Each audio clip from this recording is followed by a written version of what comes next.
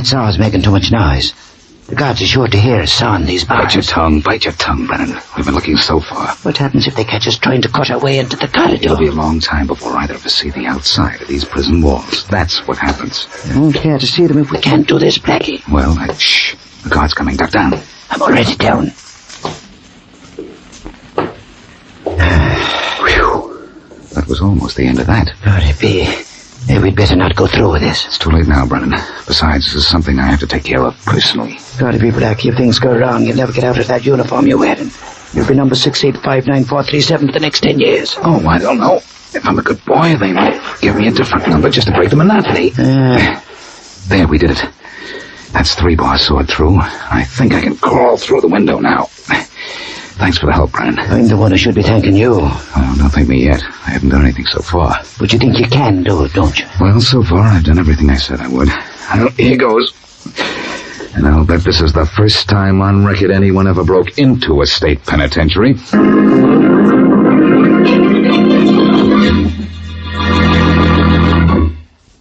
And now back to Dick Calmer as Boston Blackie. Enemy to those who make him an enemy. Friend to those who have no friend.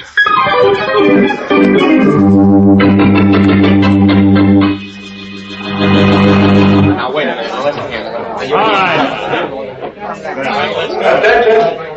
Attention in the exercise yard. All men of cell blocks 5 and 6. Roll call for breakfast in 5 minutes. 5 minutes. Gee, some nerve they got calling us an exercise yard. Who's exercising? Kevin? I don't know. All I know is it ain't us. You see him around anywhere? No, I'll let you know when I do. I promised you, didn't I? Well, this is the day. The day I gotta take care of that rat. That's what I promised myself. And nobody's gonna stop me. Oh, I wouldn't say nobody, Kevin, Huh? unless you call me a nobody. Boston Blackie. And in prison. Well, what do you know? Hi, Kevin. Who's your friend? His friend is me, and the name's Joe. What's it to you, Blackie? Don't make me answer that. So the great Boston Blackie finally wound up in stir. Well, what do you know? Beat it, Blackie. Sorry, Kevin. I went to too much trouble getting in here. Relax. We've got talk to make, you and I. Wrong boy, Blackie. Me and the friend Joe are talking to each other, and we kind of like it that way. I'd keep moving if I was you, Blackie. You heard what Kevin said. Don't get tough with me, Joe. I don't like it. In fact, I don't like you. So walk away somewhere. In fact, don't walk, run.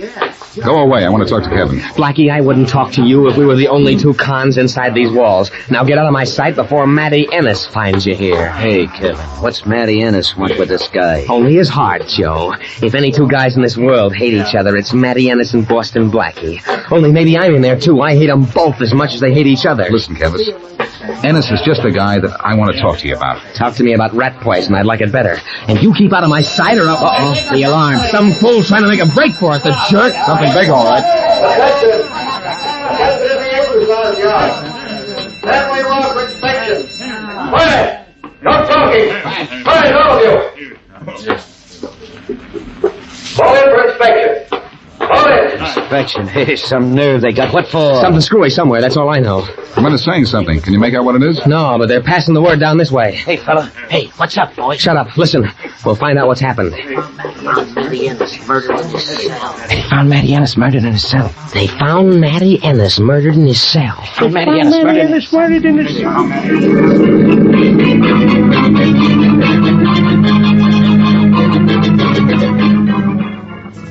Look, Warden Ross, if you'll just get hold of Inspector Farraday of the Homicide Squad, he'll identify me. We have a call into Farraday already, Blackie. That's what your name is. You'll just have to wait. But it might help if you told us what you're doing here in prison uniform. I can't tell you that, Warden Ross, but believe me, I didn't break into prison to kill Matty Ennis.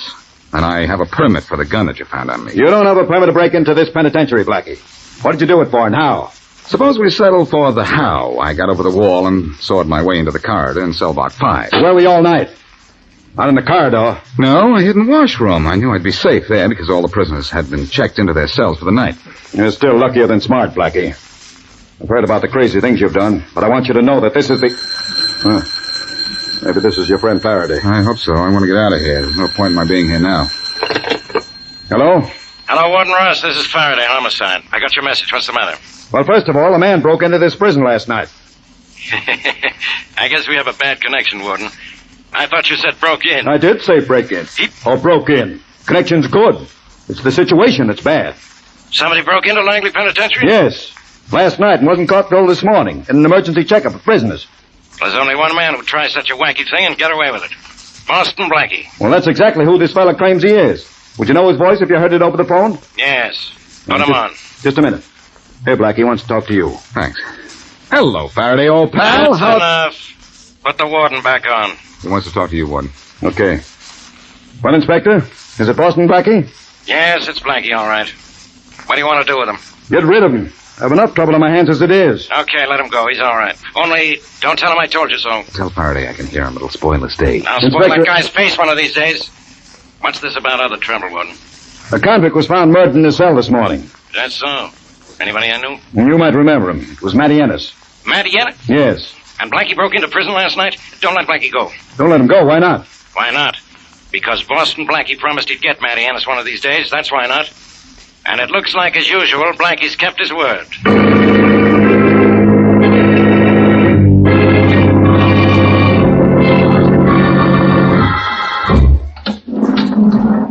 This way, Blackie. Saying you're a special prisoner, I guess there's no time limit to you in the visitor's room.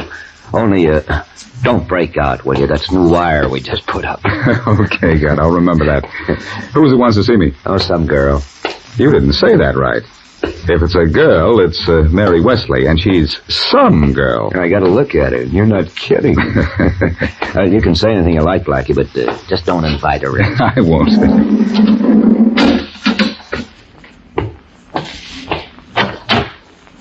Hi, Mary. Blackie. Oh, Blackie, how did you get into this mess? Why, this isn't a mess I'm in. It's a penitentiary. Oh. Well, how do you like me in this number? Or do you think I'd look better in a snappy 547925 instead of this English drape 5735210? Oh, now, Blackie, don't try to be funny. Gee, I heard you broke into this place. Now, why did you do anything like that? Well, I'll tell you a secret. Promise not to tell it to any member of the police force or your ladies' club. You know I won't tell anyone. Well, in that case, what's the use of bragging? Oh, Blackie. I'm sorry. I'll tell you why. Do you know who Johnny Brennan is? Yeah.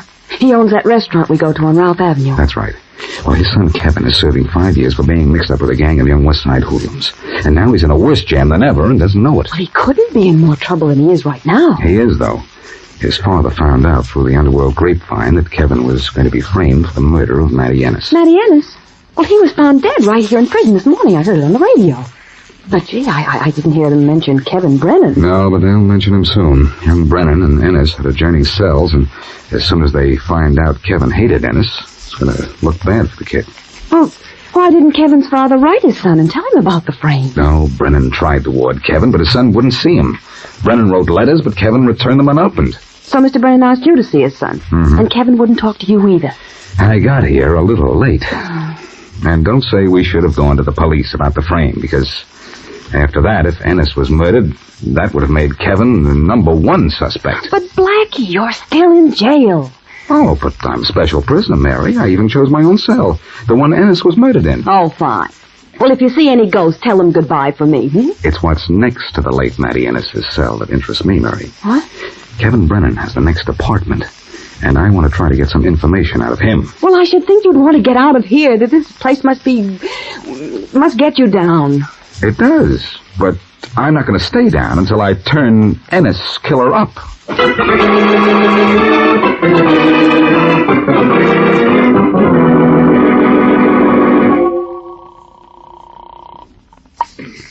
Hello? Brennan's restaurant? Mr. Brennan, this is Mary Wesley. Mary, did you see Blackie up at the prison? Yes, and he tried to kid about it, but he's in trouble. And you've got to get him out of it. Now, look, you've got to go to Inspector Farraday with me and explain why Blackie broke into prison. Well, Miss Wesley, with Ennis dead, I can't do that. But if I say I asked Blackie to go and order to stop my son from being suspected of his murder, they'd throw the book at me, boy. I can't go. Blackie didn't say he couldn't go when you asked him to break into prison. Oh, but that was different. This could mean me boy's life. Or Blackie's. Well, I tell Farraday myself, but he won't believe me, and Blackie won't talk. Now, you've got to do it, Mr. Brennan. Please don't ask me to do that, Miss Wesley. It'd be like killing my own boy. I'll go to see Inspector Farraday with you if you want. But I can't tell him why I asked Blackie to go to the penitentiary.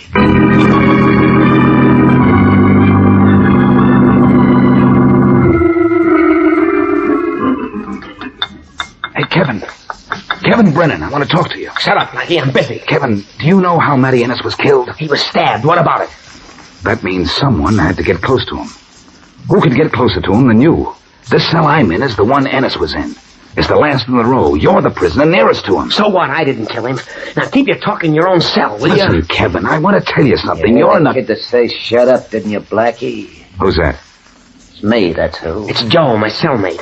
And we're having a nice friendly little game of cards. So for the last time, shut up and let us alone, will you? Not a chance, kid. You're going to listen to Now me. look, Blackie, I'll tell you something that'll maybe make you shut up. Oh, the tough character again, huh? What do you know, Joe? You ain't funny, Blackie. The kid don't want you to talk to him, so don't.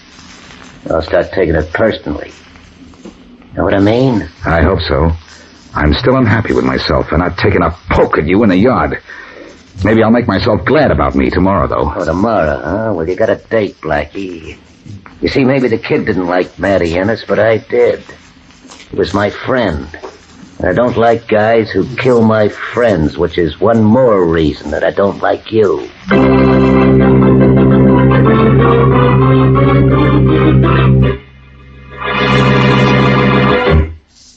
Now back to Boston Blackie.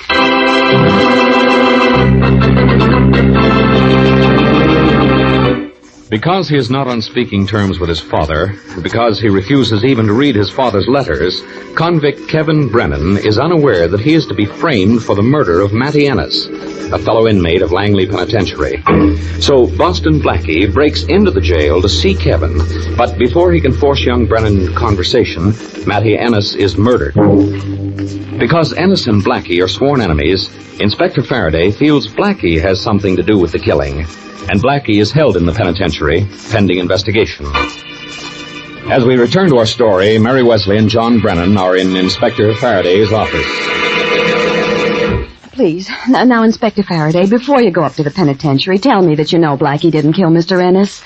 I don't know anything of the kind, Miss Wesley. Sorry, be Inspector. Why would Blackie kill Ennis? Why, Mr. Brennan? Because Blackie said he would someday. Well, now, Blackie says a lot of things that he doesn't mean. He meant this, Miss Wesley. Ennis was sent to jail for a $100,000 robbery, in which 2 little girls were killed in the getaway. We couldn't pin a murder rap on Ennis, and Blackie said he'd take care of Ennis himself. Oh, that was just an idle threat, Inspector. Blackie hasn't been idle a day in his life, Mr. Brennan. But I have more against him than that threat. Ennis swore he'd get him someday because Blackie broke that case. And I have an idea Ennis and Blackie met. Ennis went for Blackie when Blackie broke into the prison, only Blackie was too quick for him. Well, that would be murder in self-defense, Inspector Faraday. You can't... I know what it is, Miss Wesley. But it's still murder. You don't think I like to see Blackie in a jam, do you? Well, I hope not. But he is in a jam, Miss Wesley. Why did he break into Langley Penitentiary if not to kill Ennis? That's what has to be answered before he has a chance to get out of this mess. Well, I could tell you why he did it. And I'm supposed to believe you? Sorry, Pete. Do you think Blackie broke into that jail to kill Ennis? He might have, Mr. Brennan. Ennis was caught after that robbery, but we never found the money. Maybe Blackie went after Ennis to force him to tell where he'd stashed the dough. Well, I remember the Ennis robbery, Inspector. Ennis had an accomplice who wasn't caught. You don't remember enough. Ennis had an accomplice, all right, and he wasn't caught right after the robbery. But he was caught a little while ago. And according to the records I went over this afternoon, it looked as if he wanted to be picked up. Yeah, the clever Joe Atherton walked right into a trap. Joe Atherton? That was Matty Ennis's partner? Yes. God, he be. Joe Atherton is my son's cellmate. So what? Nothing. Well, no wonder Kevin has turned against me so. What do you mean, turned against you? I have his last letter written several months ago, telling me not to bother writing to him anymore. He had a friend, Joe Atherton, who was going to show him the right way to make good. He didn't want to be bothered with any more of my preaching. That's typical of all youngsters who get in with hardened criminals, Mr. Brennan. It may not be too late to straighten your son out. I'll see if I can have him moved away from Atherton. And will you see if you can have Blackie moved out of the penitentiary, Inspector Faraday? Getting out of jail is strictly up to Blackie, Miss Wesley.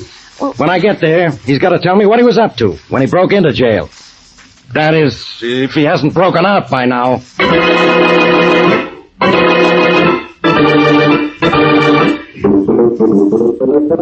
Inspector, you have no idea how cute you look behind that chicken wire. Just like a setting hen. You're going to be looking at me through bars if you don't start talking, Blackie. Listen to the setting hen cluck. Blackie, you going to tell me why you broke in here, aren't you? I read any good books lately, Inspector. All right. Then you can stay in here till you're 95. Well, that's a relief. I thought you might have them keep me here polite. Look, Blackie, why did you kill Matty Ennis? Oh, Inspector, come now. Maybe I'm a bad boy, but I'm not that bad. You're plenty good. Good enough to break in here without getting caught. Good enough to find Ennis and try to force him to tell you where he stashed the $100,000 he got in that robbery. Good enough to beat him to the punch when he tried to kill you. Will you be good enough to tell me what I'd want with that $100,000? You're not the richest man in the world. No, but I wouldn't go to Ennis to find that money. If I wanted it, I'd try to find his accomplice who wasn't caught and beat it out of him. His accomplice is right here in this prison. Is he? Yes. And in a cell right next to where Ennis was killed. Kevin Brennan didn't work with Ennis. No, but Joe Atherton did. And Atherton and Brennan share the same cell. But I don't think that's news to you. I think you knew it. Keep your badge on, Inspector. Keep your badge on. How do you know Atherton and Ennis were partners in that robbery? Because we got a description of the accomplice who got away when we grabbed Ennis. And Atherton fits that description. He fits something else, too, Inspector. Go back to sleep and dream that the Ennis murder is solved. See me later, and I'll make that dream come true.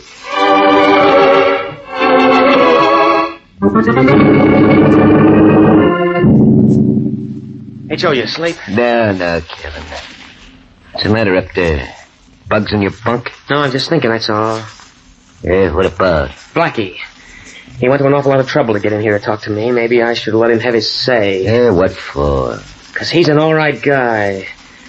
He did get to say something about Matty Ennis to me and about me getting into trouble because of him. And I'm beginning to think You're beginning to go off your nut. I go to sleep. I did a lot of talking about hating Matty Ennis. Yeah, I know, kid. You want people to think you're a tough guy, don't you? I don't know now. That was your idea. And maybe I shouldn't listen to your ideas. One more crack like that, I'll pull you down out of that bunk of yours and slap you around. We'll try it and see what happens to you. Oh, you think you're real tough, huh? Well, we'll see. I'll get you down out of there. Cut it out. There you down, kid. Let's see if you're up to that. My turn, Blackie. Oh, yeah, it's a guard. Keep your mouth shut now, Kevin. Yeah, and you keep your mouth shut. Hey, Listen to me. what's going on in there, Brennan? You, Atherton. What are you up to now? Nothing, guard. Sounded to me like you two were fighting. Maybe you'd both like a little solitary, huh? No, we weren't fighting, guard. Just swatting flies. Swatting flies? Yeah, that's right. Yeah, just swatting flies. Sure, I was just trying to exterminate an insect.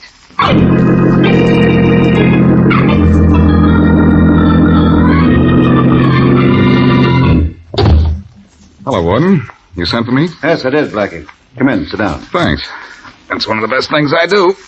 Blackie, you don't know that Ennis was stabbed with a spoon shaped into a crude knife. Probably by some convict who had access to an emery wheel in the machine shop. That sounds normal enough. After dinner yesterday, we checked the silverware the prisoners used. We do it after every meal. The spoon was missing. We searched, couldn't find it. We know it was missing from the bench where young Brennan ate.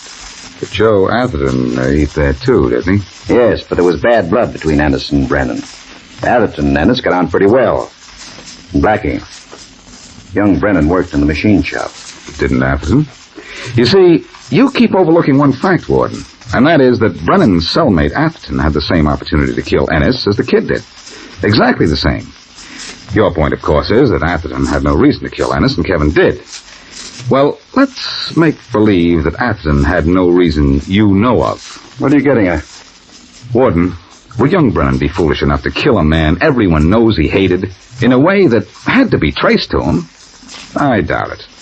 Look, can you arrange a baseball game between the convicts for tomorrow morning? Yes, of course, but why?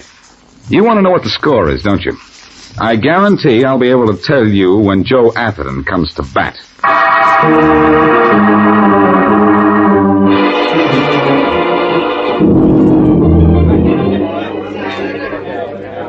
Your attention, all prisoners. Your attention. Okay, Warden Ross, okay. You men are allowed in the exercise yard today pending your best behavior.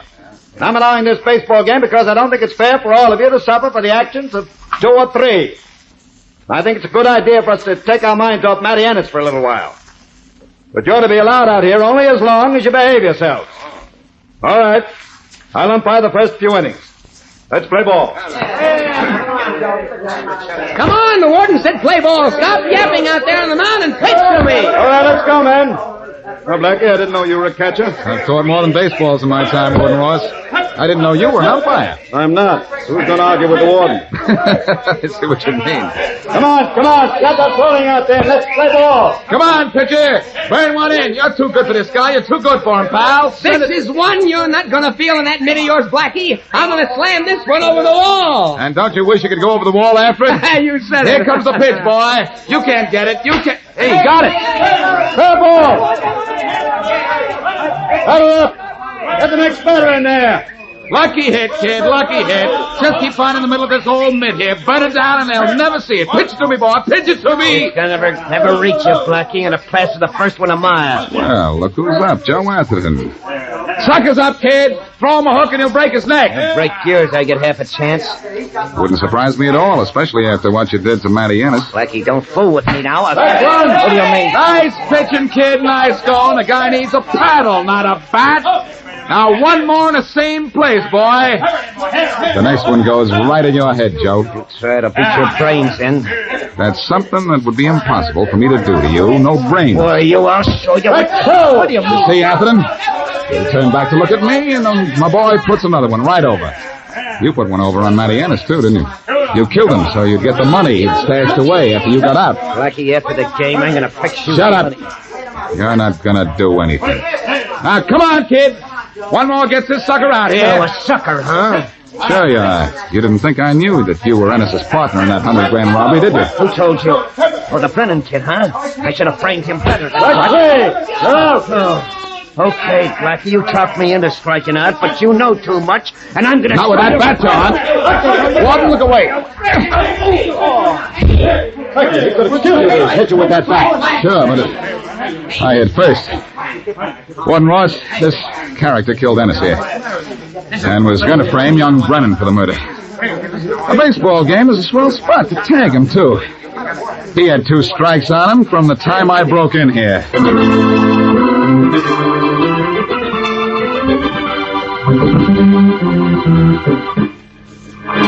Well, Inspector Farraday, are you satisfied we have Matty Ennis's killer? What I heard Atherton say to Blackie at home plate was enough to convince me. Yes, Warden Ross, Atherton's our man. You don't mind if I wait in this office of yours till my men get here to pick him up, do you? No, not at all. Well, you can wait here if you want to, Faraday, but I'm leaving. I've had enough of this penitentiary to last me for 100 years. Blackie, I ought to send you here for 100 years and a day for not telling me why you broke into this place. Well, I couldn't tell you, Faraday. And if I did, you wouldn't have believed me. Besides, if I told you Kevin Brennan was going to be framed for killing Matty Ennis, what would you have done when Ennis was found dead? Well, I wouldn't have accused Kevin Brennan, because I have to have proof before I accuse anybody of anything. Oh, is that so? You accused me of killing Ennis. Did you have proof? Well, no. But that was different. I can accuse you of anything, and be right most of the time. Pal, you're so far from ever being right, the fellas call you Lefty. Yeah. You would have picked on young Brennan, all right. All right, so I would have arrested him and made a mistake. So he would have been released. I suppose you never made a mistake. I made a mistake not figuring out who had a motive to kill Ennis before breaking in here. If I'd known Ennis's accomplice was in prison, too, I could have saved myself a lot of trouble. I guess you think it's my fault for not telling you. I didn't even know you were working on the case. If I'd told you what I was going to do, you'd have worked on me. But I've had enough of this case and enough of this jail and too much of you. That's so. I'm getting out of here. It's all right for me to go now, isn't it, Warden Ross? Yeah. Yes, Blackie. There's nothing to keep you here now. Farraday here wants to prefer charges against you for breaking into jail. I can do that too, Blackie. I could prefer charges. I know what you could prefer, Farraday, but I know you prefer not to have me in prison. Just how far would you get on your cases with your body in your office and your brains in jail?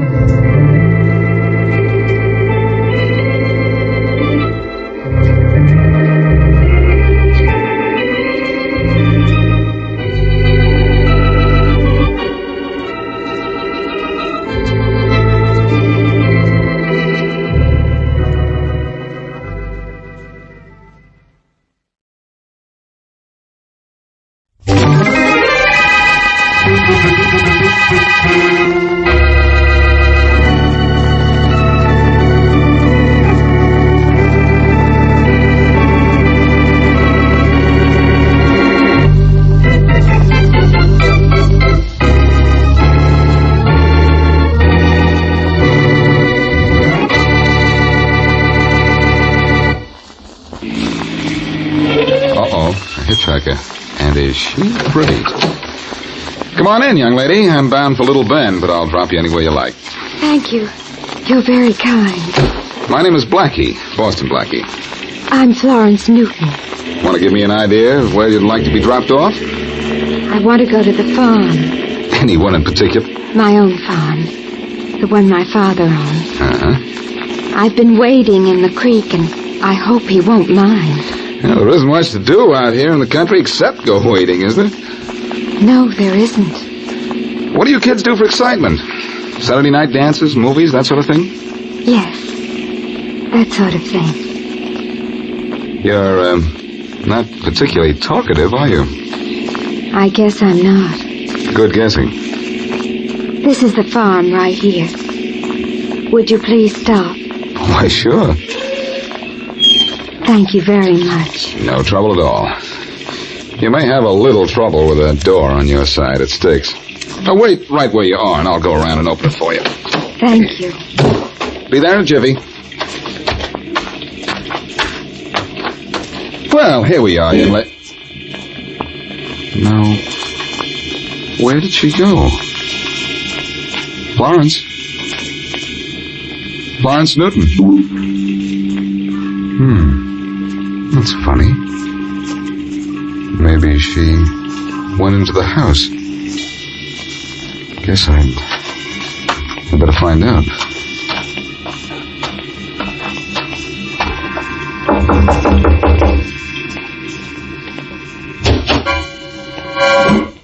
Yes?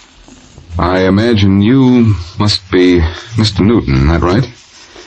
Yes. I just drove your daughter to the door, and when I went to help her out of the car, she'd disappeared. I thought maybe she came in the house here. My daughter? What did she look like? Young. About 21, I'd say. Attractive. Brown hair, blue eyes. About so high. She'd been waiting in the creek, and I gave her a lift. Well, what's the matter? Isn't she here? No, she isn't. You described my daughter all right, but she was drowned in that creek you were talking about 3 years ago.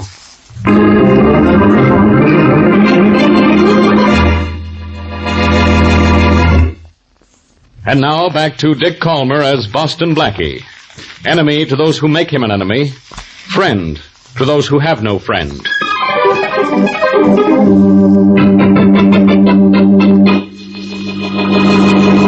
Well, Thompson, I guess you close your case against Butch Heathers tomorrow morning, don't you? We're going to close it, Inspector Farraday, and get a conviction of murder, too. I've never been as sure of a case since I've been district attorney. No reason for you to doubt you'll get a conviction in this case. Boston Blackie's going to send Heathers to the chair for you. I've never known you to be so sure of Blackie before, Inspector. I thought you two didn't even get along. Oh, we rib each other a lot, but we don't mean it. At least I don't. I know I can depend on Blackie when I really need him. Well, I need him this time, Inspector. Blackie says he saw Heathers kill that man. If he repeats that statement in court, that's all I want. Sure it is. It's all you need. Blackie's word is reliable. When he says he sees something, he really sees it.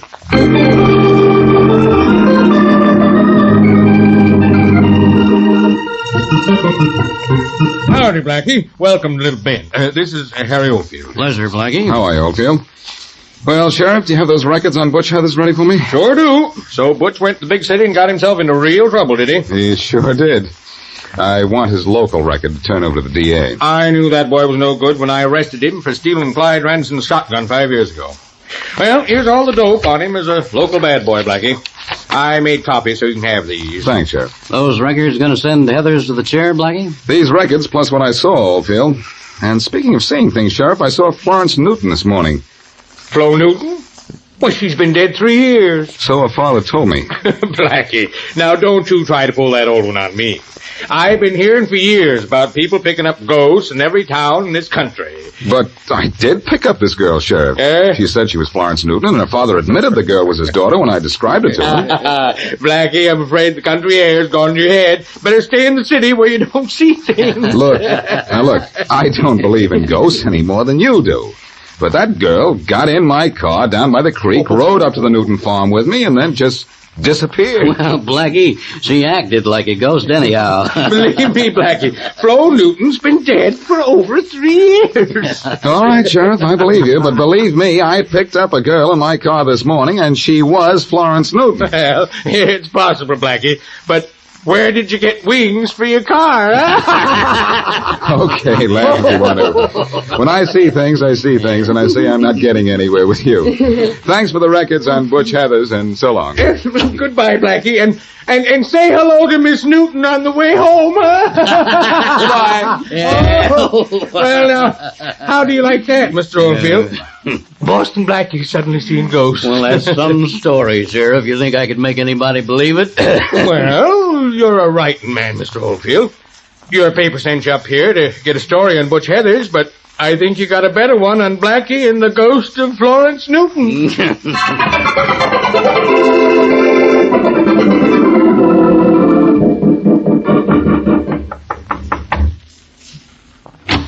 Oh, good morning, Mary. Come on in. I certainly will. Blackie, have you seen the morning paper? No, I haven't. I was out of the city yesterday, and I didn't get back to town till early this morning. I'll say you were out of the city and out of your mind, too. Look at this newspaper. The whole town's laughing at you. What for? What if I... Uh-oh.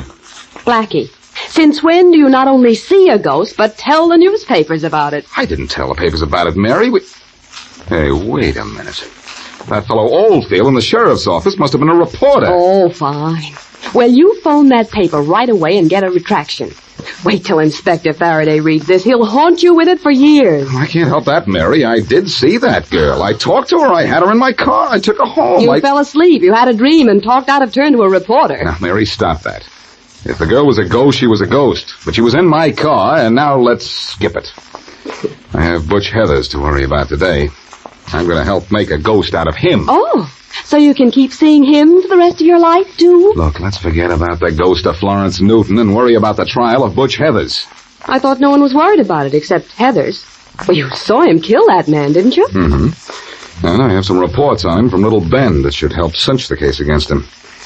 You going to be in court? I wouldn't miss being there. You're the star witness for the state. Yes, and when I get in the witness chair, it's going to be another kind of a chair for Butch Heathers.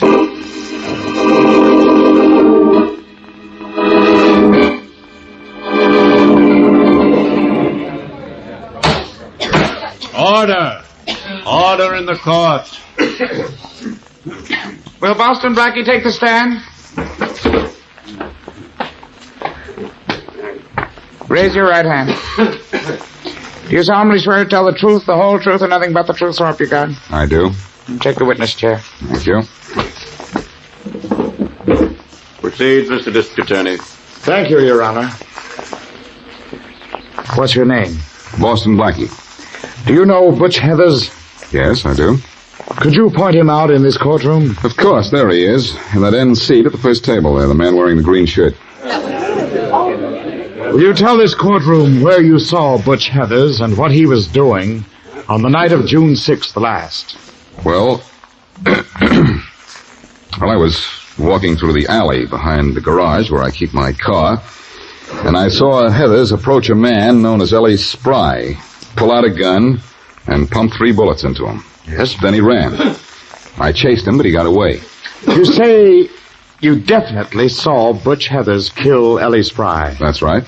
It was definitely Butch Heathers. Thank you, Blackie. Your witness, Mr. Walters. Thank you, Mr. District Attorney. Blackie, you say you saw Butch Heathers kill Ellie Spry? Yes, I did. You saw the murder committed with your own eyes? With my own eyes. Those same eyes that yesterday morning saw the ghost of a girl who'd been dead and buried for over 3 years? Order! Order in the court. You did see a ghost on the road to Little Bend yesterday morning, didn't you? I saw a girl. You claim you saw Florence Newton, Blackie. The description was perfect. But Florence Newton is dead. Isn't she? Oh, yes, so I understand. Ladies and gentlemen of the jury, you have just heard this man frankly and openly admit that he saw a ghost. Now, we all know there are no such things as ghosts, except in fairy stories, and in the minds of people with overdeveloped imaginations. Order! Order in the court! There will be no outburst. Blackie, Inspector Farraday of the Homicide Department is one of your best friends, isn't he? Yes, he is. And you'd like to see him send Butch Heathers to the chair, wouldn't you? I'd like to see the guilty punished. And you like to see your friends come up in the world, too, don't you? And the conviction of Butch Heathers might get a promotion for Farraday, mightn't it? He's a good police officer. He's deserved a promotion for a long time. And you'd like to help him get it, wouldn't you? I've always helped Farraday whenever I could. Thank you, Blackie. Ladies and gentlemen of the jury, by this witness' own testimony, the facts are clear.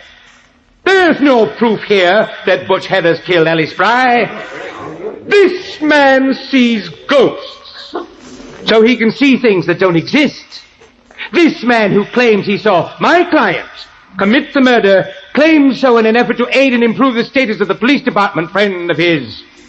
How can you convict a man on the testimony of a witness such as this? How can you send a man to...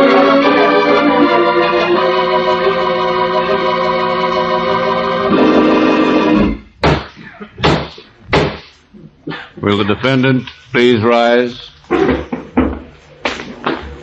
Ladies and gentlemen of the jury, have you reached a verdict? We have, Your Honor. We find the defendant, Butch Heathers, not guilty. Court is adjourned. Hey, Blackie. Blackie. Oh, hello, Farraday. Well, looks as if he got away from us. Yeah, he got away, all right. A great guy you are. I counted on you to help me send this guy where he belongs. But you have to go out and see a ghost. You don't believe me either, do you? I'll say I don't. Do you realize what that ghost has done? Sure, he got into this trial and got Butch Heathers out of a jam. And we can't touch him now. He can't be tried again for the same crime. I know all about that. And I know something about that ghost, too. Will you stop talking about that ghost? I'm going to find that ghost and let it do the talking, Farraday. I'm going to find it if I have to follow it to the happy haunting grounds.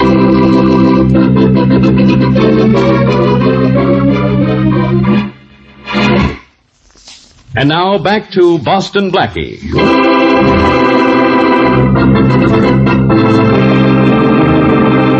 On his way to the country village of Little Bend to get the criminal records of Butch Heathers on trial for murder, Boston Blackie gives a lift to a girl who says she is Florence Newton. Later, it turns out Florence Newton has been dead for over 3 years. Blackie is star witness in the trial against Butch Heathers because he saw Butch commit the crime. But the defense attorney wins an acquittal for Butch on the grounds that a man who sees a ghost can see a lot of things that don't exist. As we return to our story, it is the day following the trial, and Mary Wesley is with Blackie in his apartment. Blackie, I'm sorry I teased you about Florence Newton.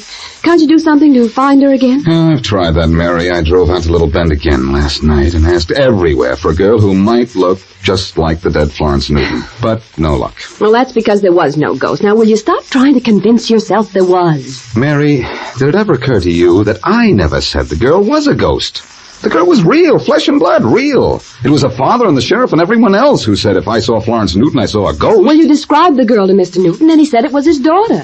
He said it answered the description of his daughter, but that it must have been the ghost of his daughter if it was anything. If I could just find her again. Well, I'll help you, but I certainly never thought I'd help you look for another girl. I'll get Farraday in with us. Maybe we can... Oh, speak of the inspector, he rings the doorbell. Chances are that he'd rather wring my neck. Come in. Boston Blackie. Florence Newton. What? Florence, am I glad to see you. Thanks, Blackie, but... Blackie, if this girl's a ghost... I'm not a ghost, Miss... Oh, excuse me, Miss Newton, Miss Wesley. Hello. So you are real, aren't you? Real pretty, too. Miss Wesley, I came here to explain all about what happened. It's about time somebody explained something. To begin with, my name isn't Florence Newton. I'm Vivian Peters, and I was paid $1,000 to play that trick on you. Who paid you? Butch Heathers? Yes. He was out on bail, but I didn't know that. Or him. He said it was just a gag. Mm-hmm. When I read in the papers this morning that he was acquitted because you said you saw a ghost, well, I realized why I'd been asked to pose as Florence Newton. That's the best thing you've realized all day, Miss Peters. But you're going to be one of his worst enemies for telling me this, you know. Why? What have I done? You've proved my testimony against Butch was correct. Well, so what, Blackie? Heathers was tried and acquitted for killing Ellie Spry, and he can't be tried again for the same crime. No, he can't, Mary, but maybe there's some other way to get at him. I'm going down to see Farraday. Miss Peters, did anyone see you come to my apartment? No, Blackie. Good. You and Mary stay here till I get back. Everything's going to be all right. Unless I'm all wrong. Come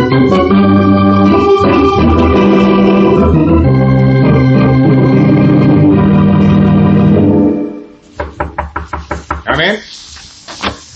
Hello, Wallace. Oh, Butch, come in. Thanks. Well, how's it feel to be a free man? Great, Wallace, great. You did a good job for me. You're the best lawyer in town. You didn't kill Ellie Spry. That's why I got you off, Butch. Yeah. But Blackie had me nailed for that killing till you pried me loose with that business about the ghost. I knew that ghost story would make Blackie sound silly. What do you mean you knew it, Butch? I didn't know it myself until I saw the papers just before the trial. I got news for you, Wallace. I give you a little assist in beating the rap the state had on me. I fixed up that ghost. What are you talking about? Cost me 1,000 clams, Wallace. Don't worry. Won't come out of your fee. Wait a minute, Butch. Did Blackie think he was Florence Newton, or didn't he? Sure he did. It was a girl I hired to say she was Flo Newton and go through the whole routine. Just as Blackie said. Butch, I hope you're lying. No, I'm not lying. I'm bragging. That was a pretty smart trick, wasn't it? You see, I knew about Flo dying in that creek a while back, 'cause I was living a little bit when it happened. Get out of here, Butch. Huh? You heard me. Get out. I took your case and defended you because I thought you were innocent. Now I know you're not. You did kill Ellie Spry, didn't you? Is that what the jury said? No. Because you did something behind my back to ruin Boston Blackie's testimony. Sure made a mess of it, didn't I? Laugh if you want to, Butch. Laugh because you know you can't be tried again for killing Ellie Spry. Laugh because you made a fool out of me. But you're a killer, Butch. Yeah, smart one, though, huh? Yes, you're smart, all right, but so am I. Legally, you're free, but I'm a lawyer, and I'm going to find some loophole in the law to bring you to justice. Maybe that girl can help me. Maybe she can go to the police and tell them. Think so, Wallace? She's a ghost, remember? And all the ghost can say is, boo! Go ahead, Butch. Have a good laugh. Go out and have a good time, too, because you won't be having a good laugh or a good time for very long. Hey, who are you calling, Wallace? The police. I won't be a party to a conspiracy. I think you better not, Wallace. You don't frighten me with that gun, Butch. But you bother me with that phone. Put it down. Or I'll knock it down, you... I think I'd better take that gun. You think so? No, so.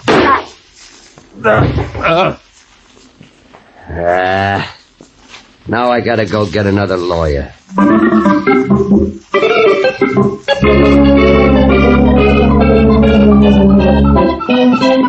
Blackie, get out of my office before you start seeing things in here. Look, Farraday, will you start seeing things? Will you start seeing how and why I was made to believe I picked up Florence Newton on the road to Little Bend? I know why you think you picked up Florence Newton on the road to Little Bend. You're a big dope. You mean I'm a big dupe? Dope. What's the difference? No. Farraday, that girl's real name is Vivian Peters, and she was hired by Butch Heathers to pose as Florence Newton. How do you know? Because she's in my apartment. She told me all about it. Butch hired her when he was out on bail. Now you're not only seeing crazy things, you're saying crazy things. How would Butch know about the death of Florence Newton so he could rig up such a stunt? Butch lived in Little Bend. He knew what she looked like, and the records show that he was there when the Newton girl drowned in that creek. So he was there. So he knew the girl was drowned. So what am I supposed to do now? I can't send Butch Heathers where I want to send him. He can't be tried again for killing Ellie Spry. I know he can't, but I've got to... Listen. There's your phone, Farraday. I know it's Blackie. I gotta know something. Faraday speaking. Inspector Farraday, this is Madeline Wells, Harold Walters' secretary. Yes, Miss Wells. Inspector, Mr. Walters has been killed. What? He's in his office, dead. He's been shot. Wait a minute. Blackie, Butch Heathers' lawyer has been killed. I know. I heard her say it. Stay where you are, Miss Wells. Yes. Don't touch anything. We'll be right up. All right, Inspector. Now, Blackie, what do you think of that? It's not what I think, Farraday. It's what I know. Butch Heathers has made another mistake. Only this time we're going to make it his last. Oh, no, Blackie. You bungled things the last time I had Butch. Go have yourself some fun in a graveyard. Meet some new ghosts, maybe. You're out of this murder. I'm out? Oh, no. You're out? Oh, yes. From here on, I'm handling Butch Heathers all by myself. You mean mishandling Butch, don't you? I'm going to surprise you, Blackie. I've got an idea. In fact, I've got 2 ideas. You'd better get an idea how you can pin the murder of Harold Walters on Butch before you do anything else. We're just guessing he's our man. He's not our man. He's my man. And I know how I can pin this on him, providing I get no interference from you. I'm going to have you kept here in this office for an hour, so I can have my way, and you can't get in it.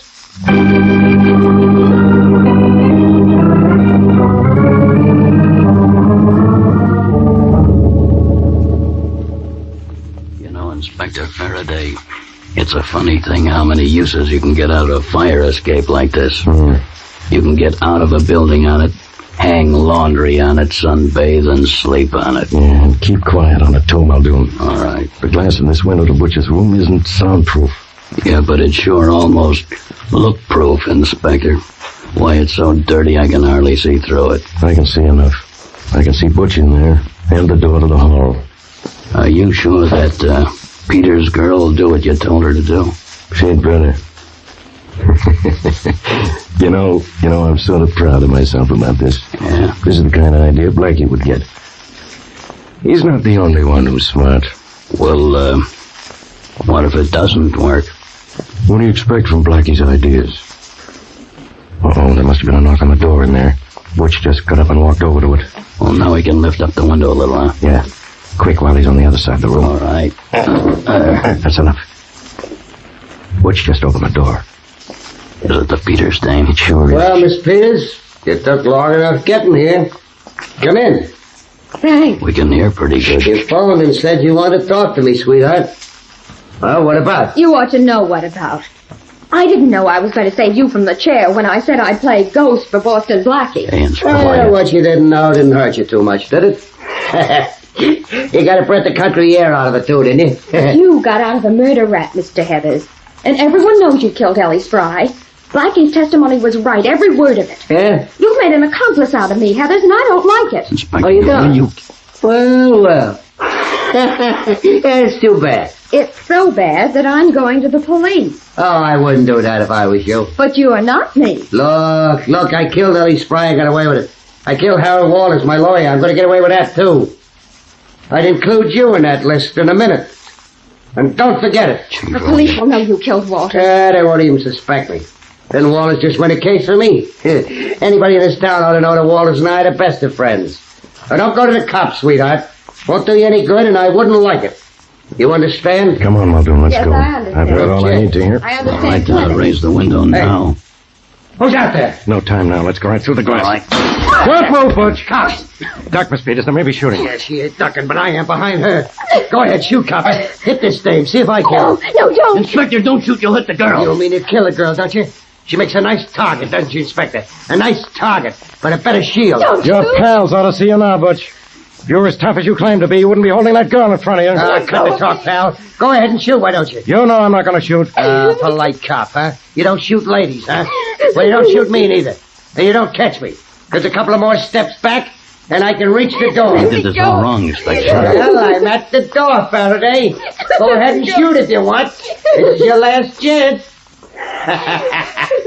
So long, copper. Here's your girlfriend. Maybe you'll... Go to sleep, Butch. You're tired. Blackie. Yes, Inspector. Blackie with a blackjack. Are you all right, Miss Peters? Yes, thank you. But I think my arm's going to be bruised tomorrow. I think Butch's head is bruised a bit, too. Or maybe it was blackjack got the worst of the deal.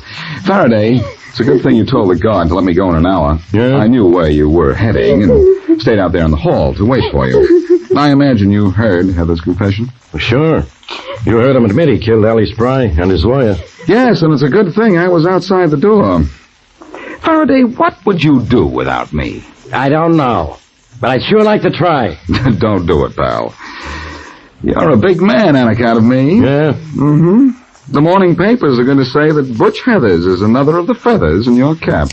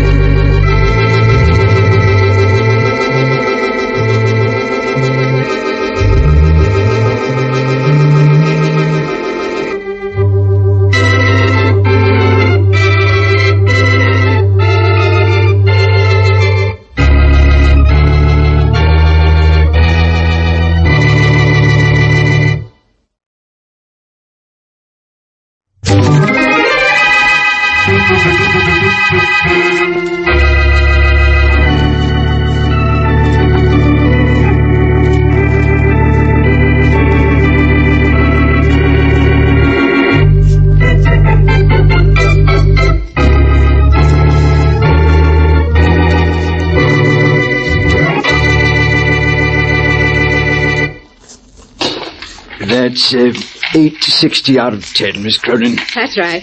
Here's your change, Miss Cronin. Thank you. Goodbye. Goodbye, Miss Cronin. I hope your dad likes the ties you bought. Oh, he will. Oh, he's there again. Miss Cronin, what's the matter? For weeks and weeks, there's been a man staring at me everywhere I've been. Just everywhere I go, and he's standing out there now across the street, staring at this door.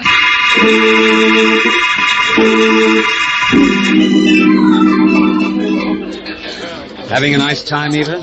Don't you remember me, Bob? I'm Eva Cronin, the girl who always has a nice time. But this is special because you're here. Oh, well, thank you. By the way, you seem to have another admirer sitting at that table in the corner there. He's been staring at you for the last... Bob, let's get out of here. What? It's that man I've been telling you about. Everywhere I go, he goes and stares at me.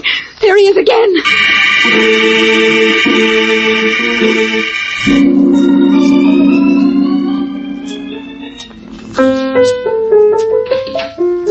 Oh, that you, Eva? Yes, Dad. You're home early this evening. You're up late, Dad. Composing? No, just killing time. Have a nice time tonight? Yes, till that man showed up again. Now, Eva, you know it's only... My imagination. Oh, no, it's real. He's real. Some night I expect to find him staring at me through the window here. 18 stories above the street. Now you're being a little ridiculous. I'm nervous. I can't help it. I look out of the window expecting to find... Oh, Dad! What's the matter, Eva? It's that same man again in one of the windows across the street, staring at me.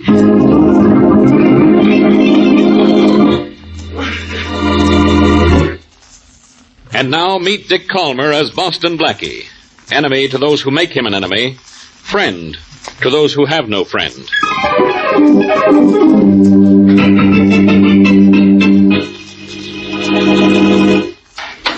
Good morning, Inspector Farraday. Goodbye, Blackie. This is police headquarters, not a day nursery. That's right, but who told you? Have your mother put a tag on you and somebody will take you to school nice and safe. So long. After so short a visit? Faraday, if you'll answer a few questions, I'll be out of here in a few minutes. Well, that's the best news I've heard since you came in. What do you want, besides to make a nuisance of yourself? I want to make a good cop of you. Is there any trace yet of the stalking killer? No. And a guy has to be more than a good cop to catch that guy. He's got to be a wizard, a genius. He's got to know something. Well, that lets you out. Well, where was he last seen? Over on the north side. That was about a week ago. Mm-hmm. Since then, he's disappeared. But we're still looking for him, and we're going to catch him. Why do you want to know about him? Because he hasn't disappeared. Eva Cronin, a friend of Mary's, saw him just last night staring at her from a window across the street from her apartment on Elm Street. He's stalking a new victim, huh? Miss Cronin says he's been watching her for 2 weeks now. For 2 weeks? Why didn't she come to us? Why? You know what happens when the victim is given a police escort. The stalker just fails to show up. I know. Then after we drop the escort, the stalker comes back. And a few days later, the victim's dead. What I don't understand is why does this guy stalk his victims? It's a psychological effect, Faraday. That constant leer of his doesn't only annoy, it drives people half crazy. They'll do anything if he'll just disappear. That's when he asks for money, and he gets it. And if his victims pay off, he has no reason to murder them. But he does. He's no shakedown artist. He's a killer. He's a killer so he can continue his shakedowns. With his victims dead, if he's ever caught, he can deny he's the stalker. None of his previous victims is around to identify him. Faraday, I went in on this case. Maybe I can grab the stalker. Go ahead, see what you can do. At least you won't be bothering me. Thanks, pal. You know, I'm always willing to go out of my way to keep out of yours. You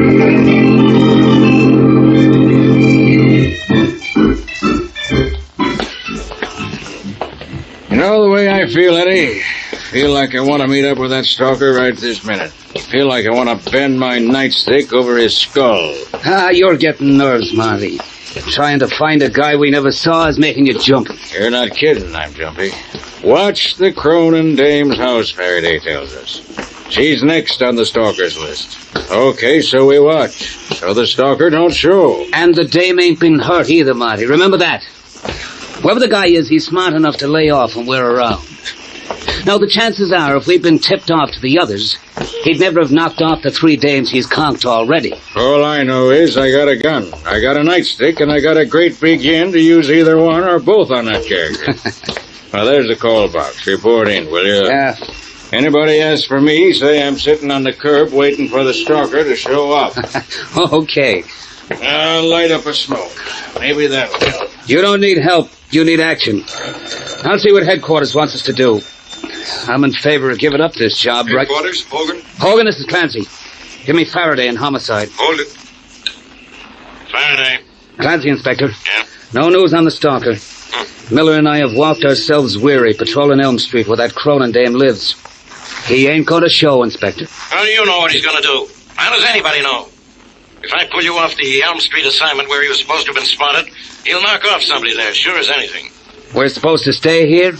Where do you want to go? Home? Well... Look, Clancy, I'm on a spot. You and Miller, 2 of the best cops I've got. Come on back here. We've got to get a break on this case. The stalker's got to open up soon. Maybe you guys ought to be here when he does. Okay, Inspector. If that's the way you want it. So long. So long. Well? Let's go, Marty. No more walking around waiting for the stalker. This time we sit around waiting for him.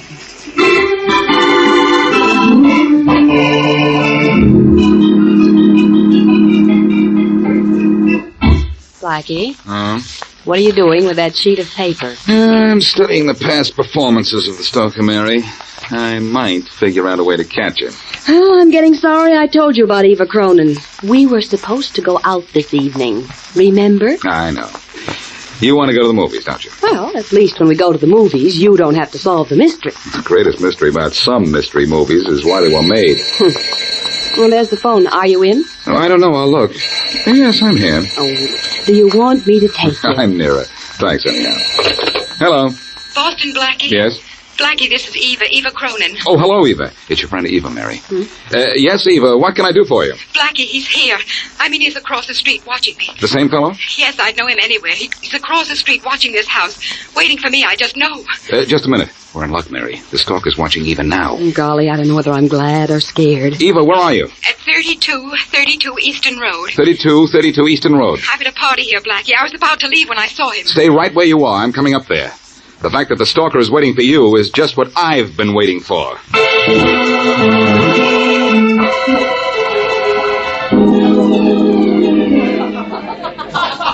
Eva, where in the world have you been? Miss me, Bob? Now, Eva, please don't be cute. Where were you? You disappeared 10 minutes ago and nobody knew where you went. I had to make a phone call. Who'd you call? Bob, stop asking me questions. Oh, honey, I'm sorry. It's just that I was worried. I'm all right. I'm perfectly all right. I went to make a phone call. Is that such a crime? I know, but this is a party, Eva. Besides, you don't have to get so excited. I wasn't trying to pry. Then don't. Oh, Bob, can't you see I'm nervous? I'm upset. I don't know what's happening to me, and I don't want to guess. The man who stared at you in the restaurant last night? Yes. I just called Boston Blackie to tell him that the same man was across the street staring at me when I went to the window a few minutes ago. Oh, Bob, what am I going to do? Call the police. They'll know what to do. Oh, it's no use. I'm going to wait right here until Boston Blackie comes to pick me up.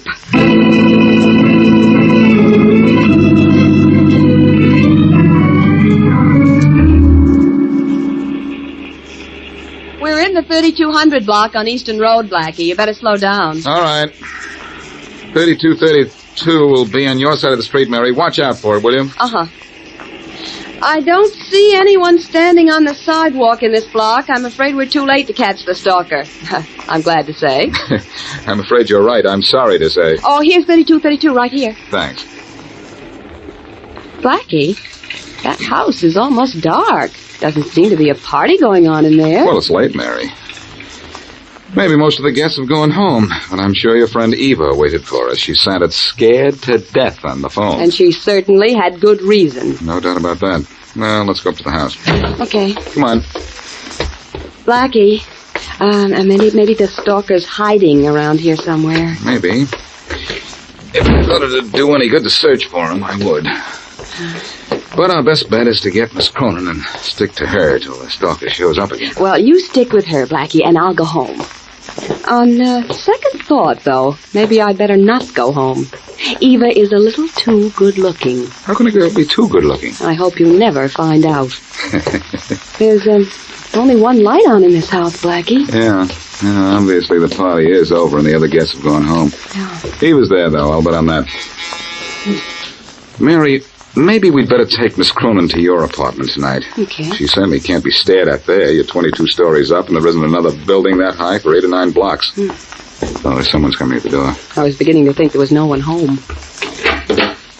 What do you want? Is Miss Eva Cronin here? Who? I never heard of no Eva Cronin. Well, she was at a party here tonight. A party here? There ain't been a party here in 30 years. Well, this is 3232 Easton Road, isn't it? Look, if you can read signs and numbers, you'd know that without asking, mister. Well, I can read, but I can't understand why a Miss Cronin isn't or wasn't here. She phoned me from here about an hour ago. Not from here, she didn't, mister. There ain't no phone in this house. There ain't been no party here, and I ain't heard of no Eva Cronin.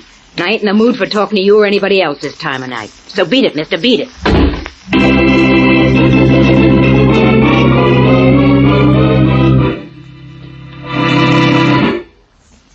And now back to Boston Blackie.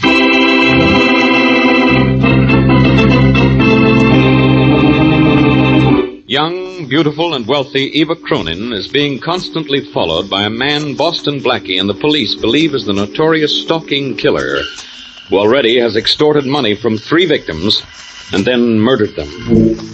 Eva phones Blackie to say the stalker is watching her at the moment. And Blackie and his friend, Mary Wesley, rush to the address to find that Eva has never been there. The house has no phone. As we return to our story, Blackie is in Eva's apartment with the father of the still missing girl. I don't understand how you can sit there and play the piano, Mr. Cronin, when your daughter's missing. Playing the piano helps me think, Blackie. And besides, I don't think Eva's missing. What's more, she's not really my daughter. I adopted her some years ago. You're not trying to say that you don't care if she's in trouble, are you? Of course not. When her father died, I promised I'd take care of her, and I've taken good care of her.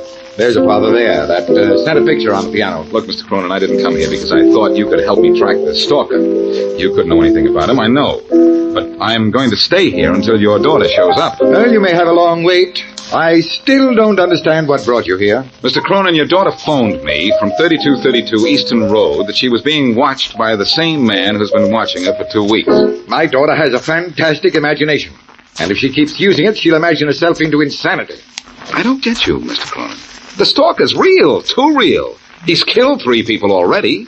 Eva may be the 4th. She isn't in trouble right now. Why wasn't she at that Easton Road address? I don't know.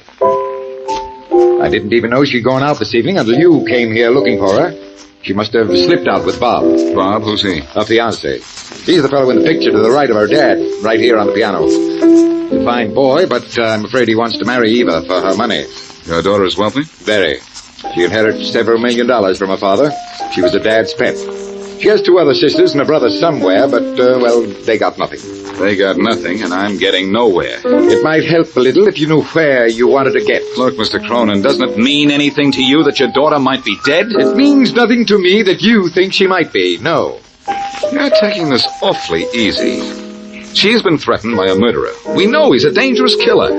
Your daughter called me and said she was being watched by him tonight, an hour or so ago.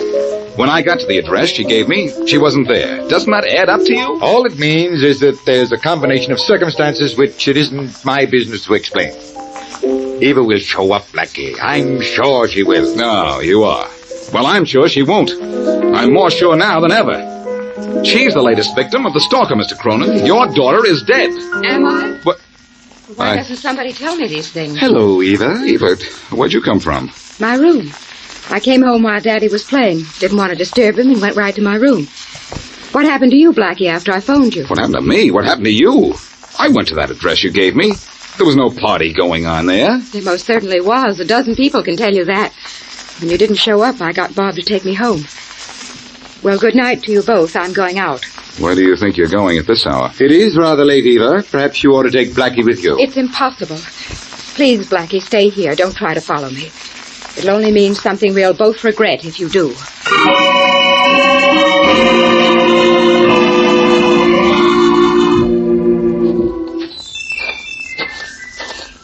Okay, hold it, Miss Cronin. Recognize me? I should, don't you think? Uh-huh. Nice of you to meet me out here in the country like this. Oh. When I wrote you that note, I wasn't sure you would. Why not? You're a brave girl. You know, I've killed 3 people. I know. But they paid me well before I killed them. You're going to pay me, too. Only more than they did, because you have more. I'll take $50,000 from you. Then will you leave me alone? Pay me the $50,000 first. I'll have it for you by tomorrow. How will I get it to you? I'll let you know. Tomorrow. You'll see me sometime tomorrow. You know that, don't you? If I pay you, you'll leave me alone, won't you? Please, when I pay you the money, go away. Go far away and leave me alone. You know, I may do that. I have another young lady to call on, a lady on Brewster Road. After she pays me, maybe I'll leave town. Maybe I'll kill her. Maybe I'll kill you. I don't know why I don't. I can tell you why, pal. Blackie. So, I've been tricked, eh? Well, it doesn't matter. I can handle 2 like him, like this. No.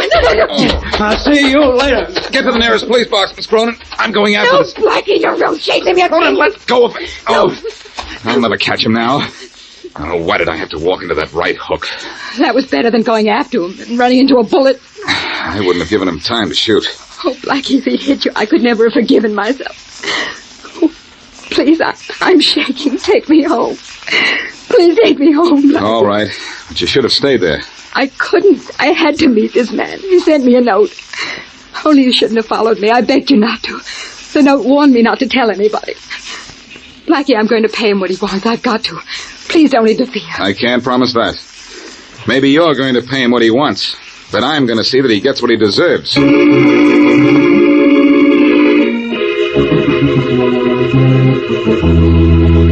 Scott, take this report Blackie gave me. Yeah. It's got a description of the stalker in it, a good one. Flash it to all radio cars. Sure, Inspector Farraday. I'll do it right away. Faraday speaking. Inspector, my name's Hester Jones, and I live at 19 Brewster Road. Yes? The stalker just ran into 18 Brewster Road, right across the street from here. He was staring at me. He's at 18 Brewster Road, huh? Yeah. We'll be right there. Scott. Yes, Inspector? Get me a squad car and flash all radio cars. We're going to grab the stalker. Yes, sir. I'm trying to call Blackie. Let him know. Definitely not. I can handle this alone. Now get me a squad car and a dozen men.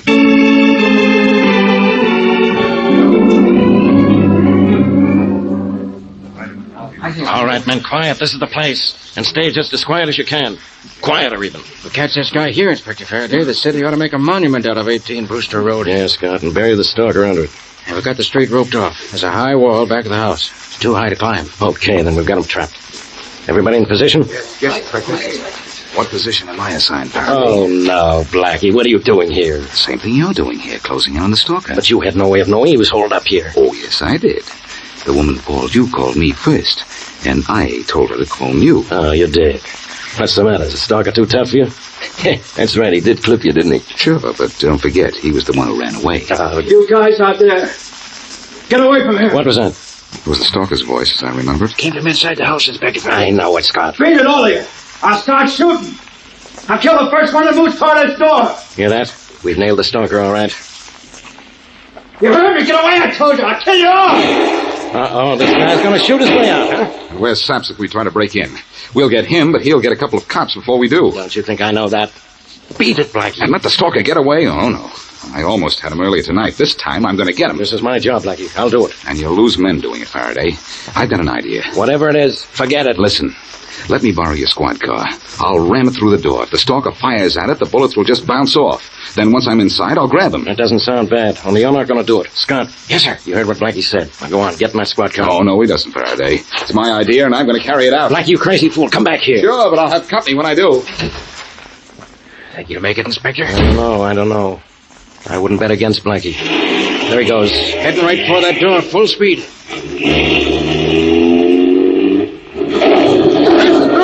Come on, you guys, let's get moving in case Blackie needs help. Where were you, Inspector? I don't hear any shots. That's a good sign. Come on through the door. We'll see how good a sign it is. There, Inspector, there's Blackie. He's struggling with that guy. Let's grab the stalker first. Good guy, Blackie. Okay, Stalker, cut it out. Hold him, Blackie. I got him. Let go. I got him. Good. Come here. Stalker, meet my friends. The police. The police? No, wait a minute. What's this all about? This is about the last time you'll see the outside of a prison cell. You're wanted for 3 murders and for planning a 4th. Are you crazy? No, we're not crazy. But that better be your plea when you come to trial. Only a whack would stalk his victims the way you have. You think I'm the stalking killer? You're crazy. If you aren't the stalker, why did you fire at us just now? Because I didn't know you were the police. I just heard the whispers and I saw people snooping around outside. Yeah? Then why did you run in here after staring at that woman across the street? I didn't stare at any woman. I went in here because this is where I live. Those are pretty fair alibis, except that I saw you with Eva Cronin earlier tonight and you were demanding money from her. Why shouldn't I ask her for money? Eva Cronin's my sister. Your sister? Yes. Now, why can't I ask her for money? I'm broke. My father never left me anything. But Eva's still rich. Blackie, what's going on here? This guy isn't the stalker. He's just a dumb, frightened guy. He's not dumb, Farraday. He's smart. Maybe he's the smartest killer we've ever run across. We can't prove he's a killer. The stalker's victims are all dead. And if this fellow is Eva Cronin's brother, she'll admit it. And that'll mean he isn't the stalker. Come to think of it, Eva Cronin never said this guy was the stalker. But what are you going to do, let him go? Of course not. I can hold him on suspicion for a while. Do that. I have something on the fire that may cook this guy's goose.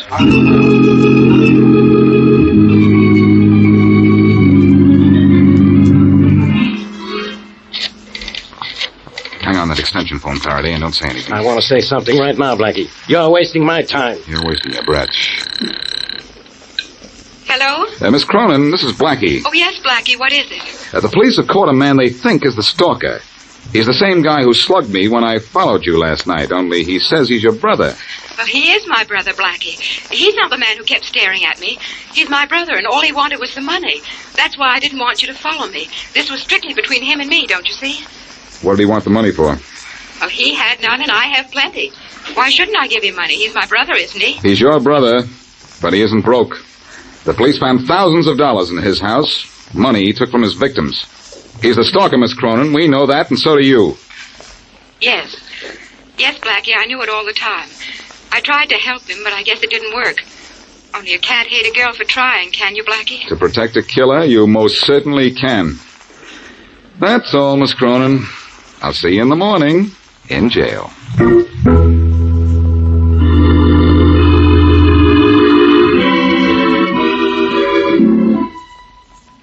Miss Cronin's in cell 3, Blackie. Thanks, guard. Any time limit on my visit? For most people, it's 5 minutes. Well, I'm not most people. I may take a little longer than that. Suit yourself.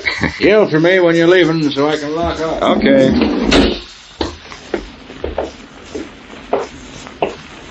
Hello, Miss Cronin. Oh, it's you. What do you want here, Blackie? You caught my brother. You had them put me here. Isn't that enough reason for you to leave me alone? Perhaps, but there are some things I don't know, and I want to clear them up. What, for instance? Why did you fit into all this? I knew my brother was a stalker. I wanted to help him, so I pretended I was being stalked. Then if the police arrested my brother, I could deny he was the man who was following me. Girl's own brother wouldn't be stalking her, would he? In this case, yes. Incidentally, what you told me was exactly what I'd imagined. When you gave me that phony address on Easton Road, I figured you were in on this somehow. That address wasn't phony. I told you where I was, 32 Easton Road. You said 3232. That was very clever of you, now that I think of it. Later, you could have said all you were doing was repeating the number. The police hadn't found that money in my brother's house. That's what I would have said. I wanted you to be under the impression someone else was the stalker. I had to protect my brother, don't you see, Blackie? No. He was trying to get $50,000 from you, as I remember it. I would have been glad to give him that money. I would have done anything to get him out of town. I knew he was a stalker. I knew he must have had some money. But I thought the money I gave him would be enough to make him quit killing. I honestly don't know how much money he did have, Miss Cronin. But you said the police That the police found it? Yes, I said that. But I did it only so that you would talk. And you did. Oh, You're in jail, Miss Cronin, but you shouldn't be too unhappy. After all, you're practically the only living member of the Stalk Club.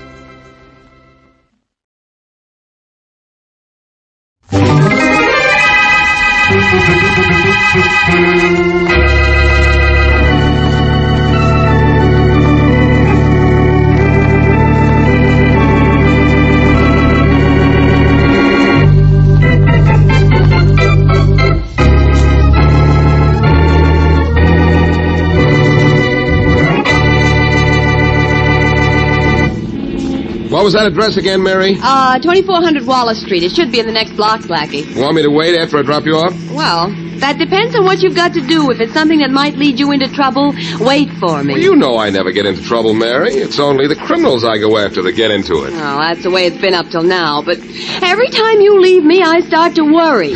Don't you trust me, lady? Oh, Blackie, you know how important you are to me. Well, I'm kind of important to me, too, Mary. Now, stop worrying. And here's that 2400 address. I'll pick you up in half an hour, if you like. Oh, I don't know how long I'll be. You better go and I'll take a cab. But, Blackie, please. I promise not to get hit by some gangster's bullet, if only because we have a date tonight, okay? Sure. I'll see you tonight. My cold ought to be better by then. Well, I certainly hope so. Bye. Bye. Morning. What can I do for you? I'm Mary Wesley. I phoned you earlier this morning. Oh, that's right. You did. Sit down. Thank you. Okay. What's your problem, Miss Wesley? First, is this as good a private detective agency as you advertise? We're modest, Miss Wesley. Or even better than that. Well, we'll soon find out. I have a difficult job for you. Harder they are, better we like them. What do you want us to do?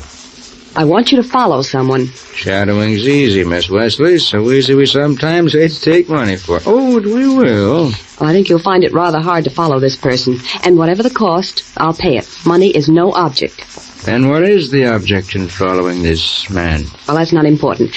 I just want you to follow him everywhere he goes. Now, don't let him out of your sight for 1 minute. I want you to get a detailed report on everything he does. But everything. Can do. My man will watch him every minute. Now, just one little detail. What's the name of the guy you want shadowed? His name is Boston Blackie.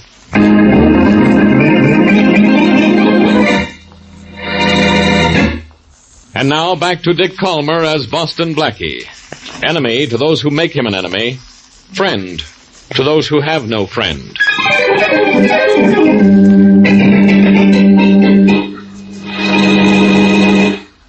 Hello, boss. Hello, Tommy.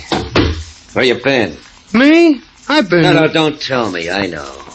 Gone down to the Herald building to get your newspaper off the truck again. But I had it, boss. I just had to see what Dick Dash Detective did to Peach Face, and I couldn't wait.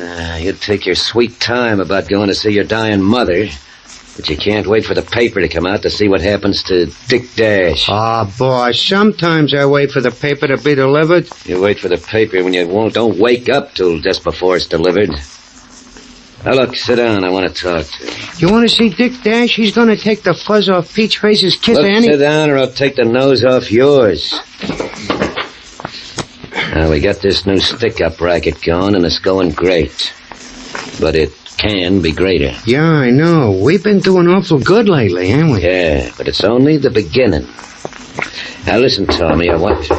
Want me to duck, boss? No, just sit where you are. I might need you. I get it. Come in. Hello, Fredericks. Well, Boston Blackie. What do you want down here?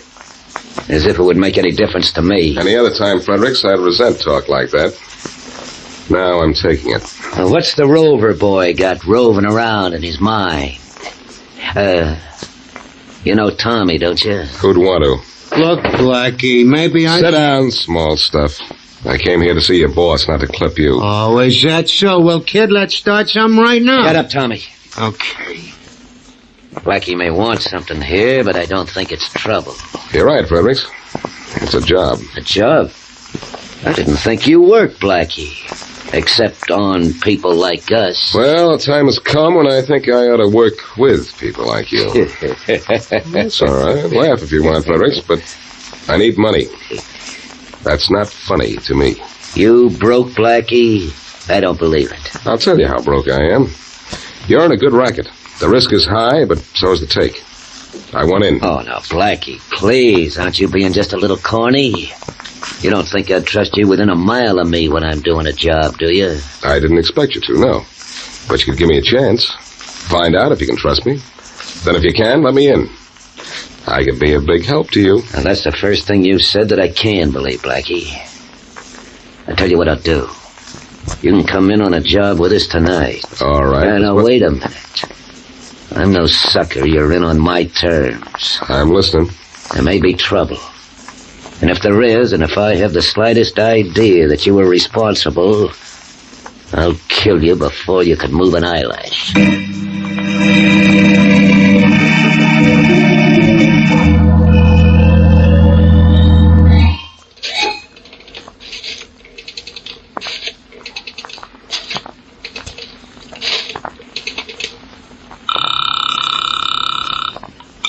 Hello? Mary, this is Blackie. Oh, Blackie, I called your apartment 10 times since I got home and you weren't there. Now, where are you? In a phone booth on Wheaton Street.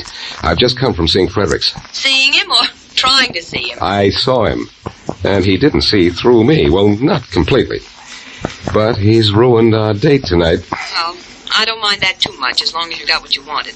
Only be careful, please, Blackie. For me. I'll do my best. I'm going out with Fredericks tonight, sort of a trial. I'll be with him from 8 till midnight when we pull a job. Well, then I won't see you till tomorrow? Yeah, that's the way it looks. Oh, how did you do with your end of the deal? Oh, don't worry. A man from the Brown Detective Agency will follow you everywhere you go. He'll see everything you do. Good. Now all I have to do is hope that Inspector Farraday doesn't interfere. Because if I'm in the groove tonight, Fredericks and his boys will be in the bag tomorrow.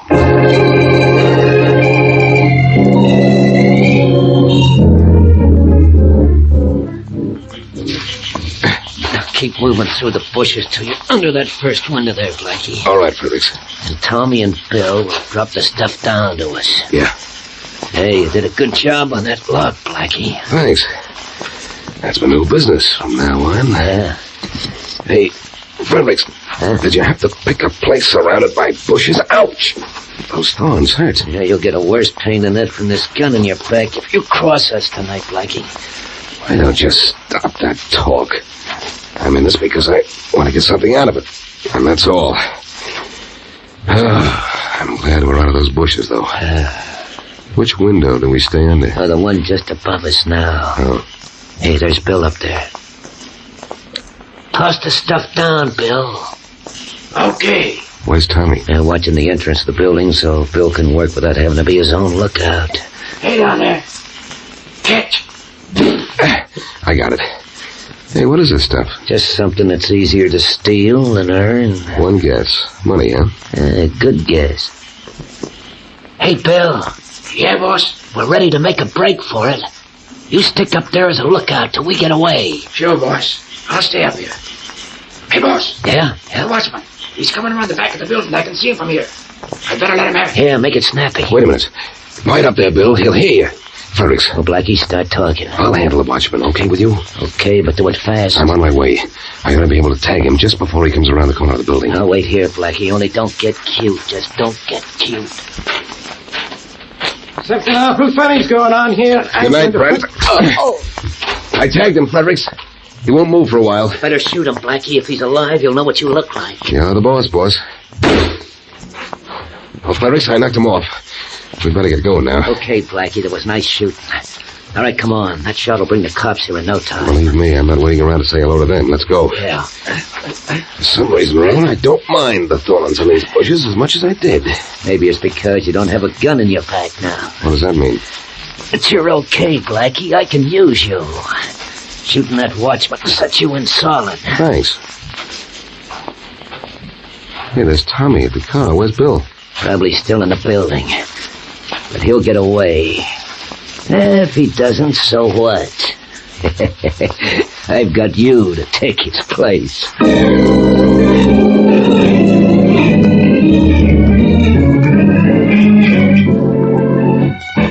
I'm awful proud of what you did last night, Blackie. I think we ought to celebrate. Suits me. Like to go to the Carlton tonight? You talked me into it. We're celebrating a little early, you know, honey.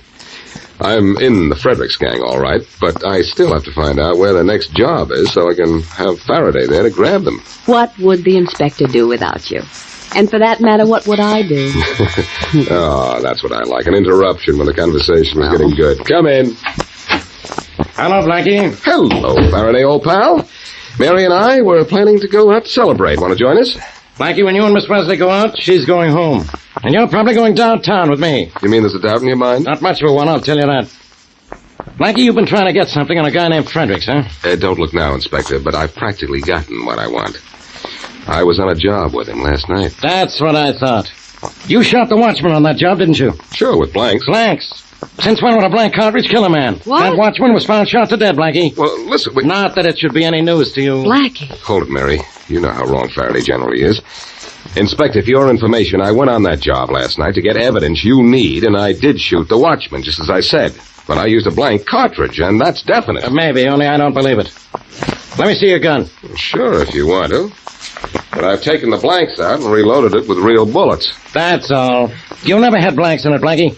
Blanks don't kill people, and that watchman you shot is dead. Are you serious? You're the one who makes jokes, not me. Wait a minute, Faraday. I didn't kill anybody. This was part of a plan, and I have an alibi. Yeah? Mary hired a detective to follow me everywhere I went.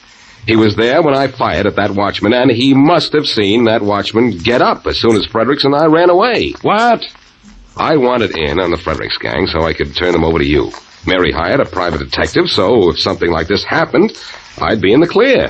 A private detective from the Brown Agency, Inspector Faraday. He saw what Blackie did, and he'll prove that the watchman wasn't really shot by Blackie. Well, let's have him prove it. Okay, I'll call the agency right away. I hope this guy saw what happened, Blackie. He saw everything, Faraday. He was instructed not to let me get out of his sight. And that agency has good men.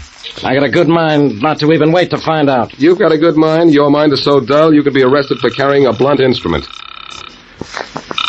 Now, just wait till you hear what this detective has to say. I'll wait. Brown Detective Agency, Brown speaking. Mr. Brown, this is Mary Wesley. Oh, Miss Wesley, glad you called. I've been trying to get in touch with you for hours. Well, I haven't been home all day. Mr. Brown, I want you to speak to Inspector Miss Wesley, I'm afraid I have to give you an unpleasant report. Huh? My man lost Boston Blackie's trail late this afternoon. Couldn't find a trace of him after that.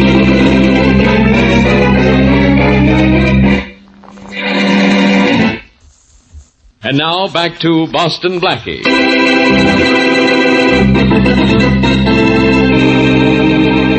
A man named Fredericks heads a stick-up gang, and in an effort to trap him, Boston Blackie joins him in a robbery.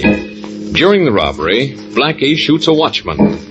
A private detective was supposed to be following Blackie to testify, if necessary, that the watchman got up after the shot because Blackie used blanks. It turns out, though, the watchman is found shot and killed.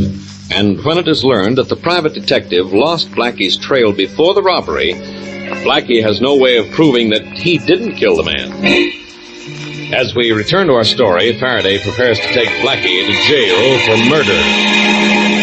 Faraday, you have to listen to me. I'll listen to you on the lineup, Blackie. And when I get you into that light in the Detective Bureau, I want you to talk plenty. I like the light I'm under right now. Have you ever seen a prettier chandelier? I've never seen a prettier mess than you're in right now. Inspector Faraday, please, now let Blackie go. Quiet, Miss Wesley, But, huh? Inspector, all Blackie needs is a little time, and then he'll find the man who killed that watchman. You've been around Blackie so much, you're beginning to think like him. If you'd stick around, maybe you'd start thinking, period. Give me just a few hours, and I'll clear this up for you, Faraday. I promise It's you. clear enough already, Blackie. So you're going to headquarters. And no tricks. Why, you know I'd never pull a trick on you. No, not much. But this time you don't get a chance. Turn around, Blackie. I want your back to me. It's impolite. All right, apologize to Emily Post later.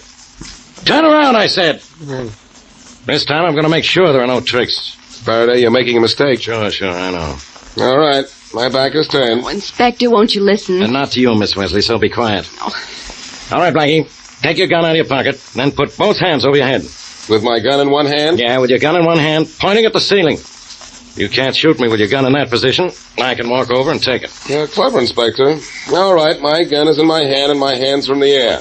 And I'm coming up behind you and... Ah! Blackie, what's happening? Hey, the lights! Blackie, come back here! Come back, where are you going? The same place the light in that chandelier just went, Inspector. Out!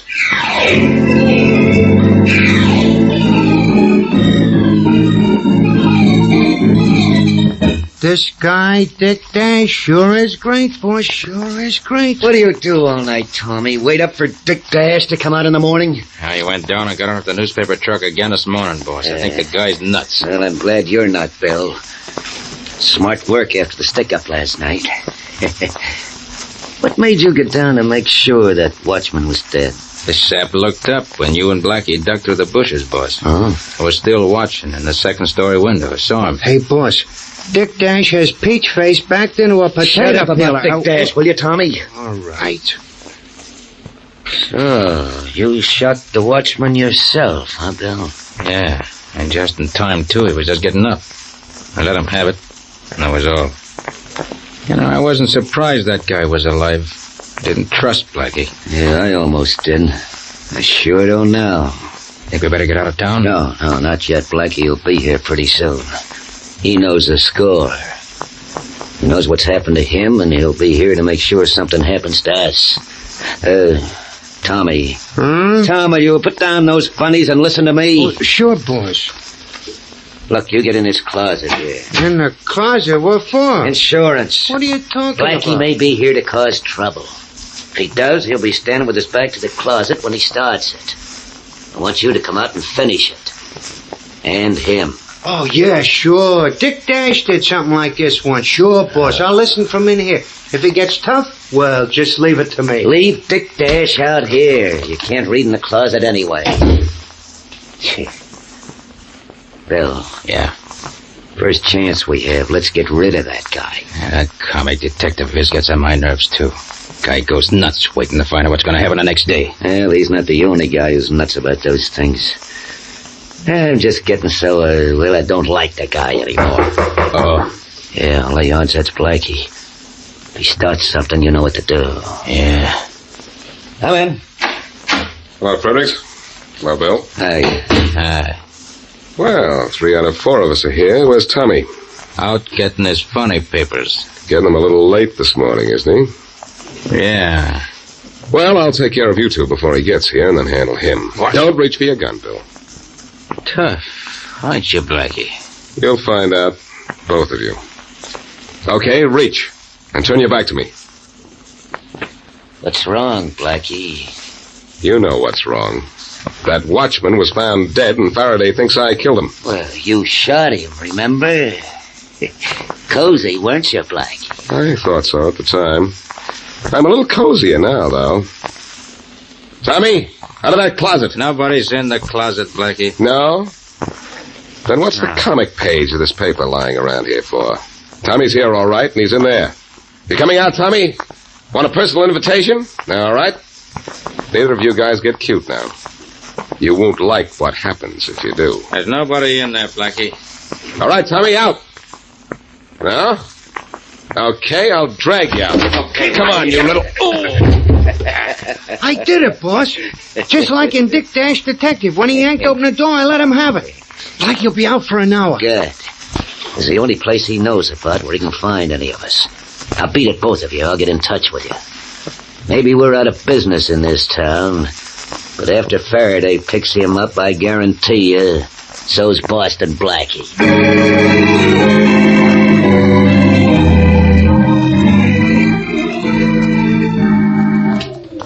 Uh-oh. Hello, Mary.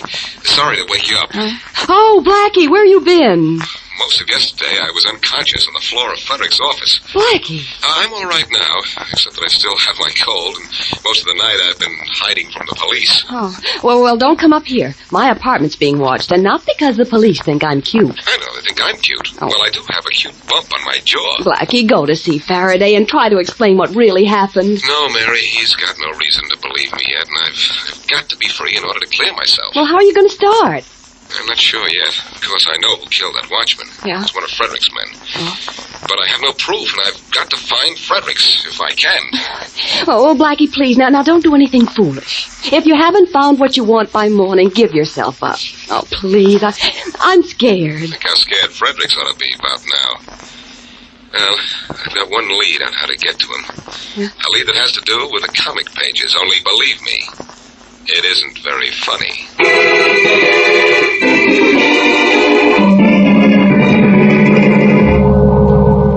Okay, number 6, you're all loaded. Get rolling. Oh, hold number 7. You gotta haul a few hundred more this time. Hey, you. Yeah? Sorry to bother you when you're busy. Hey, I know who you are. You're Boston Blackie, I mean. Hey, you're in an awful jam, Blackie. I know I am, and I'm here to get out of it. Some guy comes here almost every morning to buy a paper off one of these trucks. Yeah, sure does. Well, he hasn't been here this morning. Well, not yet, I mean. Well, look, when he gets here, I want to talk to him. Sure, Blackie. Want me to point him out to you? No, I know what he looks like. Only it's late and looks like he's not going to show up. Yeah, could be. Sure would like to help you, Blackie, if I could. I'm That's sorry. all right. Okay. Thanks anyhow. Blackie, Yeah? the guy you were talking about. Here he is now. That's the guy, all right. Give me that paper and tell him to step behind this truck to get it. Okay. Oh, but Blackie... Give me that paper, quick. Well, sure. Here you are. Now, send that guy back here and don't tell him who he's going to meet. Okay. Say, mister, I'll have one of those papers this morning. I gotta see Dick Dash, detective, before I leave town. Oh, you're leaving town? Yeah. Well, there's a man behind this truck with some extra papers. He'll sell you one. Thanks a lot. Hey, you with the papers, give me one of those things. I gotta see what... You have to see me first, Tommy. And don't reach for a gun. Don't yell. And keep your back up against that truck. I didn't do nothing, Blackie. I didn't hurt nobody. That watchman was more than hurt at that holdup. He was killed. And I think you killed him. No, I didn't kill him. It wasn't me. Who was it then? I don't know. Oh, lucky I didn't hear you, Tommy, or you'd get another clip. Now, who killed that watchman? Wait, don't clip me again. It was Bill. Yeah. That's all I wanted to know. Okay, where is he? But he left town last night. I don't know where he went. Wait, Blackie, honest, I don't know. I'll find out where. He killed that watchman? With his own gun? Yeah, Blackie, yeah. How do you know? I heard Bill tell Fredericks. Where's Fredericks? I don't... Tommy, I'm gonna knock... He's living under the name of Colfax in the Walton Hotel. That's different. Okay, Tommy. Here's your funny papers. Let's see how you like reading him in jail.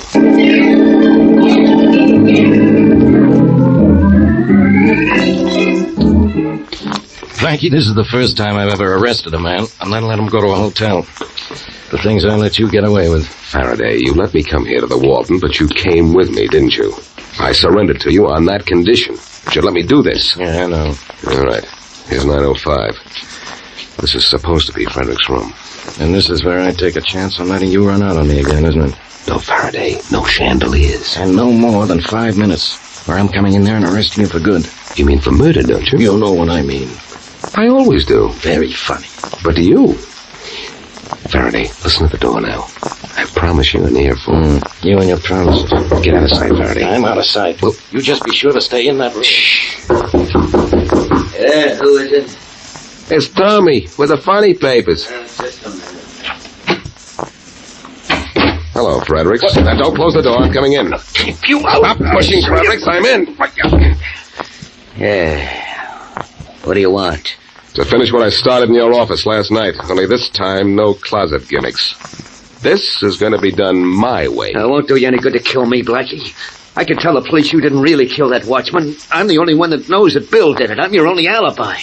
Oh, you gotta keep me alive. Do I? We'll see about that. I see you're packing. Going somewhere? Yeah, you know I gotta blow town. Not taking much with you. It's a sort of a small valise. Well, I like to travel light. I want to see how light. Hey, what are you looking for in that suitcase? Money? The dough you got from the stick-ups. And here it is.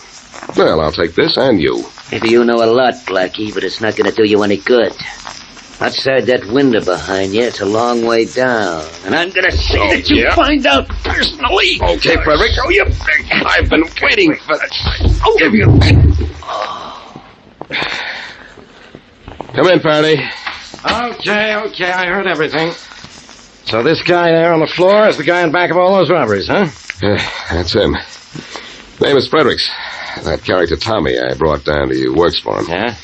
This guy here is the boss. Mm-hmm. The guy who really shot and killed the watchman is a fellow named Bill. With a little coaxing, either Fredericks or Tommy will tell you where he's hiding out. Good. It's going to be a lot of fun coaxing him, too. You know, Blackie, maybe it takes a little longer when we work alone on a case, but we sure get results. Want to know a way we can solve cases quicker? Well, I sure do. On the next case, when we work alone, I'll work alone.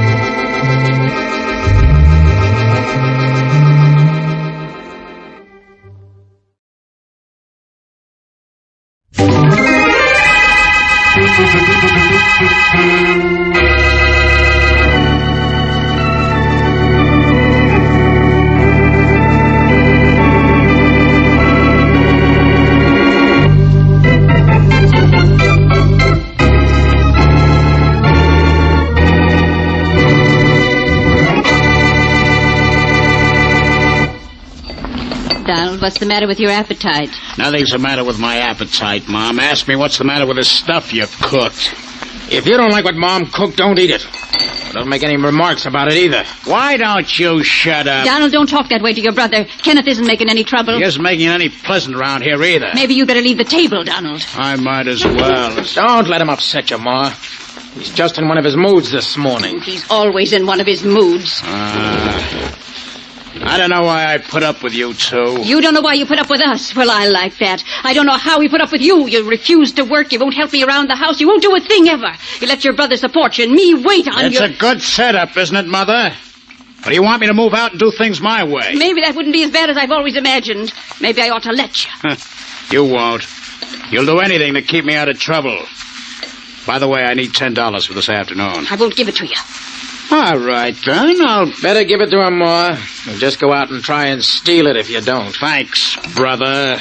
Sometimes you're almost a good guy. You ought to be ashamed to take money from me, Donald. It's Kenneth's money. He works for it, and all you do is spend it. That's the way it's supposed to be. He makes it, I spend it. Where's the $10, Ma? I'll get it for you. But believe me, this is going to stop one of these days. When it stops, I'll start. That's simple, isn't it? Keep me happy, I keep out of trouble. Maybe I ought to let you go. You'll end up in just one place, the electric chair, and maybe that's a good idea.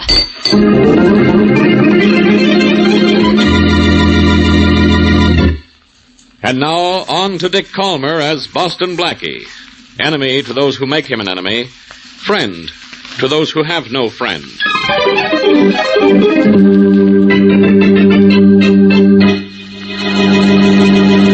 I'm leaving now, Mr. Williams. Is there anything you want me to do? No, Kenneth. I think you've seen enough of the office for today. You put everything in the safe, didn't you? Yes, sir. Well, then, I guess that's all. I guess that's all, Kenneth. See you in the morning. Good night. Good night. Night, Miss Holloway. Oh, good night, Kenneth. There's a fine boy, Miss Holloway. Hard worker. He'll go places someday. He's all right, but have you ever met his brother? Once. That was enough. How two brothers can be so different. It's stopped raining, hasn't it? Yes, it stopped about a half hour ago. That's good. I hate to go home in the rain. Well, we might as well call it a day ourselves, Miss Holloway. Say, what's Kenneth using for a head this afternoon? He didn't put everything in the safe. Look at those ledgers on the table. Why, that's funny. Kenneth never forgets those ledgers. Well, he's entitled to slip up once, Miss Holloway. I'll put him away. Would you hand him to me? Yes, of course. Thank you. Say, Kenneth really must have something on his mind. He left this office supply tray out of the cabinet. Well, I'll put it back. Never mind, I've got it. What? Oh, Mr. Williams, I'm so sorry. Oh, my fault. Always let a woman have her way, I always say. Guess I should have let you carry it. Oh, I'll pick up the stuff that's spilled. Oh, don't bother, Miss Holloway. Nothing but paper clips, thumbtacks, a couple of pencils, even for the cleaning woman. And for Pete's sake, don't look so conscience-stricken. It wasn't your fault. Well, all right, I won't look like that anymore, but I better write a note for the woman who cleans telling her that... Come in. Oh, Mr. Williams, he has a gun. Good heavens, man, no. Don't be a fool.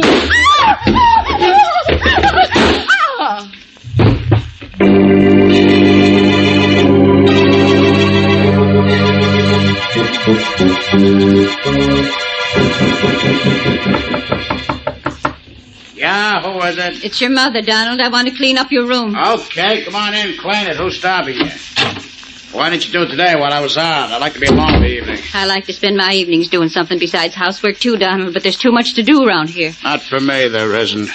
But I like it that way. Oh, Donald, your dress is a mess. Can't you ever put anything away? Why should I? It's too much bother. Everything's too much bother to you, isn't it? Did you go to see Harry Brown as you promised? Saw the bum this afternoon. I went way across town to see him. All he wanted was to give me a job at his gas station. A job wouldn't hurt you, Donald, and Mr. Brown's company pays well. So what? You didn't take the job, did you? Are you kidding, Ma? Oh, Donald, you're impossible. Look at these dresser drawers. No wonder your clothes are always in such a mess. Suppose one is worse than the other. Hey, keep out of that drawer, Mother. I'm going to clean this room of yours inside. I told you to stay out of there. Donald, where did you get all this money? Money? There's no money in that drawer. There's no... Wow. Hey, that must be $25,000. You didn't know it was in here, did you? Oh, no, Ma, no. I took a shirt at Ken's. I didn't want you to see it. A gun. There's a gun in here. So you have a gun, too. Ma, that money isn't mine. That gun isn't mine. The money isn't yours because you stole it. But the gun is, and you got this money by using it. It's been fired recently. I can tell by the smell of it. Put up your hands, Donald. Put that gun away, Mom. Warning you. I'm warning you, Donald Carver. You do as I say, or when the police get here, they'll have to take you to the morgue.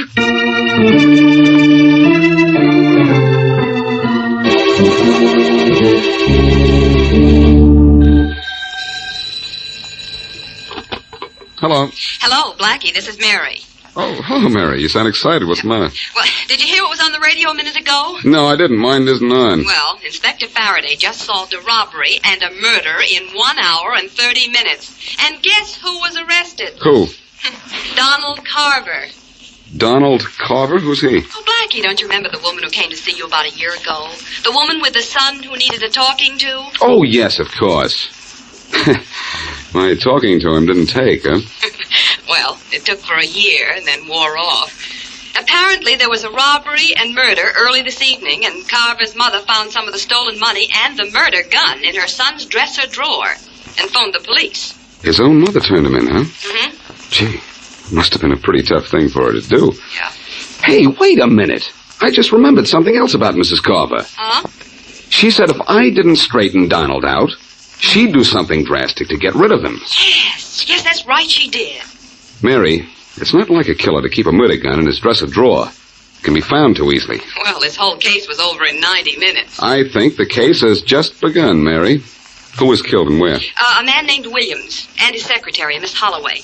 It happened in Mr. Williams' office where Donald's brother Kenneth works. That's 18 Oval Square. 18 Oval Square, huh? Uh-huh. Well, I'm going to Oval Square right now. And I'll bet before long I have Farraday running around in circles.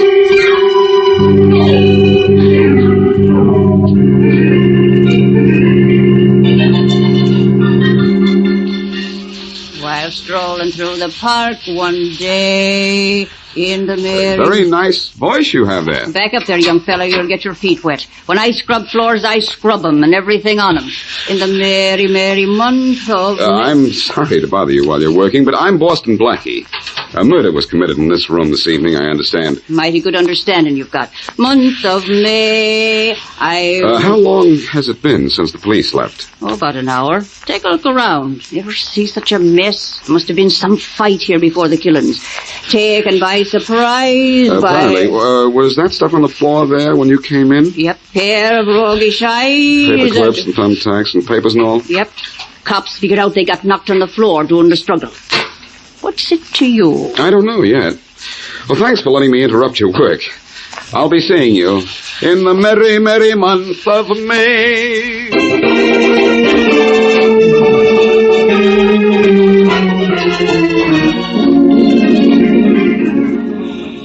Blackie, are you sure this is Mrs. Carver's house? I'm positive. Well, let's go in. All right, I'm with you.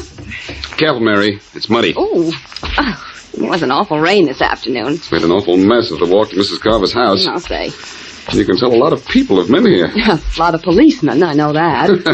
I'll bet that's Faraday's print right there, the big flat one. That one there is probably Mrs. Carver's. And Mary, huh? Look at those prints going around to the side of the house, the path that leads to the kitchen. Oh, yeah. There's an unusual design in one of the heels. See? A round indentation in the mud. Yeah, I see it. But I haven't been interested in mud since I stopped making mud pies. Come on, let's go in and see Mrs. Carver. Well, that is what we came down here to do, isn't it? You go out there. What?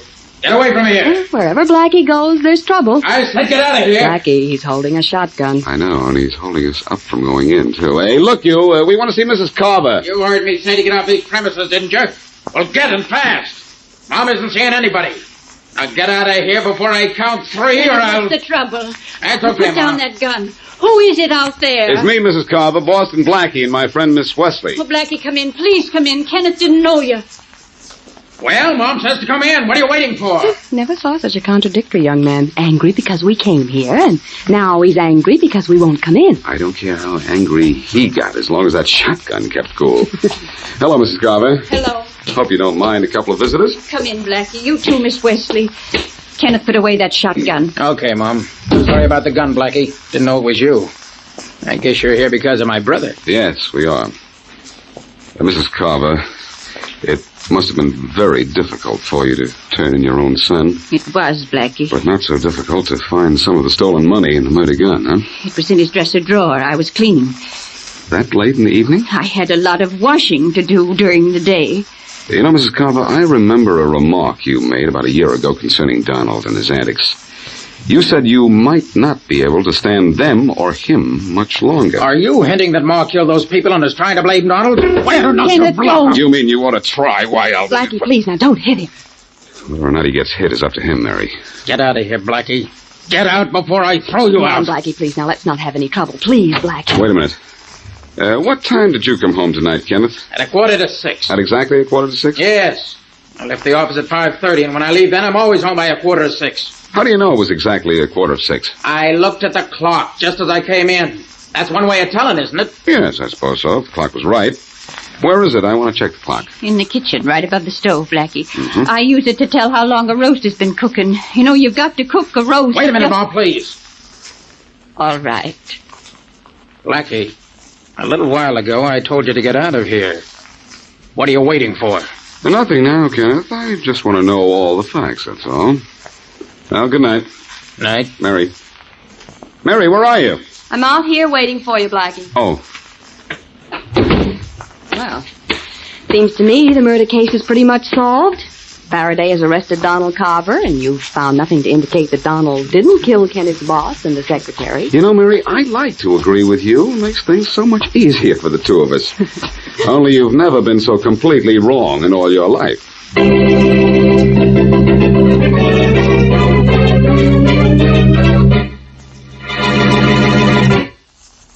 And now, back to Boston Blackie.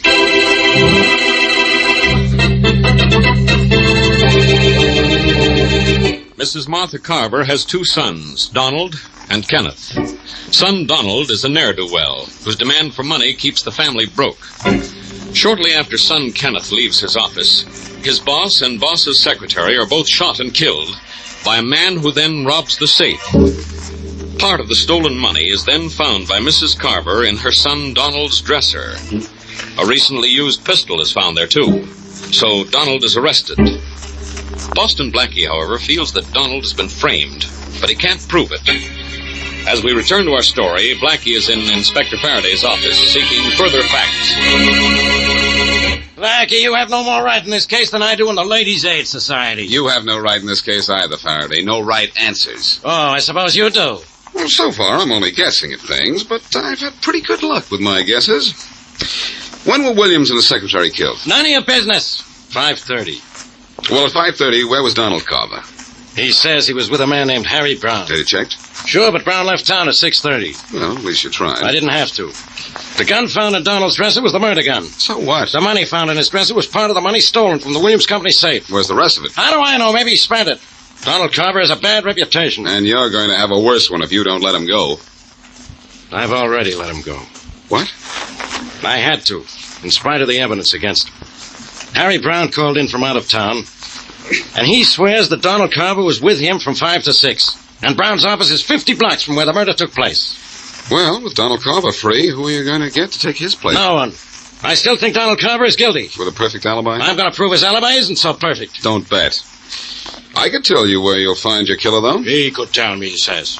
All right, tell me. Well, if I were you, I'd invite me to go back to the Carver house. I think it would be a good idea if we had a good talk with Mrs. Carver.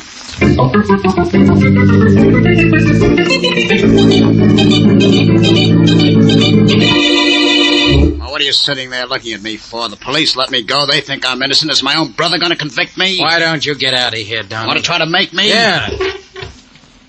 You know, kid, I have an idea I was framed. And I got a very good idea who did it, too. Maybe you and Mom did this thing together. You never were much good, Donald, but just how low can you get? I ought to Why knock don't you every... try, Mama's boy? Scared? Not of you, and this'll prove it. So you do have a little blood in you, huh, kid? Well, I'm going to see just how much and what color it is. That's what you think. That's what I was waiting for.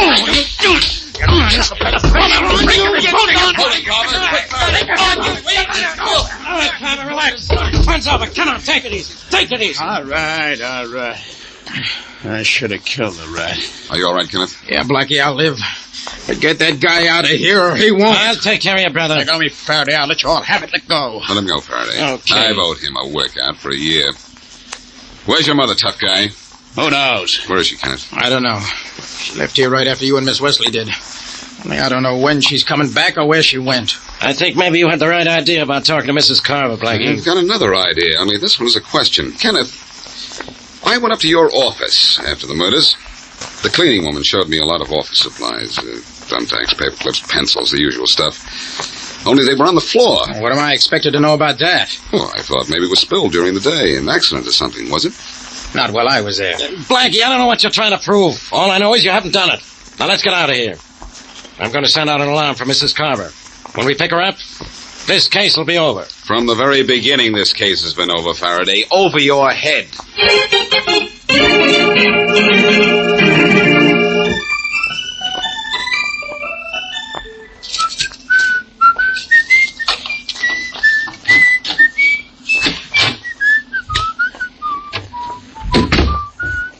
Stand right where you are, Blackie. What? Well, Mrs. Carver, I'm a gun. What are you doing in my apartment? You're looking for trouble, Blackie. Looks like I found it. Why the gun, Mrs. Carver? I don't want to hurt you, Blackie. But if you don't stay away from my boys and me, I'll kill you. I don't know who killed those people, but I don't want you to find out. Mrs. Carver, be smart and put down that gun. Why should I? Because I think you trust me. After you put down the gun, you're going to do one other thing. What is that? Call your sons, both of them. They're at home. And you're going to tell them to meet you in Inspector Faraday's office. Am I? Yes. And do you know what you're going to do in Faraday's office? What? You're going to confess that you robbed and murdered Williams and his secretary and tried to blame it on your son, Donald. Don't be funny, Blackie. Mrs. Carver, your guilty son has succeeded in outsmarting the police so far. But you really want him caught. I know that. And I promise you I'll prove a case against him. So, won't you help me do it quickly and get it over with?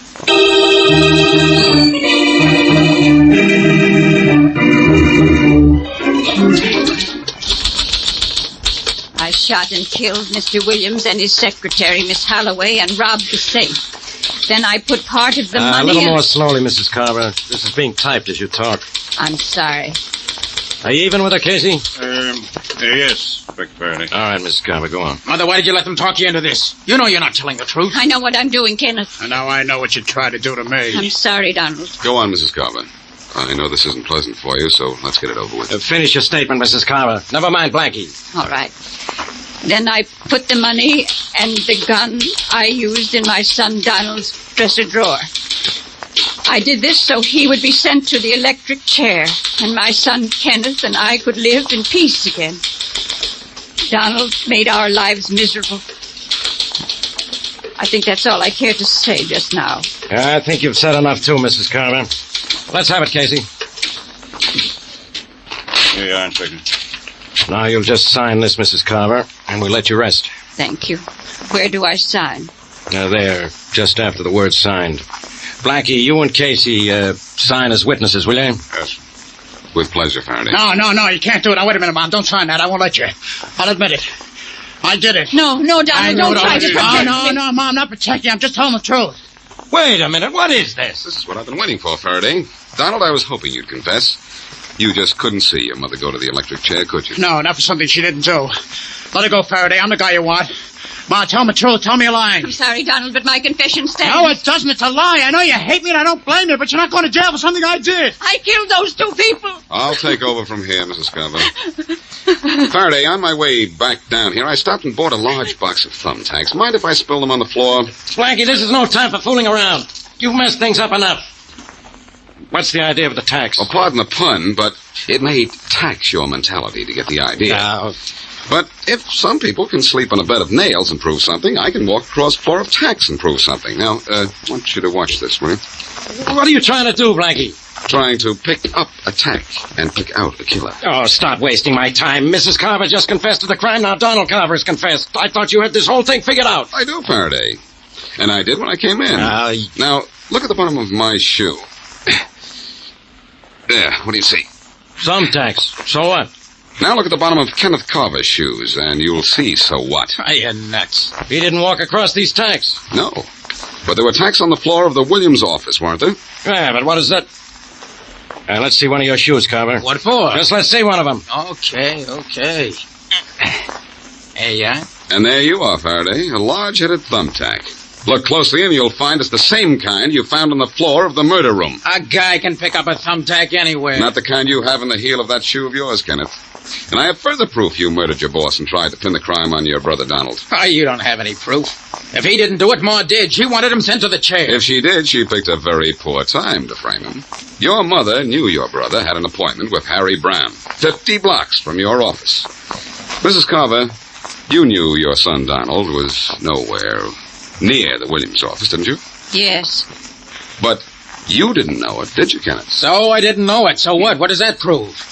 Any more than the fact that I have a thumbtack in the heel of my shoe. That proves plenty, that thumbtack, believe me. Kenneth, you didn't leave the building the night of the murders. You came back, shocked your boss and his secretary, and stepped on one of the thumbtacks that were on the floor. How they got there, I don't know. Maybe there was a fight, or they were dropped accidentally. Wait a minute, Blackie. Don't get me all mixed up. Suppose this Kenneth guy picked up the thumbtack on the street, any place at all. Just because it's in his heel doesn't mean he was in the office. Oh, but it does. You see, it had been raining when he got home, and Kenneth, good son that he is, wouldn't go in the front door and muddy up the living room. He went in through the kitchen. Remember, Mrs. Carver? He told me he looked at the clock, and you told me it was in the kitchen. He did come in through the kitchen that evening. Sure. And the footprints leading to the kitchen had a small, round indentation in the heel. I noticed it when I came to the house with Mary. I could have accused Kenneth then, but I wanted the whole story first. Now I know he kept most of the money and put the rest of the money and the gun in Donald's dresser. Tried to frame me, did he? I'll tear that guy up. Don't bother, Donald. I've already done that to his alibi. Farraday will take it from there.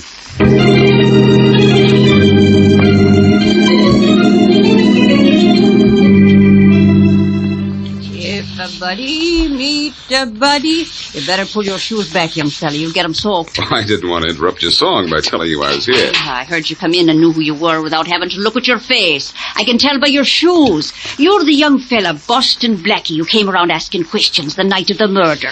Coming through the right. Well, I'm the same person, all right. I came back to thank you for your help. Help? I didn't do nothing to help. If a buddy kiss a buddy... You did quite some helping, though.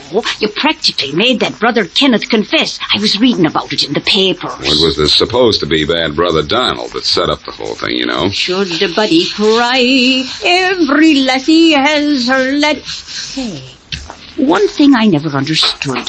Why did that woman, Mrs. Carver, come to your place with a gun? Well, she came there because she knew it was Kenneth that did the killing. And she didn't want me to try to prove it. When I told her I could prove it, with or without her help, she agreed to my plan. She found Kenneth wasn't such a good son when he was willing to stand by and see her confess. She sure did. None they have, say I. Say, what happened to Donald? Well, he got a job in a gas station, and according to Mrs. Carver, he kind of likes the idea of honest work. Never hurt nobody. And all the lads, they smile at me when a coming through the right.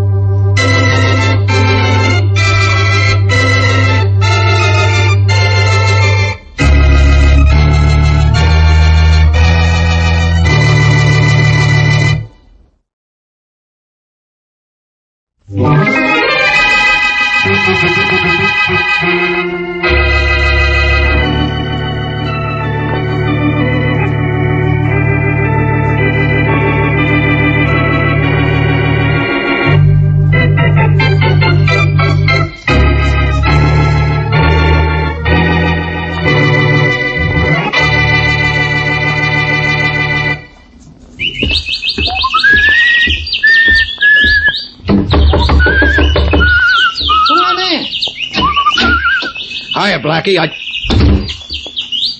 Nice to see me, eh, Joe? Hey, what goes here? This is Blackie's apartment.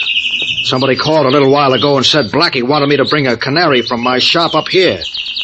Was that you? Yeah. Cute, don't you think? Blackie's out. Saw him go out with his girlfriend. Headed for your shop. Had a date with you. Thought I'd borrow his apartment. And you. Made the call because I wanted you here, Joe. Look, I don't want nothing to do with you. I told you that in my shop yesterday. Know that? Well, maybe you had sense enough to change your mind. Well, I didn't. Joe, I could make a fortune using the back room of your pet shop for a gambling joint. I told you once, nothing doing. I've been in trouble with the law before, but no more. No more for me, Bob. I'm running that pet shop honest, and nobody's going to sell me on nothing else. Right, you'd say that. That's why I got the idea of using Blackie's place to convince you. Nobody's going to sell you. That's what you said. But you didn't say nothing was going to sell you.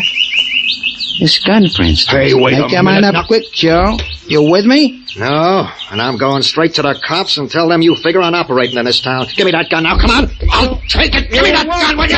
I said, come on. Come on. Get it just come the on. same? Now! Nice and convenient. Cuffs in Boston Blackie's apartment. I think I'll pick up this canary, call up Inspector Farraday, and then call it a day.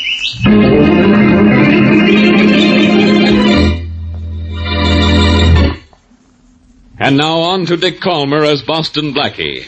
Enemy to those who make him an enemy. Friend to those who have no friend.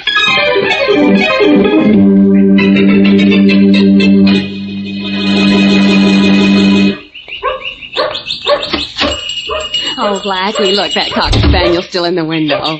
Gee, I guess your friend Mr. Nelson really meant what he said when he told us to come back this morning. Mary, my friend Mr. Nelson, or should I say the former number 847-8949, has always meant what he said, including the time he said he'd robbed the 4th Avenue Bank. Well, now, Blackie, don't be too hard on him. After all, he has reformed since he got out of jail. He's running this pet shop now, and that's certainly behaving himself, isn't it? If he's running this shop, he's doing it in a strange way. You can count on that. He's not anywhere in sight. Nelson? Hello? Hello, Nelson? Hey! Nelson! Oh, Blackie, there doesn't seem to be anyone here. Well, maybe he's in the back. Hey, Joe! Joe Nelson! There's the phone, Blackie. If you can't bring Mr. Nelson out, that phone should. Mary, there's no one in the back of the shop either. Oh, that's funny. I wonder if it's funny ha-ha or funny peculiar. No, there's somebody else to do it, so I'll answer the phone. Well, if it's someone asking about that cocker spaniel, tell them it's sold. Mary, you ought to be ashamed of yourself.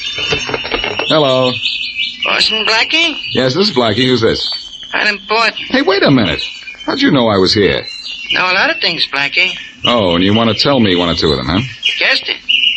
Know where you can find Joe Nelson? You do? Where? In your apartment. In my apartment? What's he doing there? Nothing. Just lying nice and still. Better hurry home, Blackie. Just called Farraday and told him to rush up there, too. You called Farraday? What for? Joe Nelson's met with a little accident. He's dead. Been murdered. And I imagine Farraday wants to see you. That's what for.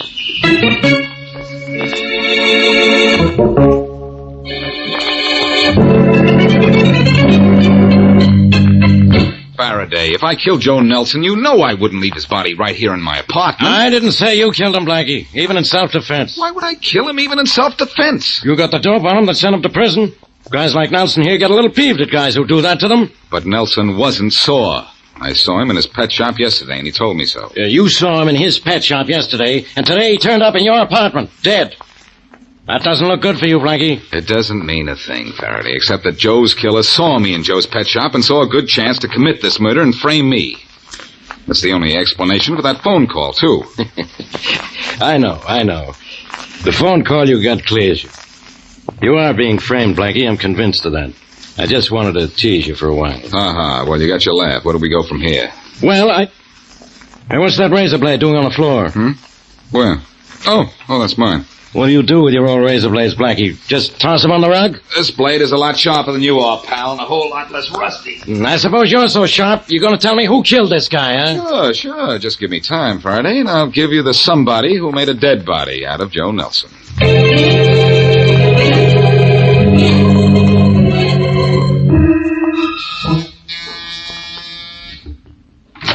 Yes?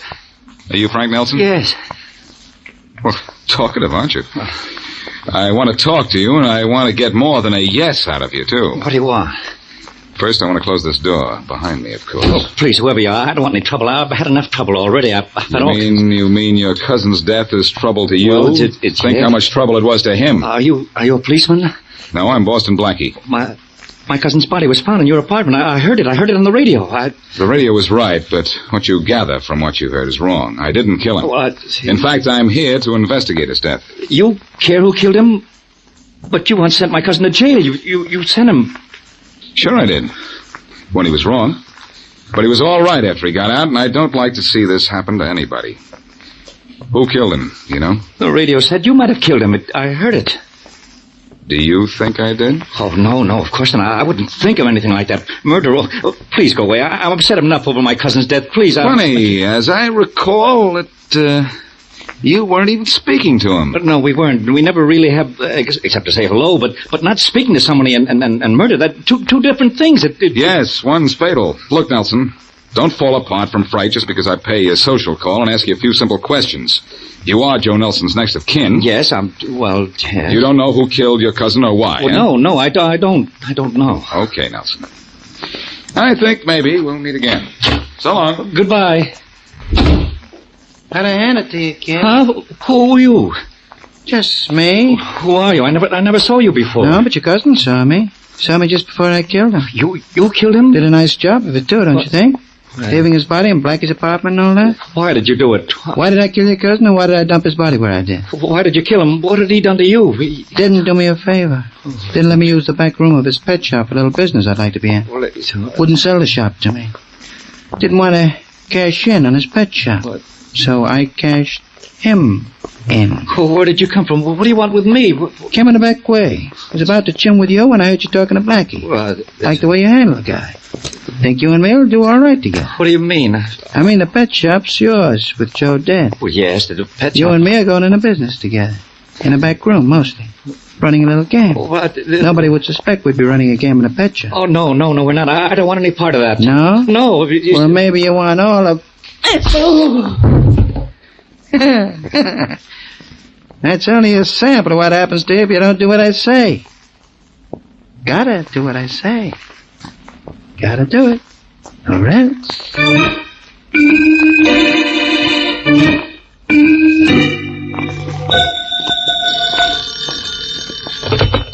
Hello. Hello. I want to speak to Boston Blackie, please. Speaking. Blackie, this is Frank Nelson. Yes? I'm in trouble. I found out who killed my cousin. When you tell me, he'll be in trouble. Who is it? I don't dare talk over the phone.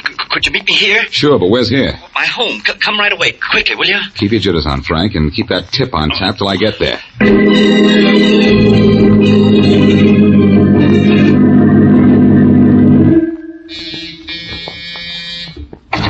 Oh, come in, Blackie. Hello, Frank. Did I get here soon enough to suit you? I was afraid you wouldn't come at all. What's the matter with you? Are you afraid of everything? Well, you said you knew who killed Joe. Now, who was... Knocked Blackie good, didn't I, Frank? I think you got even a peek at me. All right, I got him here so you could knock him out. Now are you through with me? Now will you leave me alone? Partners now, that's us. No, we're not. Just beginning to work together. What do I have to do now? You hit him awful hard. You might have killed him. Didn't I? Just knocked him out. But I'm going to finish the job. Do you have to? Yeah. You're going to help. What are you going to do? Well, something I haven't done to a guy for years. Oh, tie his hands, tie his feet, tie his hands and feet together. Then put him and a few weights in a gunny sack and toss him... In the river, Bob, no... Why not? Guy gets giddy in a beam when he wakes up in a sack at the bottom of the river. Oh, Ty. But not so light-headed he floats.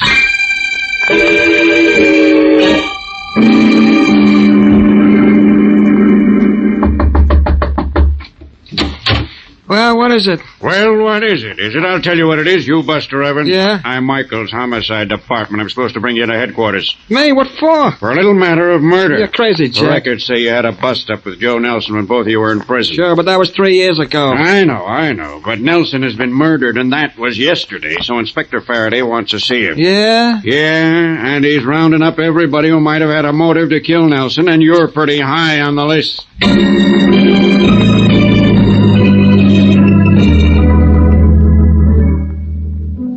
Lady, did I ever tell you how wonderful I am? I'm going to take you out of a joint like this. You'll be singing in a Class A spot when I'm through with you. Sorry to interrupt. Listen, I Sam can... Tobias. That's right. Who are you? Blaine, homicide department. Shut up, you. He's got nothing on me. Well, what is it, Flatfoot? You and Joe Nelson never got on, did you? What about it? He's dead, and Inspector Farraday wants to see you at headquarters. He wants to see everybody who didn't like Joe Nelson on account of Nelson's dead. Get your hat. Okay, I'll be out in an hour. Honey. Yeah? I guess you could wait another hour till I fix up your career for you, can't you?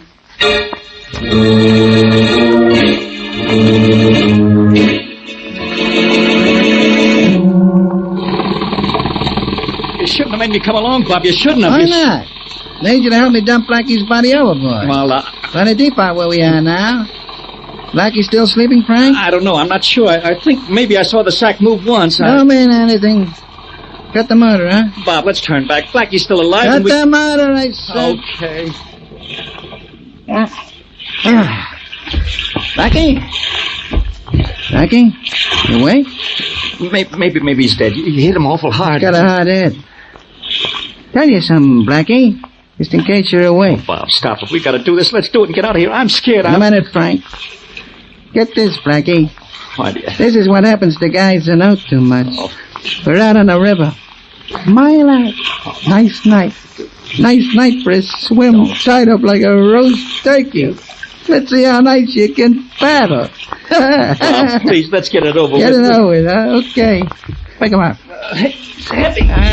Guess he's still out. That's a boy. 1, 2. Here he goes. 3.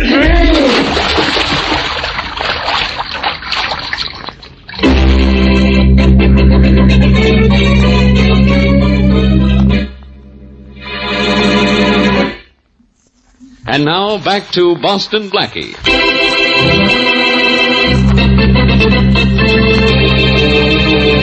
Joe Nelson, pet shop owner and ex-convict, is found dead in Boston Blackie's apartment. Joe was killed by a man who wanted Joe's pet shop as a front for a gambling house and who tried to throw the blame on Blackie. Frank Nelson, Joe's weakling cousin, knows this, but is forced by fear to work with Bob. And with Frank's help, Bob knocks out Blackie, ties him up, puts him in a sack, and dumps him into the river. As we return to our story, it is several hours later, and Mary Wesley is in Inspector Faraday's office. Inspector Farraday, you have to help me find Blackie. It's his own fault if he got himself in a jam, Miss Wesley.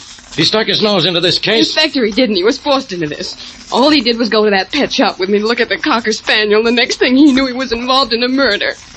I know it, Miss Wesley. I know he couldn't avoid getting messed up in this, and I'm as worried as you are. Having every suspect in the Nelson murder picked up and grilled. No luck. Everybody's got an alibi. Are you sure Blackie went to see Frank Well, Nelson? he said he was going to, but he said he'd phone me in an hour. Well, that was 6 hours ago. Yeah. I don't have to guess he's run into trouble. I know he has. Well, then do something, Inspector Farraday. You do think I don't something. want to do something? But what? I don't know where he went. Maybe Frank Nelson led Blackie into a trap.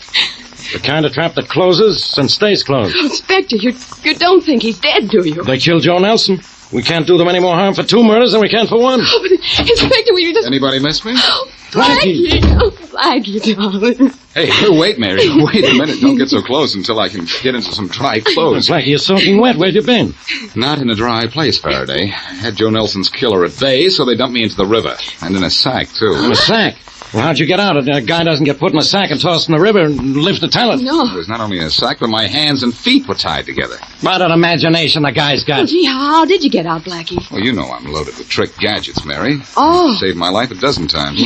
Someday one of them won't work, and I'll be a happy man. Inspector, please, you're the one that helped me get away this time. Remind me to apologize to myself. How did I help you? Remember the razor blade you saw on the rug in my apartment this morning? Yeah? Well, it had come from the heel of my shoe. It's a trick heel, hollowed out. In my apartment, the blade probably slipped out, so I slipped it back in. And then when I got dumped out of the boat into the river, I slipped it out of the heel, and that saved my life. You cut your way out of that sack underwater with a razor blade? It was tough, but not too tough, Mary. My hands were tied to my feet, but my fingers were free. Yeah. I slipped the heel of my shoe aside, got out the blade, cut the rope binding my hands and feet together, ripped open the sack, and swam to shore.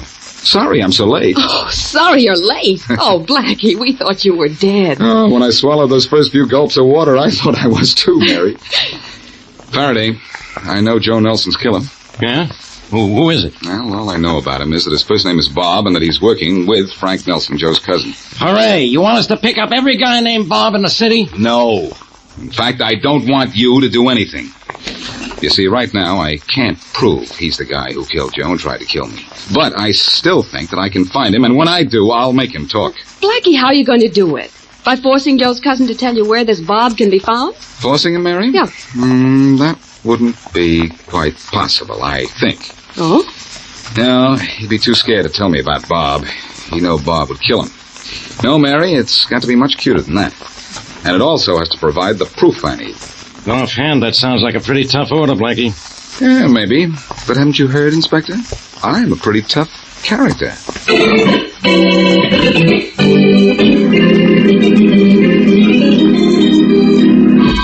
Push the table a little closer to the wall, Frank. Bob, I can't do anything more tonight. I got a feeling that Not something's... enough time for feelings. Got to get this room ready for business. Push your end of the table. That's got it. I sent word around to the list that you gave me that we'd be open for business tomorrow night. But do you think that maybe we ought to tomorrow wait? Isn't too soon. Could open tonight. Room is ready. So are the guys who want to gamble, so are we.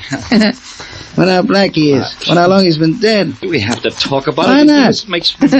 What if he died quick like a smart guy or kicked up a fuss like a hero? He was unconscious when we threw him overboard. I don't think he even knew what happened to him. I think he did. Water usually wakes a guy up. Oh, that'd That's be upon worse. a sacking a guy and dumping him into the drink. Gives Yes. the guy a surprise, like a gag at a party. Oh, can't we talk about something else? It's all you'll be hearing about for months. What happened to Boston Blackie? I wish you... And nobody'll ever know. Well, I'm not so sure. Oh. Wouldn't talk if the cops put the heat on you, would you, Frank? Oh, no, Bob. I won't know a thing. I won't know... Wouldn't like it if you did. Oh, I won't talk, Bob. I'm as watching this thing as you are now. Good thing you know that. Oh, but Bob, what if the cops do get to us? What if Blackie doesn't stay at the bottom and there's something about that sack that leads him to us? What Nothing about the sack or anything that'll lead them to us. Funny thing, though. See what it said on that sack? No, I didn't pay any attention. I didn't really... Should seen what it said, Frank. Give you a laugh. Said contents perishable. Keep in cool, dry place.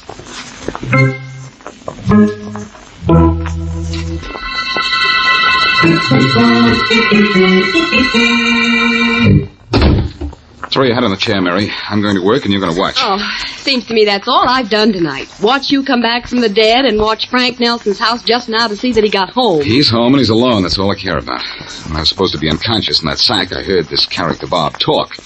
And I think I can imitate his voice. Oh, now what good will that do? I imagine you're going to call Frank. But what can you say to him over the phone that will either lead you to Bob or give you the proof you say you need? Wait and see, lady. Just wait and see. I could follow Frank and get him to lead me to Bob eventually, but this way is better. It's faster. Now, listen. Okay. I've got Frank's home number written down here. Here it is. Indigo 1561. Watch me trick him into telling me where Bob can be reached. Listen. Okay. Hello? Frank? Yes? Gotta talk to you. Know who this is? Oh, sure, Bob, I know. What's the matter? More trouble? No. And there ain't gonna be any. Oh, that's good. First of all, throw my old phone number away. Well, yeah, I was gonna do that. Not gonna work from my place anymore. Want me from now on called Hillside 3267. Got it? Oh, wait a minute, I'll write it down. Here's your old number in my book. What number did you have for me? Making 6784. Yeah, making 6784. That was Cross it off and put the new one in. Hillside 3267. That's if you want me from now on. Okay, Hillside. Now get this. Want you to meet me right away. Lincoln Park. What? Want to see you. Entrance to Lincoln Park. At this hour, but Bob, you only left me a half hour ago. What's wrong? Is it Blackie's Blackie? You know we got rid of him like it did your cousin. Yeah, sure, I know, but I can't imagine what the trouble is then. I can't... Meet me and find out, that's all. Right away. Goodbye. Well, Mary, how'd I do? Oh, Blackie, you were wonderful. And you got Bob's phone number. Well, that was one of the reasons for the call. Now I'm calling Bob, pretending to be Frank. Oh, I get it. And I'll get the two of them out at Lincoln Park. Lincoln 6784.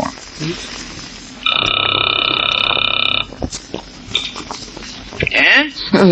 Bob, I'm really scared. You've got to meet me right away. Scared? Yeah. What are you scared of? What will I... Ghosts?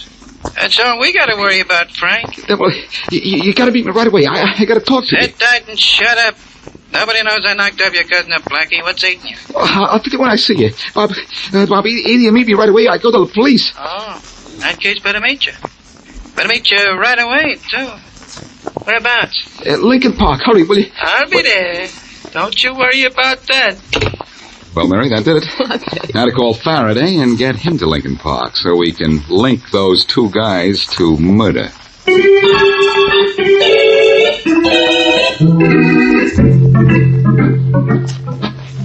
That you, Frank? Sure, it's me, Bob. Sure, you By the time you got here. Now, what's all this about being scared and going to the cops about me killing your cousin? What are you talking about? I don't... Can't say it to my face, can you? What was... Too yellow? Huh?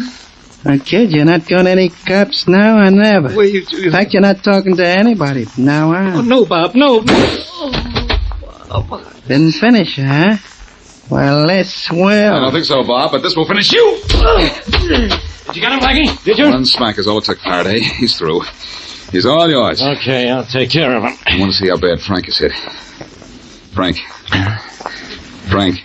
Blackie, how did you get away? Never mind about that now. Where did the bullet get you? In the side. I don't think it's too serious. I hope not. I wouldn't want to cheat the state out of the fun of putting you on trial.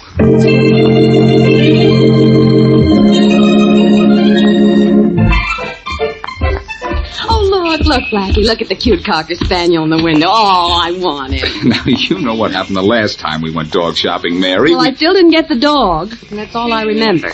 And, Blackie, if I remembered anything else, I'd remember to make you promise me you'd never fool with Inspector Faraday's murder cases. Would you like that? No. No, I guess not. Well, if your heart's set on having a Cocker Spaniel, let's go in the store and get it. Oh, thanks. Come on in. Hey, Blackie. Doesn't seem to be anybody here. Oh, don't tell me this is starting all over again. Hey, somebody. Oh, Blackie, we're jinxed. There's something wrong here, too. Let's get out fast. Oh, no, we're sticking. If there's something haywire, I want to find out what. Hey, anybody here? Anybody? Did you want something, please? Oh, mister, am I glad to see you. What is I can do for you? We'd like that black Cocker Spaniel in the window. What's his name? The black one? Uh-huh. Well, his name's Blackie. What else would it be? Oh, Blackie? Oh, no, I just gotta have him. He's very playful, miss. He likes nothing so much as chasing cats up a tree. Oh, by all means then, Mary. Let's have him. He'll remind you of me when I'm not around. Well, he's much cuter. And besides, just because he chases things up a tree, why should that remind me of you? Well, Mary, isn't that where I generally have Faraday? Oh, Blackie.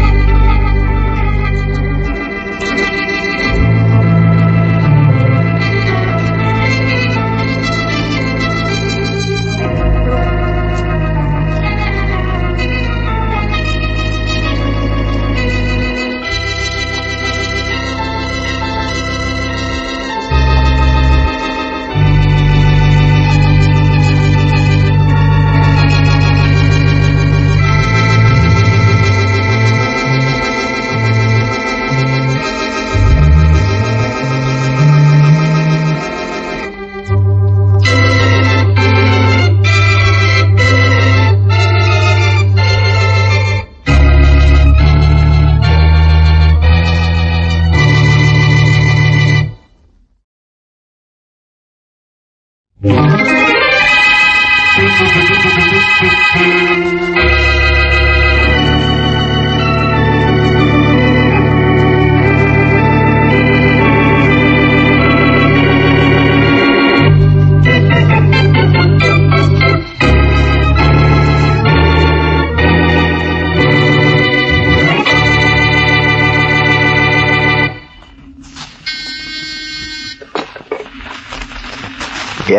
Mr. Martin?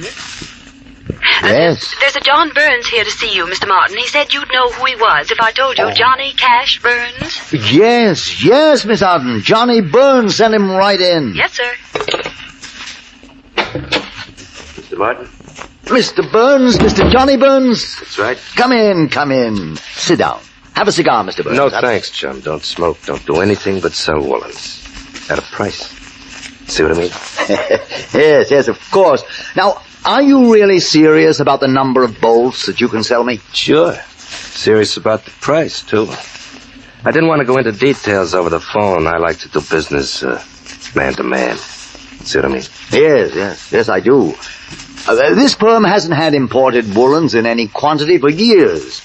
You could put us back in big business if you could deliver imported material. Your firm can have a large quantity, Mr. Martin, for a corresponding amount of money.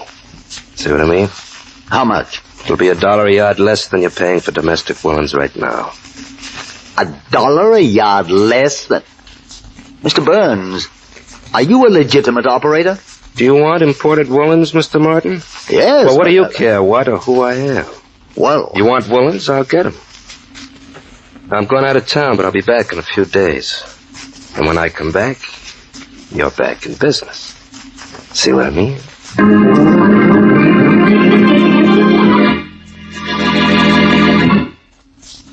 And now on to Dick Calmer as Boston Blackie.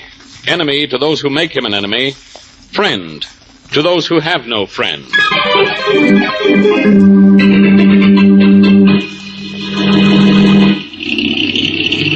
Well, Johnny, I got my helicopter loaded to the blades. Are you ready to take off? I will be in a minute, Sam.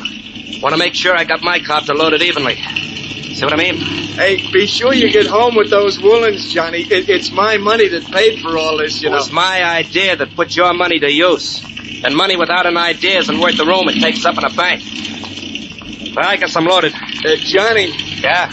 You know, we should have chartered a regular plane and flown this stuff into the country. You crazy? The reason we're using copters is so we can drop down behind the woods on your farm and nobody will notice us. See what I mean? I know, but a regular plane is so much faster. If we used a regular plane, we'd go to jail much faster, too. Yeah. We'd be reported if we used a regular airport. Yeah, that's right, Johnny. Okay, I'm all set. How about you? All set. When are you delivering the stuff to the Martin Company? We'll cross the border just after sunset and land at your farm by dawn. Then I'll get in touch with Martin, and we'll be rich. Great. Happy landings, Johnny. Yeah, happy landings yourself, chum. Happy landings.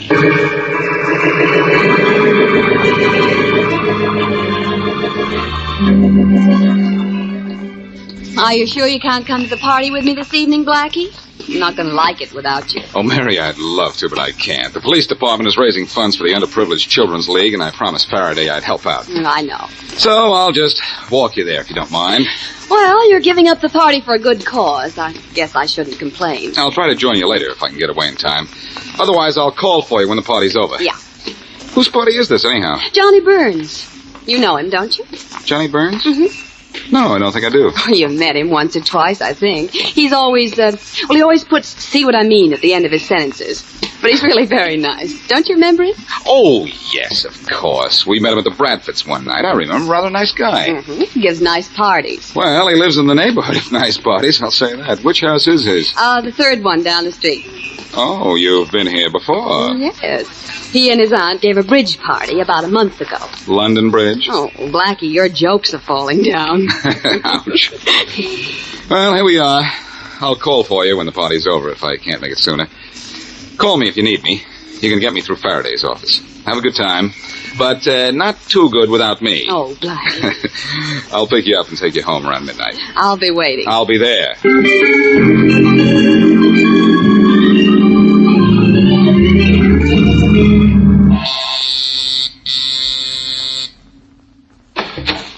Hello, Sam. Johnny, what happened to you? You said you'd be here at 8:30 last night, and I hadn't been able to get in touch with you anyway. Well, what's a day between friends, chum, huh? It's 100 years if you're waiting for the kind of money I'm waiting for. Didn't hurt you, did it? It hurt me plenty. How did you make out with Martin and those woolens? He bought. See what I mean? The whole lot? Every bolt, every yard. Cash? Well, you're talking to Johnny Cash Burns, remember?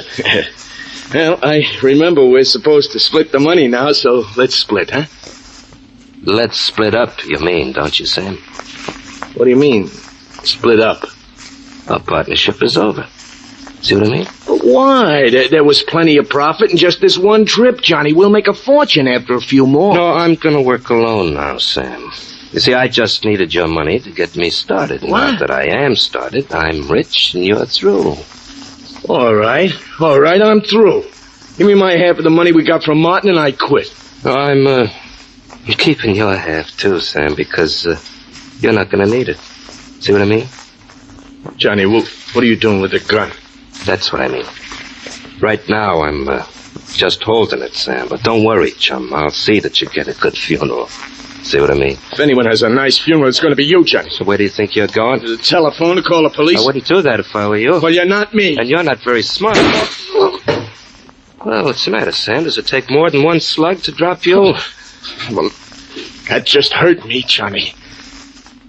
All right, get out of here, and I won't ever tell who shot me. You can call the police, write letters, send telegrams, send planes up to write it in the sky, but you'll never be able to prove I shot you. No? No. You won't be able to prove I was even here. Oh, Johnny, you're a fool. You're a mad, crazy... Oh, my. Guess you need one more slug, huh? Oh, Johnny! That did it. In fact, that does it. 3 slugs and you're out. And 3 steps and I'm out. The phone. The phone.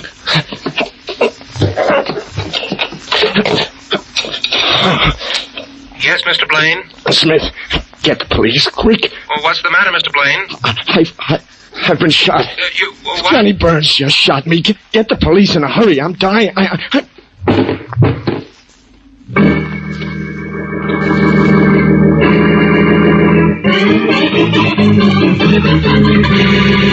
You killed him, didn't you, Burns? You pumped 3 bullets into him. Burns, you shot him down in cold blood. Stood there and let him have it. You did it, didn't you, Burns? You did it. Fired 3 shots into him. You killed him, we know you did. Talk, Burns, talk. Talk or you'll never get out of that chair. You'll sit under that light till you dry up, Burns. Admit it, Burns. You killed him, didn't you?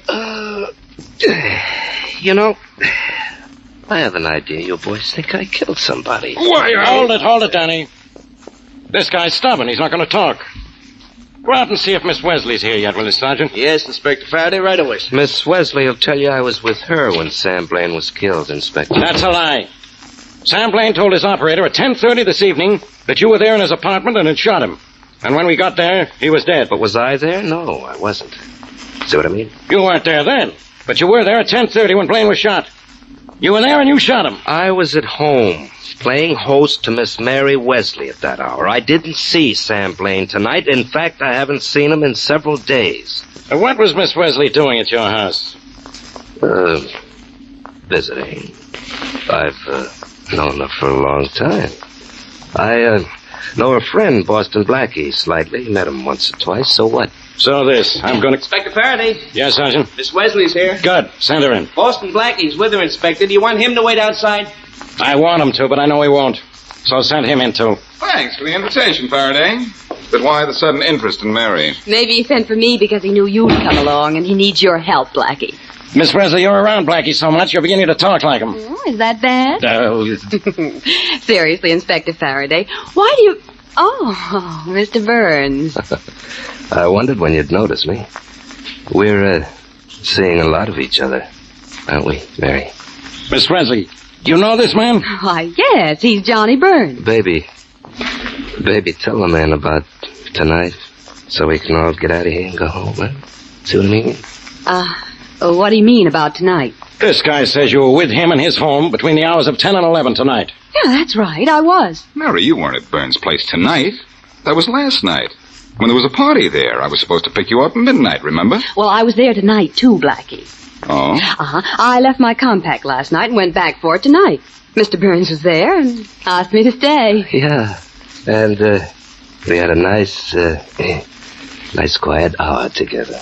Didn't we, baby? A very pleasant one, Johnny. Blackie, you were busy with the Police Athletic Club for Children again tonight, so don't scowl at me for finding something to do. Well, Mary, you weren't at Burns' place tonight. I called your apartment house when I got through at the club, and the switchboard operator told me that you were at Burns' house, so I went there. But when I got there and rang the bell, no one answered. What time was that, Blackie? About 10:30. But I was there, Blackie. Until 11:15, in fact. And don't look at me like that. I'm telling the truth. Wait a minute. Faraday, why is it so important for you to know where Mary was tonight? It's important for me to know where this man Burns was tonight, especially between the hours of 10 and 11. A man named Sam Blaine was murdered at 10:30 tonight. And I know this man Burns shot him. Well, that's impossible, Inspector Farraday. He was with me at that time. Sorry to disappoint you, Inspector, but I told you this would happen. See what I mean? Quiet, Burns. Miss Wesley, do you swear you were with this man from 10 to 11 tonight? I swear it, Inspector Farraday. In fact, he wasn't even out of my sight for a single minute.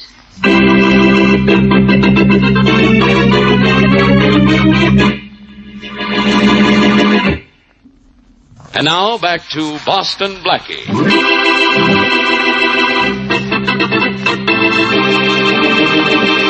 Johnny Burns and Sam Blaine illegally fly imported woolens into this country by helicopter and sell the entire lot to George Martin. But instead of dividing the take with Blaine, Burns kills his partner.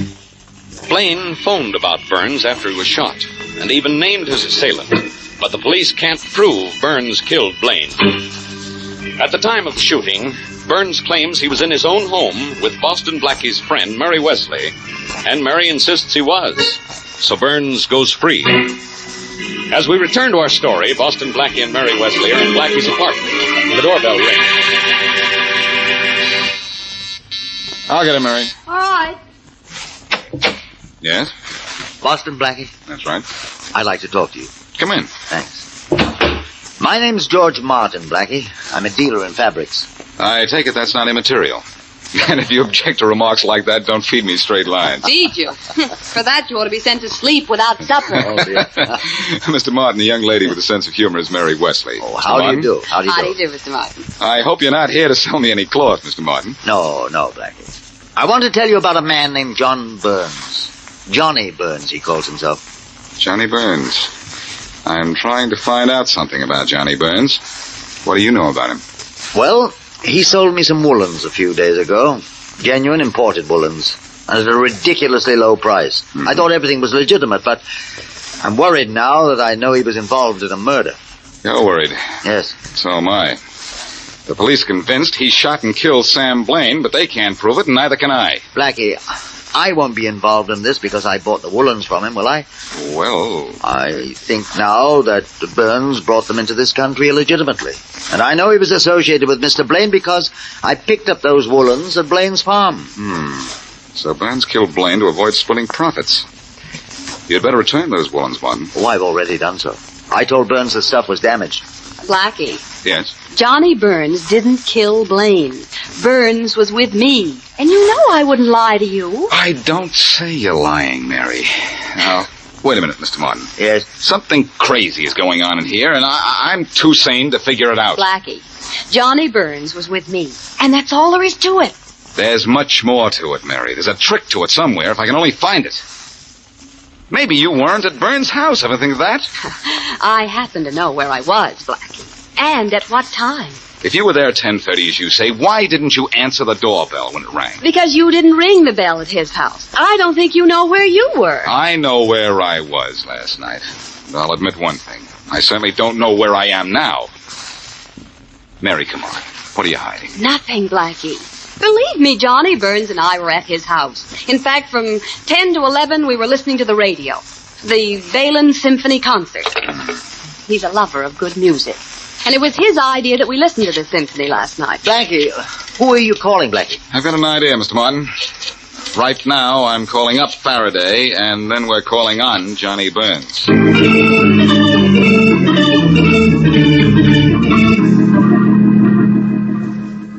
Farraday, Faraday, this is just the way it was when I came here for Mary last night. I rang the bell, no answer. Well, let's not ring the doorbell anymore, Blackie. Let's use your peculiar genius with locks and just walk in, huh? Why, Faraday, what a terrible thing for you to suggest. Oh. Turn your back. I want my genius with locks to stay peculiar to me. All right. But wait a minute, Faraday. We've rung the doorbell a dozen times. Nobody answers. Nobody's home. Mr. Wright. And no one was at home here between 10 and 11 last night when Sam Blaine was killed, either. Well, if that's so, Miss Wesley was lying. She claims she was here, and Johnny Burns claims he was here. But they weren't, either one of them. Close your mouth and open the door. Turn your back. It's turned. And the lock's turned. Well, that was easy. That was genius. All right, let's go in. Go in and wait, you mean? According to you, there's nobody home. It can't be. Not anybody who can hear, anyhow. You mean hear bells, don't you? You know what I mean. There's no one in this house. Morning, gentlemen. What? Johnny Burns, good morning. So there was nobody at home, huh, Blackie? What's this about a bell? What bell are you talking about? Your doorbell, Burns. Oh, that. I forgot to tell you it doesn't work. Hasn't worked in a week. That explains how Mary could have been here last night and not hear the bell, but that's all it explains. You want things explained, Blackie, or so do I? I want an explanation for you busting in. Either that or you get out of here, both of you. I'm reading. See what I mean? I'm going to do a little reading myself before this day is over. Your confession. What are you going to use to get it? A rubber hose? I got nothing to confess. Oh, I see you're interested in books, Farraday. Would you like to borrow something from my library? Not if all your books are like these. Examining the subconscious. Who'd want to read a book like that?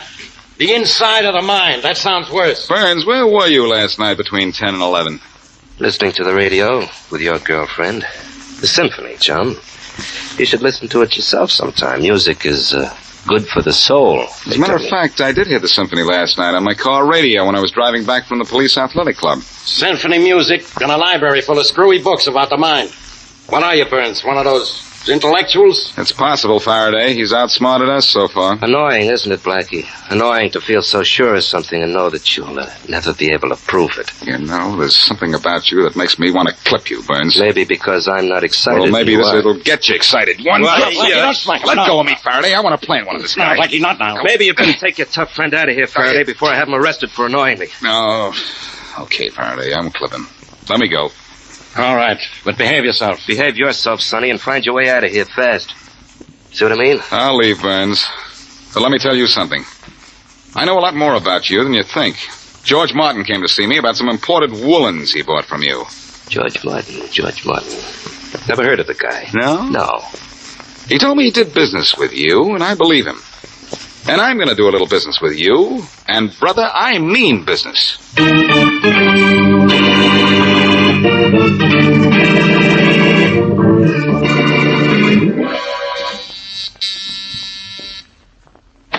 Hello, Mary. Oh, Blackie, come on in. Well, is everything over but the shouting, or do we still have to whisper? Yes. Oh, I don't have to now. Here's the evening paper. The girl at the desk downstairs said you hadn't picked yours up yet. Oh, thanks. Oh, gosh, this is awful. What is? Well, didn't you read the headlines? 100 people were killed in a chemical plant explosion last night. That's not news. I heard it on the radio last night, and so did you. I listened to the symphony with Johnny Burns last night. Remember? Well, I was listening to the symphony, too, at the same time you were. And they broke in with a news flash about the explosion. Don't you remember? I remember the symphony concert, and it wasn't broken into by anything. Wait a minute. Huh? Now I know what happened. While you were at Burns' house, he left for half an hour or maybe more. But, Blackie, that's impossible. I know. But I also know it was done and how it was done.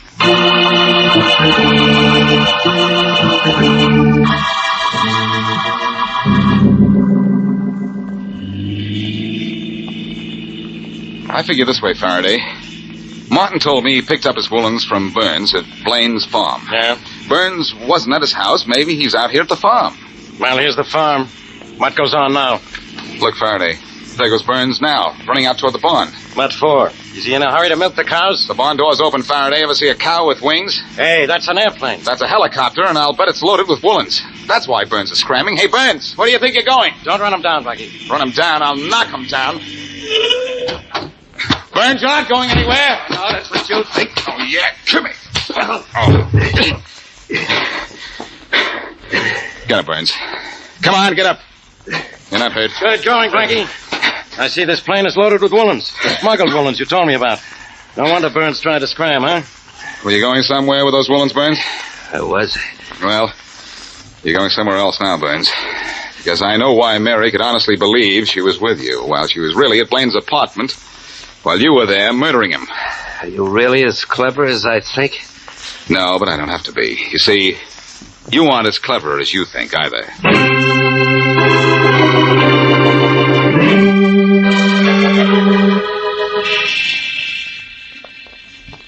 Concentrate, Mary. Concentrate. How can she concentrate, Blackie? She's almost asleep. Then she's all set for what I want to do. Listen to what I tell you now, Mary. How can she hear you? She's asleep. Is she? We'll see. Mary, you left your compact in Inspector Faraday's office. Blackie, what are you talking about? Her compact isn't Quiet, in my... Faraday. Mary, your compact is in Faraday's office. In exactly 1 hour, you will go down and get it. In exactly 1 hour, you will go to Inspector Faraday's office and get your compact. Now I've heard everything, Blackie. And Miss Wesley hasn't heard anything. I tell you she's asleep. We're going down to your office now, Inspector. In exactly 1 hour, you're going to think you're dreaming.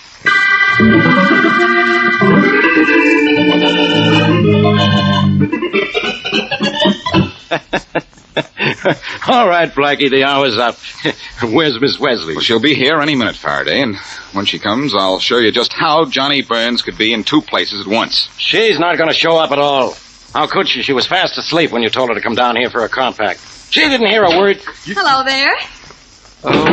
What were you saying, Faraday? Nothing now that she's here. Hi, Miss Wesley. Hi. Sorry to interrupt a conference, but I was under the impression I left my compact here. Anybody see it? Nobody's seen your compact, Mary, but Inspector Faraday has just seen something else. He's seen how I hypnotized you. You what? I hypnotized you in my apartment, Mary. Just as Johnny Burns did in his apartment the night of the party. Wait a minute. Miss Wesley wasn't hypnotized. She was asleep. Faraday, hypnosis is an acknowledged science, and it includes post-hypnotic suggestion. Whatever that is. Well, listen, I'll try to explain it to you. After Burns hypnotized you the night of the party, Mary, he gave you a post-hypnotic suggestion to return there the following night to look for your compact. The compact he then proceeded to take out of your bag. Well, I don't remember anything about being hypnotized by him, Blackie. Of course not. But listen, Mary. Your subconscious mind made you come back to Burns' house the following night, made you come back there and fall asleep when he snapped his fingers or his lighter or said some key word that he had planted while you were under hypnosis. On your second visit to his place, the night of the murder, he put you under.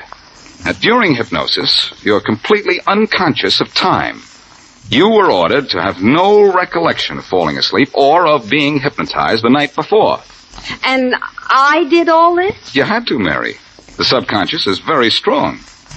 Burns used hypnosis and you as a perfect alibi for his time while he was murdering Blaine. Okay, I heard enough. I'm calling the detention room. It would have been easy for Burns to drive from his house to Blaine's and back in a half hour. And I'm convinced this is the way he tricked Miss Wesley. Yes, Inspector? Sergeant, get me Johnny Burns. Yes, sir? I'll be right in.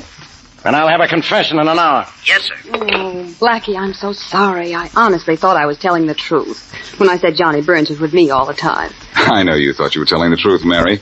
But let this be a lesson to you. Stay away from guys like Johnny Burns. Why? He seemed like such a nice man. Mary, if you were working for me, you know what I'd say about people like Johnny Burns? No, what? Play with Burns and you get fired.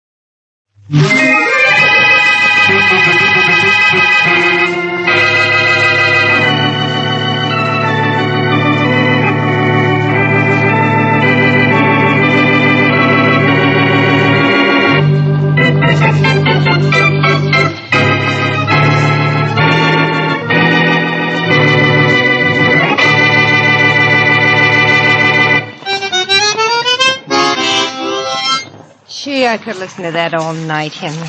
Like, huh? Sal, you play so easy. I've been playing this thing all evening. Well, play it some more. A little.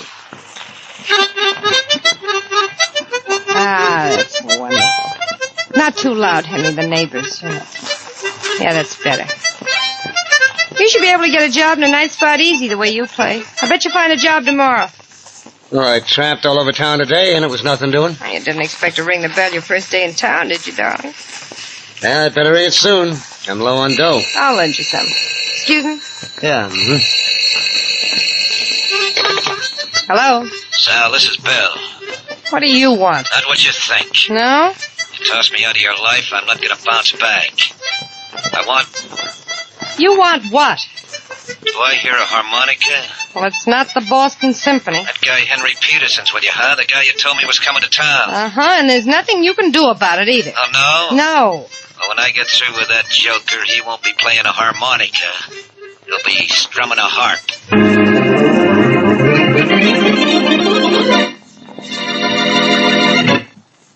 And now on to Dick Calmer as Boston Blackie.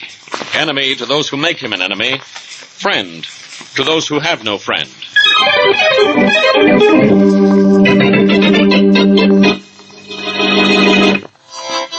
Will you put down that harmonica and listen to me? You don't have anything to say. I don't go with a gal who still has a boyfriend. I heard that phone conversation just now. Bill's nothing to me anymore. You're something to him. Henry, you're going to stay here whether you like it or not. Well, I don't like it. And I'm not staying. You have to. I gave up Bill for you. The day I got your letter about coming here to live, I told Bill it was all off. Well, it's all off with us, too. I know Bill Foster's repping his record, and I don't want to be the reason the cops are looking for him for murder. Henry, if you walk out on me, I'll kill you. What a choice. If I stay, Bill will kill me. If I leave, you kill me. I'll take a chance you won't. So long, Sal. Be a good gal. I'm warning you. You leave and I'll use this on you. Oh, the gal has a gun. My mother never told me which way to duck in a case like this, so I think I'll just duck out. Well, think again, music man. I gave up an awful lot for you. Bill loves me, and Bill's rich. And I turned him down for you, and now that I did, I'm keeping you. Forget it, will you? You and I were a quick thing that just isn't anymore. Go on back to Bill. I'll go back where I came from. So long. Henry, if you walk out on me, I said so long, Sal. Oh, yeah. Here. Here's a little thing to remember me by.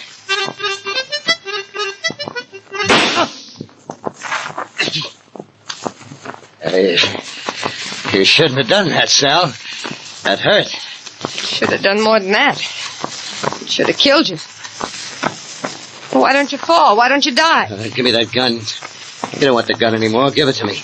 What are you going to do? What I started out to do. Walk out on you. But I'm taking the gun with me. I'm shot bad, but I said I was going out of here. And I meant what I said.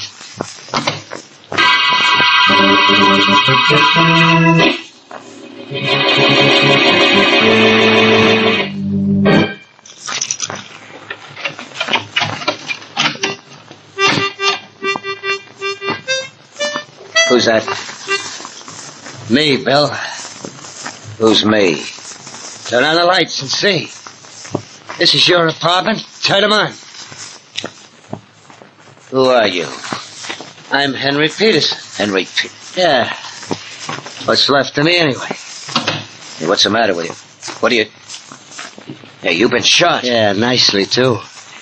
I held on just about as long as I could. Just long enough to make it here. Oh, you idiot. What are you trying to do to me? What's the idea of coming here? I just wanted you to know who did the job. Your pal, Sal. Sal? Yeah. She's a good shot. This is the gun she used. Oh, well, you're dying, you jerk. Now get out of here. I've got a record. If you die here, the police will never believe I didn't kill you. Now, don't frame me, kid. Go on, get out. I'm sorry, Bill. Just don't think I got the time.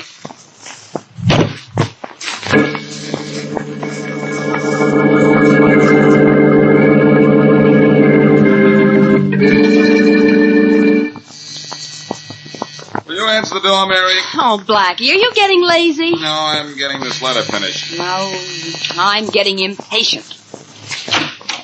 Yes? Is Boston Blackie in? Oh, yes. Well, I'm Yes, Sally miss. Rogers. I'd like to speak to him, please. Yeah, come on in. Thank you. You're Miss Wesley, aren't you? Yeah, I am. How'd you know? I've seen your picture in the papers with Blackie. Oh, Blackie, there's someone here to see you. See me? Mm-hmm. A very pretty girl. Very pretty girl. You said someone, Mary? Blackie, this is Sally Rogers. And something tells me she's in trouble. Are you, Miss Rogers? No, I'm not, Blackie, but I'm afraid Henry Peterson is. Who's Henry Peterson? He's a friend of mine. He's a professional harmonica player. When he left me last night, he said he'd be back this morning, and I haven't heard from him all day. I'm afraid something's happened to him. What, for instance? Well, I was engaged to Bill Foster before I met Henry. Henry was going to see Bill when he left me. In other words, Bill Foster's happened to him, huh? Well... That guy shouldn't happen to anyone. Are you talking about Bill Foster, the racketeer, Miss Rogers? Yes, Miss Wesley, I am. And Bill threatened to do something terrible to Henry. Blackie, will you help me find him? Your boyfriend has been missing less than 24 hours, Miss Rogers. I don't think there's anything to worry about, but if there is, why don't you go to the police? Oh, I'm afraid to because of Bill. He may be watching me. Go to the police, Miss Rogers. And if you're afraid of Foster, ask them to protect you. The police would love to pin a rap on Bill Foster. They'll give you plenty of help. Well, if you think I should. I know you should. And if you're not satisfied with what the police accomplish, come and see me again. Thanks, Blackie. I'll do that. Goodbye. Goodbye. So long.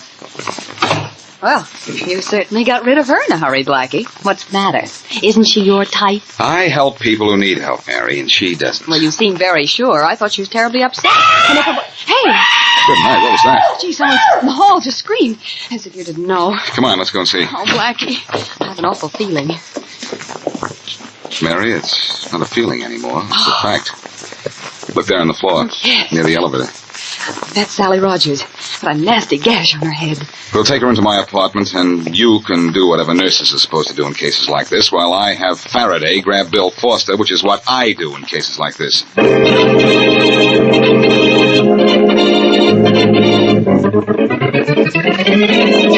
Foster, what did you do with Henry Peterson? Let me handle this, Farraday. Foster, where did you hide Peterson's body? Blackie, I've never even seen the guy in my life. How many times do I have to tell you? We don't want to hear you say that again, Foster. We want the truth. I'm telling the truth. Didn't even know the guy was in town till I called Sal and heard him playing the harmonica. Miss Rogers told Blackie you threatened to kill him. Sure, Inspector, sure I did, but I was just kidding. Some sense of humor. You slugged Miss Rogers outside my apartment, but first you killed Henry Peterson. You did kill Peterson, didn't you? Come in. Inspector Faraday? Yeah, Blaine? Inspector, there's a man out here who wants to see you. Well, who cares? I'm trying to get this guy here to admit he killed Henry Peterson. But the man outside is Henry Peterson. Henry Peterson? And I killed the guy, huh? Yes, you... Send him in here, Blaine. Yes, sir, right away. Come in here, Peterson. The inspector will see you. Well, I think you're about through with me, aren't you, Inspector? Sit down, Foster. I have a hunch there's Inspector, this is Henry Peterson. Come in, Peterson. Thanks, Inspector. What an entrance, what an audience. I understand you think I'm dead. I had reason to believe you were. That'll be all, Blaine. Yes, Inspector, sure. You know this man, Peterson? This one here? Yes, by reputation only. He's Bill Foster, isn't he? I know him all. I understand he's supposed to kill me. Whatever gave anybody that idea? Well, I'm sure I don't know, Henry, but I'm glad you showed up before these guys beat a confession out of me. I'd be here. Peterson, I understand you're new in town. Yeah, just got here yesterday. Came in yesterday. Is there anyone in town who can identify you, that is, besides Sally Rogers? Well, let's see now. No, I don't think so. I haven't seen anyone else. I have my driver's license right here in my wallet. I'll show you that. You look at it, Farraday. Peterson, I understand you play the harmonica. Yes, how'd you know? Sure I play it. Miss Rogers told me. You don't by any chance have a harmonica with you, do you? Yes, certainly. I always carry one right here, sure. Can you play one? Shall I play what you want or what I want? Anything. Well, I don't know that. But how about this?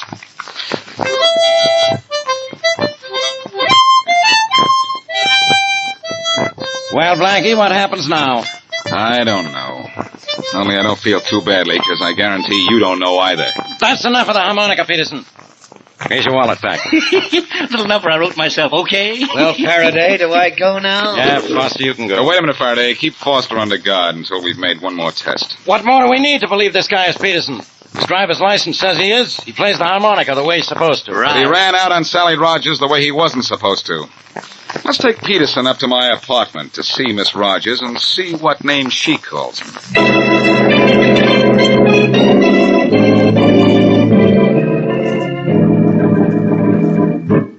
Mary, how's Miss Rogers? Is she all right? Oh, yes, Blackie. The cut on her head wasn't as bad as it looked. She's lying down in the bedroom. She has an awful headache. Yeah, and I'm going to have one. This guy here isn't Peterson. I'm who I say I am. You take me to the sounds. You prove it. Yes, sir. Okay. Let's stop this nonsense. Come on, Farraday. Bring him into the bedroom. I'll show you I'm right. Come on, Peterson. I'm right with you. Drive me back. Miss Rogers, are you awake? What? Oh, Blackie, hello. Miss Rogers, I'm Inspector Farraday of the police. Hello. This man says he's Henry Peterson. Oh, hello, Henry. Where have you been? Sal, baby. Is this Henry Peterson, Miss Rogers? Of course. Henry, what happened to you? Blackie, I don't know why you're standing there with your mouth open. Except maybe it's because this case is closed.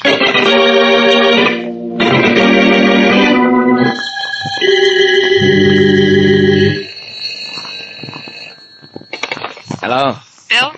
Yeah. This is Sal. They let you out of jail at last, didn't they? Couldn't hold me, Sal, not when I hadn't done anything wrong.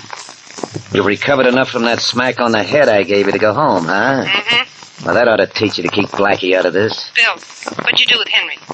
Never mind what I did with him. You did something, I know that. Huh. You think so? I know so. I followed him after he left my apartment. I saw him go to yours. Where is he now? Some place where he won't do either of us any harm. That, bullet of yours finished him, sweetheart. He's dead? Sure. Only if I were you, I'd keep quiet about it. Why? What do I have to be afraid of? He died in your house. And the police will always take my word against yours. Now, look, you. Just because you didn't shoot the guy where he dropped dead right away, I almost got loused up. Now, you keep your mouth shut, or I'll have it closed permanently. You know, I'm pretty sure you would. When they brought your friend to see me at Blackie's, I said he was Henry. I caught on quick, don't you think? Well, stay caught on. We'll go to the chair. Both of us. Don't you worry, darling. This is one time we've not only fooled the police, we've made a fool out of Boston Blackie.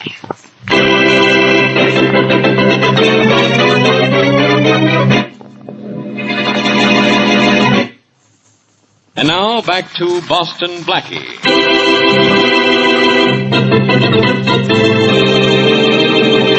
Harmonica-playing Henry Peterson is shot by his girlfriend, Sally Rogers.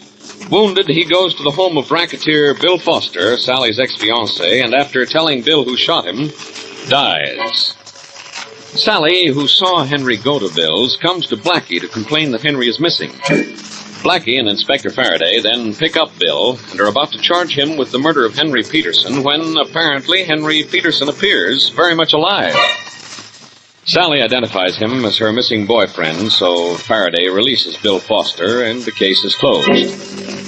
As we return to our story, Blackie, convinced that the real Henry is dead, questions one of Sally's neighbors.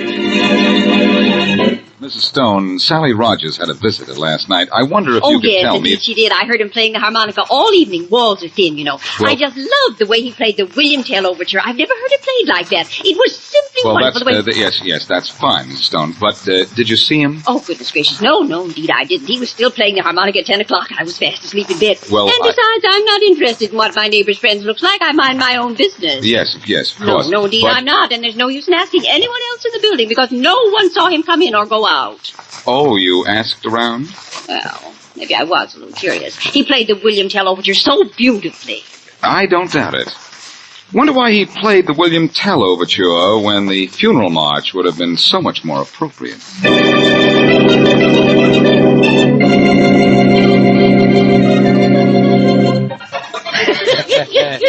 Yeah, Clarence, I'm going to will you this house of mine for what you've done for me. There was nothing to it, Phil. Anybody could have done it with nobody knowing what fool Peterson looked like. Well, it was the way you played that harmonica that convinced Farraday, though, Clarence. Yeah, 3 lessons. Lucky you thought to take it along, huh? I had an idea Sal might tell somebody he played the thing.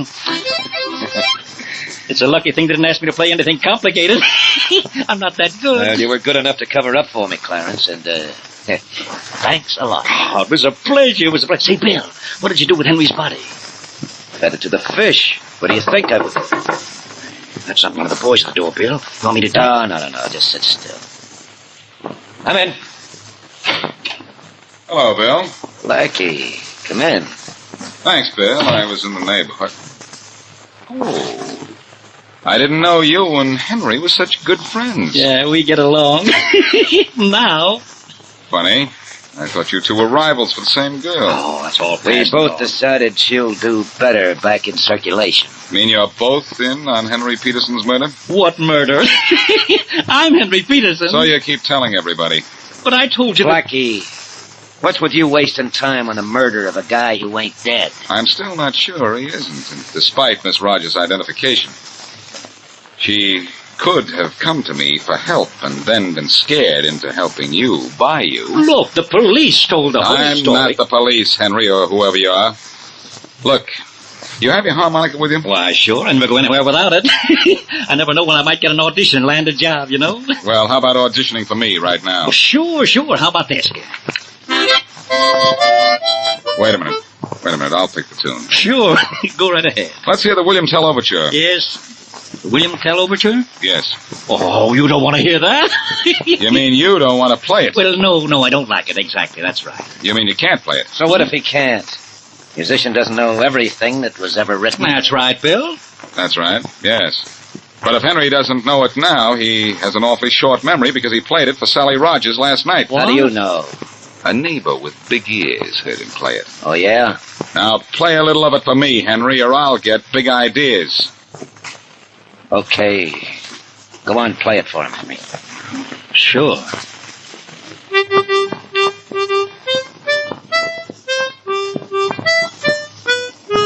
That's not very good, Henry, and you're not Henry. Come here, give me the dough in there, I'll show you. And here's one for you, Blackie. Oh! You walked into that one, Blackie. So it looks like I'm the one that'll walk out of here.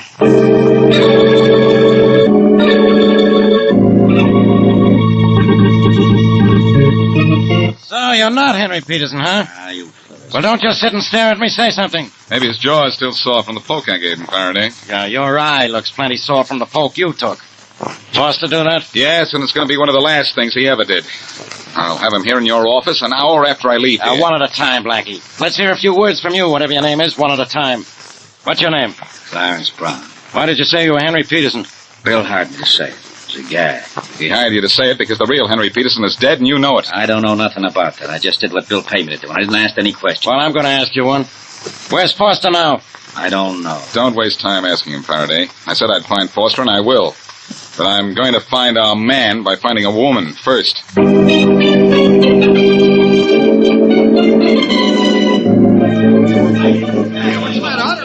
All right now. Quiet. You men are supposed to be detectives. Okay, bring in a killer. And do it fast. I want a guy named Bill Foster brought in here. I want him here tonight. But, Inspector... I don't want to hear any buts. No buts. All you guys have a description of Foster? You know what he looks like from that picture we had made up. Now get him. And get him before Boston Blackie does. You either live up to your jobs as detectives, or if Blackie gets Foster first, you'll never live that down.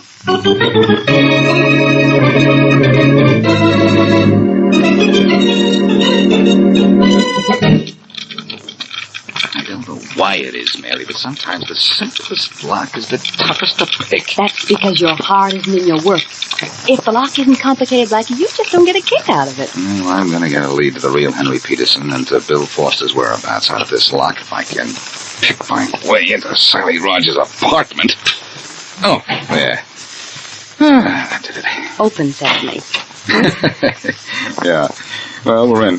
Oh, what are we in for? A long search for nothing? Well, maybe, Mary. But close the door and let's get our work just the same. I don't see what it'll prove if you do find a clue to Peterson here in Miss Rogers' room. She admits he was here. Mary, we don't know what the real Henry Peterson looks like. And I have a hunch a body is going to turn up unidentified very shortly. But that's not as important as finding a lead to Foster. That's what I really want. I wonder what was spilled on the rug over here. Where? Here. This whole end of the rug near the door. Something was either spilled on it, or Miss Rogers got tired of trying to clean the entire thing. That whole end of the rug has just been cleaned, Mary. Yeah. In fact, it's still a little damp from the cleaning fluid. Well, whatever was spilled on it, it certainly made a big stain. Mary, I think the stain on this rug is going to put Henry Peterson's killer in a spot.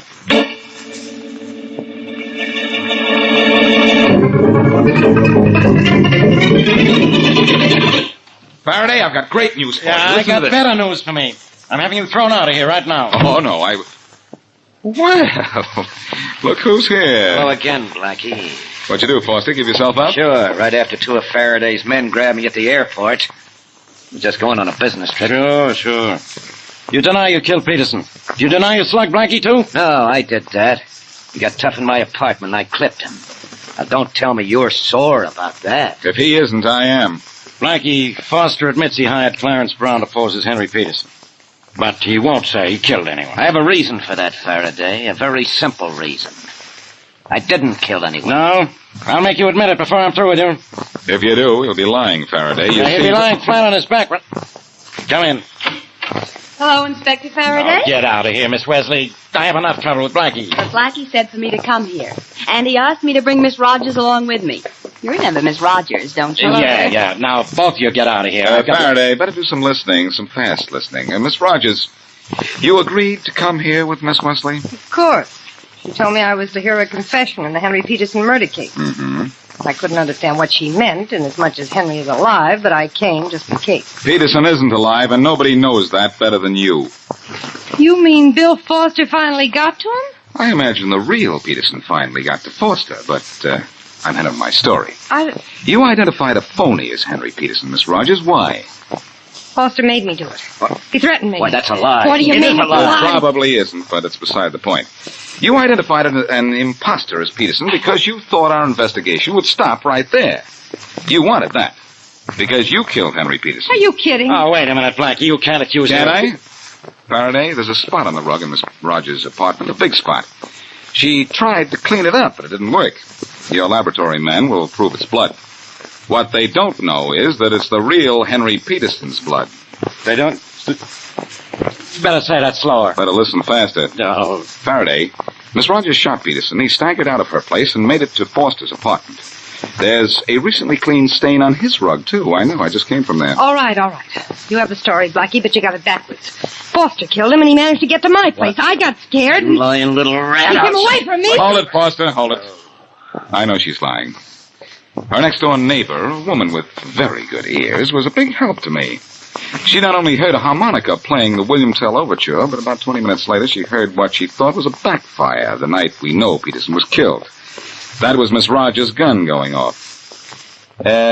Peterson did get to your house, didn't he, Foster? Sure, and he died there. You could see the spot I was in. He came to tell me it was Sal that killed him, and then he died. I had to get rid of the body. The cops would have built a foolproof case against me. He even had the murder gun with him. And he told you that Miss Rogers shot him? Yeah, that's right. He's telling the truth, Faraday. You can grab Sally Rogers. Nobody's going to get me for anything. Where I'm going alone. Grab him,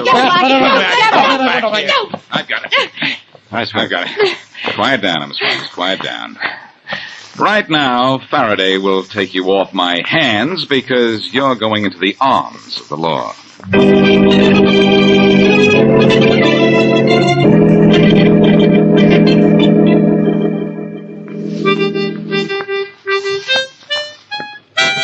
Blackie, do you have to play that harmonica? Mm-hmm. Oh, do you have to play it that badly? Apparently. Blackie, that's the last tune that poor Henry Peterson played, and look what happened to him. And he played it right. Oh, I don't know about that. He ended up on a sour note, too, in the river. Faraday found his body just a little while ago.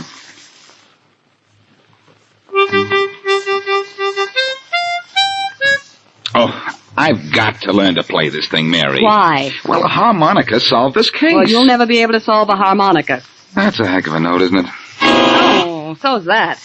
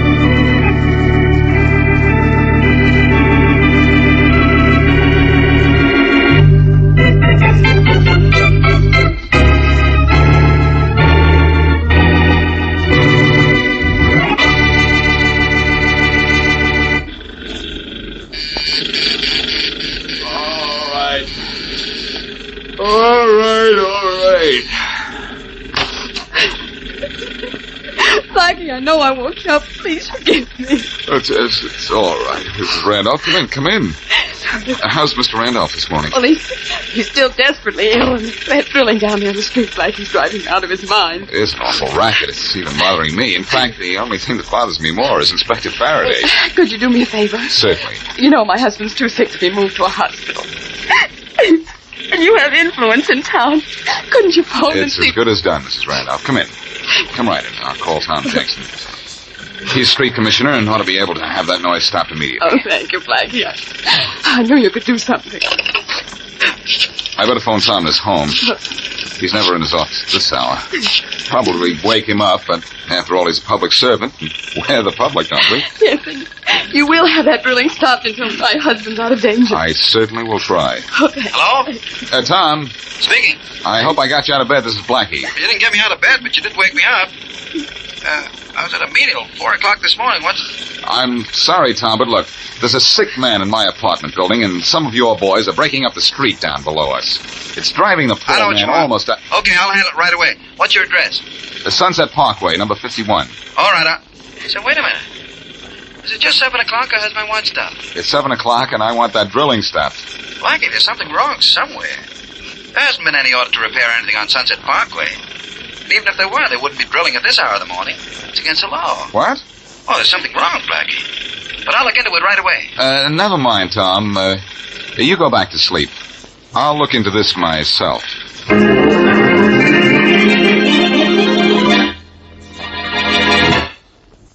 And now back to Dick Calmer as Boston Blackie. Enemy to those who make him an enemy. Friend to those who have no friend.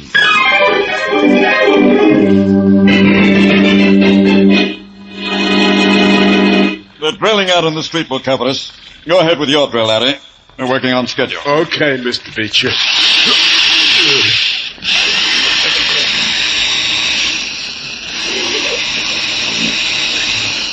Do you think I've drilled into this vault deep enough now, Mr. Beecher? Yes, I think so, Larry. Looks good. How deep is the hole? Well, it's deep enough to be full with a stick of dynamite bigger than the first two I drilled. Well, let's get that dynamite in there. Right. You slide it in. Yeah, Billy, you do. Yeah, sure, Mr. Beecher. Hey, don't push it in so hard, Billy boy. You want us all to be blown up? It has to be detonated before it explodes, Larry. Oh. Got the wires hooked in ready, Billy? Yeah, Mr. Beecher. And let's get way off to the other side of the bank and let it go. Come on, Larry. Unless you want that vault door to fall on top of you. Oh, not me. I'm with you, Mr. Beecher. What time's it, Billy? 7-3, Mr. Beecher. Yeah, We're right 7. on time. Blast off. Yeah, let's see it blowed out, Billy boy. All right. Here it goes.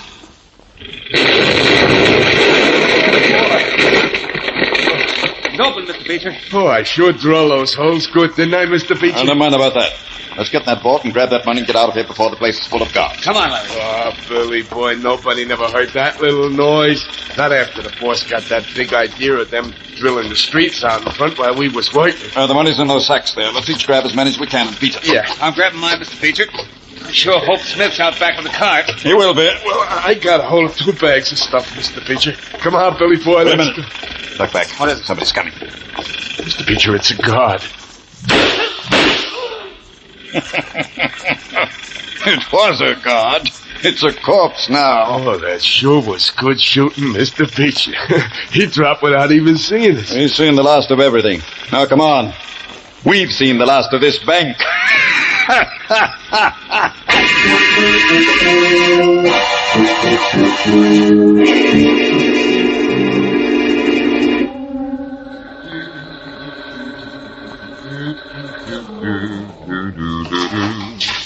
Good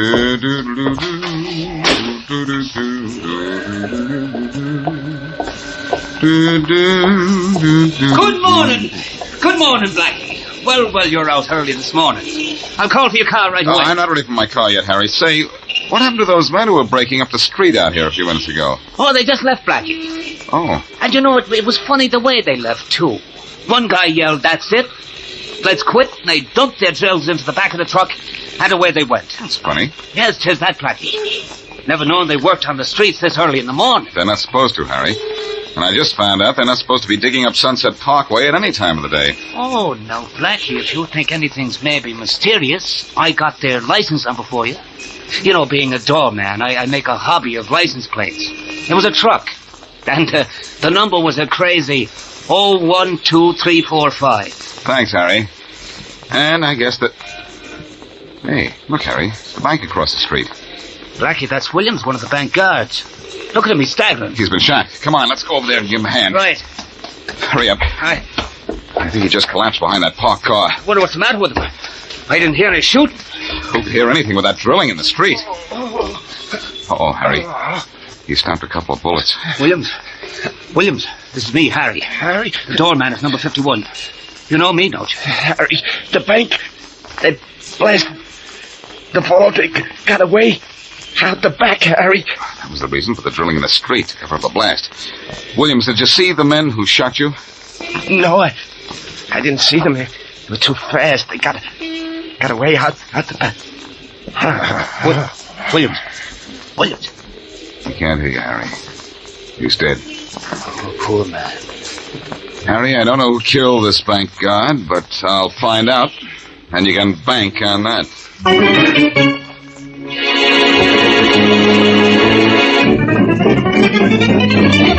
Blackie, get out of my office. Don't you ever get tired of saying that, Farraday? The only thing I get tired of is you. Well, then it's time you retired or got smart or something and listened to me. I've been trying to tell you something. I know. You're trying to tell me my business. Oh, won't be how to run it. The Parkway Bank was robbed this morning and a guard was killed. I know the Parkway Bank was robbed this morning and a guard was killed. You didn't tell me that. No, but I told you the license plate on that street commission truck parked in front of the bank is a clue to the killers. You must be slipping, Blackie. Haven't you ever heard of phony plates? Yes, but these plates weren't phony. They were too distinctive. All right, so they were distinctive. So what? So those plates will lead us to the truck, and that truck will lead us to whoever stole it. And I think it was stolen by someone who works for the street commission. Isn't it enough to have you mixed up in this? You want to mix me up, too? You don't need any help in being mixed up. Yeah? It's not my fault they robbed a bank across the street from where I live. And don't say I was in on the robbery, because my own money was in that bank. So you couldn't wait for the bank to open? You made a withdrawal, maybe? Only you added on your own interest. Look, never mind trying to be funny, will you? Let's go after someone on the street commission and see if we I'm can... sorry to disappoint you, Blackie. But last night, the only man on the street commission who had access to that truck reported it stolen. Now, what do you think of that? Well, I don't know what to think. What was his name? You don't know how to think. His name is John Manders. John Manders, huh? Well, in that case, I'm going down to the street commission workshop and see a Manders about a murder.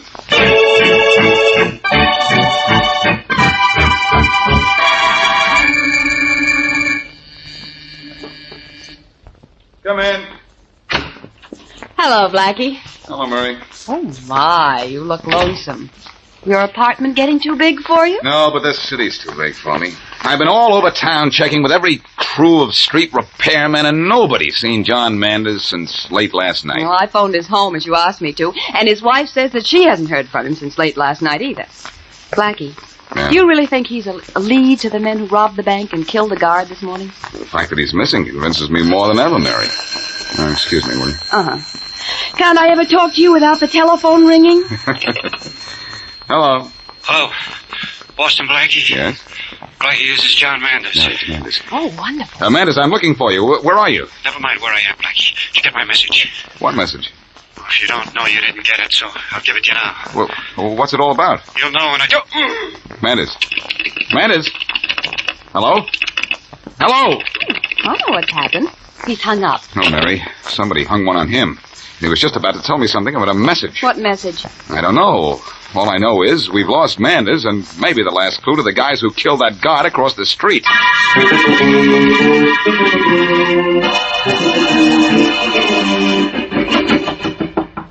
Billy, that ought to be Larry bringing Manders in. Go open the door. Right, Mr. Bishop.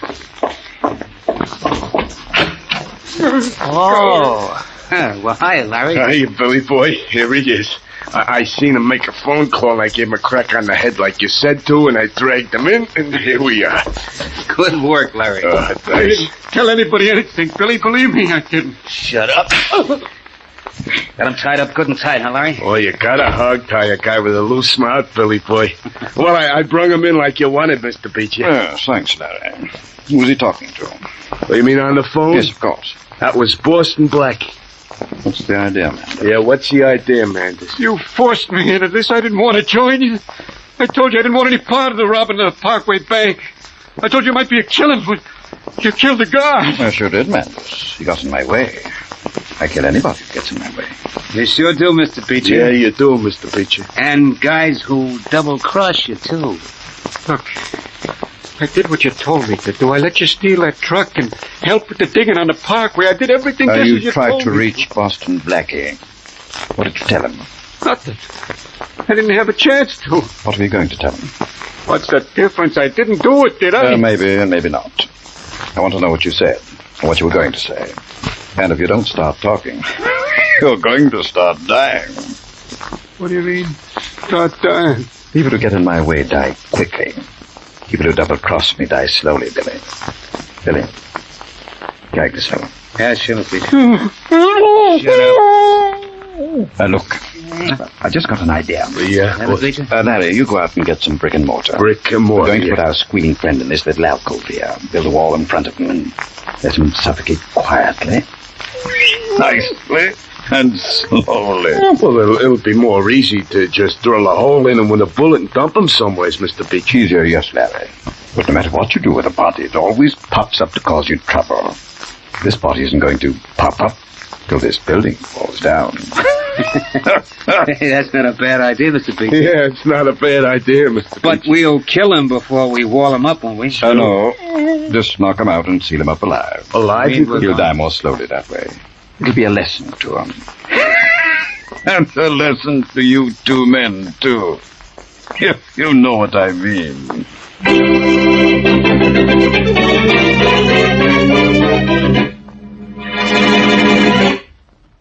And now back to Boston Blackie.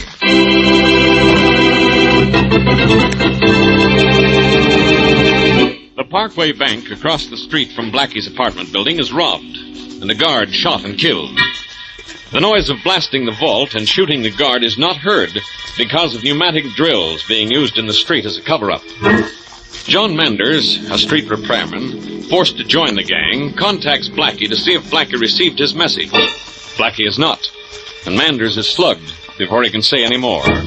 Later, he is bound and gagged and sealed behind a brick wall and left to die of suffocation.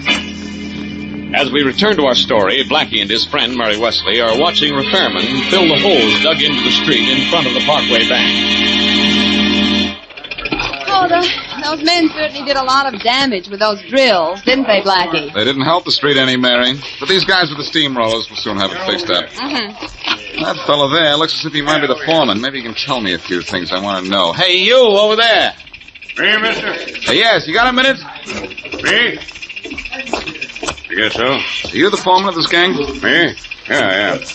Maybe you know a man by the name of Manders. John Manders? He was the foreman of a crew like this. Sure, I know, John. How well? Me? Oh, yeah. He's in trouble, you know. He's disappeared. That's all I hear. Was he asking for trouble? I mean, do you know whether or not he was kicking around with any tough characters? John wasn't the finest fellow in the department. Family man, loved his kids, took his pay home every Friday without even opening the envelope. Well, was he in debt, or do you think he was in any other kind of trouble at all? Me? Never saw John do anything or speak to no one and get him into trouble. Fine man, John. Mighty sorry to hear he's in a jam. Boss! Hey, boss! Yeah, Sam? We got the street repaired okay, except for a few lines in the pavement off to one side of where the big damage was. Yeah, I saw those lines. Let them go. First heavy traffic or hot day will smooth them out okay. That's what I figured, too. All right, man, let's pick up and get out of here. Anything else you want to know about John, mister? No, thanks. You've been a big help already. Me? Glad to be of service anytime, mister. All right, boys, let's get going. Get that equipment in the truck and get out of here. Well, Blackie, you learned a lot, didn't you? I learned a lot about how to repair streets, but nothing about how to find John Manders and those killers. Well, the street certainly looks smooth, doesn't it? Yes, it does, but believe me, Mary, this case is awful rough.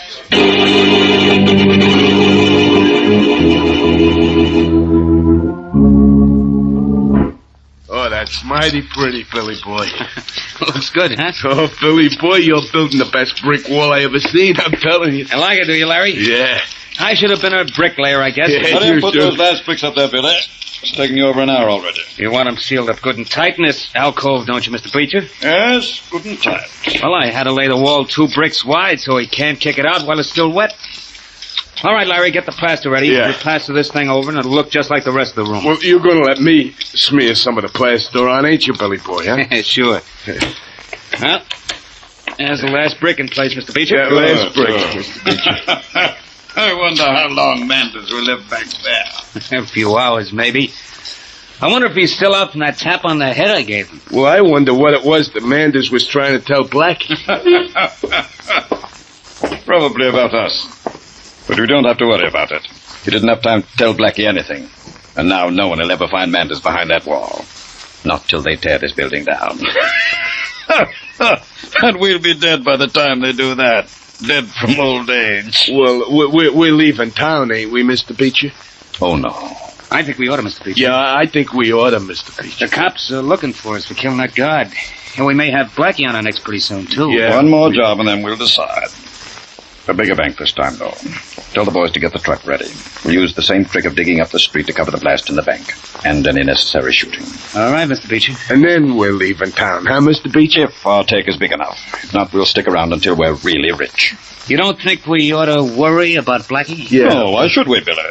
Manders never told him anything. In a couple of hours, Manders won't ever be able to tell anybody anything.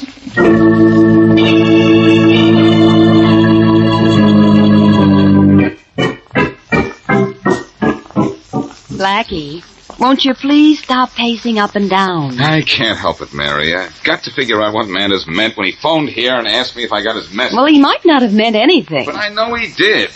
He was about to tell me what it was when he got slugged. Well, stop pacing, Blackie. Come here to the window. It's going to be a beautiful sunset. It's going to be a beautiful crime wave in this town if I can't find that gang.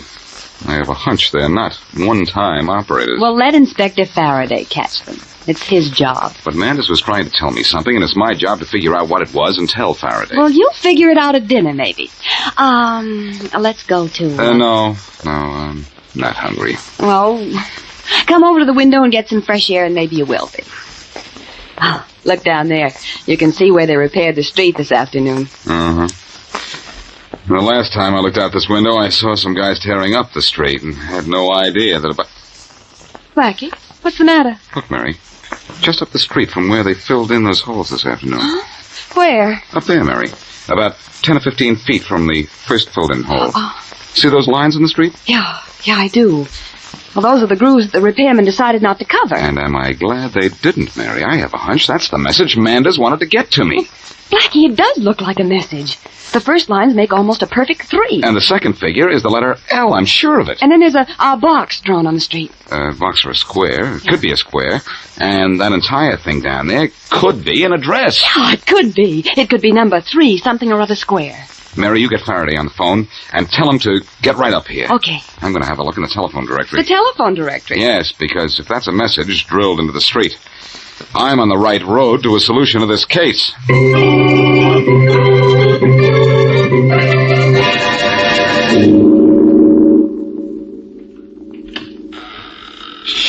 Farraday, can't you even open a door without making a noise? What do you want me to do, Blackie? Carry an oil can with me in case of rusty hinges? I think we're walking into an empty house anyhow. This is number 3 Lincoln Square, the only address that fits that 3L Square message on the street in front of my building.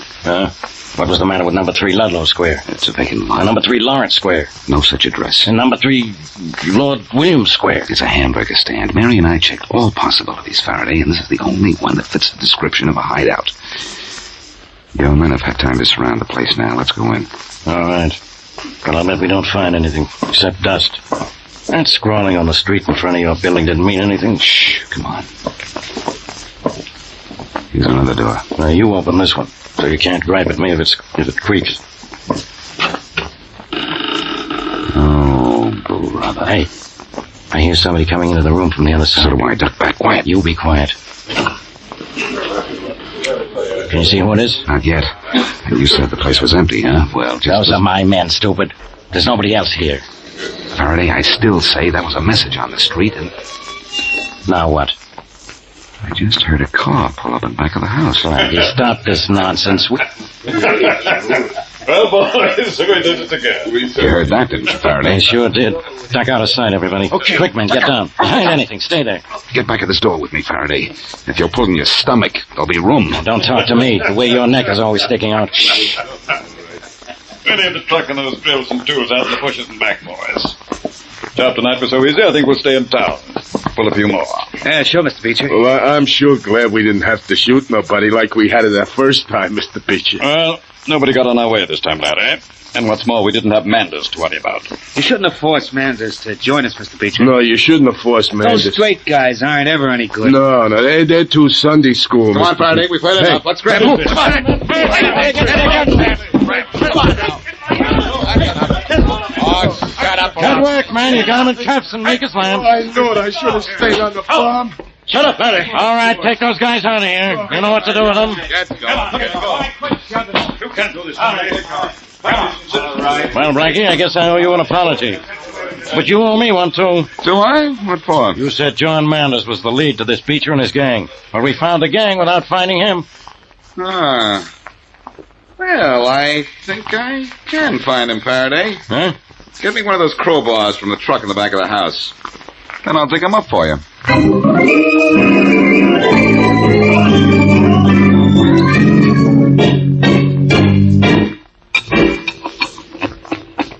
Blackie, what makes you think you'll find something behind this wall? The fresh plaster on it, Faraday. This part of the wall has just been built. I think it hides a closet or an alcove. Oh, you're out of your mind.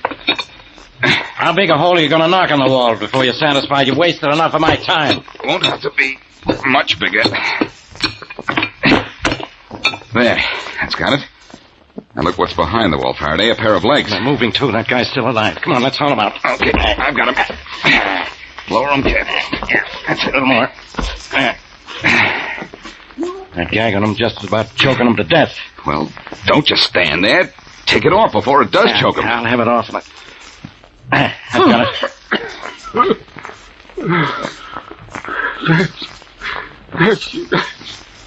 Thanks a lot.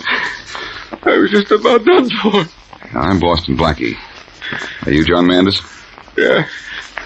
You got my message? I sure did. The Beecher and his mob almost got you first. What were you doing mixed up in this mob, Manders? I was forced into it. They said they'd kill my kids if I didn't go along with them. Sit up, Manders. I'll untie your hands. Thanks. That story doesn't make much sense, Manders. Why did they run the risk of taking a stranger into the gang? The trick was to tear up the street in front of the bank. They were blasting. They wanted a regular crewman on the job to show his credentials in case someone from the street commission came along. That makes good sense, Faraday.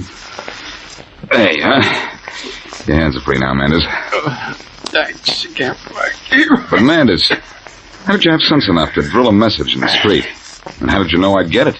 Well, I didn't know what to do about tipping the police, Blackie, till I saw where we were pulling the job. Then I knew it was in front of your apartment. I remembered reading your address in the papers, and I got the idea for the message. Well, it was a good idea, too. It saves your own life. You'll have to come down to headquarters with me. I have to file a technical charge against you. Right. Well, Manders, thanks to the fact that I can read and you can write, everything for Beecher and his gang turned out all wrong.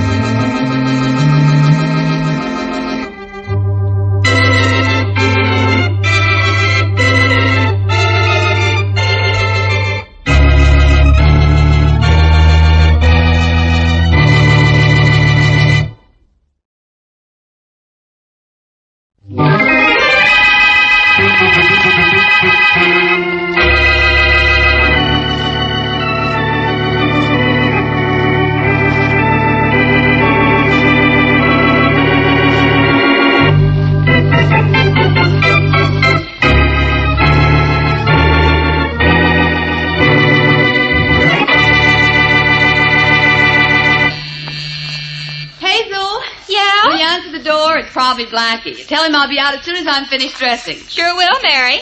I hope it is your friend, Blackie. I'm dying to meet him. A lot of people have to die before he shows up. Coming.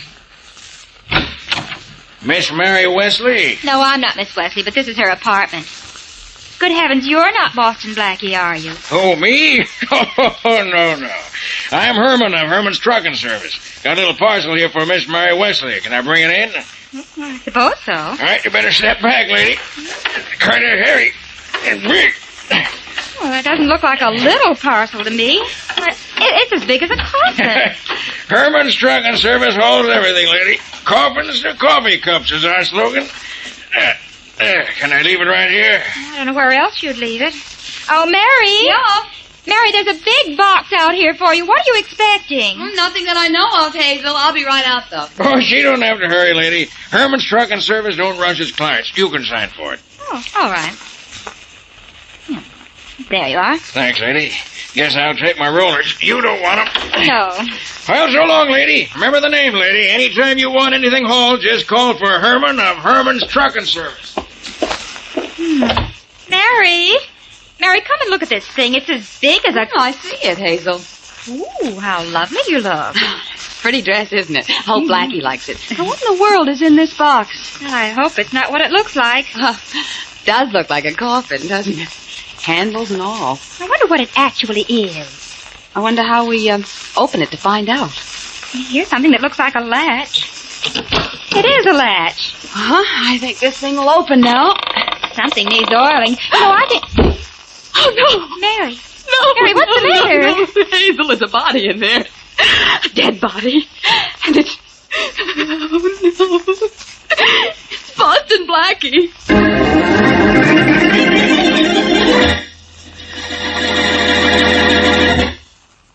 And now on to Dick Calmer as Boston Blackie. If he's still alive. Enemy to those who make him an enemy. Friend to those who have no friend.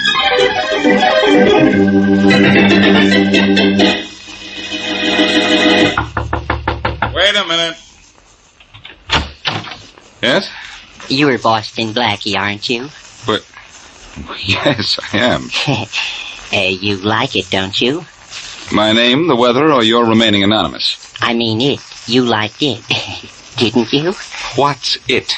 It is what I sent Miss Mary Wesley this morning. I'm Percy Wayne of the Wayne Wax Museum. May I come in? Well, that's the first question you've asked, but I can answer. Sure, come in. Thank you.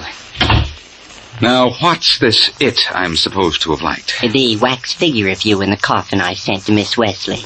The what of what? She must have thought it was really you in that coffin, too. But you must be slightly out of your mind. If you have a mind to be out of... Oh, please, don't phone the police. I can explain everything. Well, I'm not calling the police. I'm calling Mary Wesley. Must have frightened her to death. Yes, I imagine I did. What's the idea?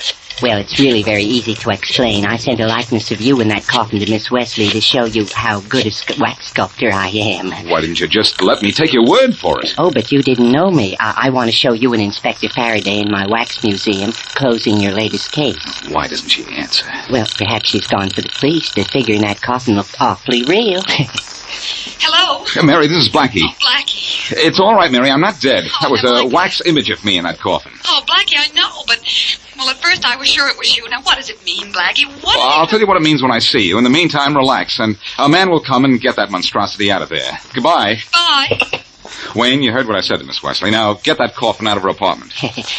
She thought it was really you, didn't she? Yes, she did. It's a fine joke. Now, go get that thing out of her apartment and fast. Well, right away, Blackie, but may I use you in my museum? I'm just opening it, and I want to show all the famous local crime breakers and police and criminals. Sure, I don't care. Just get out of here and get that wax morgue piece out of Mary's apartment. Oh, right away, Blackie, right away, and thank you very much. Goodbye. Goodbye. Now what? Never a dull moment at the club, Blackie. I better answer that. Some people have some sense of humor. Hello? Blackie, this is Farraday. What are you so proud of? That you remember your name? Don't work on me, Blackie. This is no social call. A wax figure of me was delivered to my office a little while ago with a note on it telling me to contact you about it. Now, what's the idea, Blackie? It isn't my idea, pal. A man named Percy Wayne wants to include you among the famous figures in his wax museum. Oh, he does, huh? Famous figures, huh? And they want me? Sure, they're going to display you as a dummy. Very consistent, I'd say.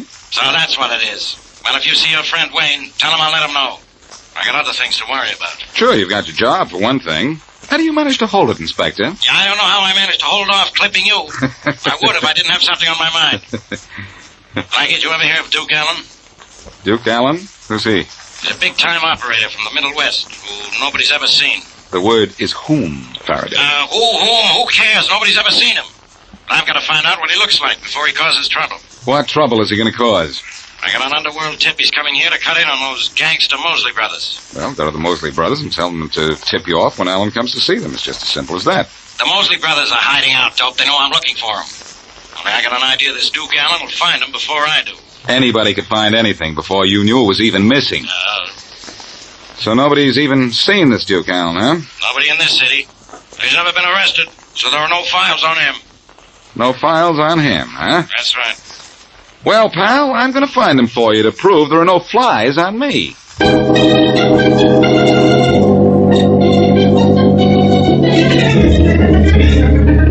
You'll kick through with that $1,000, Mrs. Brighton. You're going to be an awfully sorry lady. But I don't have $1,000, Mr. Mosley. Well, then get it and get it fast.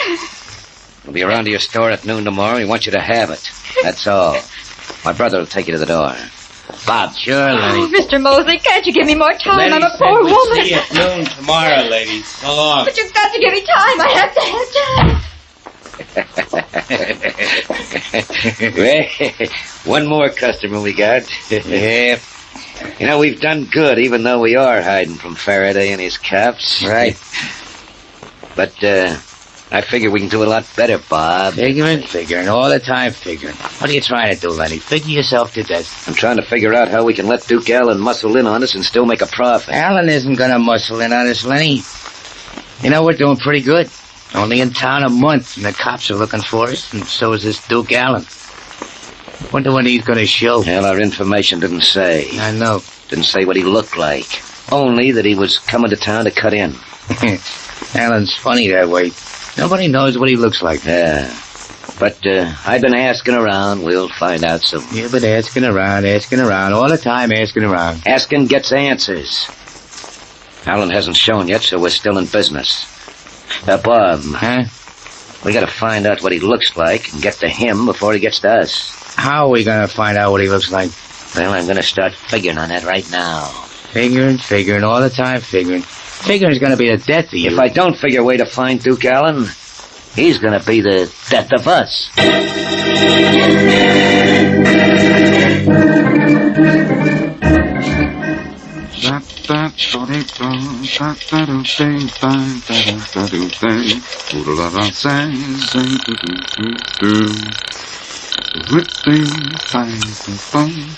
Wayne Wax Museum. Percy Wayne speaking. Mr. Wayne, this is Boston Blackie. Oh, hello, Blackie. I have the figures of you and Inspector Farraday on display already. Are you coming down to see yourself? Not right away. Oh. Look, Wayne, do you have a wax figure of Duke Allen in your museum? Duke Allen? Yes, I do. Is it the Duke Allen, I mean? Well, yes. No one's supposed to know what he looks like. Well, I do, though. I met him in Kansas City once and even shook hands with him. Brave of me, wasn't it? Well, Allen hasn't killed everyone he's met. What? Is the figure of Allen on display? Oh, yes, it's one of my favorites. You ought to come down to see it. It's my best effort. Well, I'm not interested in seeing it right now. Oh, dear, I thought I'd have a visitor. I've been open all day and I haven't had one customer. Well, I'm going to run an ad in the newspapers for you, saying you're displaying a figure of Duke Allen. And believe me, you'll have customers, at least 2 paying customers, dropping in for a payoff.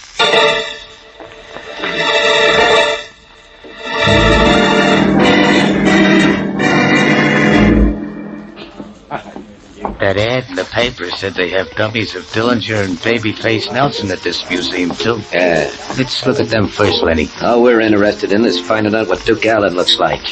Now quit wandering around, Bob, and do some serious looking. We haven't much time. Hurrying, all the time hurrying. I'm trying to get somewhere fast. Hey, here's Duke Allen. Yeah. Yeah, see? That's what the sign says. I can read. Now, quick, take a picture of the dummy. I don't want to have to spot this guy from memory, and don't let anybody see you. Don't worry, I got my camera under my hat. Go ahead, then. Make it fast. It's all set to go. Atta boy. There. We got Allen's picture. Now what? Now we develop the picture, find him, and knock him off before he gets to us. Knock him off, huh? A pleasure, Lenny. Yeah, but it's gonna be all mine. Now, come on, let's get out of here. Get that picture developed. How long do you think it'll take us to find him? Not long. Carry his picture round.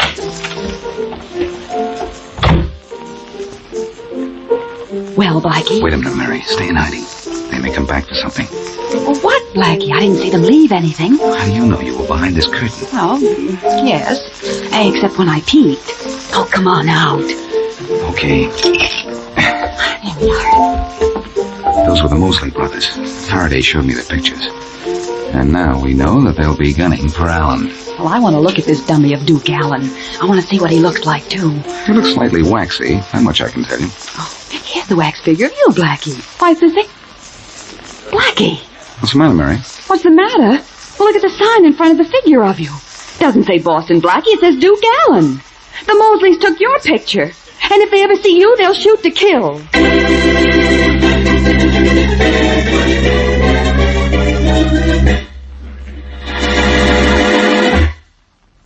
And now back to Boston Blackie.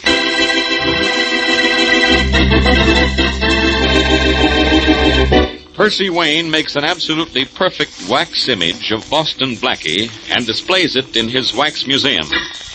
Also in the museum are the figures of other famous crime fighters and detectives and scores of famous criminals of the past and present. Duke Allen, Midwest racketeer, is coming to town to take over from the Mosley brothers, local racket bosses. No one knows what Allen looks like. That is, no one but Percy Wayne, who has a wax figure of him in his museum. The Mosley brothers learn this, come to the museum, take a photograph of the figure marked Duke Allen, and then set out to find and kill him. What they don't know, however, is that the figure marked Duke Allen is actually that of Boston Blackie. As we return to our story, the Mosley brothers are in their hideout as the telephone rings. Hello? Hello, is this one of the Mosley brothers? Who wants to know? I do. This is Duke Allen. Duke Allen? Surprised I found you. Yeah. Who is this, Lenny or Bob? Is it Lenny? Hiya, Lenny. Hiya. I'm coming up to see you with Bob. How'd you know where to find us? I got ways of finding out a lot of things. I found out you and Bob are doing so good, I think I ought to cut in. Or maybe take over. Bob and I aren't cutting anybody in. Maybe we might cut you up a little, but not in. That's kind of tough talk. Yeah, I know. I'll soften you and your brother up. I can find you. You can't find me. You don't know what I look like or even where I am. Think we don't know what you look like, huh? That's right. That's wrong. We know where you are, too. So you say. Well, just to prove it to you, and just to prove we're a little tougher to deal with than you think, I'll phone you back as soon as my brother comes in. You will, huh? You really think you know where I am? Where you are and what you look like. Only try to cut in on us, Duke, and I'll hate to tell you what you look like.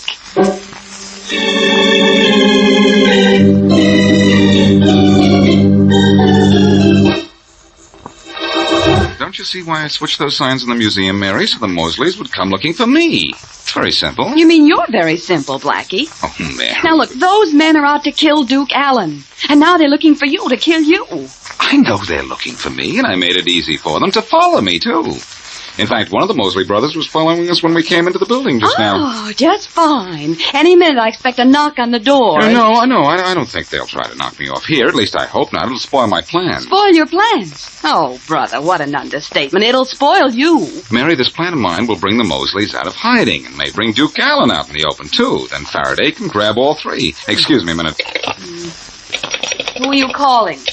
The police, I hope. No, just downstairs to have a little chat. Yes? Harry, don't forget. If anyone phones for Duke Allen, give me the call. No one's called for him so far, Blackie. But I'll ring you if anyone does. Thanks. I don't think the Mosley brothers will phone, Blackie. They'll just come up here They'll and... have to phone first, Mary. I know I was followed to this building, but they don't know which apartment I'm in. And besides, my theory is they'll invite me to meet them somewhere for a conference. Mm-hmm. And I can guess what kind of a conference, too. Hello, Blackie. Bang, bang. Goodbye, Blackie. Oh, I think they'll give me a little better break than that. Well, I wish you'd give yourself a break and ask for police protection. What? And be obligated to Farraday for the rest of my life? The rest of your life is going to be rest in peace. If you don't forget this nonsense. It's too late to forget it now. And besides, it isn't nonsense. I want to get the Mosley brothers for Farraday. Oh, the things you do for Farraday. And the way you talk to each other when you meet. Oh, you think you were the worst enemies in the world. I don't get it. You know how fond I am of that old guy. Well, maybe this is that call I want. And the one I don't want. Hello? Let me speak to Duke Allen. Speaking. Hello, Duke. Hey. Hey, your voice sounds different. I got a surprise for you. This is Lenny Mosley. Well, Lenny Mosley, you don't say. I did say I'd call you back, so I'm doing it. You surprised? Yeah, I am. Didn't think I knew where you were, did you? I guess you're a pretty smart guy. Yeah. I want to see you because I'm taking over, Lenny. All by myself, too. Maybe we can make a deal. I run things all by myself. That can be kind of lonesome, Duke. Now look, I got a proposition to offer you where maybe we can all be happy, nobody will get hurt. Proposition, huh? Let's hear it. No, not over the phone, Duke. Meet us somewhere, huh? You're in the place. We don't want any ears in the wall. That's right. How about the storeroom in the old warehouse on Lyons Road? That's easy to find. Okay, what time? 8 tonight. We'll be waiting for you. I know. I'll be there. So long. Well, Mary, that does it. What funeral parlor do I phone? Do you have any preference? I prefer right now not to think about that, Mary. I'm going to call Farraday, and at 8 o'clock tonight, he and I are going to make the warehouse the house where we grabbed the Mosley brothers.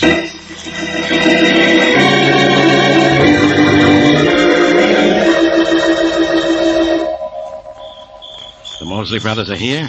You're nuts, Blackie. There's nobody in that warehouse. What do you say that, Farraday? Just because it's dark in there?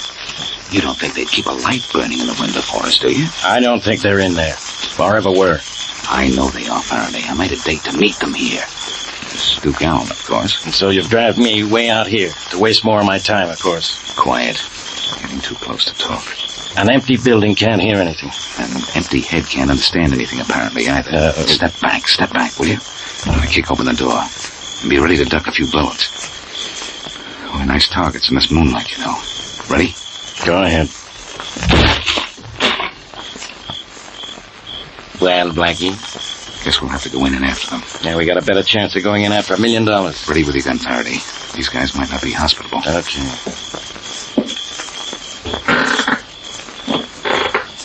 Farraday, this floor sounds like your shoes. They may be behind that door there. I can see behind the door. It's nothing but wall. There's no one here. That's funny. Ha. I'm hysterical. Genius, aren't you, Blackie? Kind of a semi-pro genius right now. Wait till I put this light on. Turn it off. I can see you, and I'd rather not. Faraday, that light bulb was warm when I touched it. Now he's taking the temperature of electric lights. Come on, stupid. Let's get out of this joint. Wait a minute. Huh? The Mosleys kept their date here. I'm sure of it. I wonder what made them leave. Who cares? I wonder what I'm doing here in a warehouse with a bunch of old newspapers and a young idiot. I'm just looking at one of those newspapers. Take a peek at the one on top here. It's from last July. Huh? Our pictures are on the front page in that Jeff Martin case. Now, don't remind me of it. I still say my idea... Faraday, I've got it. The Mosleys were here, but they left when they saw this picture of me in the paper. They knew then that I'd tricked them into thinking that I was Duke Allen, so they scrammed. Hey, that's right. And I know right where the Mosleys went from here, too, to the museum. They still have to get a picture of Duke.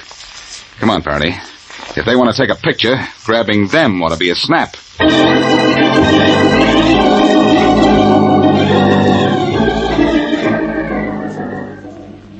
Lenny. Yeah? You think they have statues of us in the museum by now? No, how should I know, Bob? Well, let's go in and see. I feel neglected.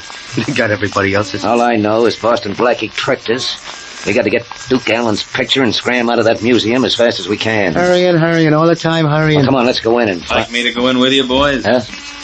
Who are you? Maybe the guy wasn't talking to us, Lenny. Oh, yes, I was, Bob. Allow me to introduce myself, boys, in person this time. I'm Duke Allen. Huh? Duke? Surprised? Yeah. Come on, walk down the alley with me so we can talk. Yeah, sure. What are you doing here, Duke? Gonna look in the museum to see if you can find statues of us? I don't need any wax dummies to tell me what you boys look like. All I needed was a few connections, not suppose... Hey, Lenny, he's got a gun. Also got a knife in his neck. Lenny, hold fast. Yeah, and it was a pleasure, too. But quick, let's pick him up, dump him in the back of our car before somebody comes along. Okay, that's it. I got his legs. What are we gonna do when we get him in the car, Lenny? I don't know yet. I'm just figuring. Figuring. All the time figuring. Now, hold him with one hand, open the car door. Okay. Good. Now, 1, 2, 3, and in. That's it. All right, quick, close that door. Somebody's coming down the street. Okay. Nobody can see him in there. What are we gonna do? Leave him there and scram? No, we'll drive him around town for a few hours till the museum closes. Then I'll figure out how to get rid of the body and Boston Blackie, too.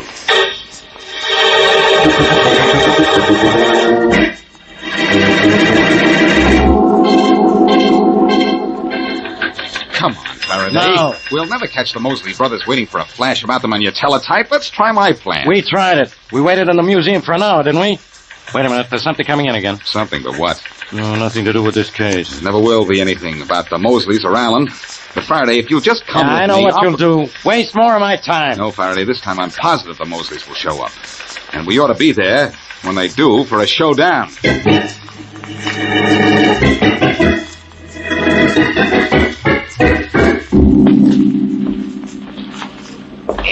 This museum's sure a spooky place in the dark, Lenny. These figures look like ghosts. Yeah, you're just self-conscious, Bob. The only ghost material in here's that body you're dragging. Now bring it down this way. I found the dummy marked Duke Allen, and it's a real one this time. Okay. Be glad to get rid of this. The dead guy's heavy. Well, a wax dummy isn't. A wax dummy's a lot easier to get rid of than a dead body. The body will be found here, though, Lenny. Not for a while. People think it's a pretty lifelike dummy at Duke Allen for a day or two, maybe. Yeah. It's a cute trick, I think. Would have been plenty cute trying to bring him in here when the place was open. And it wasn't cute driving a dead body around town waiting for this joint to close. You shouldn't have killed him as soon as you did, Lenny. Well, it was him or us, Bob. I lay him on the floor and I'll get that wax dummy of his out of the way. Okay. Well, come on. Hey. Huh? Look behind us, Lenny. Isn't that something? In what something? The figures behind us. The sign says Inspector Farraday and Boston Blackie. Each one with a gun in his hand. Look real, almost. You're too real. They give me the creeps. I'm starting to worry. Worrying, all the time worrying. That's just... Hey, Lenny. Yeah? Those wax dummies behind us just moved. Oh, you're crazy. Not crazy, Mosley, and you're not either. You're out!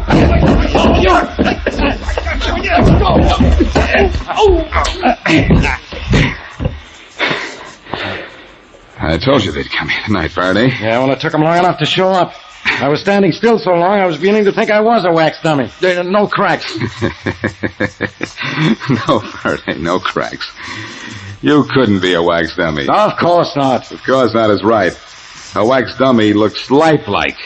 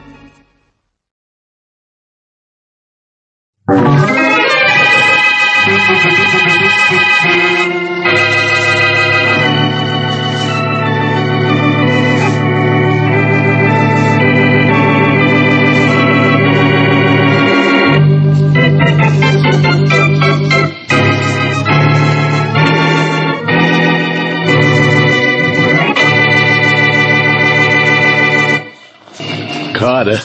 Yeah? I feel a hunk of poetry coming on. Well, let it go right by, will you, Joe? Oh, I can't. I got poetry in my soul, I guess. Oh. Get this, Carter. Here I lie on a rooftop high, waiting till I see a guy come out of City Hall across the street, and then I'll plug him nice and neat. It smells. How do you want it, with music? Yeah, loud music. Loud enough to drown it out. I sure wish His Honor and company would trace out of City Hall, though. Getting sore elbows lying up here on this roof. Oh, they'll be out pretty soon. All of them will. That meeting in the mayor's office was supposed to be over at noon. It's 1:15 already. Got your rifle set? And ready. You? My fingers itchier than poison ivy. Oh, Carter, I feel a hunk of poetry coming out. I think this is the last job we'll do together. Now shut up, will you? The rooftop is no place for poetry. It's a nice place for a sunbed, though, huh? What? I like to lie in the blazing sun until on one side I am done. What? And then I flip on my other side and tan the rest of my little hide. Oh, huh? brother, somebody should have tanned your hide a long time ago. Your stuff gets worse every time. Well, how do you want it? With a choir? Yeah, a choir of angels hoisting you into heaven. Oh, Carter. Now check the side of that rifle. All right. You've never used one of these telescopic jobs before? Listen, I'll be able to ping this guy with my eyes closed. Hey, Carter. Yes? There's the mayor. Yeah. Got guys with him, too. Easy. Wait till our man's in the clear. Yeah, they're bunched up like a clump of grapes. Wait. What for? A cinch from here. Wait, I said. Hey, they're splitting up at the bottom of the steps. Only one guy near him. Wait. Now.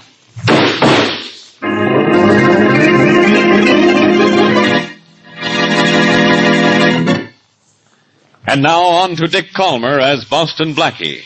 Enemy to those who make him an enemy. Friend to those who have no friend.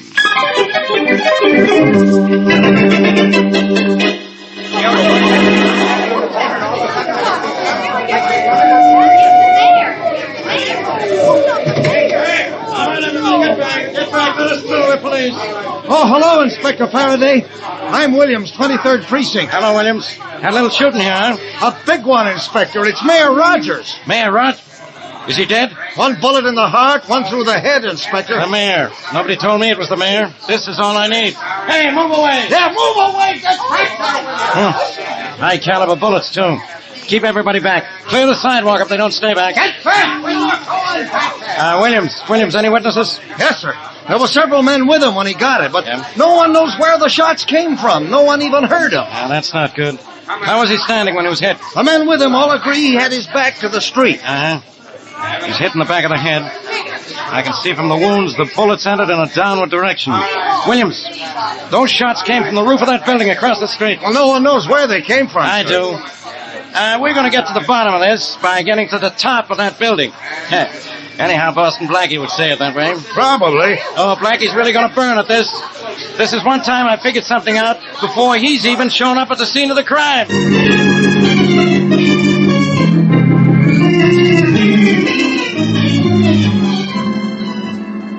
Mary, I told you if we came up to the roof of this building, we'd find where those shots were fired from.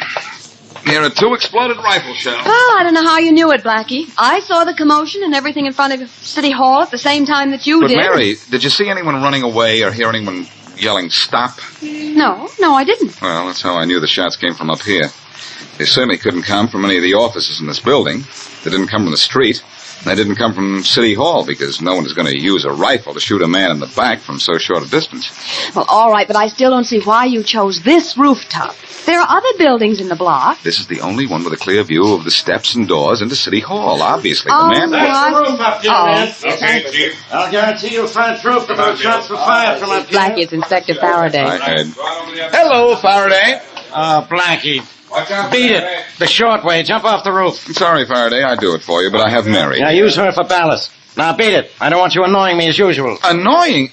Well, now, how can you say that? How can I... I'm admiring the view of the city. Of course, I've also figured that this is the place from which Mayor Rogers was shot. So you figure that, too? Of course. Mayor Rogers was shot from up here. Here are 2 exploded rifle shells, 30 caliber. I'm surprised you're here, but congratulations. You're almost as smart as I am. You're smart, huh? Just because you know those shots came from up here. Well, what help is that? Doesn't prove who murdered Rogers, so why? Find out why someone would want to kill the mayor, and you'll have the someone who killed him, Farraday. And if you need any help, call on someone like me.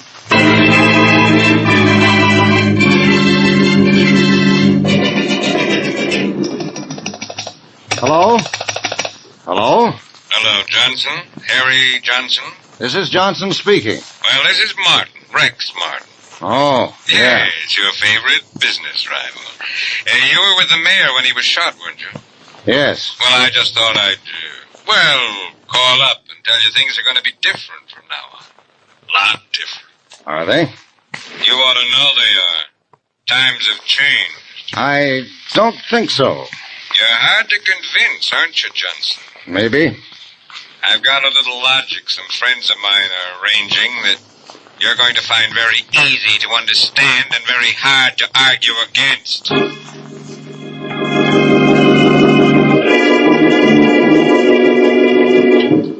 Harry, I wish you'd let me fix you something to eat. You didn't touch your dinner. I'm sorry, Anne.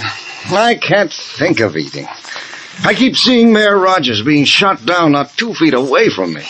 And that phone call I got from Rex Martin today... I know, darling. I know you're terribly upset about the mayor, but think, darling, it might have been you. I almost wish it had been. Oh, maybe it's the weather that's making you so depressed. It's cleared now, but we practically had a cloudburst until an hour ago, and you know how low you get when it rains. Don't look for excuses for me, darling. I'll be all right if I... Oh, will you answer the door, dear, please? I'm going out in the backyard a minute. All right. I hope this isn't company, Anne. I just couldn't face anyone tonight. If it's company, I'll be back to see to it that they won't stay long. Thanks. Yes? Are you Harry Johnson? Yes? Well, we got something for you, Johnson. What? A present? How do you want it? With mustard and piccalilli?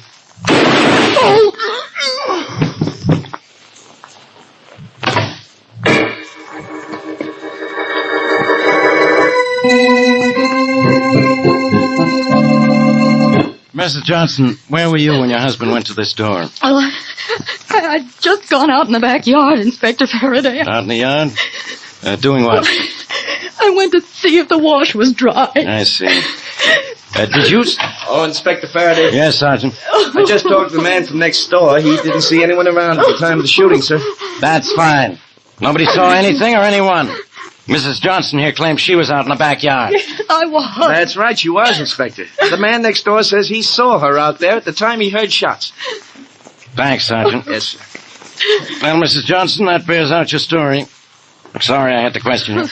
That's quite all right, Inspector. I understand everything. Well, if you do, you're the only one around here who does.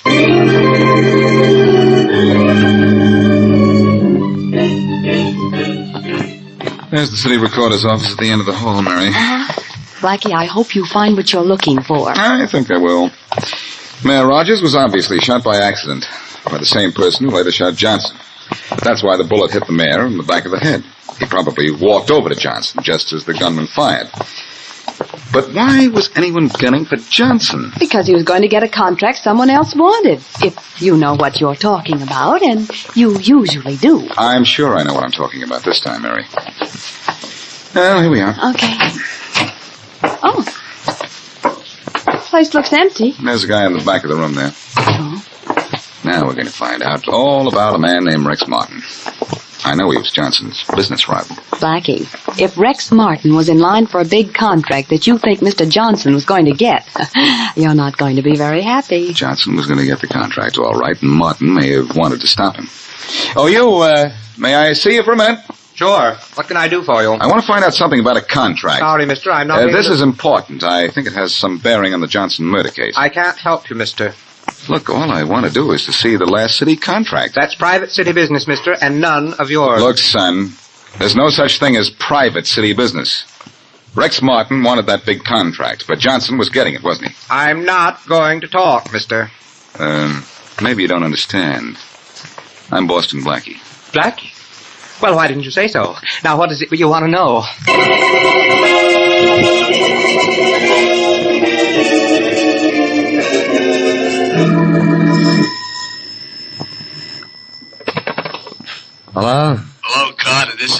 Oh, yeah, Joe. Did you get the money? Part of it. And, Carter, I feel a hunk of poetry coming on. Never mind the poetry. Come on up here with that dough, will you? Okay, I'll be right up. Nobody's around. What difference does it make if anybody's around? Nobody saw us get the mayor. Nobody saw us kill Johnson. We don't have anything to worry about. You sure? Positive. The cops got the only worries. Oh, boy, I gotta laugh. The cops have the answer to everything right under their noses, but they'll never know it's there. Yeah, that's right. You know something, Joe? What? I feel so good, I could even listen to some of your lousy poetry. Okay, then listen. Yeah? Whenever I think of the racket we're in, I close my eyes and I just gotta grin. Yeah? Maybe we're nuts, but we sure have fun killing 2 birds for the price of one.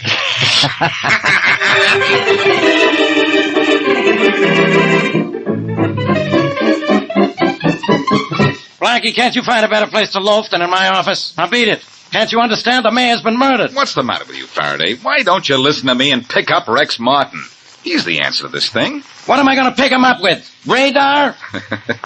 He's out of town. He won't be back till tomorrow. And I don't have any reason to pick him up.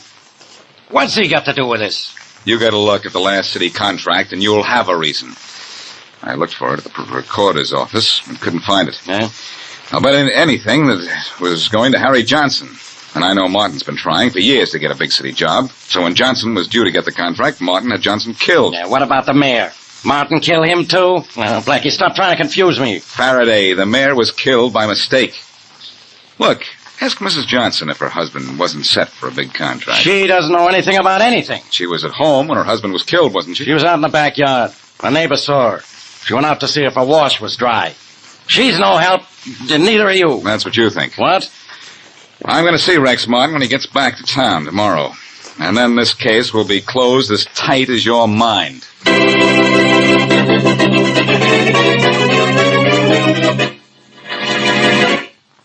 And now back to Boston Blackie.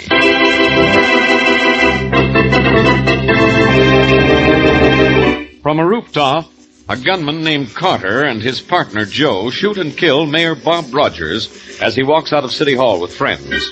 Later, the same 2 men murder Harry Johnson, who was with the mayor at the time of the assassination. So far, neither Boston Blackie nor the police have any clue to the identity of the killers or reason why Johnson was killed. The mayor, obviously, was murdered by accident. As we return to our story, Carter and his friend Joe are in their hideout. Come on, Joe, come on. Tell me how much you got for killing Johnson. Carter, I feel a hunk of poetry coming out. Never mind your poetry. How much did you get? I told you, 1,000 deposit. I thought we were getting 15 grand. We got 1. The rest later. I don't believe it, Joe. Now, wait a minute. Now, look, you're holding out on me.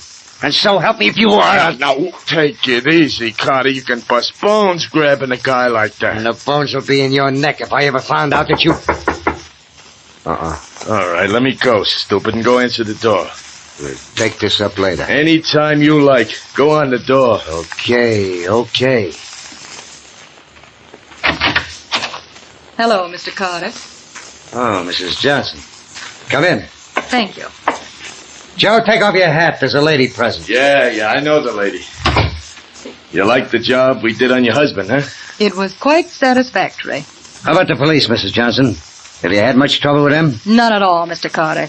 They asked me a few questions, but outside of that, nothing. They can't possibly suspect. Well, I sure hope not, lady. If you get caught, we don't get the rest of our dough. You'll get the rest of your money as soon as my husband's insurance policy pays off. Oh, that's why we only got 1,000 so far.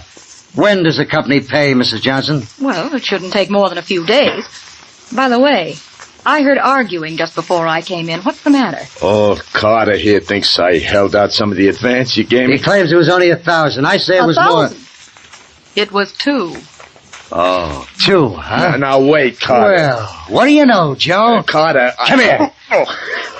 Okay, Carter, it was 2 grand. I'll give you your half. You can't blame a guy for trying, now can you? You're not going to be able to try any longer. Mr. Carter, Joe, no fighting. Yeah, no We've done fighting. beautifully so far. Everything's perfect. Let's not spoil it. I'd like to spoil that guy's kiss. No, don't fight, you two. That's a mistake.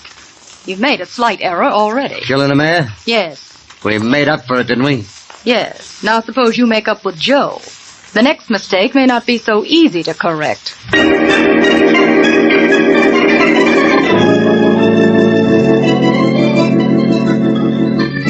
How much longer do I have to wait to see Mr. Martin, Miss Beautiful? Thank you, Blackie. And the name is Joanne. And the phone number? My husband doesn't like me to give it out. I'll just write that. Huh? Well, that's different. And may I use this telephone here to make a call while I'm waiting for Mr. Martin? Of course, there's one on the desk there. I'll give you an outside line. Thank you, Mrs. Beautiful. Mm-hmm. How long have you worked for Rex Martin? About a year. Lucky Martin. Faraday speaking. Hello, Farraday, old pal. This is Blackie. Don't old pal me. Okay, old pal, I won't. Instead, I'll old pal Rex Martin. Rex Martin? Why don't you leave him alone? Faraday, I've told you, I know just why Johnson was killed, and Rex Martin is it. Sure. Tra-la. And I'm the queen of the May. Well, look, Queenie. Johnson was killed by someone working for Rex Martin because Martin wanted a city contract that Johnson got, or was going to get. I told you that. Now I'll prove it. Oh, Blackie, Mr. Martin will see you now. Thanks, Joanne. I'll call you back in 5 minutes, Farraday, because I'll prove Johnson took a contract away from Martin and sew up your case for you when it won't take longer than that. This way, Blackie. Thank you. Mr. Martin, Mr. Boston Blackie. Come in, Blackie. That'll be all, Joanne. Yes, sir. Sit down, Blackie. No, thanks. I'd rather stand. Martin, are you in the habit of killing all your business rivals? What? What did you say? You heard what I said. Yes, I did. But I'm afraid you're in the wrong office. Or am I? You're the head of the wrong company, Martin. The company that didn't get a big city contract it wanted. Am I? You know you are. Johnson's company got it, or was about to get it. That's why you had it killed. I checked at City Hall and found out you and Johnson were bidding for the same job. That's right. We were. And Johnson got it. So you sent a gunman or two to give him something else while you were out of town. You base your assumptions on that contract, do you, Blackie? Certainly. With him out of the way, the contract would be yours. I see. Blackie, take a look at this. Here's the contract Johnson and I were bidding for. And I got it. Signed, sealed, and delivered. 2 days ago. The day before he was killed.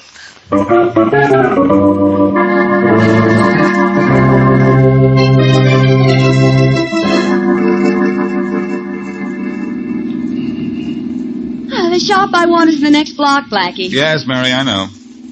You're really upset about this case, aren't you? The case is upset, too. Something funny about this somewhere, and I don't know what it is. Martin's not the man I want. Maybe your reasoning's been all wrong. Maybe. I know it's been all wrong. Well, here's your shop. Thanks. Pick me up later? Mm-hmm. When? Oh, in about an hour. I don't take as long to pick out a hat as you think. A hat? Again? Yes. What's wrong with the bonnet you bought the day Johnson was shot? I didn't buy one that day. It was raining cats and dogs. Remember? Oh, yes, of course. Well, I'll be... Mary, I've got it. You've just solved this case. I have. It wasn't only raining cats and dogs that day. It was raining clues. And I've been all wet for not figuring what happened till now.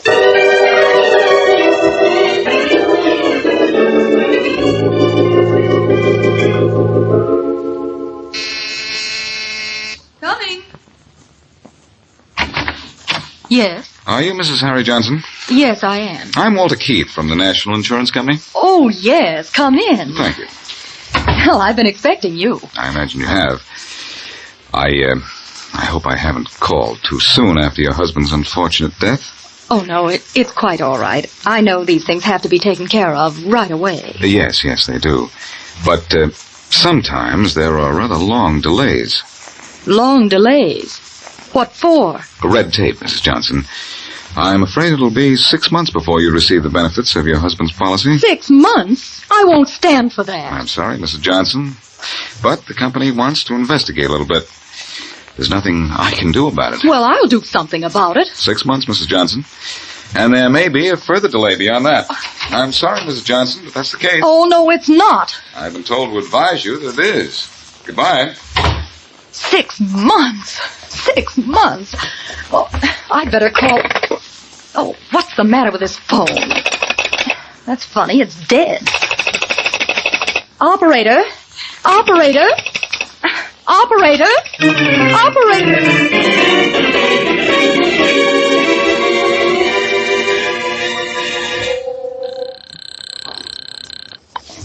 Hello? Mary, this is Blackie. Oh, hello, Blackie. Well, how did Mrs. Johnson take the news about her insurance? The same way she'd take a dose of medicine. She didn't know me, I'm sure of that. Only I hope my plan works. Oh, certainly a long shot, Blackie. But it's worth a try. She ought to come into the store to use the phone any minute now. I hope so.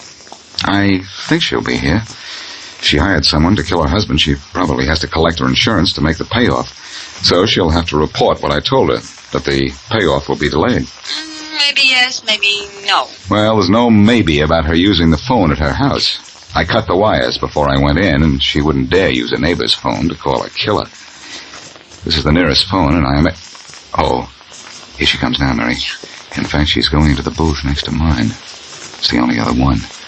I'll call you back later. You mean much later, too, I know. Well, I hope you hear what you want to hear. Well, if she's making the call, I think Farraday and I will be making a call ourselves.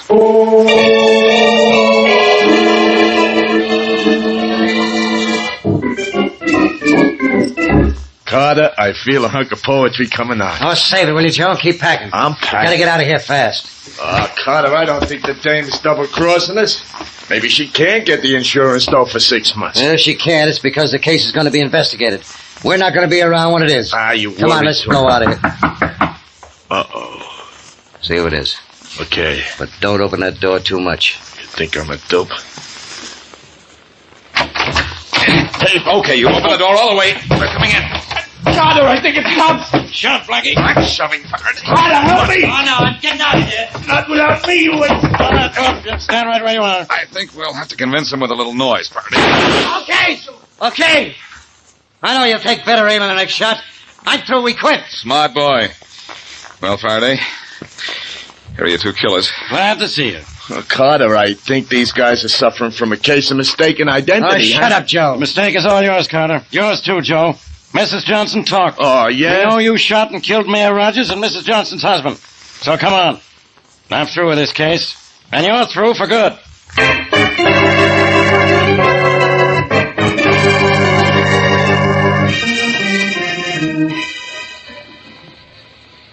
Rain, rain, go away. Little Mary wants to go out and buy a new hat. I hate rain.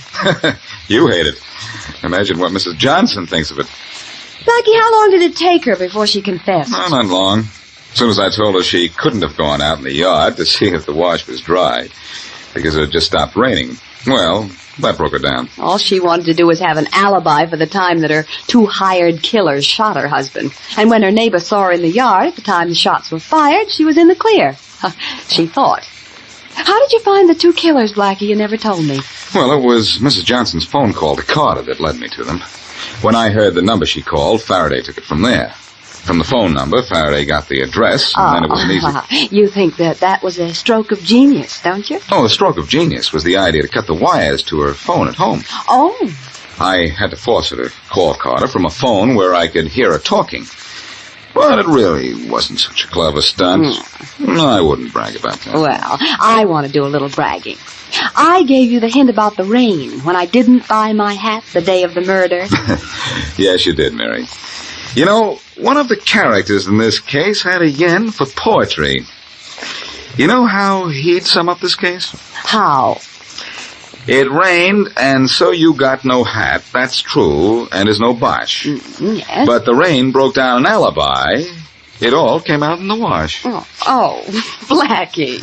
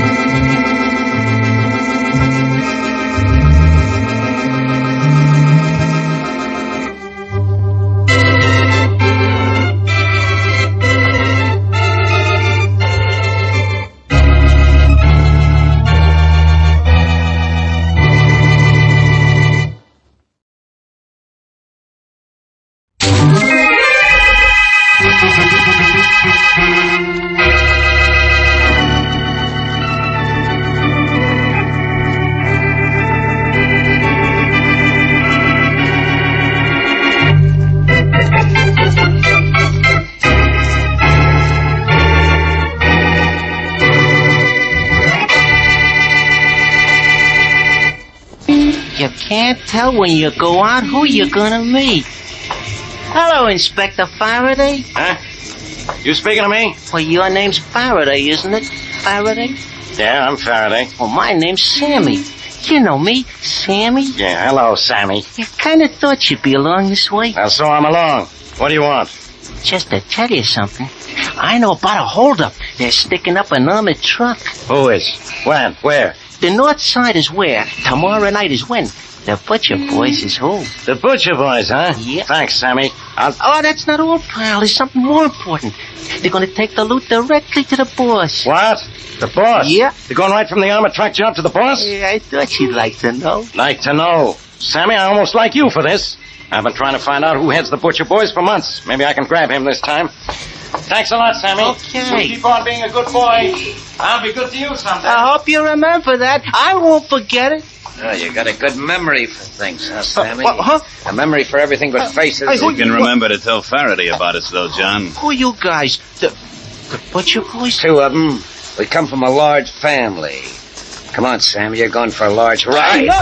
Grab his arm, Ted. I already got it. No, please, boys. I didn't tell Faraday a thing. I didn't say a word about a thing. Oh, don't kill me, please, don't kill me. Why, we aren't going to kill you, Sammy.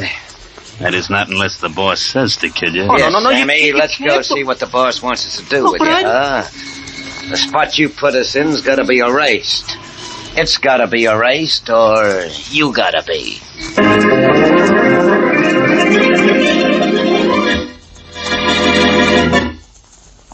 And now on to Dick Calmer as Boston Blackie. Enemy to those who make him an enemy. Friend to those who have no friend.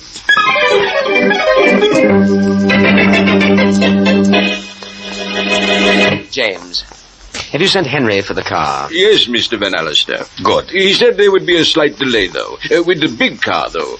In that case, tell him I'll take the convertible instead of the big car today. Right away, Mr. Van Allister. I'll... See who's at the door, James. Yes, sir. Oh, hiya, James. Good afternoon, Mr. Butcher. Come right in. Thanks. Come on, Ted. Drag our friend Sammy with you. That's fine. Mr. Van Allister, the message John and Theodore Butchered and friend to see you. Thank you, James. That'll be all for now. Very good, sir. Well, John, Ted, who's this? This is Loudmouth Sammy, boss. Loudmouth? Loudmouth, loose mouth, limp mouth. Doesn't make any difference, boss. He talks to cops. No, I didn't... You said I'm being confidential with Inspector Faraday.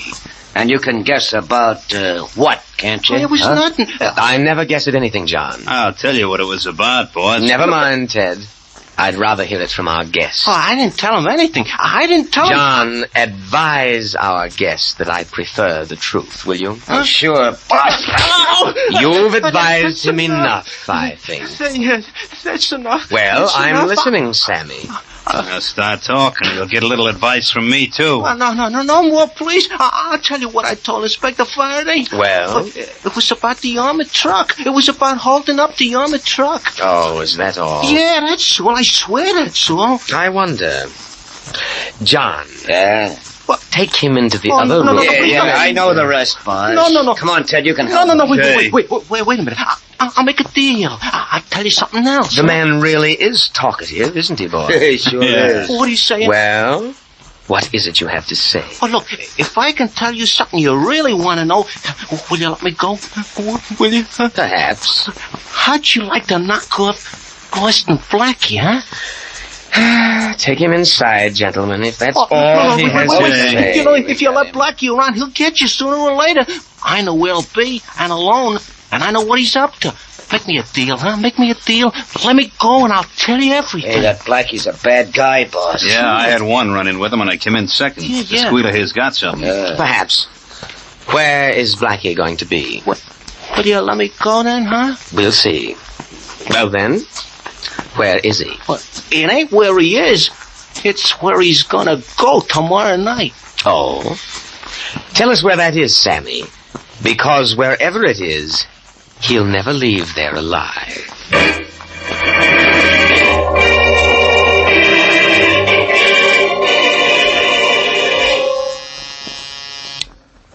Homicide Faraday. Faraday? Guess who?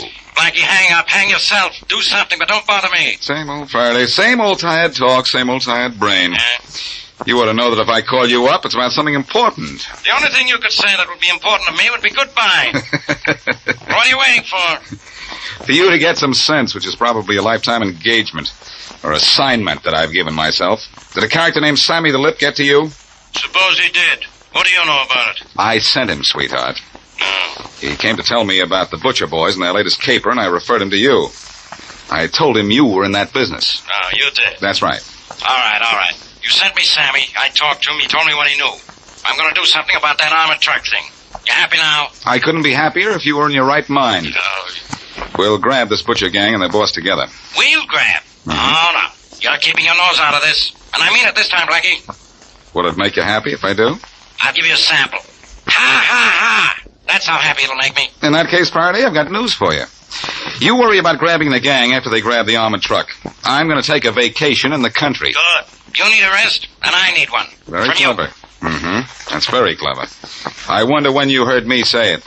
Farraday, old pal, I am going to take it easy. You do the work on the armored car and leave the rest to me.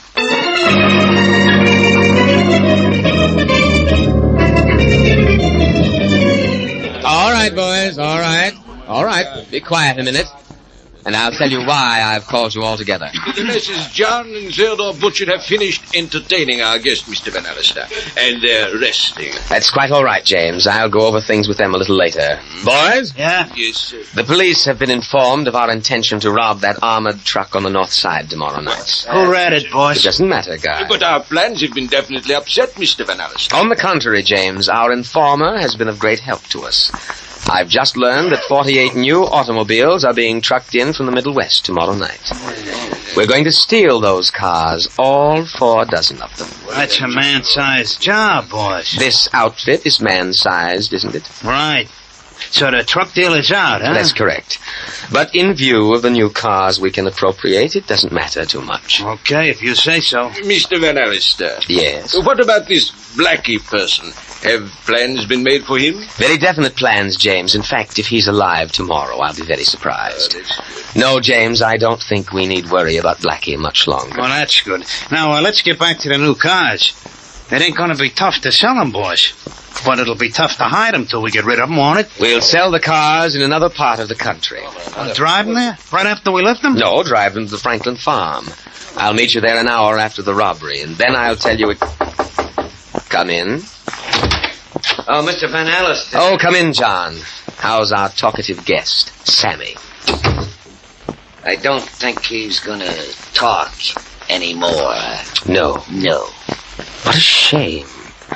Is he dead? Yeah, I think I hit him too hard. Oh? What'll I do with the body? Oh, leave it out in the country someplace. They tell me it's peaceful there.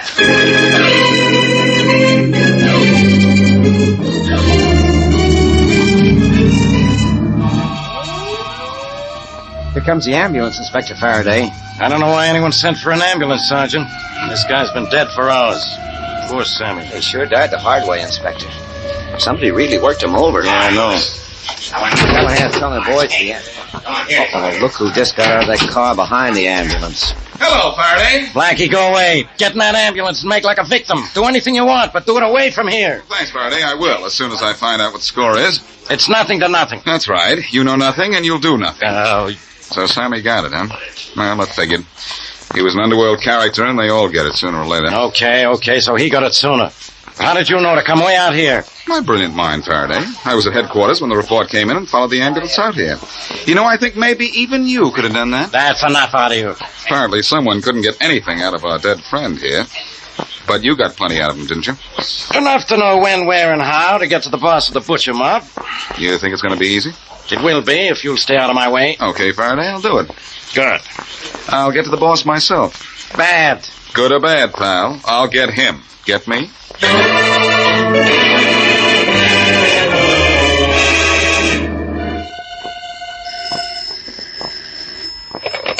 Hello? Hello, Mary. This is Blackie. Oh, Blackie, you're late. You promised you'd take me to dinner a half hour ago.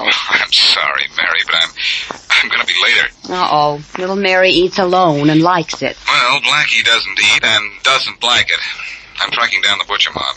Do you have to? Mm-hmm. And it seems to me I had a run-in with one of those lads once. I think it was, Willie or Ted. No, it wasn't. It was Johnny. Oh, what am I saying? You never met one of them. Thanks, Mary. It was Johnny. What did he look like? Do you remember? I have a poor memory for faces. Uh-oh.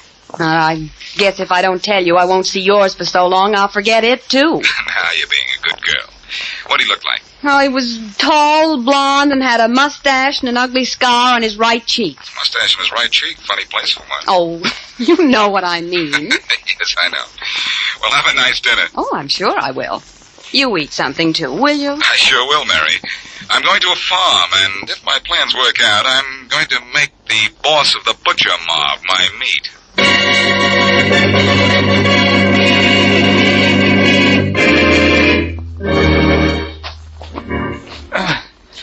Couple of more yards and I'll make it.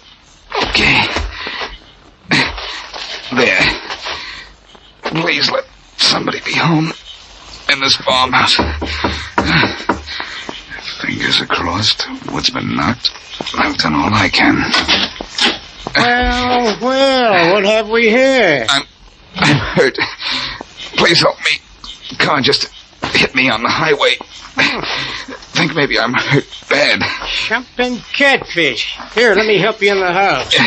Easy now. Ooh, easy. You take it easy, young fella. I'll have you fixed up in no time. Oh, thanks. I reckon you'll be best off lying here on the couch. Yeah. Here we are. Easy now. Oh, thank you, Mr. Franklin's the name. Now I'll get you something to fix you up right and proper. Oh, that's nice of you, Mr. Franklin. No trouble at all to help. Boston Blackie. Hey, how'd you know my name? And what's with that shotgun in your hand? Oh, shotguns were made to go off, Blackie. And I don't have to tell you how I knew you.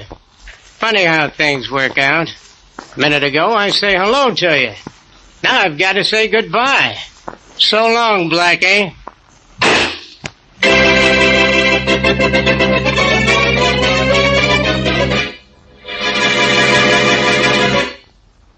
And now back to Boston Blackie.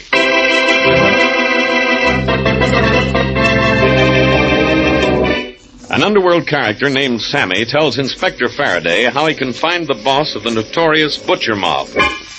Because he talked, Sammy is killed by the mob, and the mob, unknown to Faraday, changes its plans, arranges to kill Blackie, and steal a load of new cars. When we left Blackie, he had arrived at a farmhouse, presumably having been hit by a car, and unaccountably, the farmers grabbed a shotgun, after which a shot was heard. As we return to our story, the telephone rings in Inspector Faraday's office. Faraday speaking. Inspector Faraday, this is Mary Wesley. Miss Wesley, if I'm not being pestered by Blackie, I'm bothered by you.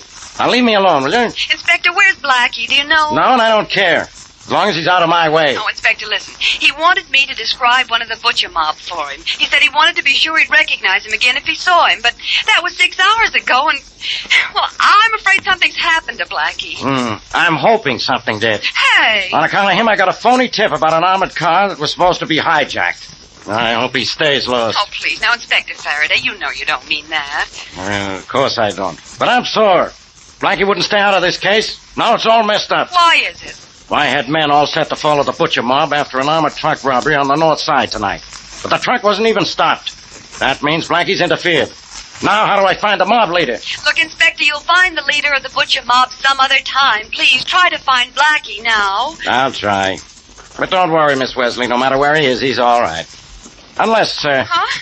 Oh, unless what, Inspector? Unless, like I always said, he'll meet a guy someday who's luckier than he is. Let's just hope today isn't that someday.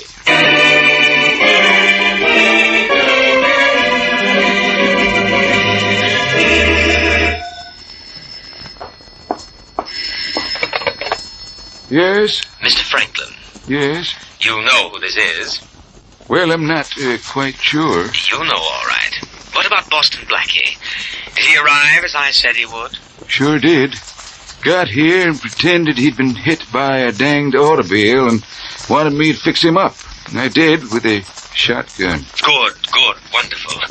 That Sammy was a helpful gentleman after all. He told us he'd told Blackie about our using your big barn, and that Blackie would be out to see you. Danged if he wasn't, too. Well, as long as you took care of him, it doesn't matter now. Excellent work, Mr. Franklin. Get rid of the body and be ready for this evening. We'll be using the barn to hold 48 brand new cars. The barn will be here when the cars get here. Good. I'll be at home here waiting for a report. You call me, will you? You know the number. It seems to me maybe I mislaid it somewhere. I don't... Oh, you've got it. Look for it.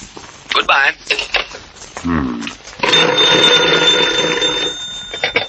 Operator, did you want me, Mr. Franklin? Miss, this is Boston Blackie, not Mr. Franklin. A call just came here from the city. Yep, that's right. Call came from Downey 1561. That's all I wanted to know. Thanks, miss. Thank you very much for everything.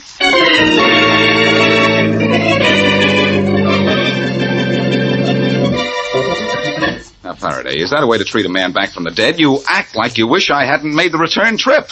Who's acting? And here I am, all ready to give you the lowdown on the Butcher gang, and, if you're a nice boy, the boss. Blackie, what is all this? You disappear. Nobody knows where you are. Well, you worried Miss Wesley to death. She's called this office of mine every 10 minutes looking for you. I know. I phoned her from a drugstore on the way here. She's happy with me now. Well, I'm not. What goes on? Get this, Farraday. The time for clowning is over. The Butcher boys didn't grab that armored truck because they stole some brand new cars today instead. Where from? Well, I don't know. Oh, fine. But I know where they took them. A huge barn belonging to a farmer named Franklin. Franklin, huh? We'll grab him quick. It's too late. He's dead. What? It was either him or me when he was fingering his shotgun, and I'm a little selfish that way. I'd rather it were him. I dragged his body to the attic. What are you talking about? Our little squealing Sammy probably told the Butcher boys and their boss that he had told me about their using the Franklin farm as a combination hideout and storage warehouse. Why didn't he tell me that? Because I asked him not to. I wanted to handle this myself. If you went up there with a gang of cops, you'd have scared them off. Anyhow, when I got to the Franklin place, I pretended I'd been hit by a car, but Franklin wasn't fooled. Apparently, he was expecting me. I always knew you were a bad actor, in more ways than one. Hey, you should have heard the impersonation I did of Franklin on the telephone. It was good enough to fool the boss. Who is the boss, Blackie? I'll let you know when I introduce him to you. That can wait for a few hours, though. And those few hours are going to see you a very smart cop. Let's see how good an actor you are, because that's a very strange role.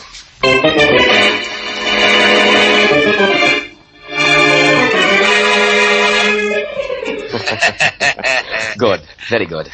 Excellent work, John. Okay, boss. Do I move the cars now? That's right. You and the boys drive each of the moving vans out of the barn. It was a cinch running the new cars and the moving vans we had parked in Franklin Barn, Mr. Van Allister. Good. Good. Now, you want two of the boys to get into each van, drive them all out of town. That's right. Oh, has Mr. Franklin returned yet? That's funny, boss. No, he ain't around. We ain't seen him. But there was some blood on the floor of the farmhouse. Mr. Franklin's following orders. He killed Boston Blackie and is probably out disposing of the body. Those were his orders. You follow yours. That's all, John. Thank you, Mr. Van Allister. Thank you. Bye. We'll be moving those vans 10 minutes. Excellent. Goodbye.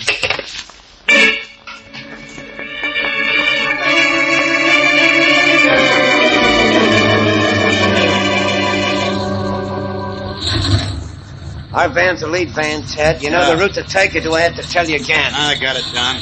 What's holding up those vans behind us? The last one's backing out of the barn now. We better wait for it to turn around. Tommy's driving, and that guy could get lost in a telephone booth. I hear that hick farmer Franklin knocked off Boston Blackie. That right?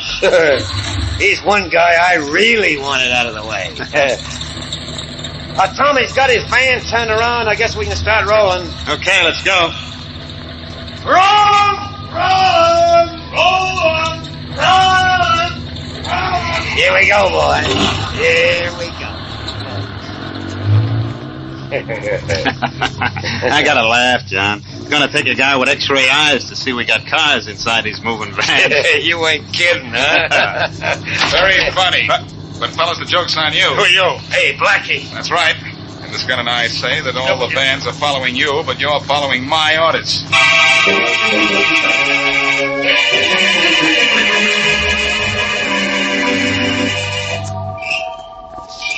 Sure we got a heavy enough roadblock across the highway, Inspector Farraday? It'll do the trick, all right, Sergeant. If Blackie did his stuff. Stay back in the bushes. Yes, sir. The trucks are 5 minutes overdue. I hope nothing went wrong at the farm. Yeah, Blackie was pulling a pretty risky thing there, Inspector. Well, it was his idea. If it didn't work out, I was going to... Inspector. I think I hear the van's coming now. Something's coming? Yeah, it's a van's all right. Yeah, the first one's just round to the corner. Ready? Yeah, ready, willing, and able, Inspector, if that roadblock stops the lead van. If it doesn't, Blackie will. And I know Blackie's in that first van because the vans wouldn't be routed this way if he weren't. There must be. Inspector, it's not slowing up. It's going to crack that roadblock. Get back! I'm already getting back. That's it. The other stopped in time, Inspector. Let's go get him. Come on. Right. No, they're giving up easy, Inspector. There's Boston Blackie. Hey, Blackie, you hurt? No, Farraday. My driver got a little ambitious when he saw the block and tried to crash through it. Yeah? He thought he could get away from me eventually, I guess, but the roadblock and the police gave him ideas. Bad ideas. Well, we got them all, but we don't have the guy we want. The boss of this mob. Oh, I think we'll get him before the night's over, Inspector. I can find him. You can? Where? Well, you see, I know his phone number, and you can check his name and address. Huh? I know the phone number, but believe me, I'm not calling for an appointment first.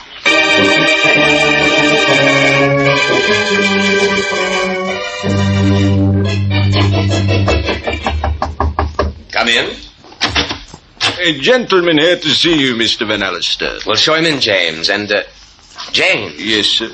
Where did you get that black eye? Black eyes? Oh, I ran into... You ran into this fist, Van Allister. Who are you? I'll let you know. And, James, that'll be all. Faraday's waiting for you outside. Very good, sir.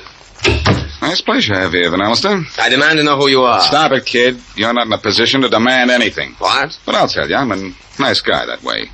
I'm Boston Blackie. Blackie? But I thought that... That I was dead? I know. Everybody thinks I'm dead lately. Glad to disappoint you, Mr. Van Allister. Very glad.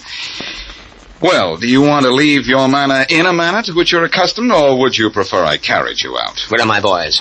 Where are they? The butchers in jail. Waiting for you. They said to tell you that they're awful lonesome. They told you about me. Mm-hmm. They wouldn't. They wouldn't dare. I don't believe you. You're making all of this up. First I'm an actor, now I'm a writer. Look, Mr. Van Allister. My boys. I don't want to waste any more time. My boys are in jail, all of them. Every last one. They didn't tell you about me. They wouldn't dare. You said that before, all right, so they didn't. That make you feel better? The cars. The ones in the vans. We've got them all. It can't be. It mustn't be. I planned too long. I was too careful. You're lying. You know you're lying. Tell me you're lying. Oh, come here, you lazy-ass punk.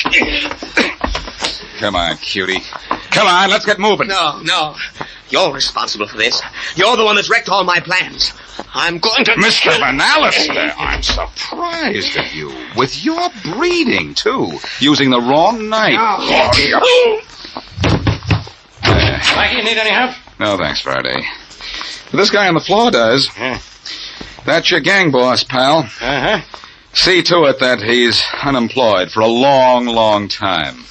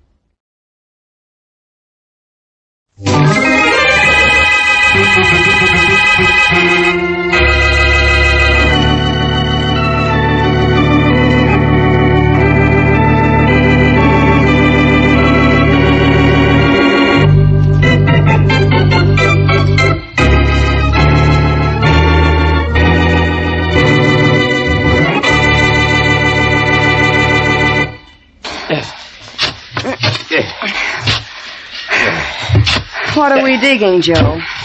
A sub-basement? You know what we're digging, Sue. Sure, but how far down are we going? To China? Don't be silly. It's just about deep enough.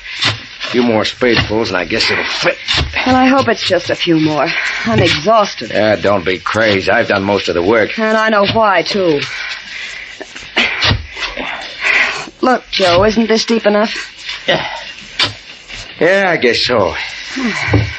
Yeah, it's deep enough. But is it wide enough and long enough? It's wide enough. Well, I think it's okay. Let's lift it in. You get that end. All right. Now lift. Hey, it's heavy, isn't it?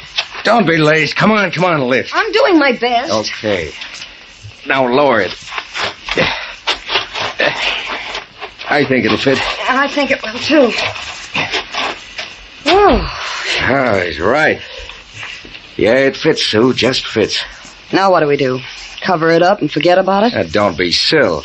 Just covering it up with dirt won't hide it for long. I'm going to pave the entire basement floor tomorrow. Then she'll not only be a couple of feet underground, but under half a foot of concrete, too. We're going to do a good job of hiding Sally's body, I'd say.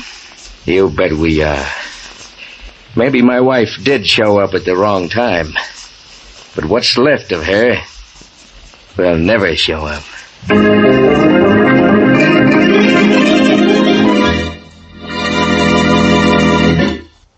And now on to Dick Calmer as Boston Blackie. Enemy to those who make him an enemy. Friend to those who have no friend.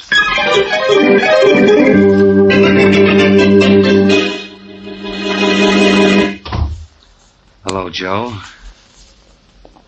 Well, what's the matter? Aren't you glad to see me? World. Well, Billy, don't be ridiculous. Of course I am. Come on in there. I am in, Joe. Where's Sally? Your sister? Yeah. Well, she isn't here, Billy. She's been out of town, you know that. But you and I quit stalling. She came back last night. I know that. And I also know what happened. Now, look, Billy, Skip it. I'm not sore because you killed her. She meant nothing to me. But money does. And you're going to get me a chunk of it or I start talking. Now, Billy, you got to listen to me. Do I? What do you bet? Seems to me that you better listen to me. You killed Sally. But I got it fixed so the cops are going to pick up your friend Sue Adams for it. And for keeping my mouth shut about you, I want a lot of dough. But you know I'm nice. I'm going to tell you how you can get it for me.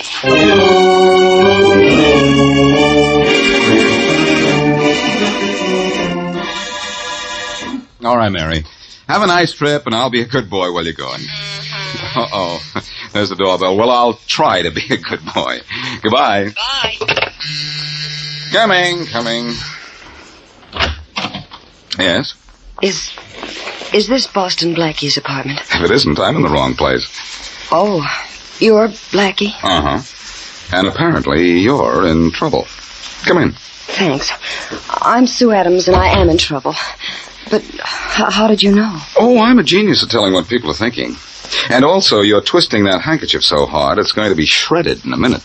Oh, I'm sorry. Well, don't apologize to me. Say you're sorry to the handkerchief. But, what kind of trouble are you in? Blackie, I'm afraid I'm going to be killed. Well, apparently you're letting it scare you to death. Don't do it. That'll save someone a lot of trouble. Please, Blackie, I'm serious. I'm sorry.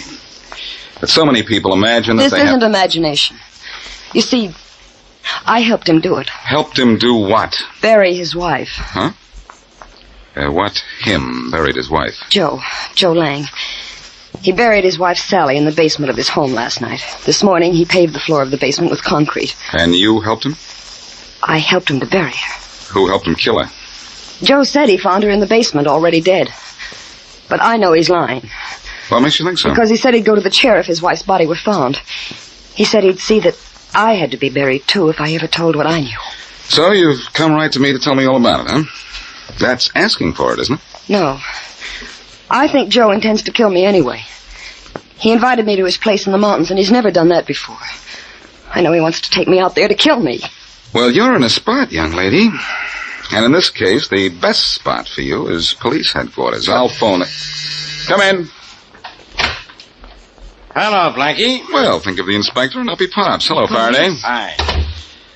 Well, what do you want me for this time? Murder, arson, or help? I don't ever want you for anything, Blackie. But is this girl Sue Adams? Yes, I'm Sue Adams. I got a phone call saying I might find you up here. A phone call from whom? A fellow named Wilson. Forget it, pal. Faraday, this girl wants you. For protection. Oh, she does she, Blackie?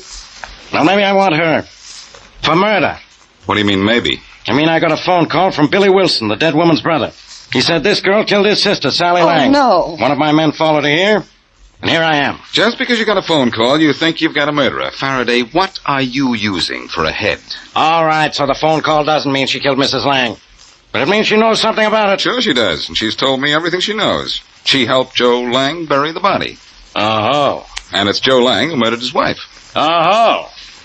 But before you have a murder case, you've got to find a body, you know.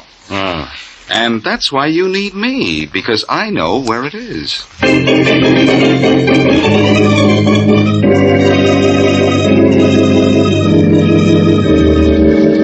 lots of paper in that corner of the room, Billy.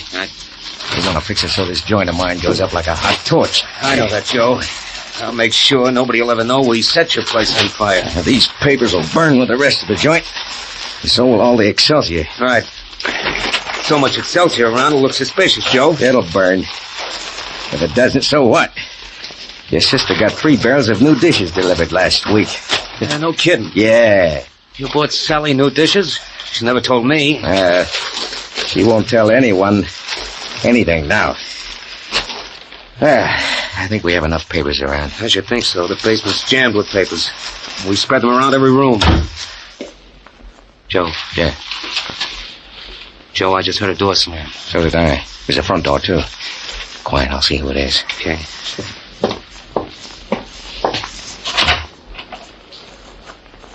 Well?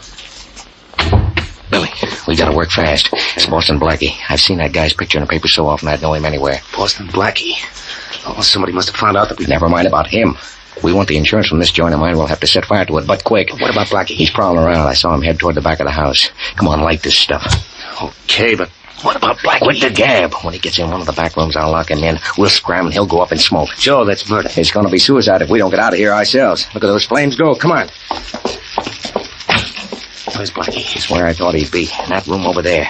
And if I'm fast, we can lock him in and... Got it. Hey, you guys. Joe, fire starting to spread out? Yeah.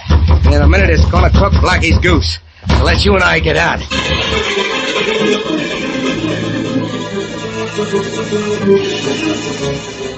Okay, men, let's pack up and shovel. There's not much left of the house, Inspector Farraday. I don't care about the house, Chief, but Boston Blackie was in there. There's no one left in there now, Inspector. No one alive. That house went up well, it went up awful quick. What was Blackie doing in there? We came down to see a guy named Joe Lang about a body Blackie said he could find. We were both going in, but Blackie said he wanted Lang alone a few minutes. Well, if no one come out of the house after the fire started, no one's coming out now. You sure Blackie stayed in there? Blackie didn't have time to get out. He hadn't been inside more than a minute when I saw a flame shoot out of all the windows, so I beat it down to the corner and turned in the alarm. Blackie might have come out while you were turning in the alarm. If he did, he would have been here when I got back. No, I guess he got caught in there. That's tough, Inspector. Yep. Well, we'll be able to check through the rooms pretty soon now, Inspector. Okay. I want to make sure about Blackie. Sure or what, Faraday? I'm dead or alive? Blackie, you're alive? A little smoky, Inspector, but alive. Why, I ought to... So I worried you, Faraday, but I just had to wait until I heard you say something nice about me. You never do if you think I'm alive and might hear about it. Yeah, you'll hear about this, Blackie. How'd you get out of that house? Through a window? No, the flames were at the windows before I could get to one. And the only door in the room was locked. How'd you get out? Faraday, have you forgotten? Has a locked door ever stopped me? No, but I sure wish this one had. Faraday, you say the nicest things. I know, Blackie. Did you find Sally Lang's body? And if you did, who killed her? I didn't have a chance to find it, and I don't know who killed her. A big help you are. Oh, don't worry, Faraday. I'll find out. It could be, you know, that Sally's killer just burned his house behind him.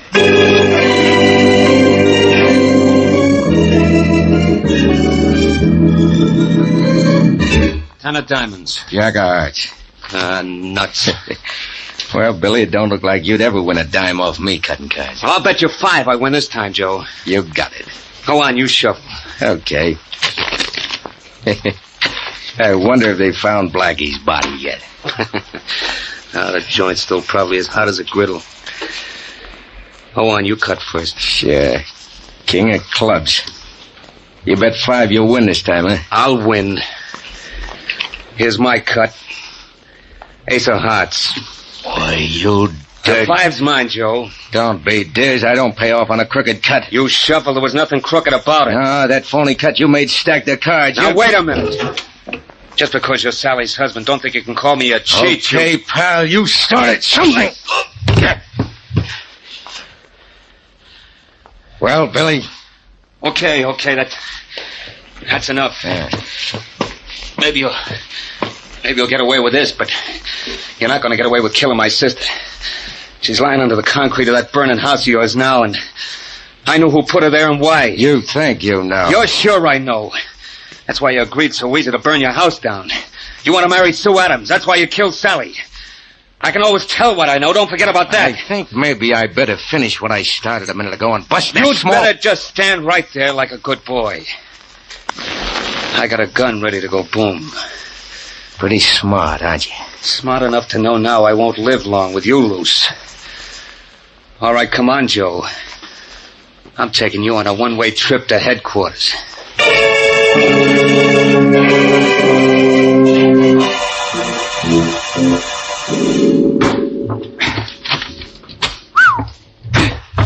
I wonder how heavy these boards were before they were half burned. Yeah. Better get out of the way, Sue. I'm going to toss some of these old planks your way. I'm out of your way. Blackie, what happens to me because I helped Joe bury his wife here? If you can prove that you were forced to help him, Sue, not much. I've kept you out of Faraday's hands so far, haven't I? Yes. There. I guess I've cleared a big enough floor space.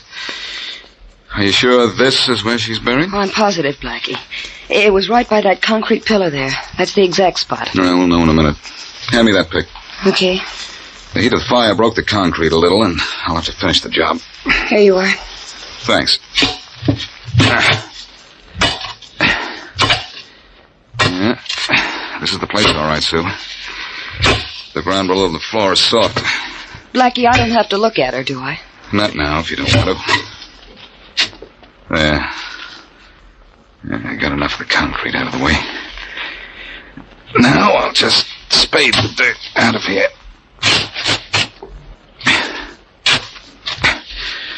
Yeah, this is the place, all right. The dirt is plenty loose. Blackie, Yeah? you believe I was forced to help bury her here, don't you? We'll talk about that later, Miss Adams. Right now, I've got... What's the matter? Oh, nothing. Nothing at all. I've just hit the bottom of this pit, and there's nobody here. What's going on, Miss Adams?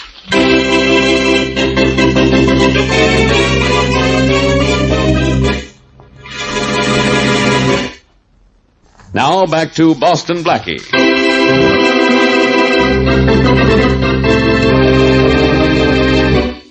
Joe Lang and his girlfriend, Sue Adams, bury the dead body of Joe's wife in the basement of the Lang home. Fearful of her own life, Sue tells Blackie all about it. Blackie goes to the Lang home to find the dead woman's body, but is temporarily sidetracked when Joe and his brother-in-law, Billy Wilson, burn down the house. Later, however, he goes to the spot where the dead woman is buried, but the body is missing. As we return to our story, Blackie is in a telephone booth calling Inspector Faraday's office.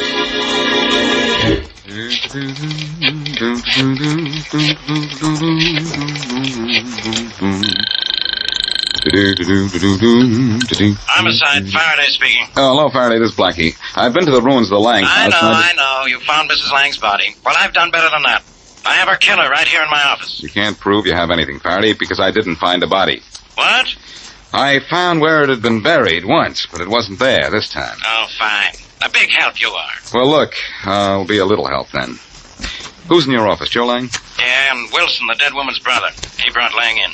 I thought Wilson told you Sue Adams killed Sally Lang. Now he says it was Joe Lang, and he only thought Miss Adams might have done it when he called me first. But without a body. Wait a minute, Farraday. Don't say anything, or you might spoil a plan I have. If Joe Lang killed his wife, I know how I can prove it. We can't prove anything without a body. I said, wait a minute, will you? You'll have to let Lang go, of course. But before you do, tell him that the body is missing, all right? But we know where it is, and we'll recover it before midnight tonight. Oh, I get it. Sure, if Lang killed his wife, he's a cinch to try to hide his wife's body again, because without a body, there's no case against him. And I think the body will prove who committed the crime. Let Lang go, then follow Lang and Wilson, too. You think Wilson did it? Well, he's the one accusing everybody else. Look, you follow Lang, and have somebody else follow Wilson. Where are you going to be all this time? I'm going to practice taking bows. You don't need them. You need brains. Suppose this doesn't work. It'll work. Lang will be flowered, Wilson will be followed, and if either one of them goes for the body, I'll follow through.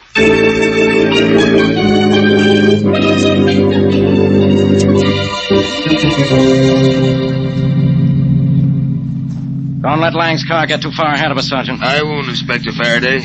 But it's tough driving with no lights. Yeah. Wonder if Wilson is leading Blackie out into the country, too. I don't know. I doubt it, though. I don't think Wilson did it. What's his motive? He didn't gain anything by her death. But Lang did. What? He got rid of her. Oh, so he could marry that Sue Adams, huh? Oh, maybe just because he was sick of her. She weighed almost 200 pounds, I understand, and was as ugly as... Hey, Lang's car just pulled off the road by these woods up there. Yeah, I noticed. Hey, he's getting out, ducking into the woods. Pull up right behind him quick, and we'll help him find a body. Okay. Looks like Blackie was right, huh? He usually is, but don't tell him I said so. Hey, Lang! Lang! Looking for something, Lang? Don't run for it, Butter. I'll have to stop you with a slug. Okay. You think I'm Sue? I think you're pretty dumb if you didn't know we could follow you out here. Okay, so you followed me out here.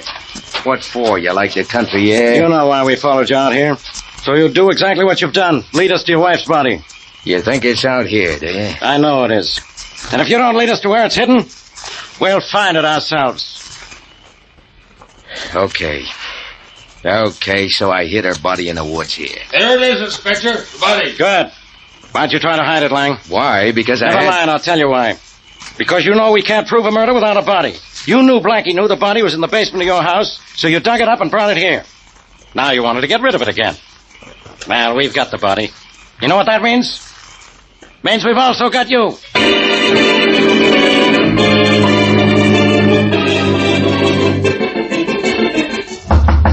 Come in. Hello, Farraday. Blackie, get out of my Look, office. you promised to phone me. Now be quiet. I brought your lady visitor. Come in, Miss Adams. Thank you. My office, and she thanks him. Why should I phone you, Blackie?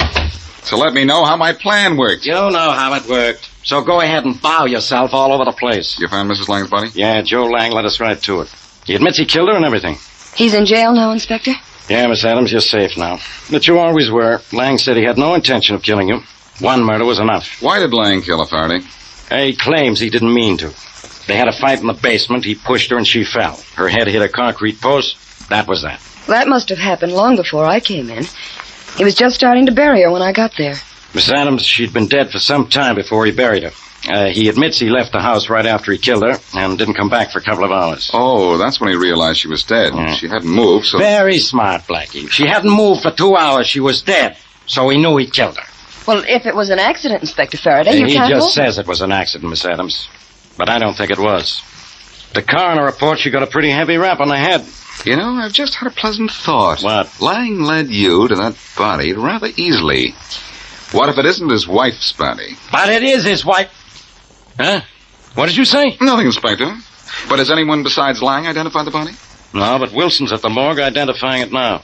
Then he's coming here. Well, if when he gets here he says that isn't his sister's body, you'll get nowhere trying to send Lang to jail. Yeah, so you say. Come in.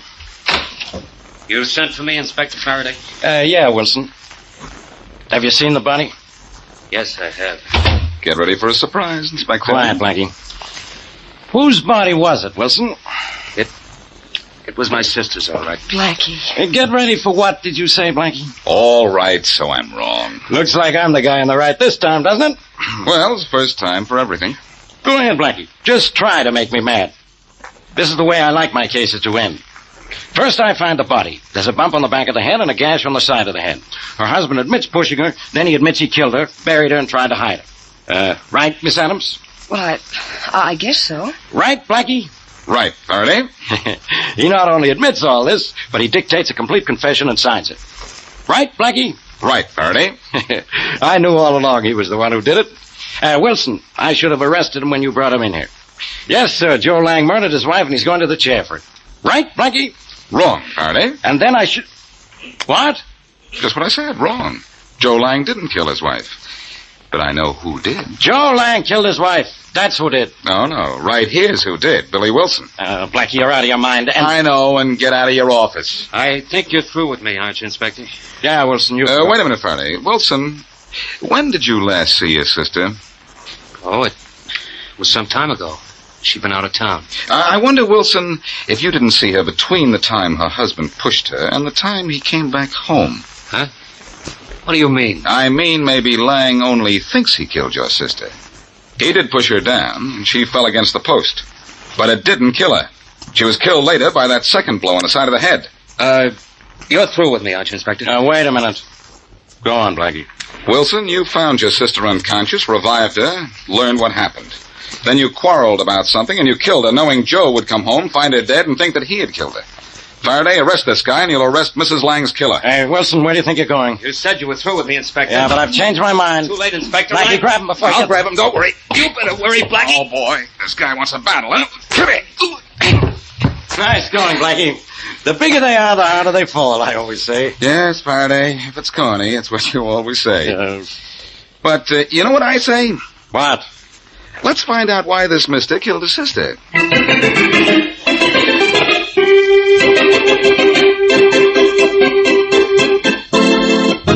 Yeah, Blackie, I'll tell you why Wilson did it. Never mind telling Blackie. This is my office, Lang. Besides, we know why he killed her. He wanted money, and she refused to give it to him. So he hit her with a poker. His confession tells us that. Yes, that was a big mistake. Your wife couldn't have gotten that mark on the side of her head if she'd died when you pushed her. Well, I'm glad you found that out, but I wasn't talking about Sally's killing. You want to know why we burned down the house, don't you, Blackie? Well, Lang, I think I know. That was for money, too. Yeah, that's right, Blackie. Billy knew I was scared about what happened to Sally. I thought I'd killed her, and when he said I had to burn down my house and give him half the insurance money or else, well, I figured he knew I'd kill Sally and would go to the cops if I didn't do what he said. Lang, you didn't play this very smart. If you thought you'd killed your wife by accident, you should have called the police. Don't be silly. Even Sue Adams thought I'd killed Sally when she found me with a body. Everybody knows Sally and I didn't get along. Well, you've got a charge against you for withholding evidence from the police, and you're going to jail for arson. Well, so what? That's better than where Billy's going. He's going to the chair for murder. Oh, one thing I want to know, Blackie. Yeah? First you thought maybe I killed her, then you thought Billy killed her. Why didn't you ever think Sue did it? Your wife was a 200-pounder, Lang, and Sue Adams isn't much over 100. After you pushed your wife, somebody had to revive her, kill her, and then drag her body over to where it was when you left. Sue Adams just couldn't have done that. No, of course not. We answer your question all right, Lang? Sure, yeah. Good. You must be very tired, Faraday, after the work we did, only please don't you be as busy as this again, will you? I don't think I could stand it.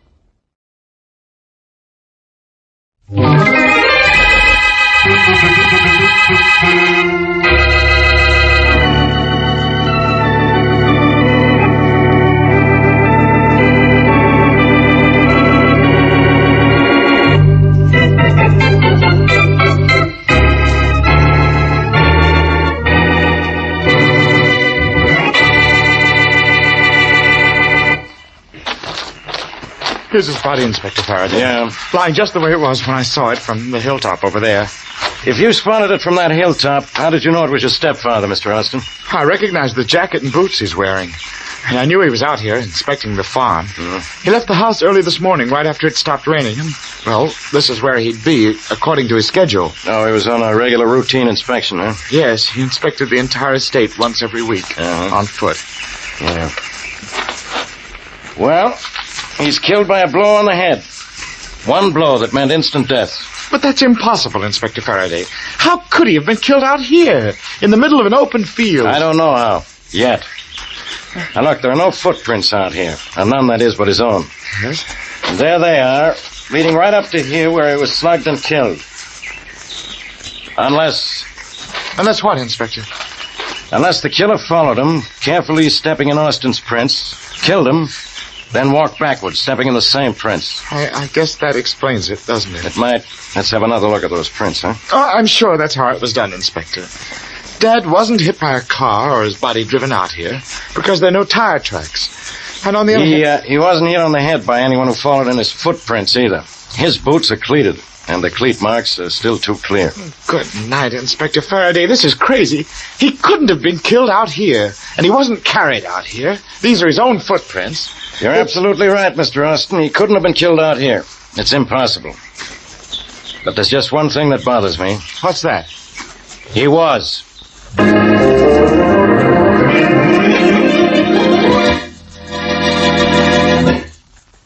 And now on to Dick Calmer as Boston Blackie. Enemy to those who make him an enemy. Friend to those who have no friend.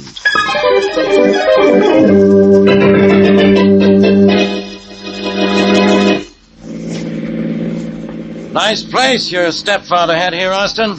Well, home is where your hat is, Inspector Farraday. This place is so big I could have lost a dozen hats in it. Yeah.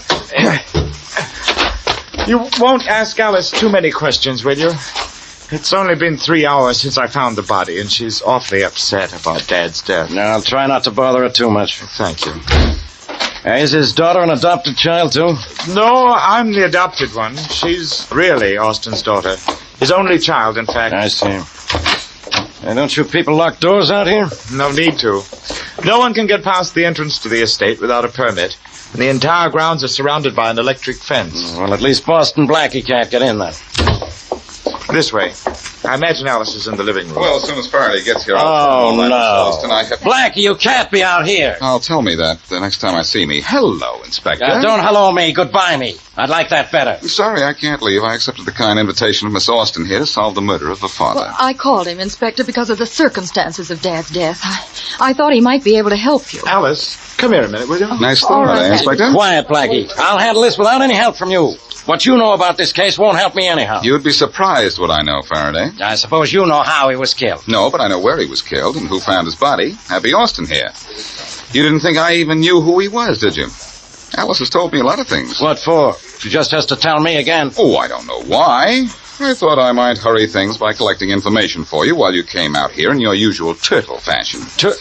Why don't you at least be consistent and crawl into your shell while I solve this case? Why don't you go home? Blackie, you gonna tell me what you know? No. And that would take too long, I suppose, but I could tell you what you know without opening my mouth. Blackie, you've got it. All right, stop begging. The dead man was fabulously rich. Yeah? His estate is the largest in the city limits. Besides this mansion here, there's a private golf course, an airport, a lake, 400 acres of forest, and 1,000 acres of farming land. Is that all? What else did you want him to own? I mean, is that all you know? Tell me something important. Well, he was killed in the middle of a field on one of his regular inspection tours.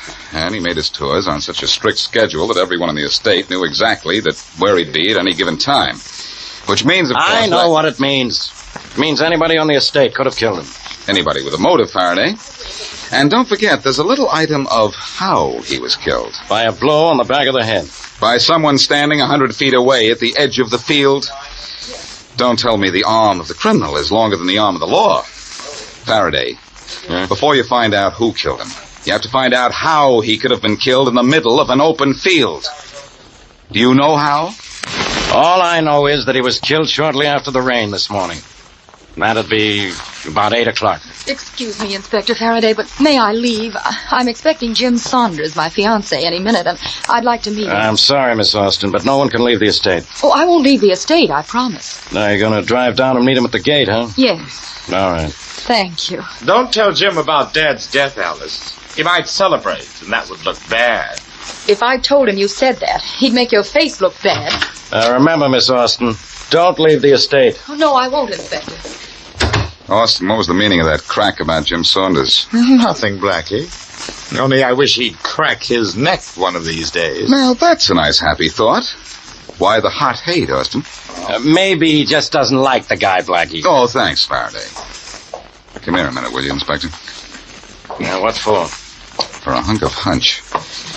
I don't like our friend Happy here. Oh. And I have an idea that before I'm through with him, I'm going to make Happy miserable.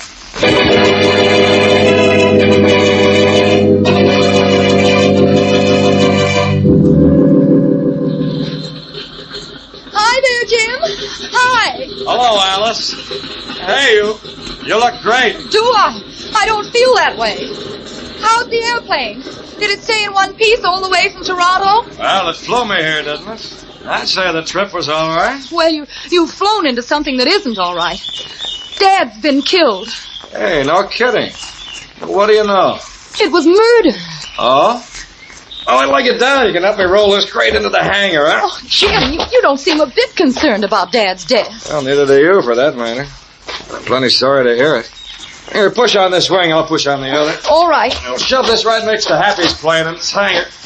Is that still out of commission? Yes. Jim, the landing gear on this side is damaged. Yeah, I know. Still shaky about it, too. I clipped the top of a tree coming in for a landing. Almost cracked up. We push, huh? Jim? Yeah? Are you sure it was a tree you hit? Well, yeah, sure it was. Could you find the tree again? I doubt it. I was going pretty fast at the time. Hey, what are you getting at? Nothing, Jim. Only I hope the police don't find out that you and Dad had a terrible fight last week.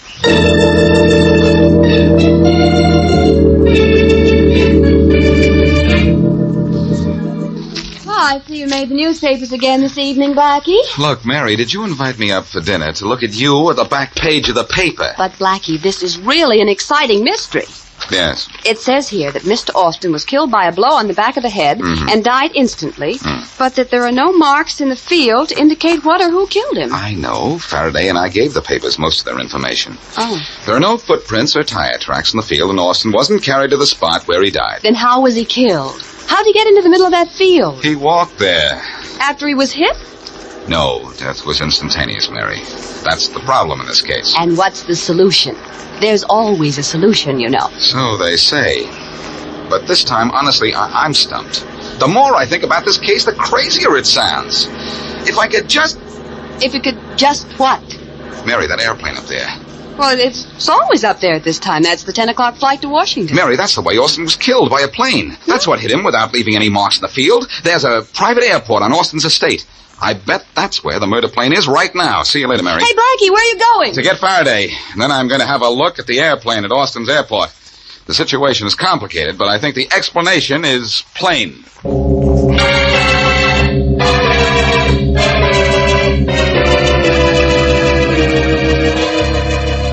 Austin was killed by one of the planes in this hangar, huh, Blackie? Well, which one, or two? Well, Farraday will have to look them over before we find out. This is just a waste of time.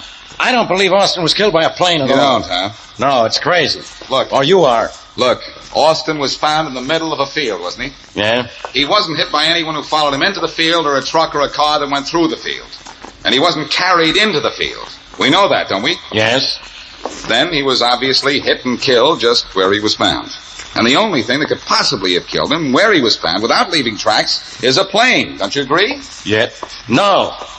But let's have a look at these planes. I've been looking while I talk, Farraday, and here's the plane that did it right here. Look at the left side of this landing gear. Pretty badly bent. So it is. I was right, Faraday. The killer knew where Austin would be at a certain moment. He went up in this plane, found Austin, cut his motor, glided in silently behind his victim, swooped low, hit him, accelerated his motor, and zoomed away. Austin didn't even know what hit him. You two don't know what hit him either. Because it wasn't that plane. Who are you? Saunders. Jim Saunders. That's my plane. Oh, you're the guy Alice Austin went to see, huh? Yeah, she met me here.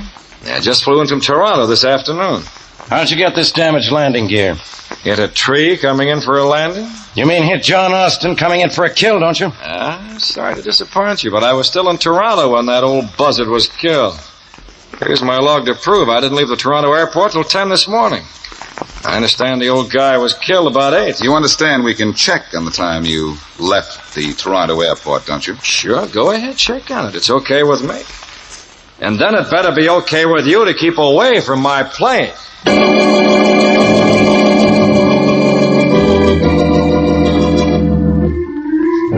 Just thought I'd tell you, Alice. You marry Jim Saunders and you don't get any of Dad's estate. Oh, yes, I do, Happy. I get half. Dad's will says you get half unless you marry Jim Saunders. But if you do marry him, I get it all. How do you know?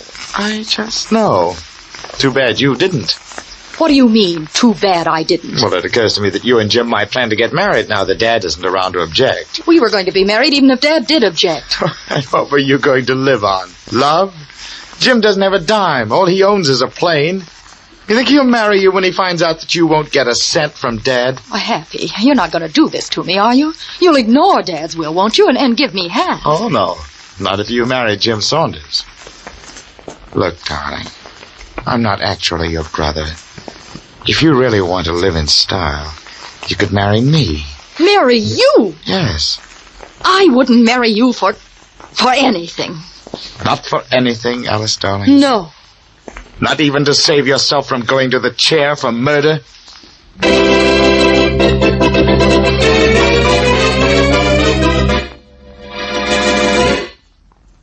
Now back to Boston Blackie.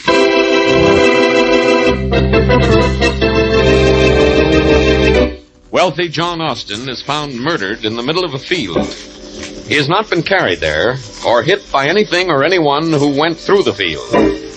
Jim Saunders, flyer fiancé of Austin's daughter Alice, has fought bitterly with a dead man, and the landing gear of his plane is damaged. Jim, however, claims his plane was in Toronto at the time of Austin's death. And as we return to our story, Inspector Farraday is on the phone in Austin's private hangar, talking to the dispatcher at the Toronto airport. Look, can you tell me what time this morning Jim Saunders took off from the Toronto airport? Yes, Inspector Farraday, but I'll have to check on it. Just a minute. Thanks. Blackie, quit wandering around the hangar, will you? What? If either of the planes in here killed Austin, it was Jim's. I'm just having a look at this other plane in case Jim was in Toronto at the time Austin was killed. You're soon going to find out that I was. For your sake, Jim, I hope so. Hello. Inspector Farraday, still there? Yeah, I'm still here. You got that information I want? Yes, Saunders took off from runway 5 at 10 o'clock this morning. 10 o'clock, huh? Yes, sir. Thanks a lot. You're welcome. Well, Jim, you're in the clear. I told you I was, Inspector. Now will you let me and my plane alone? I guess we will. Austin was killed 2 hours before you left Toronto. Tell me, whose plane is this other one? It has Happy Austin's name on it. By a bit of clever deduction, I'd say it was his. Very funny. Jim, does Happy Austin fly? Sure does, Blackie. He's one of the best amateur pilots around. Then let's suppose for the moment that Happy is our man. Let's suppose he isn't. This plane hasn't hit anything. There isn't a mark on it. Faraday, something could have been attached to the underside of the fuselage. Something that could be easily detached again. And thrown away, huh? Maybe better than that. After killing Austin, Happy could have flown out over the ocean. That's only a few miles from here, unhooked whatever it was, and dropped it into the water. That's right, Blackie. It's only about 30 minutes flying time from here to the coast, but thanks, Jim. You're a big help. Jim, could this type of plane hit a man, kill him, and not crack up under the impact? Sure it could. Easy, but I say it again, Jim. You are a big help. Faraday, Happy Austin was an adopted son. He wanted to marry Alice. Happy could have killed his stepfather for the money he'd inherit. Just one thing, Blackie. There's a part missing from the engine of Happy's plane. This ship hasn't flown in months. Oh. Jim, did I say you were a big help?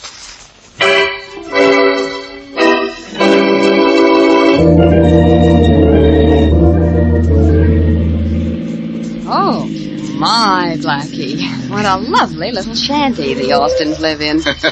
Yes, I thought you'd like to see it, Mary. And wait till you see the inside of this palatial hut. Oh, it probably looks like the inside of the Metropolitan Museum. Only bigger.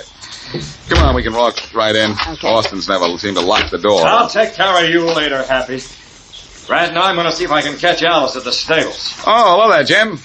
Oh, hi, Blackie. Oh, Blackie, introduce me to this. Miss Wesley, Mr. Saunders, and reverse that. Mr. Saunders. How do you do, Miss Wesley? Join me at the stables, Blackie. I'm going horseback riding with Alice. If I can catch her in time. No, thanks. I've still got a murder to solve. But you can tell me something. Does Alice own a plane? Own a plane? Well, she can't even fly. Oh, well, thanks a lot. I take it Happy's inside the house? Yeah. You can take it, meaning Happy, away if you want to.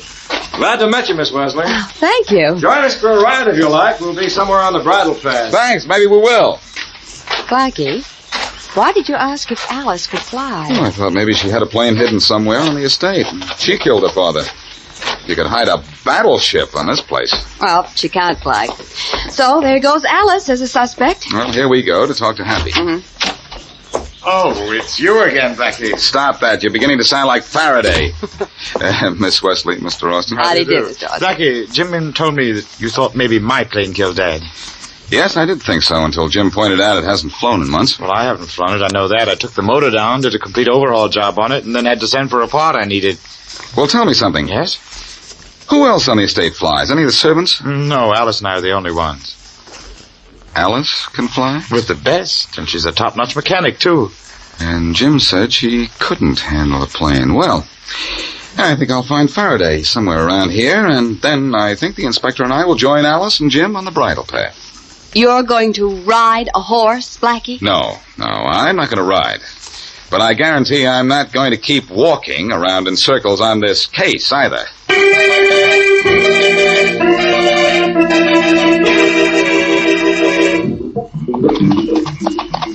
It's a nice night for riding, isn't it, Jim? Yeah, Alice, it sure is.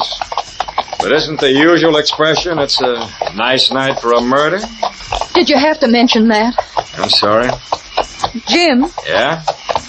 Dad's will says I don't get a dime if I marry you. Well, how do you know? Happy told me. Well, how does he know? Well, I guess Dad told him. They were awfully chummy, a lot closer than Dad and I were. He probably talked Dad into giving me no money if I married you. Well, of all the dirty... Come on, boy. What? Jim, wait! I want to get back in a hurry and have a talk with that brother of yours. Oh, but wait for me, Jim. Wait! Ho, boy, ho.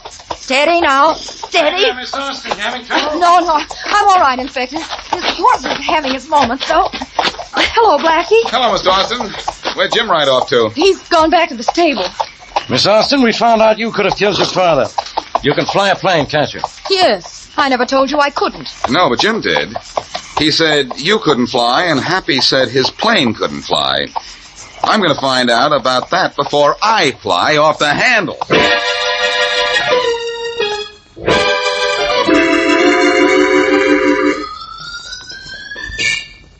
Hold the ladder steady, Mary. Yeah, okay. I have to get all the way to the top of it in order to get a good look into this engine. It's an awful rickety ladder, isn't it, Blackie? Well, it's better than nothing. But hold it steady. I will. Alice Austin looked awful unhappy when Inspector Faraday brought her up to the house. Did she really kill her father? Could be, Mary. At least Faraday isn't going to let her out of his sight until I find out whether this plane of Happy's is in shape to fly or not. That engine looks awful clean. It certainly doesn't look as if it had been used. I know it doesn't, but it could have been cleaned up. I want to have a look at this carburetor. If the motor was taken completely apart, there won't be any gasoline in it. Hey, Blackie, what's splash? Gasoline from the carburetor when I lifted it out. Mary, this motor's been in use and just recently. But how, with a part missing and as clean as it is? Even I know. It was cleaned up, Mary, and the part taken out again. Run up to the house and get Faraday. Tell him I found something. Yeah, all right. Tell him that I think I know who killed Austin, too. In fact, I know who killed him. Hey, Mary. Yeah? I didn't tell you to turn out the lights. Well, I didn't turn them out, Blackie. Just all of a sudden they were... Mary, what's the matter? Mary! Oh, I forgot about this ladder. Hey! Good night. Wow. Oh.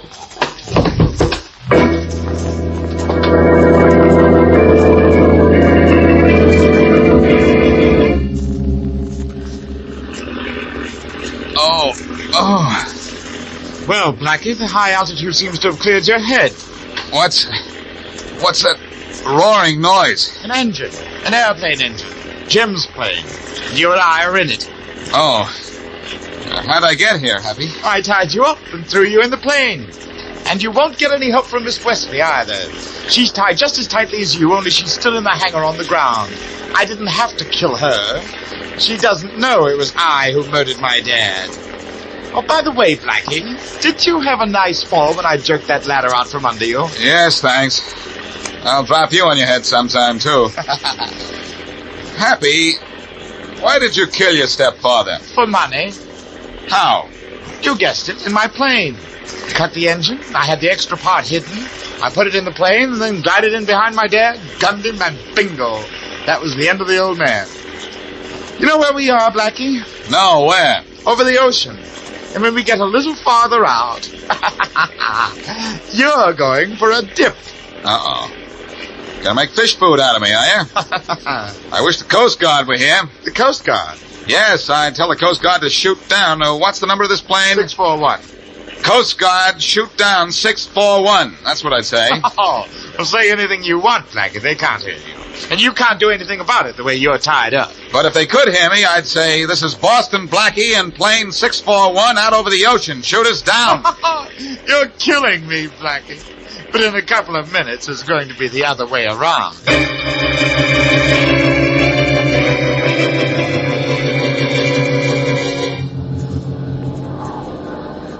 Boy, that Blackie is really something. He sure is. He's tied up in that other plane, but he managed to switch on the radio in pages. Yeah?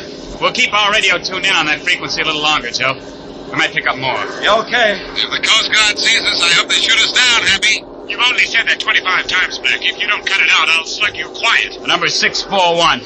Be on the lookout for it. Blackie gave us the approximate position. Right.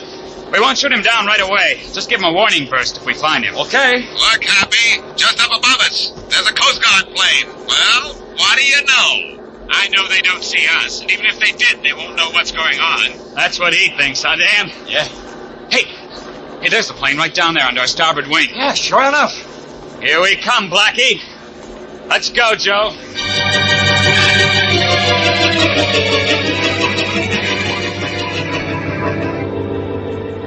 What's the matter, Happy? You look worried. Blackie, that Coast Guard plane is diving on us. Peculiar, isn't it? Why? What for? Oh, maybe it just wants to play.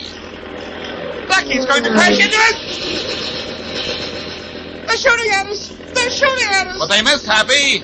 Want to make a bet they don't miss the next time? Blackie, if they shoot me down, I'll drop into the ocean. That's what you're expecting me to do when you drop me in, isn't it? The plane's banking for another run at us, Happy. What'll I do? Well, obviously the Coast Guard doesn't want you out here, so if I were you, I'd turn and go back to the land. No. That was closer this time, wasn't it? Are you turning back or aren't you? How about it? All right, Blackie. I'll turn back. Well, tell it to the Coast Guard, Happy, or in 2 seconds we'll both be telling it to the fish.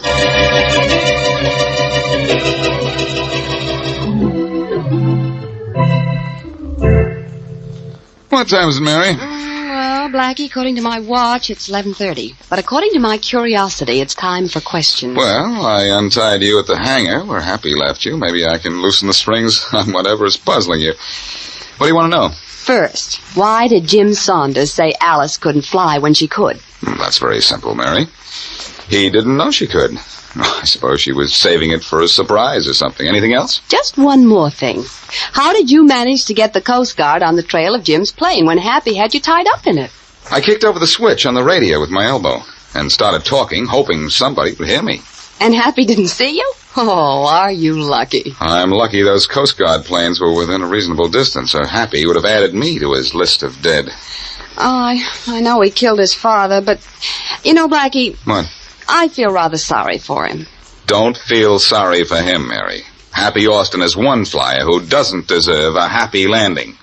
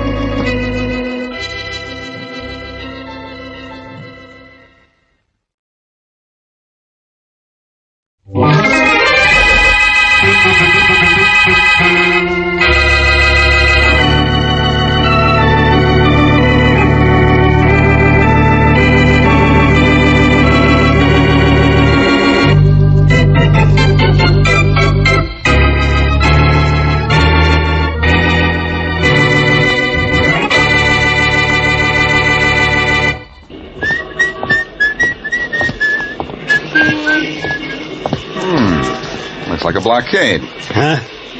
Okay, blockhead, move out of the way, will you? Why should I? Well, you're too big to squeeze by, and I want in. What do you want in for? I want to see the boss. And I want to go to the White House and see the president. Who are you? Boston Blackie. Yeah?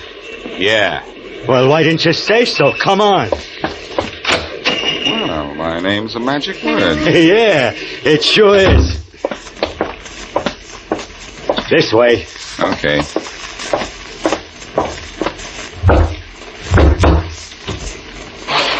Yeah? Harry? Uh-huh. This guy here is Boston Blackie. He wants to see the boss. Open up. Sure thing. Harry will take you the rest of the way, Blackie. Thanks. Goodbye. You're certainly giving me a royal welcome, Harry. Sure thing. You follow me. I'll have to, or I'll get lost in here. I didn't bring my compass. You may be gonna need one to get out. Talk tough like that on the outside, and you're the one that's gonna get lost. Now, look.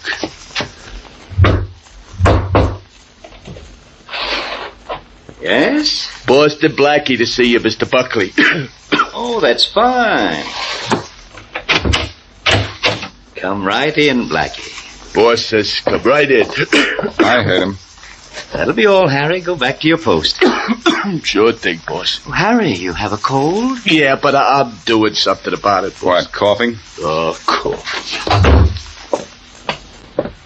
Well, Blackie, I'm glad to see you. I'm amazed to see you, Buckley. I mean, amazed at the ease with which I got in. Country hospitality, Blackie. You forget this is my first venture in the role of a city slicker. And it's your last, too, Buckley. I know the kind of jobs you pulled upstate. I know you've come here to crack at bigger stuff. You're an awful sucker to have sent for me. And don't antagonize me, Blackie. I'm in much too good a mood for unpleasantness. You're going to be in the mood for the morgue when I get through with you, Buckley. I've got a few... Blackie, no fists, no guns, no nasty talk. Don't you think it's strange that I sent for you? Don't you have a notion it's because I'm not afraid of you or anything you can do to me? This I gotta hear. All right. You see, I formed a protective agency, Blackie. Mm-hmm. And you're the president. But just interfere in my business. Or if you don't keep Farraday off my neck, your girlfriend, Mary Wesley, will go to jail for the murder of a man named Henry Dale.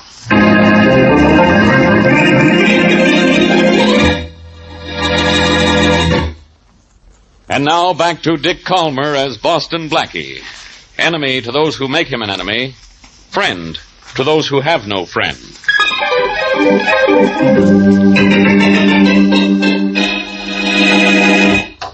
Mary! Mary, where are you? Hi, Blackie. Sit down. Oh, thanks. Oh, see, you're still alive, or haven't you tried to see Mr. Buckley yet? I've seen him all right, but somebody else is dead, so he tells me. And he tells me you killed the guy.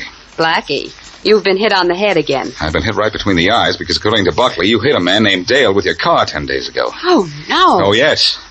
He says he and his men were following your car on a country road near Watertown. Following my car? But why? Mary, I know you were on vacation up there, but you accidentally picked the Buckley mob's hideout. And they thought you were up there sort of snooping around for me. Did you hit a man with your car? I know, Blackie. Not that I know. Wait a minute.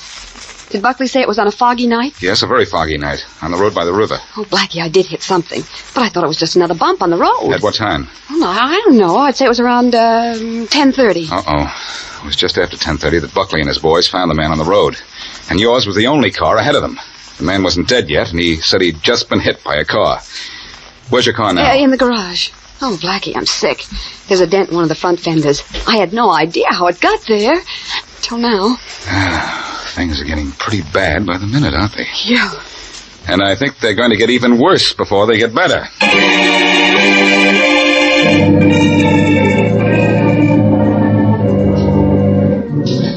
So you want me to tell you what made that dent in this fender, hey, Blackie? You guys in the Motor Vehicle Bureau can tell those things, can't you, Wills? Usually. What do you think made it? Well, I'm not the expert. You are. Well, putting me to a test, then. Yeah. All right, let's have a look at it. Well, it's a flat dent. Looks more as if something rather heavy and flat pushed part of the fender in. Heavy and flat like what? Well, like a body or a sack of cement. I prefer to think it was a sack of cement. Well, I'll let you know. I'll have a look at it through this glass. You'd please me a lot if you didn't find anything. Blackie, whose car is this? It belongs to a friend of mine. Find anything? Not on the fender. Now, let's have a look at the bumper here. It's Mary Wesley's car, isn't it? How'd you know? No, I just guessed. Sorry, Blackie, but I'm afraid Miss Wesley's in trouble. Uh-oh. What'd you find? Enough to prove without any question that this car hit someone. And I can tell by the look on your face that whoever it hit is dead. That's right, Sergeant. Well, I'll have to hold this car and send a report to Farraday. It's... No, wait. What for? I'll drive it down to Farraday myself. And Wills. Yeah? It's the toughest trip I'm ever gonna make.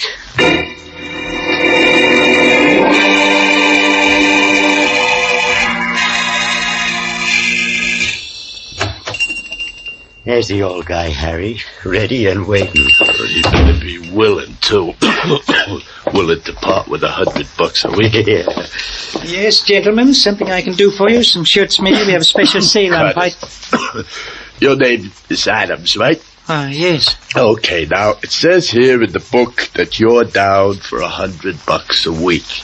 That's protection money. Protection money? I don't have to be protected. Who am I to be protected against? Guys like us. Well, I don't... $100, Adams. Get it up. Get out of here. Now, look, Adams. You know, we got a pretty good organization. Did you ever hear of Boston Blackie?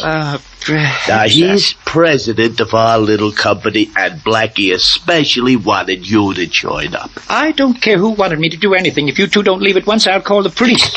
Get out or I'll call. Learn him not to make telephone calls when he's got company. Yeah, it ain't right. Yeah. Nice sock, huh? Yeah, it was all right. Well, we better work on this guy a little bit while he's out, Chuck. Yeah. Just so he knows that we mean business when we call back here tomorrow.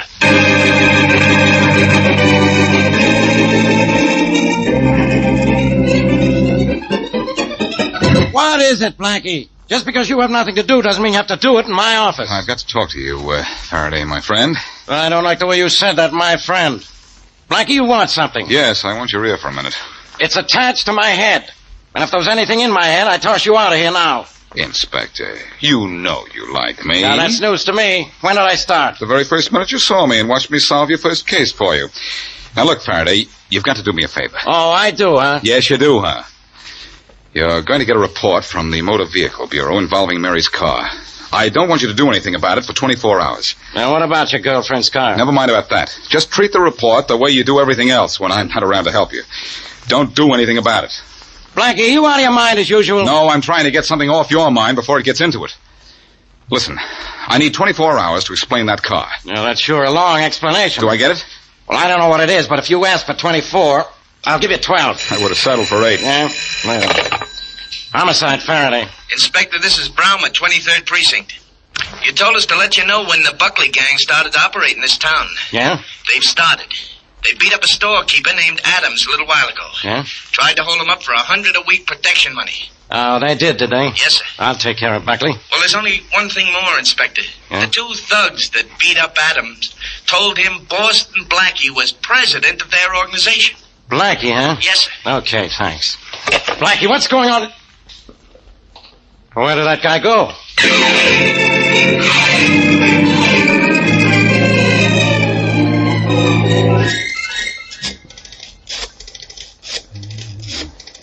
Oh, come on, Mary. Answer in a hurry, will you? Thank you. Hello? Mary, this is Blackie. Listen fast. Yeah, okay. You were right about thinking your car hit a man while you were on vacation. Oh, Blackie, no. Oh, Mary, yes. And it doesn't mean necessarily that you were driving at the time, though. Where did you have your car parked while you were away? I kept it in the town garage when I wasn't using it. Why? Because that's going to make it tougher to prove somebody else drove it if somebody else did. We've got to get up to that town you were at right away. Okay, well, I can leave right now. I was on my way to take some dresses to the cleaners. Are you free? I just left Faraday's office. He'll be surprised to learn. Huh? Mary, this is a beautiful frame-up somebody's pulling. Oh, Blackie, I don't understand any of it. I don't know. Well, you're lucky that you don't. Yeah. You're going to the cleaners, huh? Well, that sounds like a good idea. I want to go, too. There's a spot on the sleeve of my coat. Well, we'll go there together, then. 2 of my dresses have spots, and they have to be cleaned. Okay. Meet you at the cleaners. Okay. It'll be relatively simple to take the spots off your dresses. What I want to do is to take you off the spot.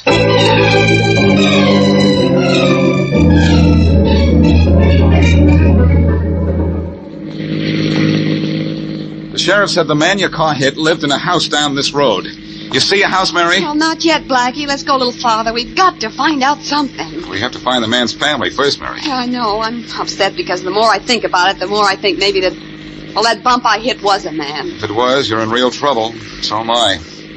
Was the road as foggy as it is tonight? Foggier? I couldn't see a thing. Ah, that's interesting. It is? Why? Oh, here's a house. Huh? Yeah. Maybe this is the one we want. Okay, I hope so. I have an idea. It is, Mary. Apparently there's a link between the dead man and Buckley's mob. He might have been one of them. One they wanted to get rid of. Yeah, and at the same time get rid of you through me. That's right. Oh, Blackie, they wouldn't kill one of their own men just to frame someone for murder, would they? They wanted to get rid of him anyhow. Come on, let's go up the house. Okay. I'll get out your side. Yeah, well, careful. The ground's a little muddy. We're up to our necks in something worse than mud, Mary. Yeah, I can say that again. Took us long enough to find this place. It's after 10 o'clock. Well, let's get out of this mud and into the house. Keep your fingers crossed, Mary. This may still be the wrong house. Yeah, I know. Yeah? Good evening. Are you Martha Dale? Yeah, that's me. Did you have a brother named Henry Dale? Yeah, I did have. Oh, Blackie, we're in luck. Had a brother, I said. But you won't find him here no more. He's up in the cemetery. Yes, we know, and we're very sorry. He was killed by an automobile about 10 days ago, wasn't he? Yep, he sure was. Always thought he would be someday, too. Never looked where he was going. What you asking for? We're investigating the accident. We don't think it was an accident. We think your brother was in bad company. And Henry? In bad company? That's right. Not Henry. He only wandered off the farm to go fishing down by the river. Except to go to work in the garage. He didn't mix with no company at all, bad or good. Worked in a garage, you say? Which one? Well, there's only one here in town, Allen's. Yeah, that's where I kept my car, Blackie. Anything more you want from me? No, thank you. Okay, then. Guess I'll go back to bed, then. Night. Night. Good night. So the man who was killed worked in the garage where you kept your car. That's something, Mary. Well, yeah, but what? I'm not sure, but it could mean that they had to kill somebody to frame you and picked on Dale so that he couldn't tell anyone that they used your car for the job. Well, what about the bump I hit, Blackie? Oh, the road we came over was full of bumps. Yeah, that's true. This is a frame-up, all right, Mary, and a very beautiful one for a very big reason. What's that? There isn't any way to prove that somebody else was driving your car the night it hit and killed the garage man.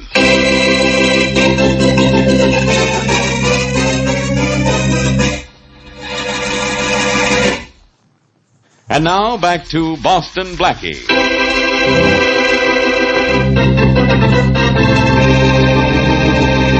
When Boston Blackie's friend, Mary Wesley, was on vacation, her car hit what she thought was a bump going down a dark and fog-shrouded country road.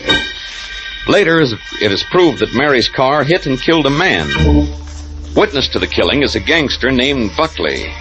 Or at least that's Buckley's story.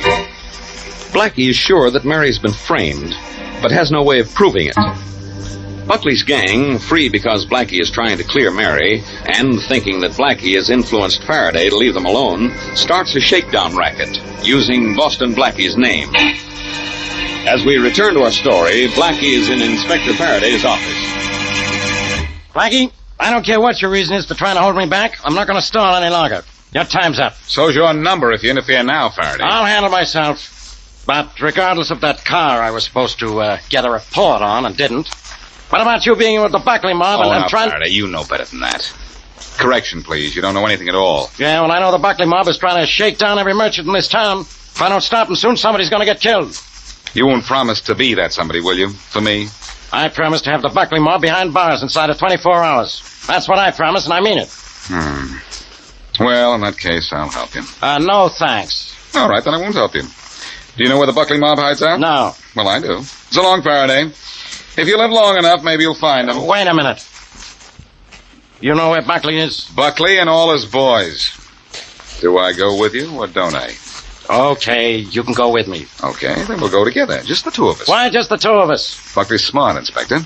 You send a lot of men after him, he'll be gone before your men even get out of their cars. You'd like to send Buckley up the river, wouldn't you? You know I would. Well, let's buckle down to the job of sending Buckley up.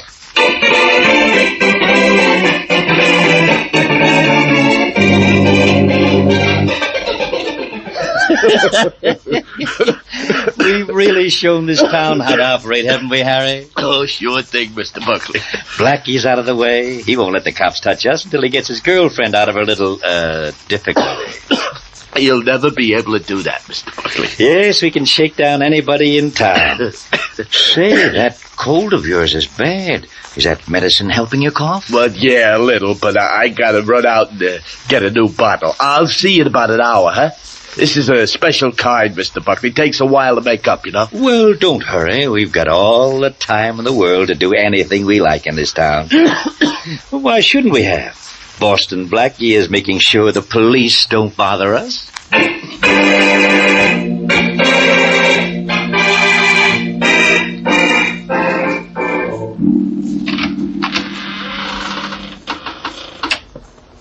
Hey, Blackie, if you had such a good reason for keeping me away from Buckley, why are you bringing me here now? Never mind my reason, Faraday.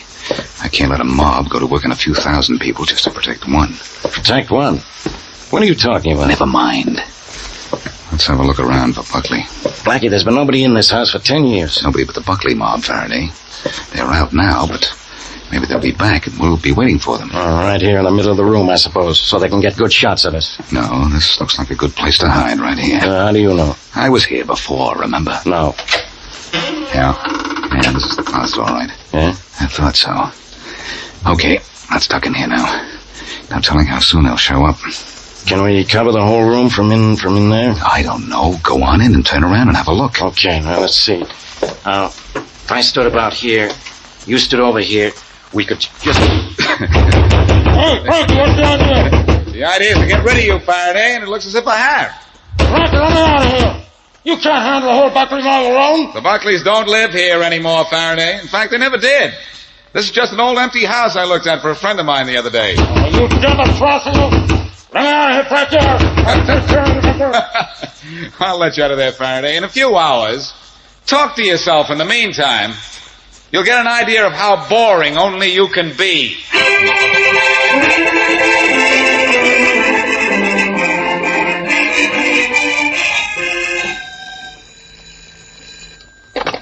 Hello? Mary, this is Blackie. Oh, yes, Blackie. Any luck? A little. I got rid of Faraday for the time being. The time being? Yes, the time being, just long enough to get you out of this jam, if the hunch of mine is right. Oh, I did. Mary, I'm convinced someone else was driving your car when it killed the garage man. Well, I hope I wasn't driving it, but... Well, you said we couldn't prove it. Listen, Mary, I have a hunch. Yeah? In fact, I'm full of hunches. You said there were spots on a couple of your dresses. What kind of spots were they? Oh, I don't know, but they were on the left sleeve. Well, where'd they come from? Well, I'm not sure, Blackie. I am. I was driving your car and got a spot on my sleeve, too. There was something on the side of the driver's seat. That's how your dresses and my coat got spots on them. Mary, I want to look at those dresses. Oh, but they're at the cleaners, Blackie, and I told them to rush them through. They may be cleaned already. Well, let's go down to your cleaners in a hurry, Mary, because if I can find the spots on your dress, I know the address of the man who drove your car the night Dale was killed.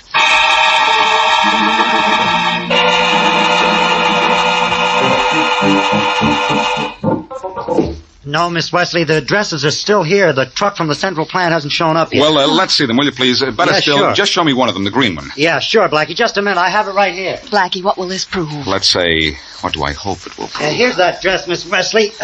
You want to look at the green one, didn't you? Yeah, that's the one. Let's see that spot. Here it is, Blackie, in the back of the left sleeve, right It's there. going to be hard to take that out, Miss Wesley. Well, Blackie? I'm not sure. But if what I think is right, this spot is going to get Faraday out of a closet and you out of a jam.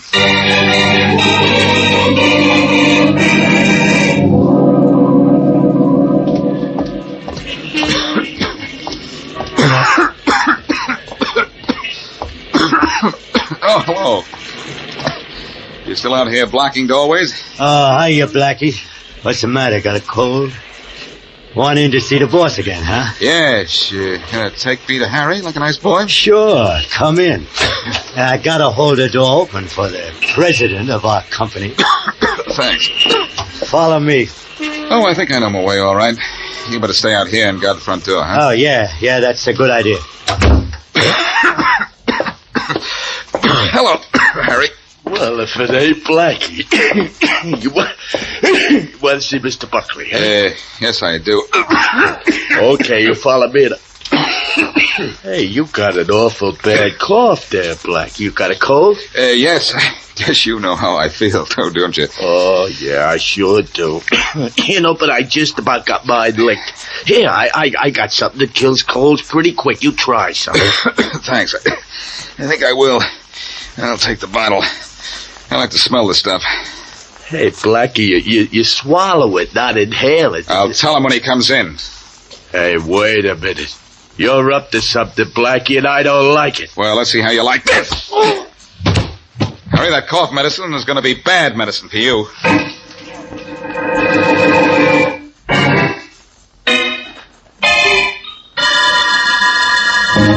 Harry.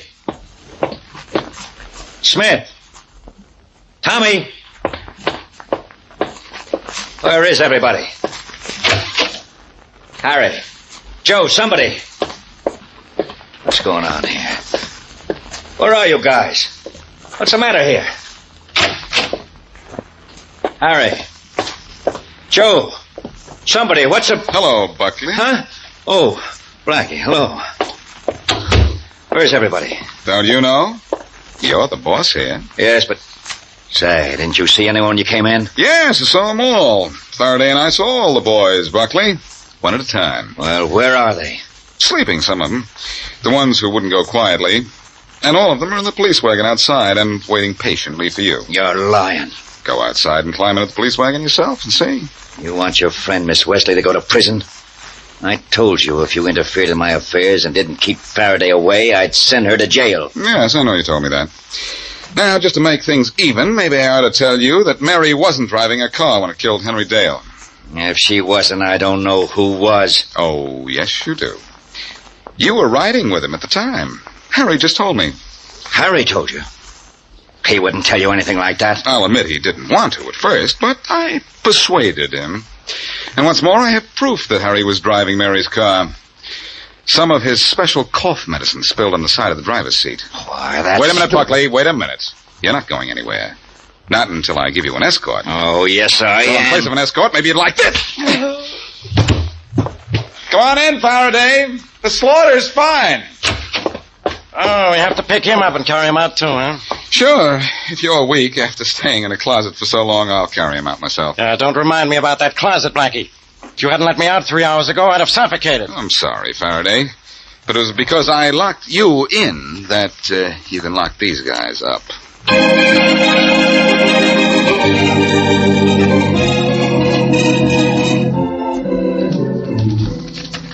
Oh, I see by the papers, Blackie, where Mr. Buckley confessed that he and Harry used my car to kill that man and frame me. Oh, we had him cold, Mary.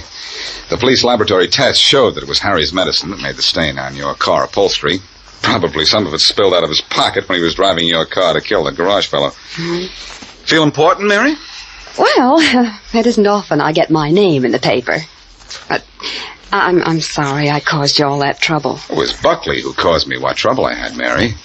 If he hadn't spotted you up in the country and thought you were spying for me, he wouldn't have tried to frame you. You know, there's one thing I don't understand, Blackie. Hmm? Why Inspector Farraday didn't put me under arrest if you took my car to him? Well, it was the strangest thing, Mary. I parked your car on a side street on my way to Faraday's and just couldn't remember which street it was until a little while ago. My, aren't you clever? Oh, Mary, the real reason Faraday didn't know about you is that Sergeant Wells, who inspected your car, is a nice guy. Yes? He gave me time to clear you before reporting to Faraday. That let me find out about Harry's cough medicine. You know something, Mary? I know a lot of things. What do you have in mind? I only got hot on this case when I found Harry had a cold.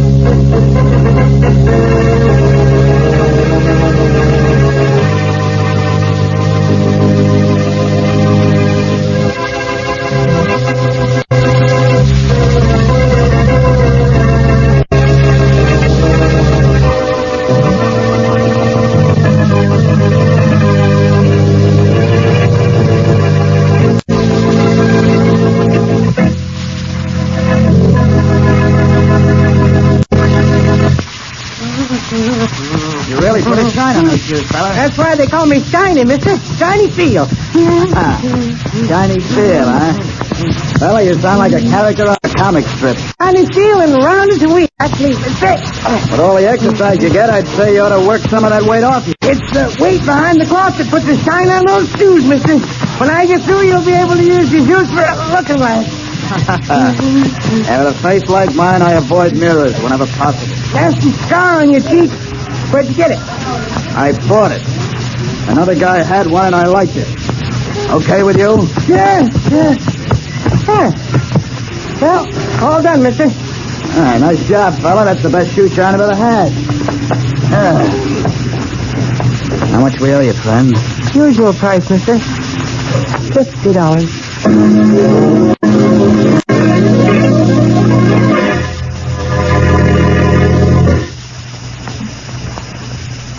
And now meet Dick Calmer as Boston Blackie. Enemy to those who make him an enemy. Friend to those who have no friend.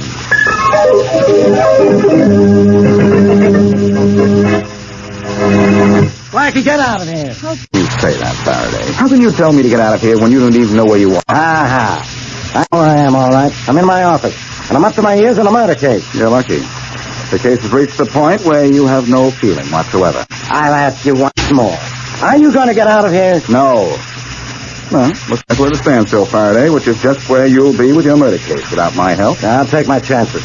In that case, I like the murderer's chances of beating the rap. Yeah? The little Joe murder you're working on. Huh? So, he was an underworld character, and like all the rest, a rat. He knew he was on the spot, so he came to see me just before he was killed, and he talked. If a guy comes to see you, what else would he do? Sit there like a dummy? It's possible. You do that rather well. But look, pal, I didn't come here to match wits with you. If I had, I would have left mine home so we could start even. I came to tell you the little Joe gave me a tip on a counterfeiting mob. Who cares about counterfeiting? I'm interested in the killers of Little Joe. You know who they are? No, but they're tied up with this phony money ring, I'll tell you that. And I'll tell you something else. I'm going to help you bust that ring. You think? Which is more than I can say for you. Well? I said I'm going to help you, and I am. If you'll just get it through that 10-ply skull of yours that I know what I'm talking about, then we'll get somewhere. I want you to get somewhere right now. Out of here. Now, how many times do I have to tell you that? How many times do I have to tell you that I can crack this case wide open if you'll only listen to me? Okay, I'll listen. Anything to get rid of you. Well, I'm listening. That's the best thing you do. Little Joe was killed because he found out where and how the counterfeiters were passing their money. Where are they doing it? A shoe shine stand run by a guy named Shiny Seal. I watched it being done this morning. I saw a Shiny slip a bill to some guy, and I know the password that's being used. You know how the money is passed? Yes. If you'll come down there, stand at the corner and watch, I'll show you. So, let's go to the shoe shine place so I can polish off this case.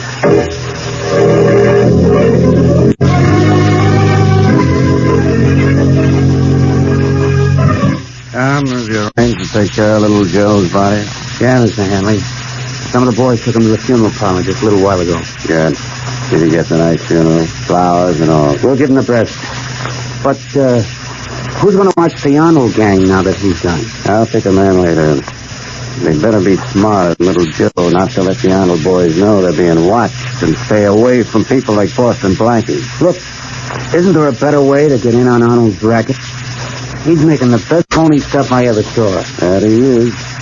Tell me, what are we going to do about the killing of little Joe? Well, he was one of our boys, so we killed one of Arnold's men, of course.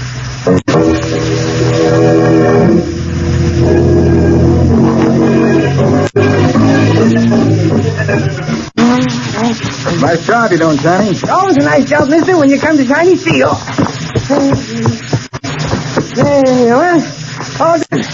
Well, how much do we owe you, friend? Huh? Oh, the usual price. $50. $50? Okay, there you are. Thank you, mister. Thank you. You're welcome. All right, let's make just line up for your time from Johnny. Blackie, how'd it go? Farraday was great. I gave him $50 and he slipped me a bill right inside of my shoe here. Where? Right here. Look.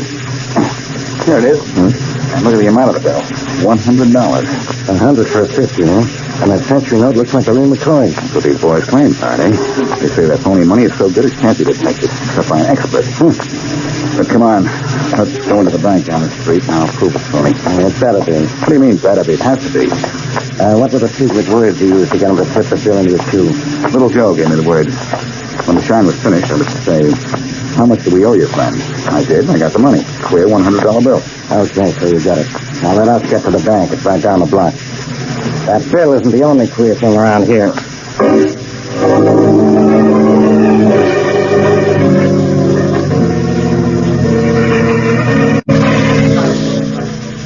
Okay, so you gave the bank teller the $100 bill, Blackie, and he took it inside somewhere. All right, so what?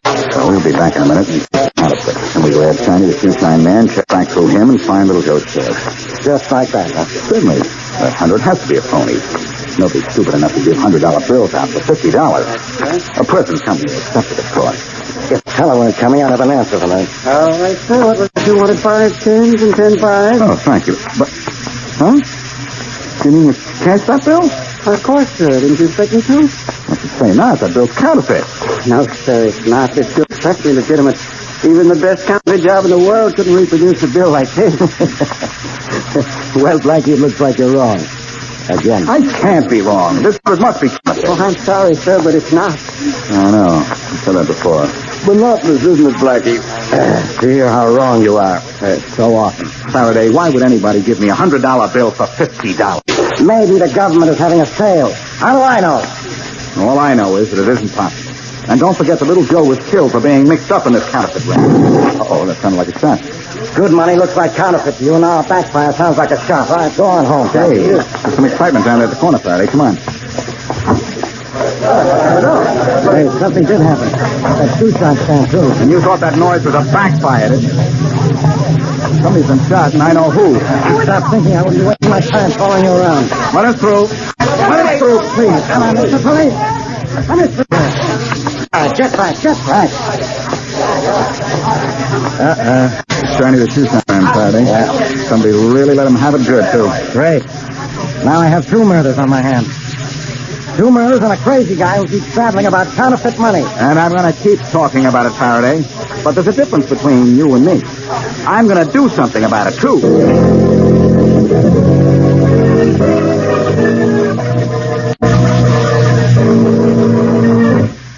The Hanley outfit killed Johnny, Mr. Arnold. And I'm not going to stand for it. I'm going to 10 per net. But Johnny was a pal of mine. I don't like the guys who kill my pal. I said 10 per net. 10 per? I'll have to.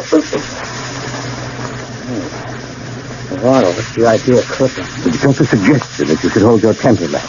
You know I don't like violence. But I don't like killing. Reasonable, Matt. Johnny was killed by the Hanley outfit because we killed Little Joe. It was to be expected, regrettable, but quite apparent that it had to be done. It didn't have to be Johnny. He was a good guy, and I know it had to be one of our organizations. You should be grateful it was not either of us or any of the others more important to our operation. Well, I don't care what you say. I'm going out him. Yes. There aren't going to be any more killing. I'm quite sure Hanley is satisfied that the score is even. In fact, I think our opponent is corroborated. That's right now. Just call him Hanley? I see no reason why I'm saying. Look, Mr. Arnold, that bum's trying to cut in on our queer money racket. I know. Perhaps I should make it easy for him and get into a minimum of violence. Oh, Mr. Arnold, you can't do that. Hanley's mob's a bunch of... Enter. Hello? Hanley? Yes? This is Arnold. Oh, yeah? Your boy took care of Hanley this afternoon. And your boy took care of Joe yesterday. So we're even, aren't we? Well, 1 for 1 sounds enough to me. Satisfied to leave it even? I don't know. Well, perhaps I can persuade you. Stop persuading. You want to cut in on my business, don't you? Am I? Well, suppose we form a partnership. Suppose we do. Then what? Then we can make it clear and far more profitable than murder.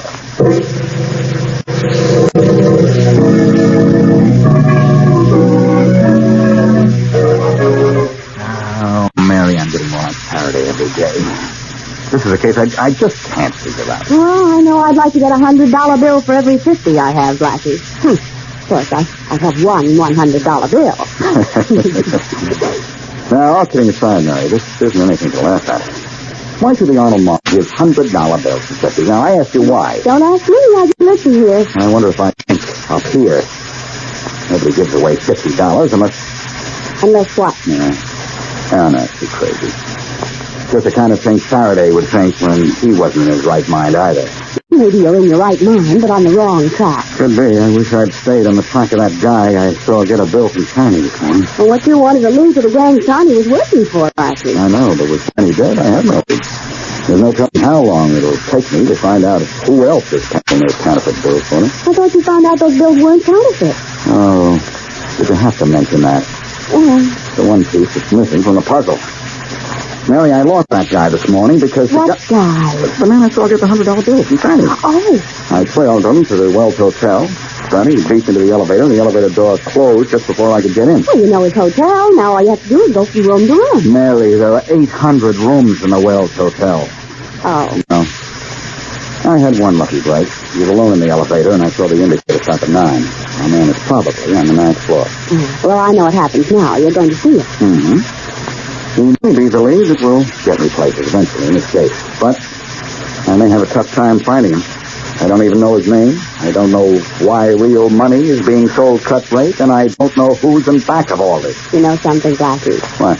It's absolutely amazing what you don't know about this case.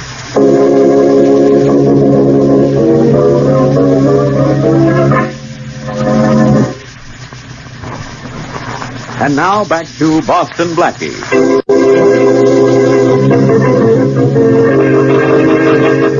Little Joe of the Hanley mob comes to Boston Blackie with information about the Arnold gang, reputed counterfeiters, and is killed for his trouble.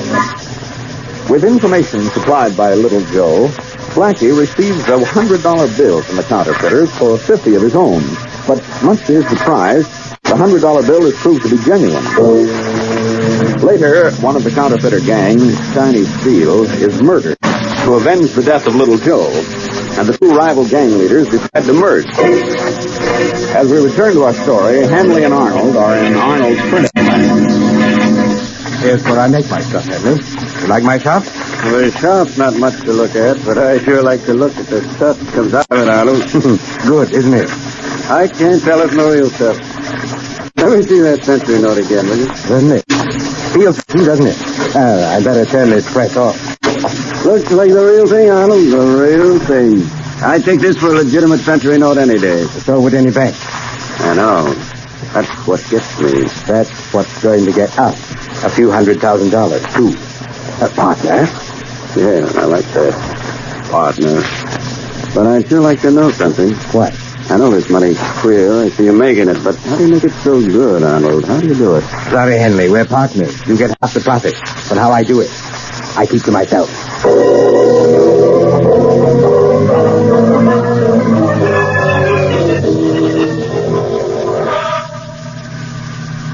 Ninth floor.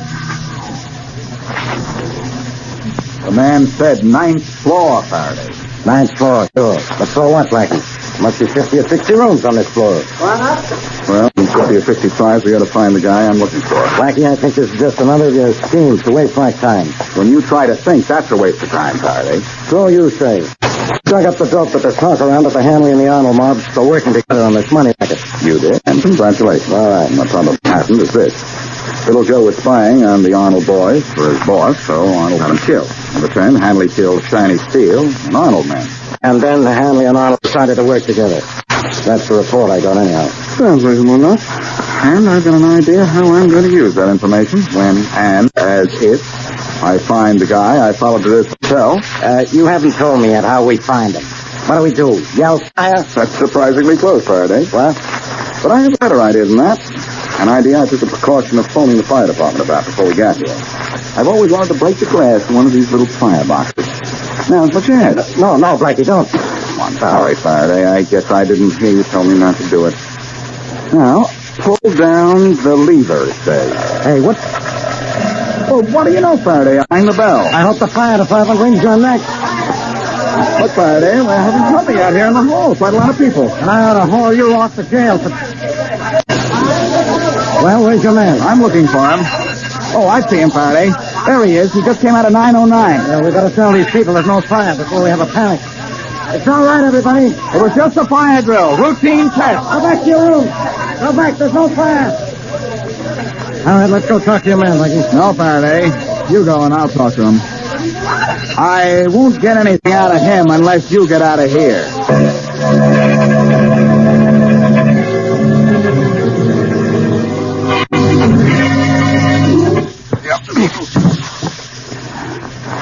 Now look, tough guy.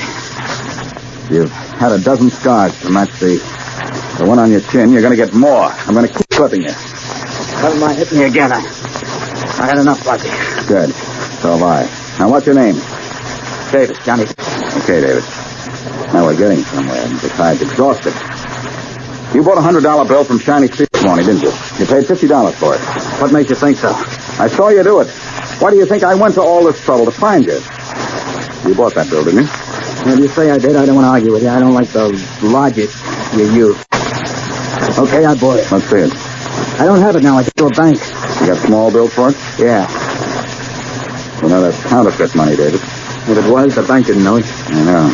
Counterfeit money's so good, not even experts can spot it. That doesn't sound possible, does it? No. Never would have touched it if I thought it wouldn't pass for the real thing. Johnny guaranteed it would when I was told to contact him. You'd like a few $1,000s of it, wouldn't you? Who wouldn't? Well, I have an idea you're going to get a chance to buy all you want. Did Shiny ever say you could buy a lot of it? Yeah, he did. He said the gang would contact me when we were ready to sell. I gave Johnny my private phone number. I thought so. Well, you're going to sit right here till they do. So, let's go to dinner, huh? We may have a long wait. Okay. Of course, Davis, when the gang calls, I'm going to answer. Why? Because after I answer that phone, the guys I'm looking for are going to answer to the law.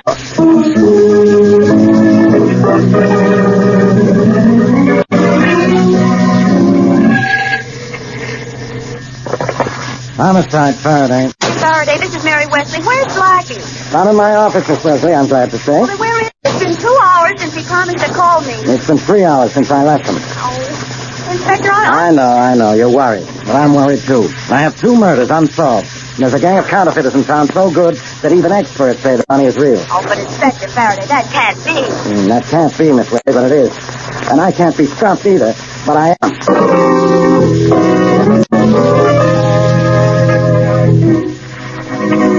Well, Henry, I think it's time we call David at the hotel. I think he's about ready to buy. This is where we make the first killing, is it, Arnold? How much are you going to let him buy? Oh, I think we probably convinced him $25,000 worth. Which we split 50-50. Partner? Yes. Partner? 50-50. The easiest money we ever made, too. Made's a good word for it. Yes. Hello? David? Yes, this is David. David, I understand you were one of Chinese Steel's best customers. Yes, it was. Sorry to hear he was killed. Yes, so am I. How did you like Chinese work? Best shoe shine in town. Glad to hear it. But how about his other work? The best buy in town. Glad to hear that, too. You didn't have any trouble, did you? No, I didn't. The price was right. No complaint. Good. How would you like a lot of Chinese work? Say, $25,000 worth. I'd like that very much. What's the price? Right? Well, you ought to know. The usual price. 1/2 in real money. 1/2, huh? Well, I don't think we'll be able to do business then. No? Why not? Well, I had a better offer from a rival of yours. Rival, Matt? A better offer? Right? Better offer from someone else. Said he was with you temporarily, but that wouldn't last long. So long. Wait a minute, David.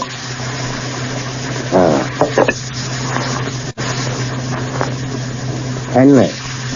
What's the matter? You know what's the matter. You contacted David, didn't you? Oh, no. Look, I took you in as a partner, not as a double crosser. I told you about David. You made him a proposition. I did. Oh, yes, you did. You made him a better offer. You're crazy, Arnold. I never even heard of him till just now. I'm going to put that gun away. Sure. After I put a plug in you. Sure. Oh.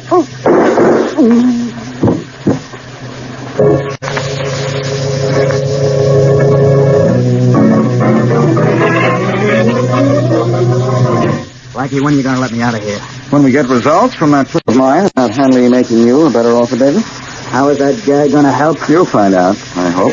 I'll get that. Well? David? Yes, this is Davis. About that offer you got from someone else.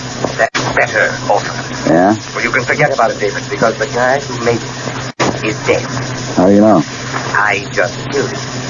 Oh. Now I suggest you get down here and do business with me. I guess I have no choice now, do I?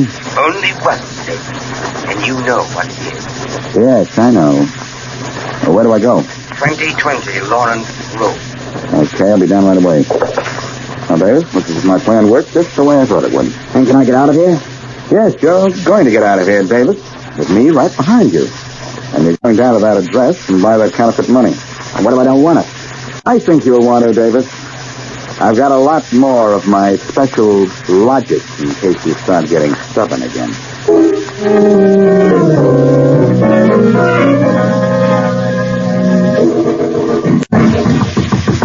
Come in. Hello. David? Yeah. Well, I see you've decided to do business. My name is Arnold. Close the door. Sure. Sit down. I'll stand if you don't mind. Well, the customer's always right. Have the money with you? Yeah. And you're going to do business with me, and not my late partner. Uh-huh. Listen, it was costly to kill Henry, so I'm going to charge you with the... Will you listen to me? This is crap. What? Crap, I'm not alone. Boston Blackie's just outside that door waiting for you to make the deal with me.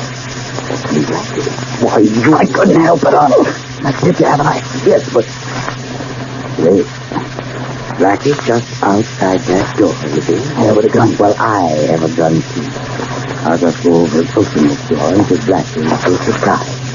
Watch this.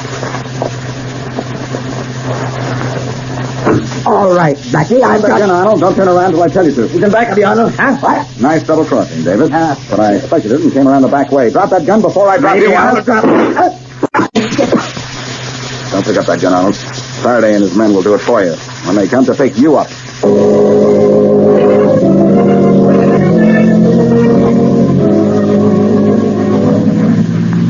Blackie, I'm glad you're back. Oh, so am I, Mary. Only if I hadn't anticipated a double cross from a certain Mr. Davis, I wouldn't be back. I'd be flat on my back. Don't you think I'm entitled to an explanation of what happened, how those fellows were able to make such wonderful counterfeit bills? Oh, Mary, the counterfeit bills they're making were terrible. But they passed at the bank. No, Mary. Here's what happened. In order to set up Davis and a couple of other suckers for a big bill, a fellow named Arnold passed out a number of good $100 bills using shiny steel, the boot black, as go-between. He passed out good money. Yeah, half price. Then when Davis and the others found that even a bank would cash the bills, they'd be prepared to buy the counterfeit money in big amounts. Oh, pretty cute. No question about that. As soon as I realized that's what the plan had to be, and after Farraday tipped me off that the Arnold and Hanley interests were merged, I got the idea of playing one against the other, and I did. With the result that Arnold killed Hanley. You know, you're very clever sometimes, Blackie. What do you mean sometimes? Oh, most of the time, then. That's better. Blackie. Put your arm around me, will you? Sure. Now, that's something that's really better.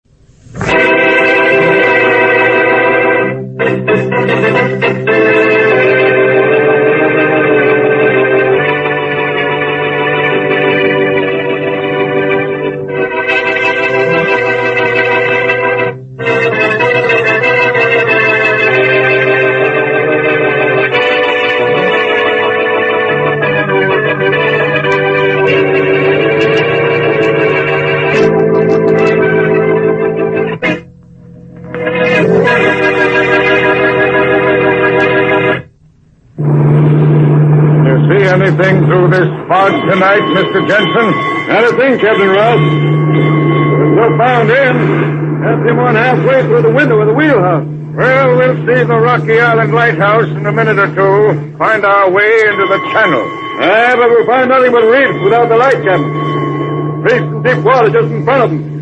Even with the light, it's going to take a true course to get us in without running aground. The channel's directly north of the Rocky Island light, Mr. Jensen. We'll enter the channel with the light on our port side. There she is now, Mr. Jensen. Aye, what a blessed sight. We've been off our course. I'll adjust that. Keep her steady, Mr. Jensen. Aye, sir. No problem now. We'll have our cargo safe in an hour. Aye. It'll be a long time before we carry so much of value in our hold again. No trouble at all now, sir. The lighthouse is practically telling us we're safe and sound now. I think I'll go below. We've run on the reef! We're going down! Sound the alarm! All right, sir. All hands on deck! All hands on deck! Up and down ship! Up and down ship! Up and down ship!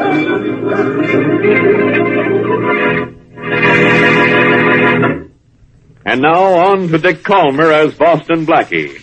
Enemy to those who make him an enemy. Friend to those who have no friend.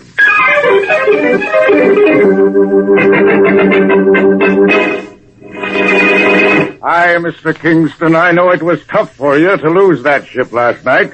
But you'll have to admit this is the first ship of mine you've ever lost. That's true, Captain Ross. But so far this year I've lost 4 ships. And all in nearly the same spot, and all the same way, and all carrying valuable cargo. How could you possibly run on the reefs to the south of the Rocky Island lighthouse when you were passing the north of it at the time? I don't know, Mr. Kingston. Unless we drifted south before we sank. When we came ashore after we abandoned ship, we steered straight for the beach and landed south of the light. Impossible. That's the same story I heard from the captain of every ship I've lost, and I don't believe a one of you. Were you north of the light at the time of the crash, or weren't you? Aye. We seemed to be north of the light when we crashed. North of it when we sank. But the spot where we went down is south. I checked on it this morning. I saw a part of the crushed hull on the reef. Then you steered a course into the channel south of the Rocky Island light. No, Mr. Kingston. Absolutely not. I'd stake my reputation we were north of the light. Oh, it's impossible. Come in. Excuse me, Mr. Kingston. Yes, Miss Underwood. Mr. Lawrence from Deepwater Salvage Company is on the phone. Yes, I know what he wants. Tell Lawrence he can have the job. He's always done a good one for me, but don't tell him I said that. No, Mr. Kingston, I won't tell him.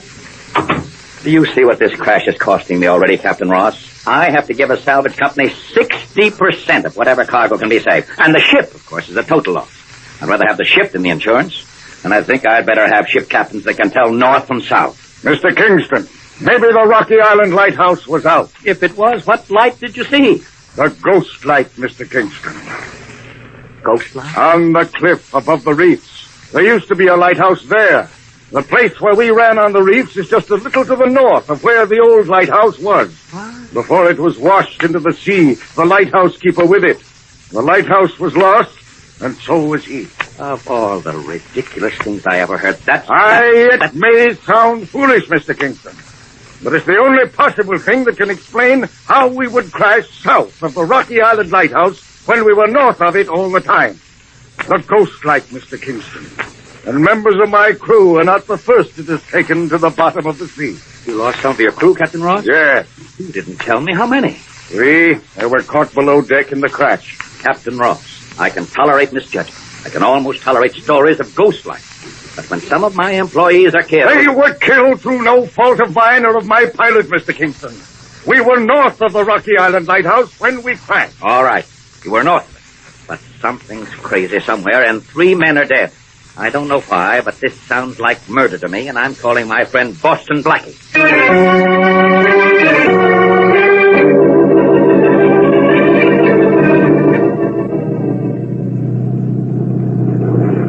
You believe the light here on Rocky Island wasn't working last night, eh, Blackie? I don't believe anything yet, Charlie, after we investigate. I guess we can fly up to this lighthouse landing, can we? Yeah, I'll handle the landing, Blackie. I'll tie the launch up with a half hitch. You might also use a rope, Mary. If Farraday were here, he wouldn't have an answer for that either. I'll tie the boat, Mary. You can get up on the landing. Oh, thanks, Charlie. Oh, what a beautiful lighthouse. I suppose you'd like to live in it. Oh, how would I? But I put different curtains in the windows. That lace shade and tassel on the light, I suppose. Well, I don't know about the tassel. Oh, look, there's the lighthouse keeper's daughter. There's always one, isn't there? If you mean the woman in the doorway there, the lighthouse keeper must be 80. This woman's an easy 60. If there is such a thing as an easy 60, No sightseers allowed out here. This is government property. the only sight we want to see is the lighthouse keeper. And we have government permission. Here's our pass. What do you want to see him for? We just want to ask him a few questions about an accident on the reefs near here last night. The ship that sank down yonder? That's right. Tell your husband we'd like to see him, will you? What makes you think I'm his wife? I didn't say so. Just imagine you were. Well, I am, but I don't like things taken for granted. Well, may we see him, please? He isn't here. He's gone to the mainland for supplies. Oh, I see.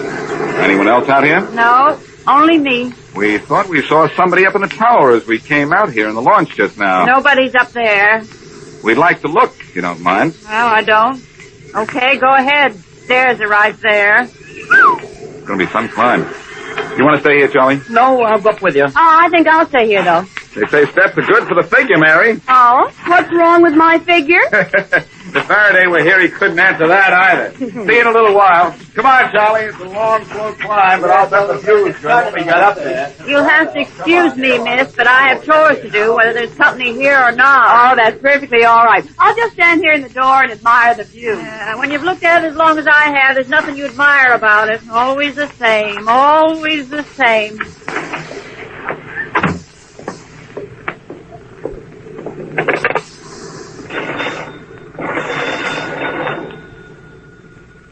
Yes? Frank, it's Lena. There's some men coming up to see you. Why did you let them come up? Well, I tried to tell them you weren't up there, but they saw you, and I couldn't stop them. They have a pass. They want to talk to you. What about? Do you know? About that ship that sank on the Devil's Reef last night. I was afraid of that. Thanks. Thanks for telling me.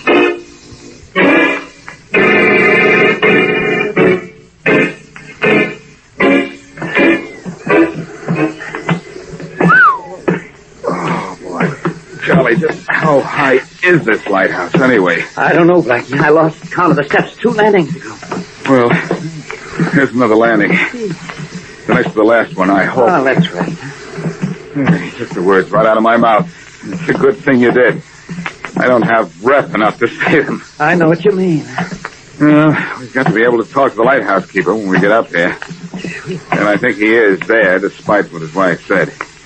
What's his name again? The Port Authority people said it was Harlow, Frank Harlow. Oh, yes, hold on. Hey, this little window. Ooh. Hey, take a look out of here. Nice view.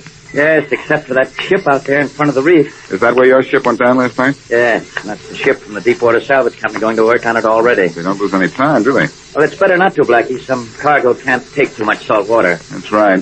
Well, I guess I wasn't thinking that. Good night. What's that? Blackie, did you see something drop past the window? Yes, and I hope it's not what I think it is. Did you see the ground from up here? Well, I have to lean out the window a little more. Whatever. Uh-oh. What is it, Blackie? You mean, what was it, Charlie? It was a man. Right now, it's just a body wrecked on the rocks.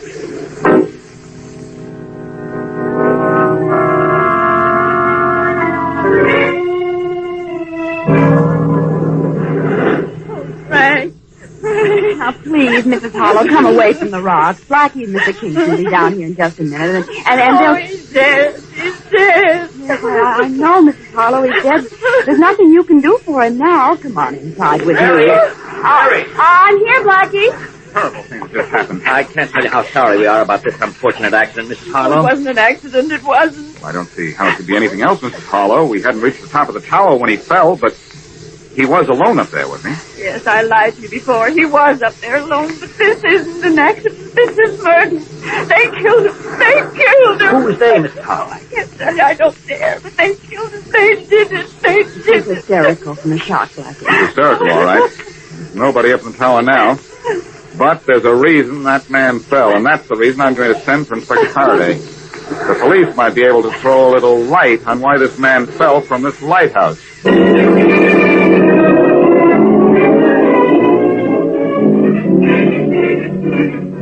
I'm sorry it took me so long to get here, Blackie, but I can't rush away from headquarters on every accident case. Anytime you rush, it's an accident, Farraday. Amusing. But listen, this is the light tower here.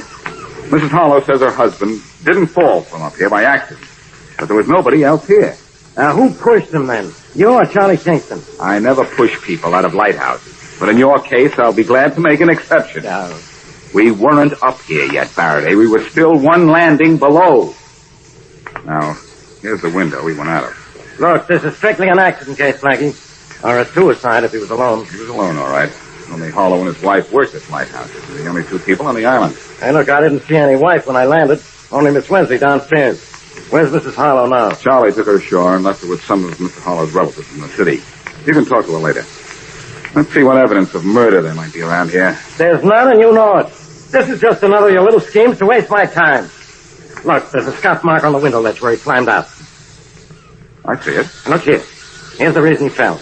He was hanging out the window here by his hands when a piece of the ledge broke away. Look, see, it's all rotted. Yeah. Breaks when I touch it. A guy falls to death because he was hanging out a window and the window gave way. And the great Boston Blackie calls it murder. I didn't call it murder until Mrs. Harlow insisted it was. She's out of her mind. And Harlow must be out of his to hang out a window way up here. What was he doing that for? He's probably trying to hide from Charlie Kingston and me. Like, I want to hide from you, too, but I don't hang out of windows 100 feet in the air. What did he want to hide for? Probably to keep from answering our questions about why Charlie Kingston's ship crashed on the reef down there last night. Down where? Oh, over there. There, to your right. Where the salvage ship is now. Huh? That's a ship from the Deepwater Salvage Company that Charlie hired to save some of his cargo. 3 men were drowned when Charlie's ship went down last what night, was and I the ship doing way down there? That's south of here, and the channel's north of it. Couldn't they see this light? I saw a light, all right, Farraday, but it was down that way, and this one was out. Or at least that's what the captain's story was. And that's what we came to check into. It's the only thing that would explain why... I'll get it. That's probably Sergeant Matthews calling from below. I told him to let me know if we've got any reports on that police on the green room. Okay. Hello, Hello? Inspector Farraday. This is Mary Wesley. Yes, I know it, Miss Wesley. Look, Inspector, Sergeant Matthews just yelled up to the boat that there's been a shooting in town. That's fine. And I'm out here because a ship sinks last night and a man falls out of a window today. Who's been shot? A man named Lawrence. And, you know, it's the funniest thing. What's so funny about it? Well, there's a Deepwater Salvage Company boat out where Charlie's ship sank last night. Huh? And the man who's just been shot is head of that company.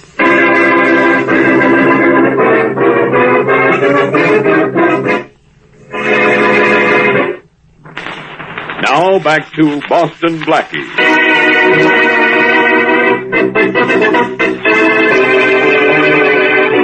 Though it was steering a fog-bound course into the safety of the channel north of Rocky Island Lighthouse, one of wealthy Charlie Kingston's cargo ships crashes and sinks against the reefs south of the light. This is the fourth of Kingston's ships to be lost in this manner. Because he is Kingston's friend, Blackie goes to the lighthouse to investigate. But before he can talk to the keeper of the light, the keeper falls to his death from the tower. It's obviously an accident, but the dead man's wife says it's murder.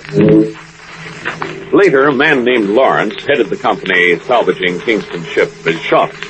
And as we return to our story, Blackie and Inspector Farraday are with the wounded man at his home. Who shot you, Lawrence? I told you before, Inspector Farraday. It was an accident. I shot myself. We know it was your gun that shot you, Lawrence, but tell us who pulled the trigger. I did, Blackie, I did. You'd have to be a contortionist to shoot yourself the way you've been shot. Well, then I'm a contortionist.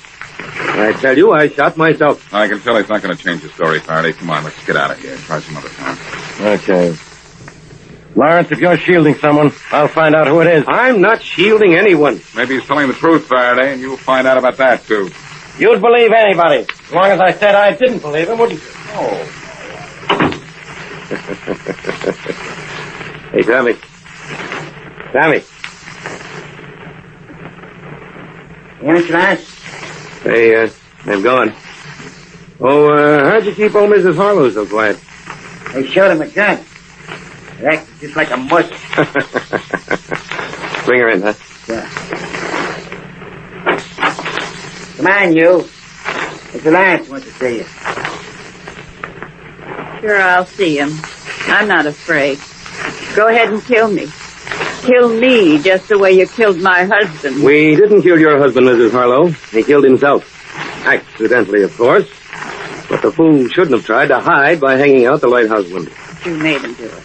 If he hadn't let you talk him into turning out the light in the lighthouse so those ships could be wrecked, he wouldn't have been afraid to talk to Boston Blackie. Well, when are you going to kill me? What makes you think I am? Because I tried to kill you. And I'd shoot you again if you left your gun around and if I had the chance. You're not going to get the chance. You're going to stay tied up and stay here, too. Until we decide what to do with you. Put her back in the other room, Tommy. Sure, Miss Lance. Get back in there, yo. Don't try to yell for help. Because the boys in there got orders to strangle you if you do. Don't worry, I won't. What do you think we ought to do with him, Mr. Lance? I don't know yet, Tommy. We have more important things to do first. There's another ship coming in tonight. Pretty good load, huh? Too good a load to let it get away from us. And I got a weather report. It's going to be plenty foggy out there tonight, too. Well, let's get the ship, huh? You can get the salvage job on it, can't you? Well, this is another one of Kingston's ships. I don't know why I shouldn't get it. Kingston seems to like my work. Okay, let's get it. You know what time it's coming in and everything? Everything, Tommy. I'll tell you what. We'll put our light a little further south this time, so we don't sink this baby right on top of the job we're working on. Okay. Say, you willing enough to go with me, huh? Oh, sure. I wasn't shot as badly as I told the police. Okay, if you say so. Hey, but wait, there's a complication on the job tonight. The new man at the lighthouse, you mean? Yeah. What we do, buy the guy up the way we did Harlow? No, there isn't time. I'll tell you what. Have a couple of the boys cut the power and phone lines to the lighthouse from the mainland before we go down shore to our portable lights. Hey, that sounds like a swell idea. Well, Mr. Lance, looks like we're getting richer by the minute, huh? Yes, Tommy. Guys like Kingston owns them, but our ships are coming in.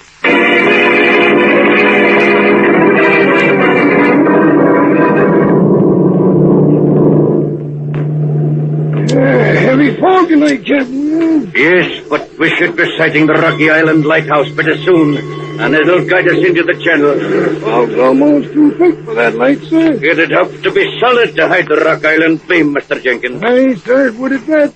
I sure wish we'd sight it. We're still a little too far out. Another 10 minutes and we'll see it, though. I'd hate to try to find the channel without it, Captain Wills.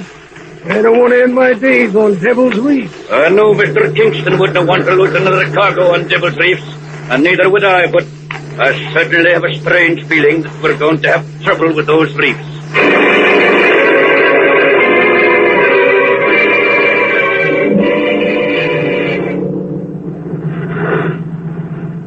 Blackie, we're going to spend all night out there at the lighthouse. We're going to get out there and stay out there till Charlie's ship comes through. At least that long, Mary. Well, I certainly appreciate your interest in my ship, Blackie. Oh, I just want to make sure you don't lose 2 ships, 2 nights, Charlie. And you want to make sure I lose sleep, don't you? You're always asleep, Farraday. If you weren't, you'd know why we have to go out to this lighthouse and what caused Charlie's ship to go on the reef last night. Even I know what caused that, Blackie. Another light down shore from the lighthouse. Sure, Mary. Who's ever wrecking these ships sets up a portable light which guides the ships onto the reef. And those same people that bribed the lighthouse keeper to turn out the light at Rocky Point. Right, Charlie. That simple. And, I know what's doing it, I think. Everyone sees it, Farraday. Everyone but you. I see it. And I see the Rocky Point lighthouse, too. It's on tonight. And we're going to see that it stays on. Hey, Blackie. Blackie, the light went out. Right. Gee, the lighthouse. Every light in the place is out. Blackie, my ship's out there in the fog and due to make a run for the channel any minute now. The light will go back on in a minute. Oh, no, it won't, Farraday. It wasn't only the beam that went out. It was every light in the tower. That means the power to Rocky Island has been shut off from the mainland. Oh, then we'll have to go back to the mainland and turn it on again. It won't be that easy, Mary. My guess is the lines have been cut. Charlie, someone's after a ship of yours again tonight. Well, maybe with no light at all, my ship won't try for the channel. No light. They wouldn't try, but look down the coast there. Look down there, a couple of miles. Oh, no, it's not a light. It's not a firefly. That light down there is just south of Devil's Reef, Blackie. My ship will be guided right into the rock, just like the others. We've got to do something. We will. I suppose you know exactly what to do, don't you, Blackie? Yes, Farraday, I do. We're going to land at Rocky Island. You and I are going to start a fire that will wind up this case in a blaze of glory.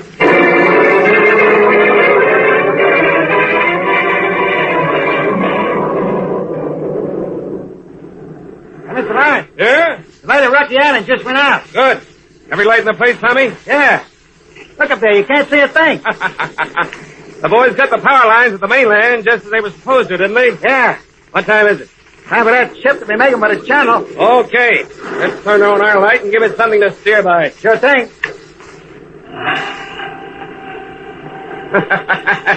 Hey, it's some light we got, huh? Yeah. You never guess from out at sea that it was just a searchlight on the back of a truck. It's just like a lighthouse, huh? I don't care what it looks like as long as it leads that ship of Kingston's on into the reefs out there.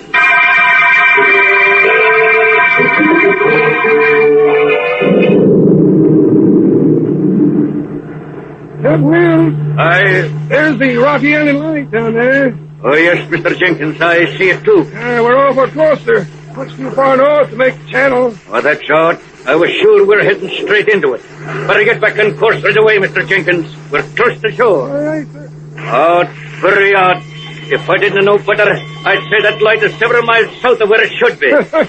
And you can't move a lighthouse, Captain Wills. Much easier to change the course of the ship. Aye, and Mr. Jenkins, look there just north of us. On fire shore, Captain Wills. Yes, sir, a house on fire. It's a pretty big blaze. Mr. Jenkins, what do you see in the light of that fire? Or am I just imagining it? Why, sir, it's a lighthouse. Yes, well, you can see the whole town in the light of that fire. It's the Rocky Island Lighthouse, Mr. Jenkins. Yeah. And we're south of it, when we ought to be north of it. Reverse engines, Mr. Jenkins. Right. We've still got time to keep off Devil's Reef.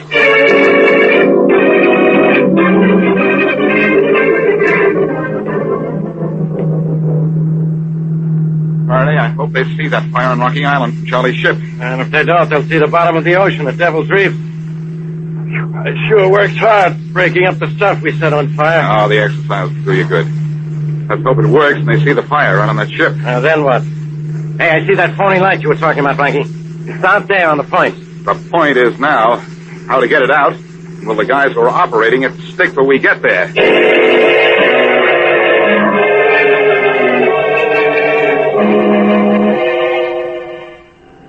Mr. Norris, we ought to be hearing that ship smack up on the reefs pretty soon, huh?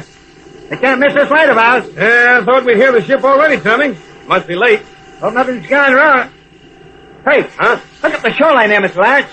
There's a big fire. Yeah, so there is. I wonder what's on fire. I don't know, but what's the difference? Hey, it's near where the Rocky Island Lighthouse is, Mr. Lance. In fact, it's on Rocky Island. Yeah, say, I think you're right. Hey, you think the ship will see, huh? Be able to see at the lighthouse? No, I don't think so. They're looking for a light on that ship, not a bonfire.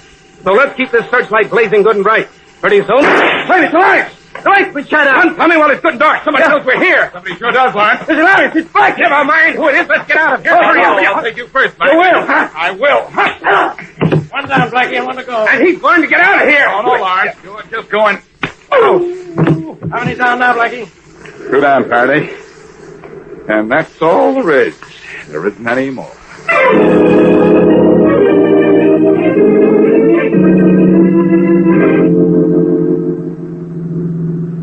Well, Mary, I'll tell you this. It's a pleasure to be driving a car tonight and not having to worry about lighthouses and reefs and phony lights. Right, Patty? I suppose so. I know what you mean, Blackie. By the way, congratulations on knocking off our friend, Mr. Lawrence. I understand you and the inspector here really had the goods on him, and he confessed. Well, there wasn't anything else he could do after we caught him and his stooge manipulating that portable light. He did tell us, though, that he had that Mrs. Harlow tied up in his apartment. Farraday did a little rescue work and got her out of there. Which means that everything is nice and smooth for a change. Oh, how can anything be smooth or nice with Blackie around? Faraday, isn't your brain back from its vacation yet? My mind's working. No, don't you worry about me. Somebody better. And believe me, you're plenty to worry about. Now, look, both of you, this will have to stop. We're supposed to be having a pleasant evening. And what's Faraday doing here?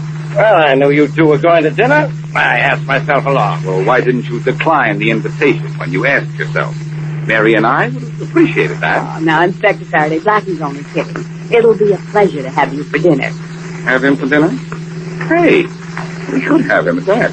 Half-baked. Half-baked Faraday. And I can't understand that at all. No, you can't. No, considering all the times I've roasted you. Oh, Blackie.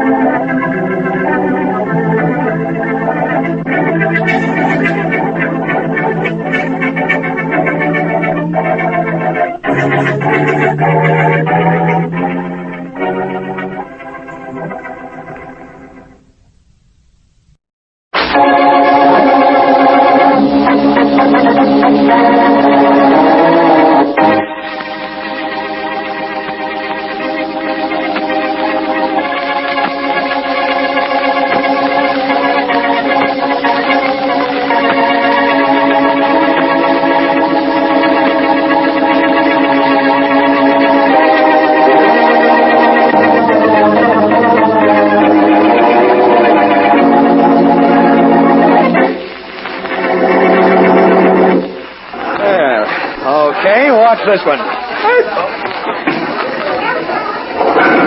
Well, looks like you're getting lucky, CF. That's a strike for you. Yes, I'm going to add another to that and beat you by 40 points, Oliver. That's what you 40 points. Wait and see. I'll wait. And before you throw your next ball, I'd like you to know that if this wasn't a bowling league, I wouldn't be seen in the same alley with you. Still sore about that order I took away, aren't you? Yes. I'll be quiet while I throw this one down the alley.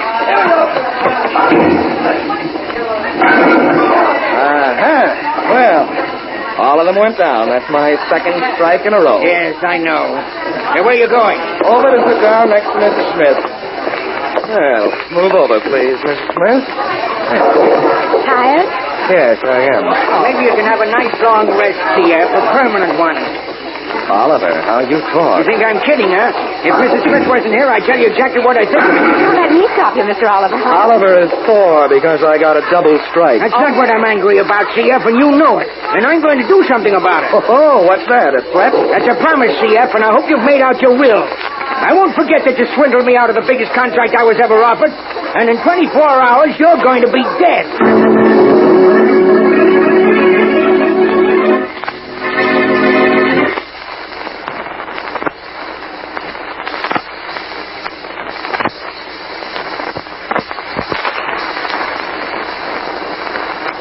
And now, on to Dick Calmer as Boston Blackie.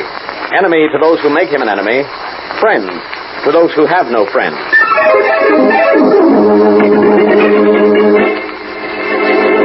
Mr. Smith will be home for dinner tomorrow night, Martha, so I think we ought to have a roast. Yes, Mrs. Smith. I'll go phone the butcher right now. You never know these days. Oh, shall I answer that, ma'am? Please, Martha. Yes, ma'am. Is Mr. Smith in the living room? Yes, ma'am. Getting ready to go out. Oh, in that case, Martha, if that phone call is for me, I'm not in. I understand, ma'am. Good. Henry! Henry, where are you? In here, dear. Have you seen my blue top coat? Now, let me see. If I were a blue top coat, where would I be? In the closet. That's it, I'd be in the closet. Now, let's see how good a blue top coat I am. Here we are. What would I ever do without you? Well, for one thing, tonight should be awfully chilly without this coat. Here, I'll help down with it. All right. Thank you. Anything you want before I go, Evelyn? No, dear. All I ask is that you win and come home early. Honey, a winner always comes home early. Oh, what did you think of C.F. Baker when you met him at the bowling alley last night? He's all right, I guess. I didn't pay too much attention. Oh. Pretty good bowler, though. He beat that Mr. Oliver pretty badly. Oliver and C.F. have been rivals and everything since I've known them. Mr. Oliver sounded pretty serious when he threatened your friend Baker, dear. Oh, he didn't mean it. Oh, no? No. You wouldn't say that if you saw his face. Come on, I'll walk you to the door. All right. Prettiest escort a man could have. Handsomest man a gal could escort. Let's cut it out, or nobody will believe we've been married 10 years. Good night, dear. Good night. Don't be too late. Now, wait up. Oh, Henry. Oh, what's the matter? Honey, that's not our car in front of the door. No, it's C.F., honey. We swapped cars at noon. He had to make a trip out to the country with a load of stuff, and his car was too small. Honey, I don't like the idea of your driving C.F.'s car. Well, why not? It'll get me to his house, and I'll drive ours back home. Forget it, dear. You're the worryingest wife I ever had. I'm the only wife you ever had. I'm still not wrong, am I? So long, Ev. I'll be back as early as I can. That's only half of your promise. All right, I promise to win, too. That's my fella who said that. So long, sweetheart. Night. Seeing you.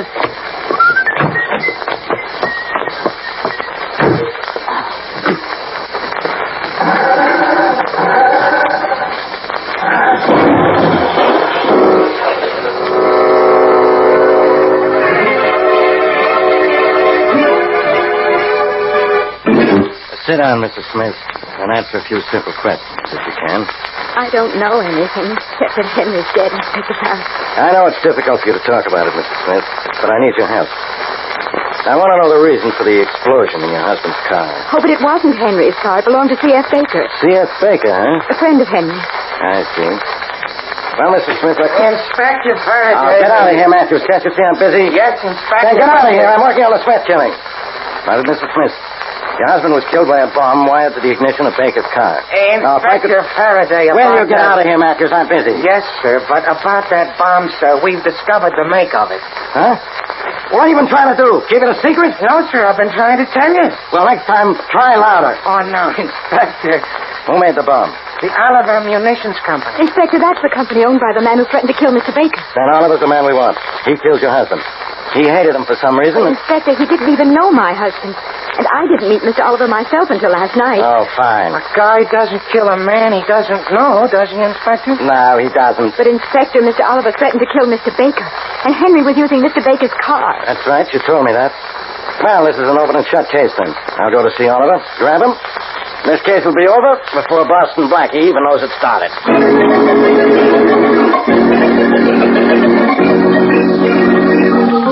I'm sorry, Inspector Farraday, but Mr. Oliver has someone in his office at the moment. Yeah? You'll have to wait. Okay, miss. How long do you think you'll be? Well, I don't know, sir, but I'm sure it won't be too long. Won't you have a seat? No, thanks. Don't stand. There are magazines on the table over there. No, thanks. I read them all 4 months ago. Oliver always keep you when he works after hours? Oh, and it's important. And this is important. He's been with this man and woman for over an hour already. Oh, he has 2 people with him, does he? It'd be just my luck that they were Boston Blackie and Mary Wesley. Well, as a matter of fact, that's exactly who's in there. Yeah, that's what I... Blackie.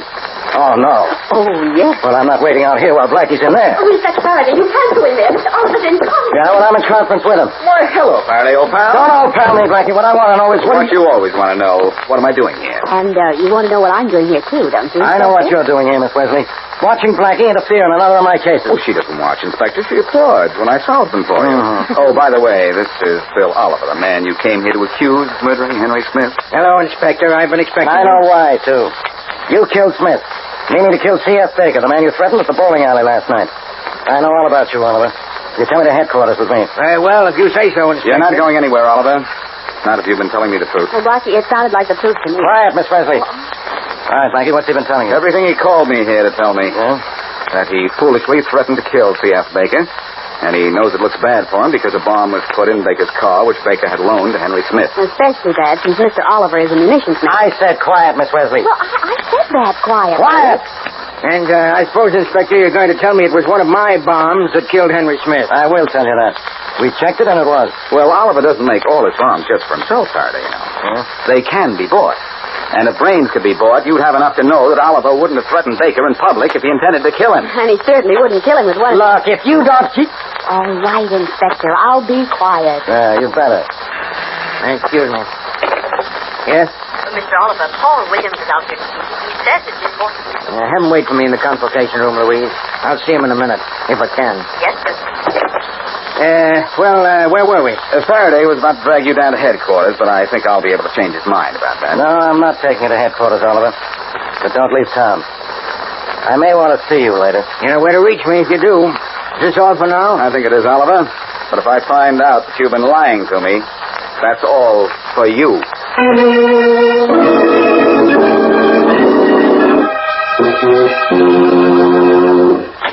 Hello, Paul.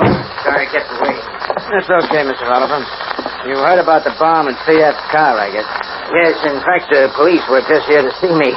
But I had Boston Blackie on my side before the cops got to me. Yeah, well, I said I'd give you $1,000 for killing Baker and gave you $500 in advance, so here's the rest of what I owe you. Huh. Thanks, Mr. Oliver, but the bomb killed the wrong guy. I know that. The bomb idea wasn't very smart, Paul, but I promised you $1,000 for the job, and I keep my promises. Well, I'm sure glad you do. What about Baker? You still want him killed? Yes, I want him killed, but later. After Boston Blackie's made a chump out of himself, making an innocent man out of me.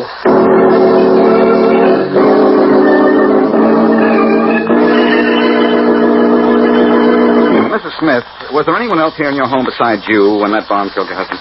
Only my maid, Blackie, and she was answering the phone at the time. Who was calling? No one. It was the wrong number. I see. Mrs. Smith, you heard Oliver threaten Baker's life? Yes, I did, but we all laughed about it. Who's we? Well, Mr. Baker and all the other bowling team members who were there. I don't know any of them well. I don't even know all their names. Well, how did you happen to be at the bowling match? I went for my husband. He and Mr. Baker were rather good friends, and Henry asked me to go as a sort of rooting section. Your husband and Baker were good friends. Now, what did Baker's initial CF stand for? I haven't any idea. I knew Mr. Baker only slightly. Uh-huh. Well, Miss Smith, how well did you know your husband? Do you know any reason at all why someone would want to kill him? Henry had no enemies, Blackie, and all his friends were good ones. No one I know would want to kill him. You think your husband was killed by mistake, then, don't you? Yes. I think Mr. Oliver was trying to kill Mr. Baker. Henry made the mistake of taking C.F.'s car. I'm beginning to think that's the answer to this, too. Well, thanks, Mr. Smith. I'll be seeing you later. And if you hear anything new or remember anything, let me know, will you? Yes, Blackie. Goodbye. Bye.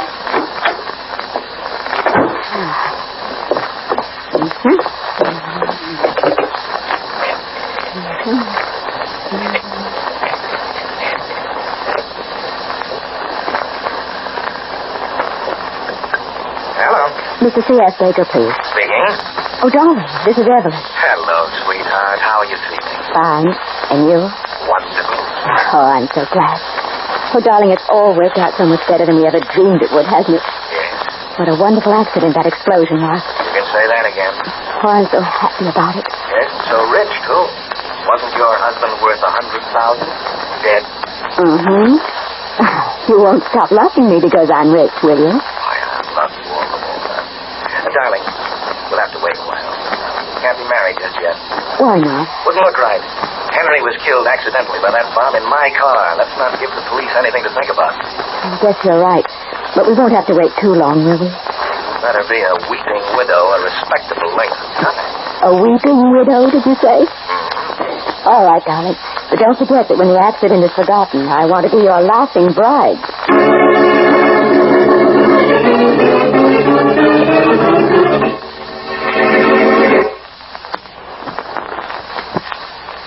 Now back to Boston Blackie.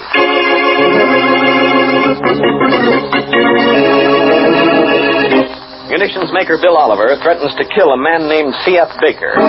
The following night, Henry Smith, in a car borrowed from Baker, is killed when a bomb destroys the automobile.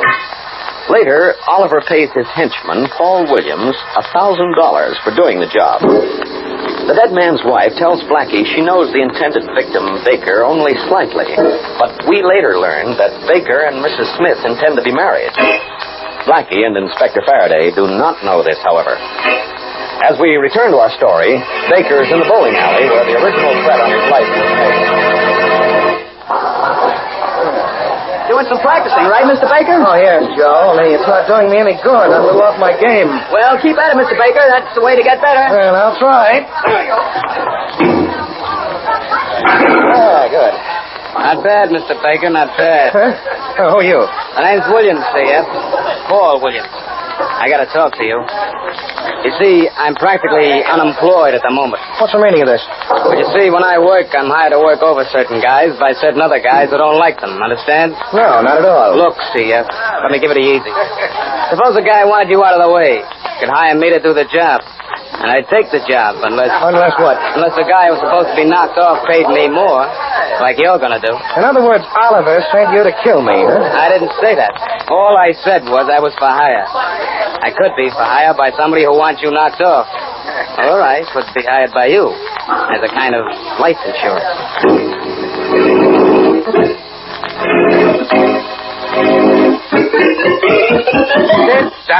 Sit down, will you, Farraday? It's bad enough you're running around in circles on this case. Stop wearing out the rug in your office. I'd like to wear you out, Blackie. Sorry, replacement parts for Blackie are very hard to get. Now, sit down, will you? You're making me nervous. I think better when I walk around. You what better? Inspector, you don't even walk straight, much less think straight. Now, listen to me a minute, will you? Okay. Which only goes to prove how silly I'm getting. This case has you puzzled because a fellow named Smith was killed and your prize suspect, Oliver, the munitions maker, didn't even know him, right? That doesn't puzzle me. So Smith was killed by mistake, that's all. It's your theory that Oliver threatened C.F. Baker, planted a bomb in Baker's car, but Smith was using the car and he got it. What's wrong with that? Nothing except for the fact that you thought of it. Well, why don't you arrest Oliver if you're so sure? What proof have I got? Isn't a little thing like that stuff? Oh, Blackie, please. Please beat it so I can figure this out for myself. Don't make me throw you out. Kid, this office is public property. Mm-hmm. And I'm a member of the public. Yeah? And you're a public servant. So? So, go get me a glass of water. Oh, Blackie, I'm sorry, Inspector. I was only kidding. Very amusing. You're the best cop on the force, but I really do have to rip you once in a while, just to keep in practice. Now, let me tell you what I think about the case, will you? Oh, go ahead. I think that somebody might have wanted Smith dead. Now, what we have to do is to find out who that somebody is. And how's that done, genius? I'll let you know sometime this evening. Right now, I've got to go get Mary and take her out to dinner. After that, I'll try to blast out the guy who exploded the bomb in that car.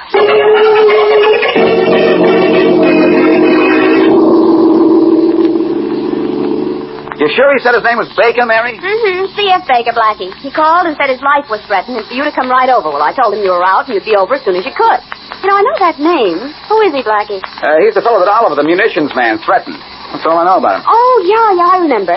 Well, what do the initials stand for? Who knows? Everybody refers to him just as C.F. Anyhow, this is his building, and we're in for a couple of hectic moments, if I'm not mistaken. You'd better wait out here. No, what a chance.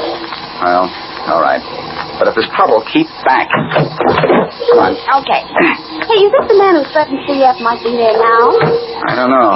But if Baker sounded as urgent as you say, it's possible. Maybe the killer got there before us. Now, that's a nice pleasant Well, thought. it's more pleasant than if he were there when we got in. Got something there. Yeah. Let's see now. Apartment 1A. 1A. That ought to be right off the door here. Mm-hmm. I'll have my gun handy just in case.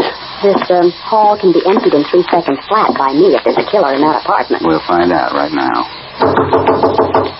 If you hear a strange noise, Blackie, don't pay any attention to it. My knee is knocking. Quiet knockings. Yes? Hello. I'm Boston Blackie. This is Mary Wesley. You're C.F. Baker? Yes, I am. What can I do for you? What can you do for me? Well, you called me, didn't you? And said you wanted help? You spoke to Miss Wesley here. Yeah, you told me your life had been threatened. Well, there must be something wrong, Blackie. I never called anybody about that. As a matter of fact, the only time my life was threatened was yesterday, and I think the police know that a man named Oliver threatened me. You didn't phone me? No. I'm sorry. Good night. Oh, come on, Blackie. Oh, I'm sure somebody has a strange sense of humor. No doubt. If I ever get the guy, I'll... Good work, C.F. You got rid of Blackie very nicely. He's very smart. Because if you hadn't, I'd have killed you right here. You never should have called Blackie, you know. Now, look, Williams, we're supposed to be making a business deal, so stop talking about killing. Why? Killing is my business. You know, Oliver paid me $1,000 to put that bomb in your car. The one that killed Smith, and you did it. Now, look, Williams, I tell you that... Well, it was pretty. Like I told you that I was in Yes, I know what you told me, but it sounded phony, and I came back to find out a few things. And I heard enough from this character here... Right, that murder is my business, huh, Blackie? Well, pushing guys around is my sideline. I'm going to give you a free sample. That's the best you've got. I'm not buying. Try this. Besides, Hey, wait a minute. My table, my lamp. Stop it now, will you? Stop it, please. Okay, C.F. Right after I stop him. That's it. Now, I'll cut him down to Farraday and get him to sing the same song to the police that he did to you. So Oliver hired him to gimmick up your car with a bomb, huh? And I loaned my car to Smith, and that's the story, Blackie. Yes, I know. Oh, well, there's a first time for everything. So it looks like for once Faraday was right.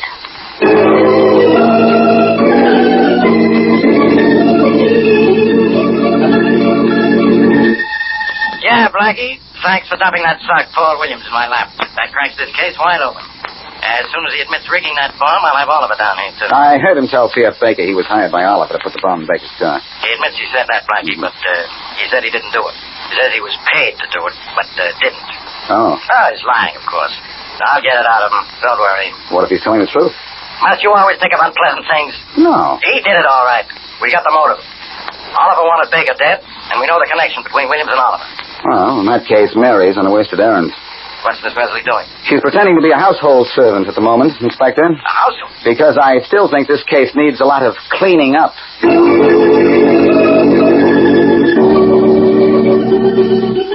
You don't say. Yes. My, such goings on. Well, it sure was nice talking to you, Martha. Well, same here. I guess I'm going to like my new job working for those people down the block. Well, anything you want to know, dearie, you ask me. Just you come to me, dearie. Thank you, I will.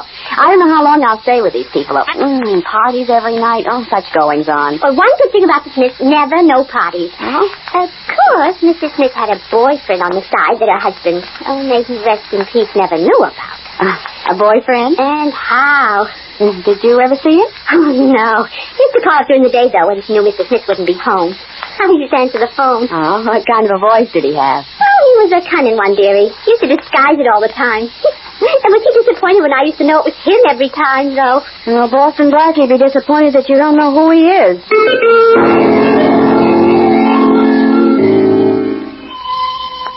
Now, look, C.F. Yes? I'm kind of glad Boston Blackie brought me over here to your apartment. I want to apologize for threatening you at the bowling alley the other night. It's a little late, isn't it, Oliver? Well, all right. Now, look, if you want Stop to... it, both of you. Come on. Shut up. I didn't get you together to start a battle. Now, both of you lie out there on the floor. What? What are you talking about? You're crazy, Blackie. I don't want to fool around, kids. You'd better lie on the floor the easy way without help from my fists. Well, C.F. I don't know what this is about, but I'm lying on the floor. There you are. Okay, it's good enough for me. That's being smart, boys. In exactly 30 seconds, my girlfriend is bringing here a visitor here. And I wanted to walk in and see you both on the floor. Something tells me this is a gag. Better tell us something it doesn't know what it's talking about. Now keep quiet. I'm putting out all these lights except the lamp. So all that can be seen from the door is your bodies. What are you looking for, Blackie? A motive for murder, CF. A solution of the mystery of why a man was killed.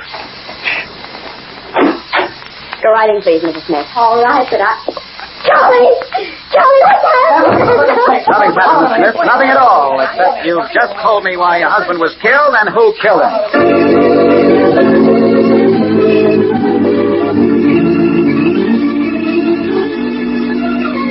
Now, Faraday, let's not make jokes, and I'll tell you why I knew that C.F. Baker killed Smith. He's telling me not to make jokes. Blackie, I never make jokes. Yeah, I know, but the strain of your trying is very disconcerting. Ah. Now, listen. From the beginning, I didn't believe that Smith was killed by mistake. Somebody wanted him dead.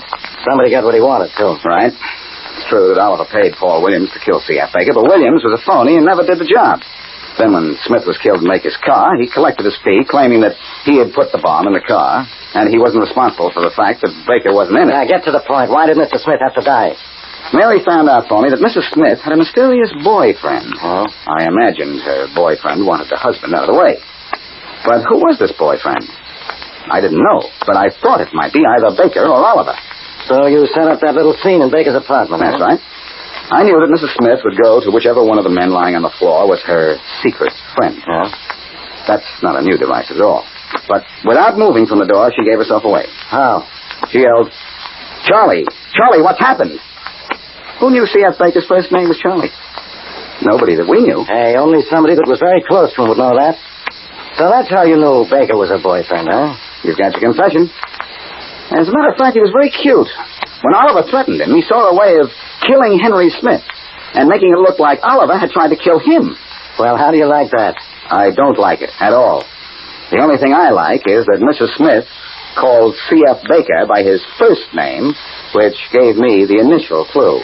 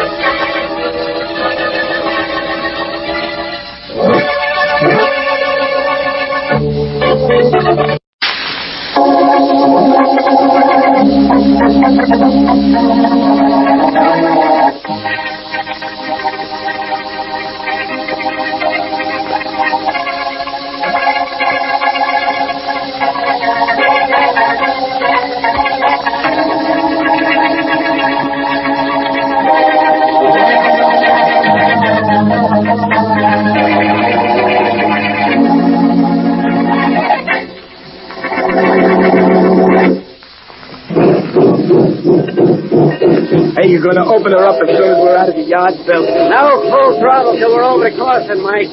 But that's outside of the yard. Well, I'd better make sure the pressure's up, huh? Pressure's okay. We're pulling only 4 cars. No passengers, just freight. Got the time? Yeah, it's 11:51. And we pulled out right on time. Old 86 has never been late, Bill. Never late pulling out, never late pulling in. Yeah, but things might be different this time, huh? Never any different on the old 86. We're making the crossing, Bill. And out of the yard. Still think this trip's going to be different? Different. This is going to be the strangest trip old number 86 ever made.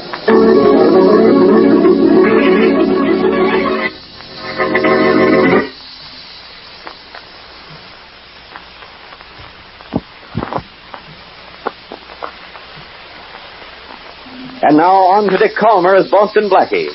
Enemy to those who make him an enemy. Friend to those who have no friend.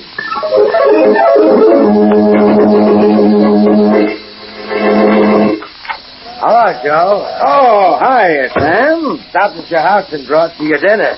Thanks. Saved my wife a trip. What did she make up for me tonight? I don't know. I didn't look in the pail. Pail. Here I am, 40 years old and still eating dinner at 4 in the morning. Yeah. And out of a pail at that. Bet nobody in the city does that. Well, maybe the railroad will move you down the line someday.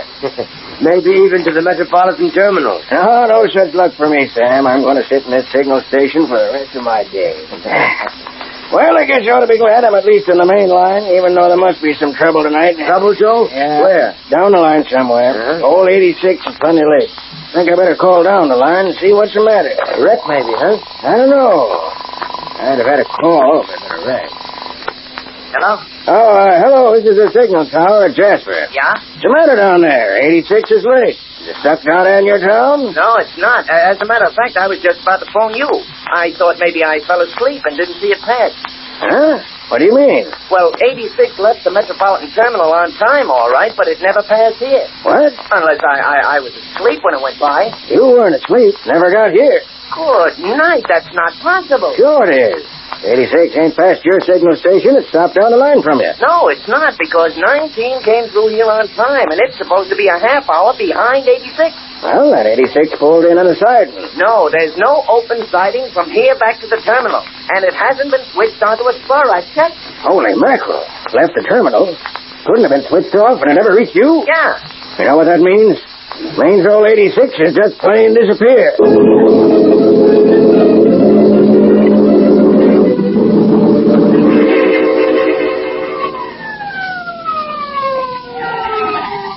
The man on the phone said to come to the freight yard terminal, Sergeant Mills. Yeah, I guess this is it. Well, there's somebody down there on the platform now. Hey, you Inspector Farraday? Yeah, I am. I'm Jim Thomas, railroad cop. It's me that phoned you to get down here. This way, Inspector. I'll show you what we found. Okay. Stick here, Sergeant Mills. Yes, sir. Now, what seems to be the trouble down here, Thomas? It's murder, Inspector Farraday. The first murder in these yards since I've been a cop on the line. How do you know it's murder? Well, you look in the tool shed here, and you'll know it's murder. Here we are. This is Inspector Farraday of the homicide squad, boys. Stand back. Let him have a look at the body. The body, Thomas? I see 4 men on the floor here. 3 of them are pretty much alive, Inspector. Just unconscious the way we found them. Only we've taken the ropes and gags off them. But this fellow here is dead. You found these 4 men in here, gagged, bound, and unconscious? Yes, sir. Knocked unconscious by blows in the head. Only the blow was too hard for this poor fellow. It killed him. You know who the dead man is? I know all of them are, Inspector. Crew of number 86 that pulled out of here 10 hours ago. And what are they doing here? One of the men came through a few minutes ago. Long enough to tell it. Him and the crew were jumped and knocked out just before train time. And the train stolen from them. The train stolen from them? Now, wait a minute. You wait, Inspector. You haven't heard it all. The train was not only stolen, but it hasn't been heard from since. What? That's right, Inspector. Should have arrived by now, but it's nowhere to be found. Look, Thomas, murder is tough enough all by itself. Are you trying to tell me a train has disappeared? Yes. It left here. Was due to pass the signal station down the line 2 hours later and never got there. And it was switched off on a siding or something. No, it definitely was not. We checked every inch of track. A train disappeared? Yeah. A train can't disappear. That's impossible. But if it has disappeared, well, I don't think even Boston Blackie can figure out how.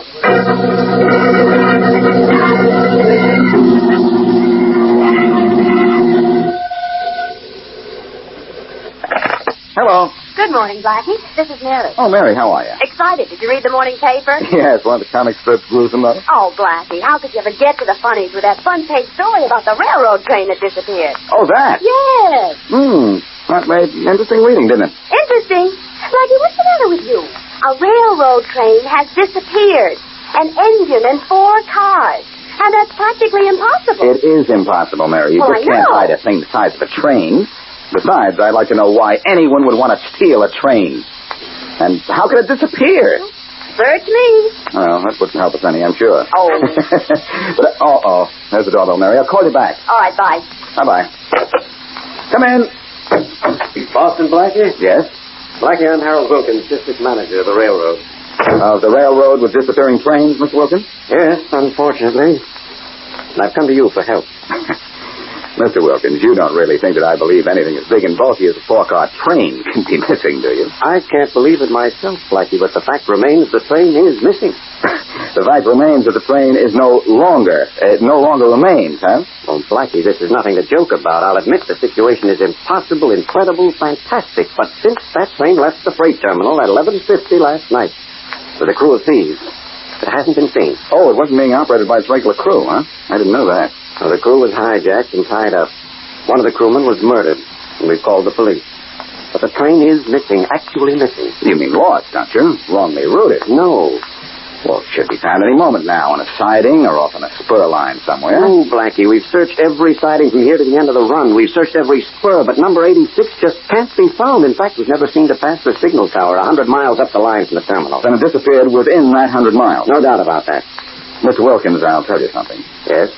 I can't see why anyone would try to steal a train. Well, I'll tell you something, Blackie. That train was stolen because in a safe in the 4th car is $1 million worth of uncut diamonds.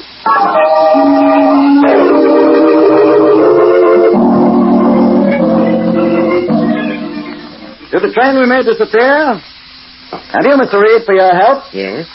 My deep appreciation. Thank you. It's kind. Can I cut you some more meat?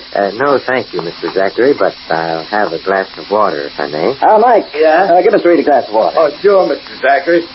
Hey, Mr. Reed. Thank you. Mr. Reed, because of your help in getting us information about the diamonds on that train, I expect to terminate a deal that's been pending for some time. Mr. Zachary, the papers today were full of stories about that train. The railroad made the headlines, didn't it? Yes, it did. People want to know how a train can disappear. Intriguing, isn't it? Bill and Mike here are responsible. They ran the train out of the yards right on schedule. They did the part very well, even to tying up those 4 regular crewmen. And you, Mr. Reed, did your part, too. Oh, you showed me what to do, Mr. Zachary. All I did was follow orders. You most certainly did, and well, too. Thank you, Mr. Zachary. How much did you make as chief of the shipping bureau of the railroad?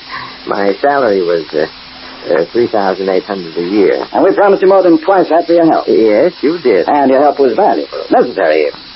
Without you, I doubt whether we could have gotten away with the train and the diamond. Oh, you're satisfied with what I've done, then? Eminently. This dinner was a sort of victory celebration, in fact. Did you enjoy it, Mr. Reed? Oh, yes. Best dinner I ever ate. Good, good. Considering it's the last dinner you'll ever eat. Huh? What do you mean? I mean that every mouthful of food you ate tonight has been poisoned. But a particularly deadly poison. My boys and I are accepting your resignation from this corporation, Mr. Reed. From this corporation and this world.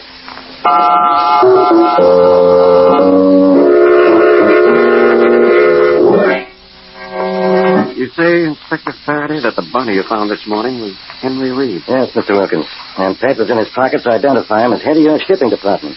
First Jerry Large, the regular engineer of Train 86, and now Reed. Yep.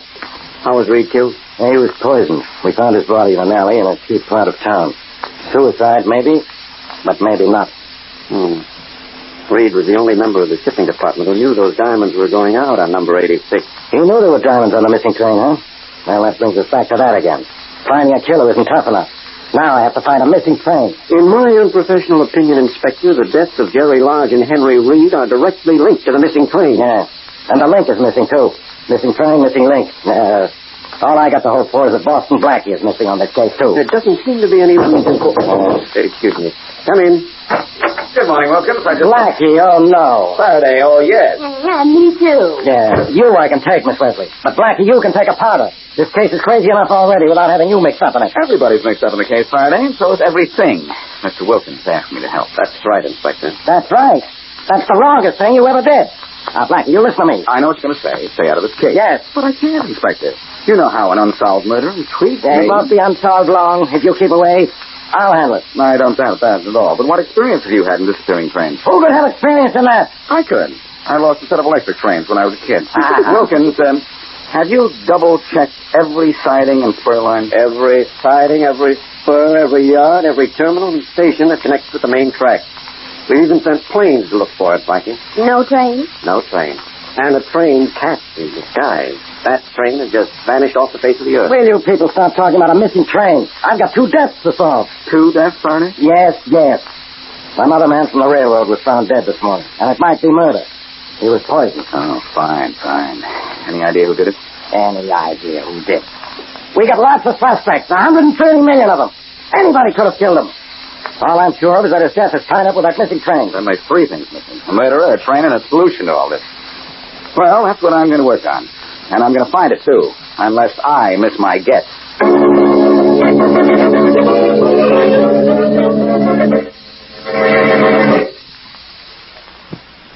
Now, back to Boston Blackie.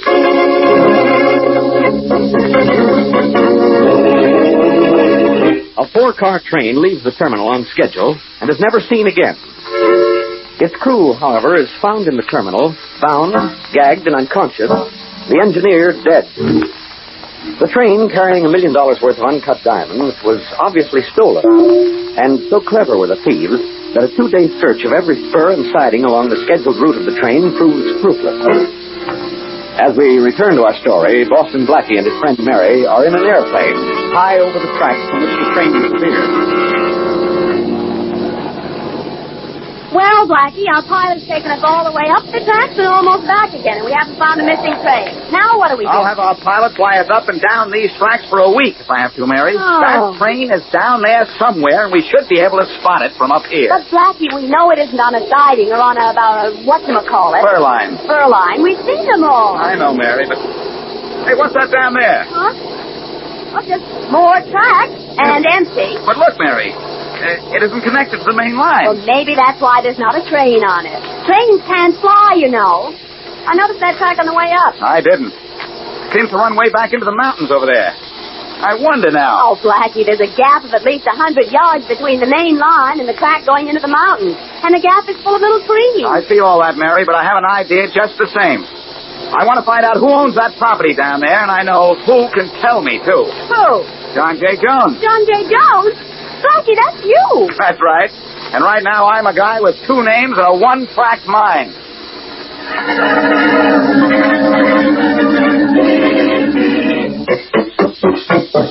Mr. Zachary? Yeah? Mr. Jones to see you. Mr. John J. Jones. Jones, Mike? I don't know any Jones. Well, he says he wants to buy something from you if it's for sale. Oh, all right, Mike. Show him in. Sure. Mr. Jones, Mr. Zachary will see you now. Thank you. Come in, sir. Come in. You Mr. Zachary? Yes, I am. That'll be all, Mike. Yes. Have a chair? Thanks. What can I do for you, sir? Well, I'm looking for some property, Mr. Zachary. Mr. Jones, I'm not a real estate agent. I'm a diamond merchant. I know that. But I understand that you own some property, some old lumber land about 50 miles from here. Well, yes, I do. How did you know it was mine? I checked at the courthouse. You see, I want to build a camp, Mr. Zachary, and I like the looks of your land. Really? I don't need it all, but I will buy it all if the price is right. As a matter of fact, I own more than 4,000 acres up in those mountains, Mr. Jones. But not an acre of it is for sale, I'm sorry. No, I'm sorry. May I use your phone? Oh, sure. Go right ahead. Thanks. Are you sure you won't part with, let's say, just a few hundred acres, Mr. Zachary? I'm sorry, but I'm saving that land my whole age. I want to build a home up there when I made my million. Well, that's the way you feel about it. Yeah, that's the way it is. Homicide. Farraday speaking. Hello, Mary? Mary? This is John. Mary. Now I'm Mary. Hey, what's the idea? Look, Mary, I followed up that lead I had on... Blackie, it's you. You got the answer to something, huh? Yes, I have. Yeah, well, I found out a few... Yes? Hello? Funny, the line went dead, Mr. Zachary. Oh, that often happens. I've had a man from the telephone company up here several times to fix it. Well, I'll make the call from some other phone. That's it, better. Hope you're not too disappointed about the... Oh, say, maybe that's my call coming back. I'll see. Hello? Mr. Zachary, this is Mike. Yes? I listened in when that guy made that call, Mr. Zachary. He ain't John J. Jones. He's Boston Blackie, and he was talking to a cop. Oh, thank you. Thank you very much. Oh, Mr. Jones. Why don't you think I ought to call you Boston Blackie? Uh-oh. I didn't... Don't reach for your gun, Blackie. You'd be just a little too late. So I see. Well, it's your move. And my first move, Blackie, will be to see to it that you've made your last.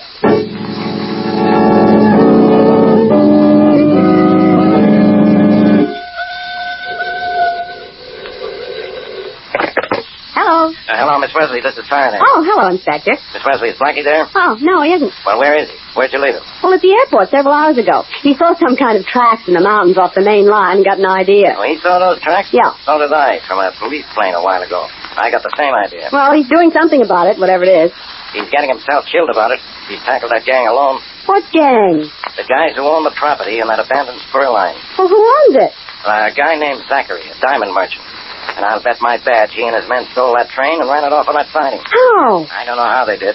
I know there are no connecting tracks from the main line to that siding, but I still think that's where we'll find that train. Oh, that's what Blackie said, too. You really think he's in trouble? Think it. I know it. I'm going right out there. You want to come with me? Please. I'll pick you up in 5 minutes. Oh, Inspector, I hope we find Blackie. I've got an addition to that hope. What? I hope we find Blackie alive.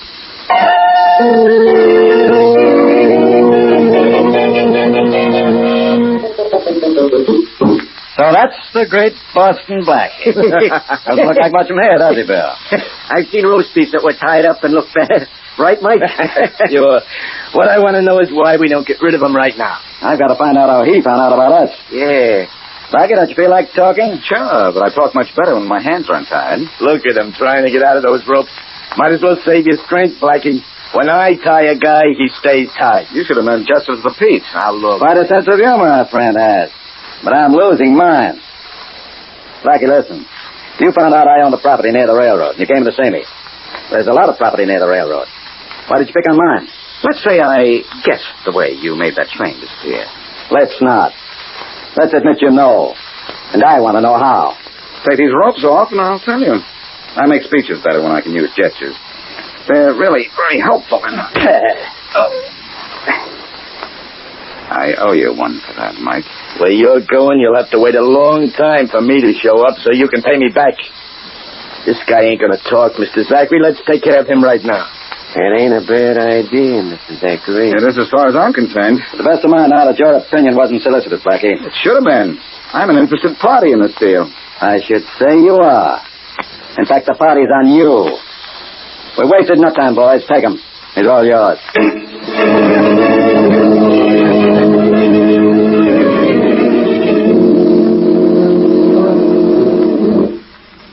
We've given my men time to get around and back of Zachary's place. We're going from the front here. Now stick close to me, Miss Wesley. I'm practically glued to you, Inspector Farraday. I'll stay that way. Here we go.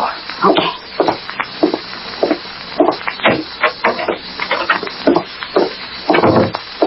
It's awful empty and quiet in there, Inspector. And it won't be when we find Zachary and his mob. Well, when we do, you won't have to tell me to duck. Look, Miss Wesley, maybe you better wait outside. Not a chance. Aren't you scared? I'm practically fainting.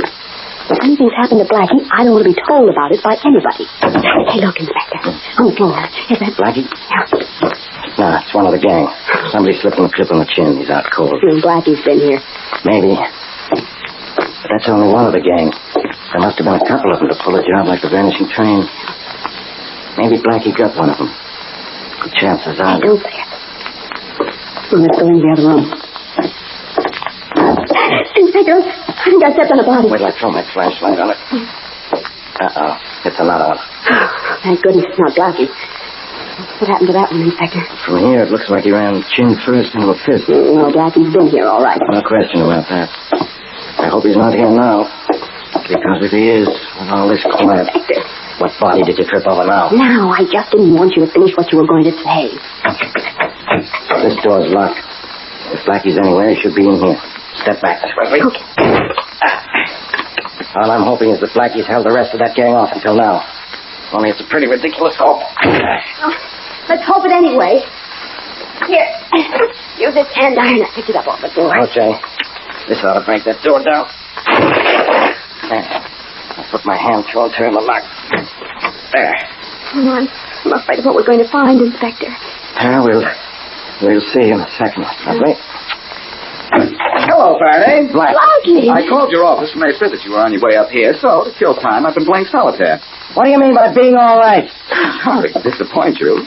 Take a look at my friend here. He's the man you want. His name is Zachary. Yeah? He made the mistake of thinking he could tie me up. I got out of his rope and went to work on it. I know him. He's the guy that owns that property near the railroad, huh? He's the guy who's responsible for the disappearing train and 2 murders. What hit him, Blackie? The train? I did. And also those 2 characters you might have seen in the other room. Yeah, we saw him. I hope you don't mind by not unlocking the door for you two. I was hoping Farraday would use his head. To knock down the door? Sure. What do you care for an old door? No.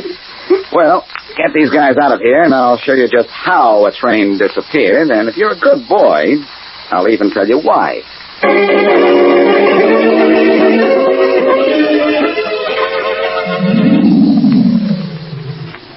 All right, Blackie, we did find a missing train up in that spur line tunnel on Zachary's property. Well, I knew it was there. It's the only place it could have been. All right.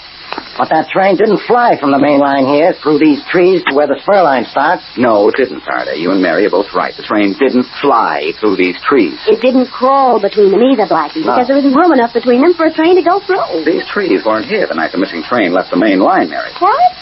Watch how easily they come out of the ground. Hey, do they all pull out of the ground that easy? All of them, Farraday. In a couple of hours' time, all of these trees from here to the spur line could have been pulled out and the way cleared for tracks. Well, that's fine, Blackie, but wouldn't it take hours to put a switch onto the main line? Only a few minutes, Mary. An emergency switch, the kind used to run trains around a wreck or a washout, can be placed on top of the regular tracks in 10 minutes by a good crew. And Zachary had a good crew. Yeah, that's right. In his confession, Zachary said he had only former railroad men working for him. An odd coincidence. It isn't a coincidence at all. Zachary had been planning a big diamond robbery for years. And this was his way of doing it. Oh, I see it all now. First, they were tipped off about the diamond by that man, Reed, they killed. Mm-hmm. And then they cleared out the trees and put a switch on top of the main line tracks and ran connecting tracks back to the old spur line. And then did everything in reverse.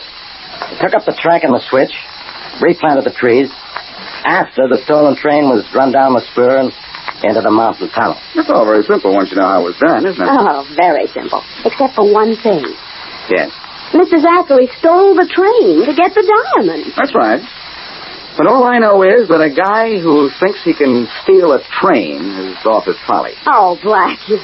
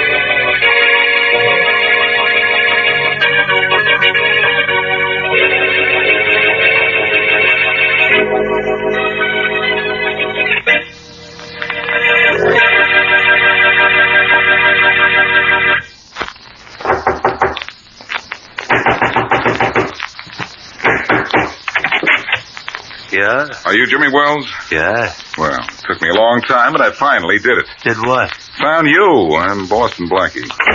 So what? So, for the first time in the last few days, you're safe. Unless I have the wrong Jimmy Wells. Is your wife's name Dorothy? Yeah. Do you live at 2100 Leslie Boulevard? Uh-huh. And you're a salesman? That's right. Then you're the Jimmy Wells I want. I don't know what for. For protection, Wells. Your protection. What? I got a tip from unhealthy sources that you're going to be killed. Oh, then they're serious about it, huh? They mean business, Wells. With a business end of a gun. But you don't have to worry now. I'll take care of you and them, too. You will, huh? Yes. Get lost, Blackie. You don't seem to understand. They're going to kill you. You don't seem to understand. That's exactly what I want.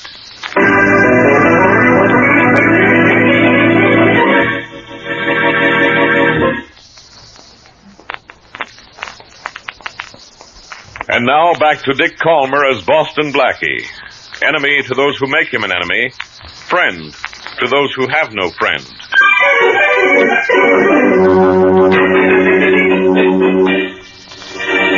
Look, Wells, I didn't spend 48 hours looking for you just to hear you say that you want to be killed. Well, you heard me say it, Blackie. I've heard other bad jokes, too. Oh, this isn't a joke. What is it? New brand of humor? I'm dead serious, Blackie. Dead serious, huh? Well, if you are, you're going to be dead, period. That's exactly what I want to be. I'd like to ask you why, but I'm not going to. I'm afraid of the answer.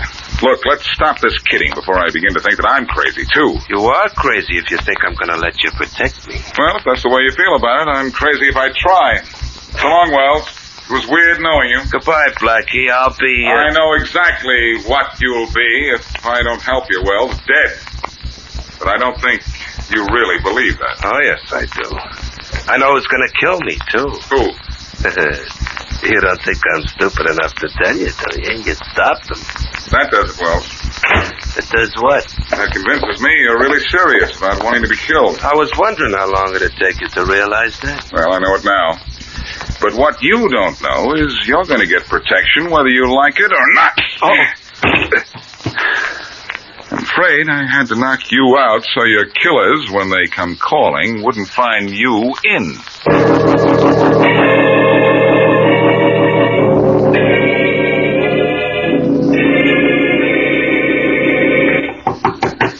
Come in. Hello, Farraday. Go. Oh, hello, Sergeant Wilson.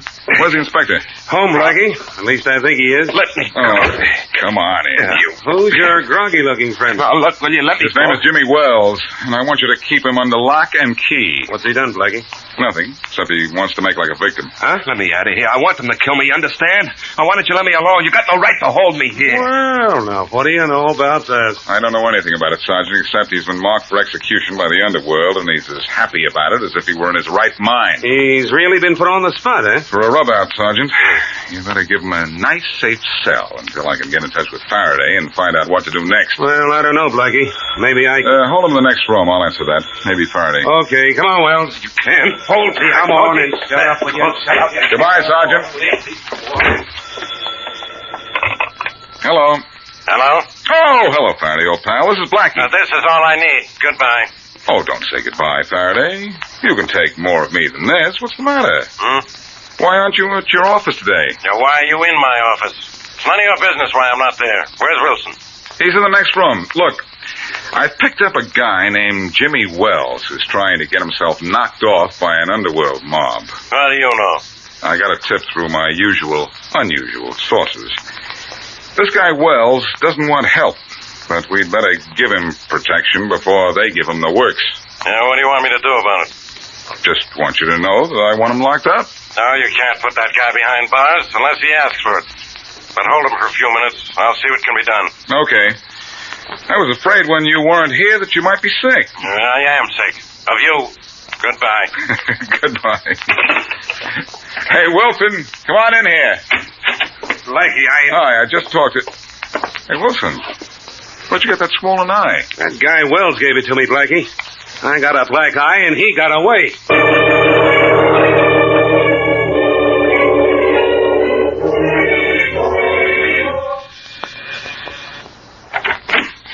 Yes.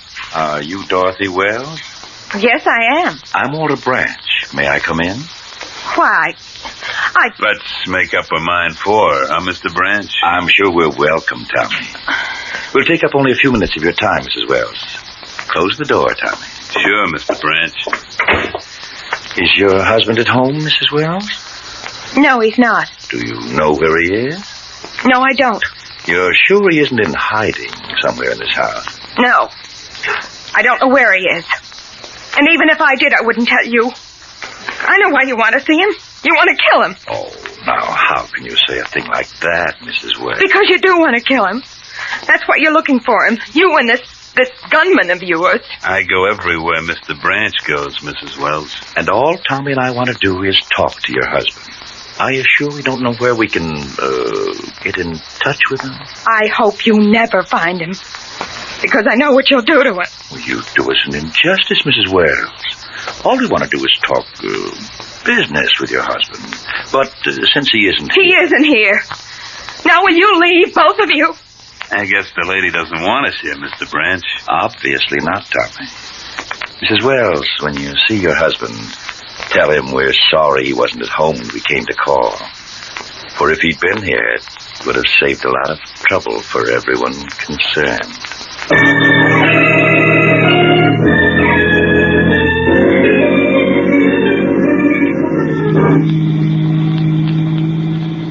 You keep an eye on that side of the street, Mary, and I'll do my best to watch this side. Well, don't you think you better watch where you're driving, Blackie? This isn't a country road. I'm watching, but if we do run into somebody, I hope it's Wells. We've been looking for him for 3 hours. Suppose this is the neighborhood where he hangs out. This can go on forever. It's only going to seem that long. Well, maybe we'd better give up. And sign Mr. Wells' death warrant? Oh, that doesn't sound like you. Well, Wells has a wife who might give us some information. That sounds like a shortcut to finding him. Or better still, maybe she knows who's trying to kill him. Well, that sounds like a much better way to keep Mr. Wells from being killed. Never mind finding him, find his would-be killer. That brilliant piece of strategy has just occurred to me, too, Mary. Uh-oh. It just occurred to me I'm supposed to meet the superintendent of my building at my apartment. It's about redecorating. Well, I'll drop you off at your building and then go to see Mrs. Wells. Okay, well, I hope she can tell you something. You know what she might tell me, Mary? What? That her husband is already dead.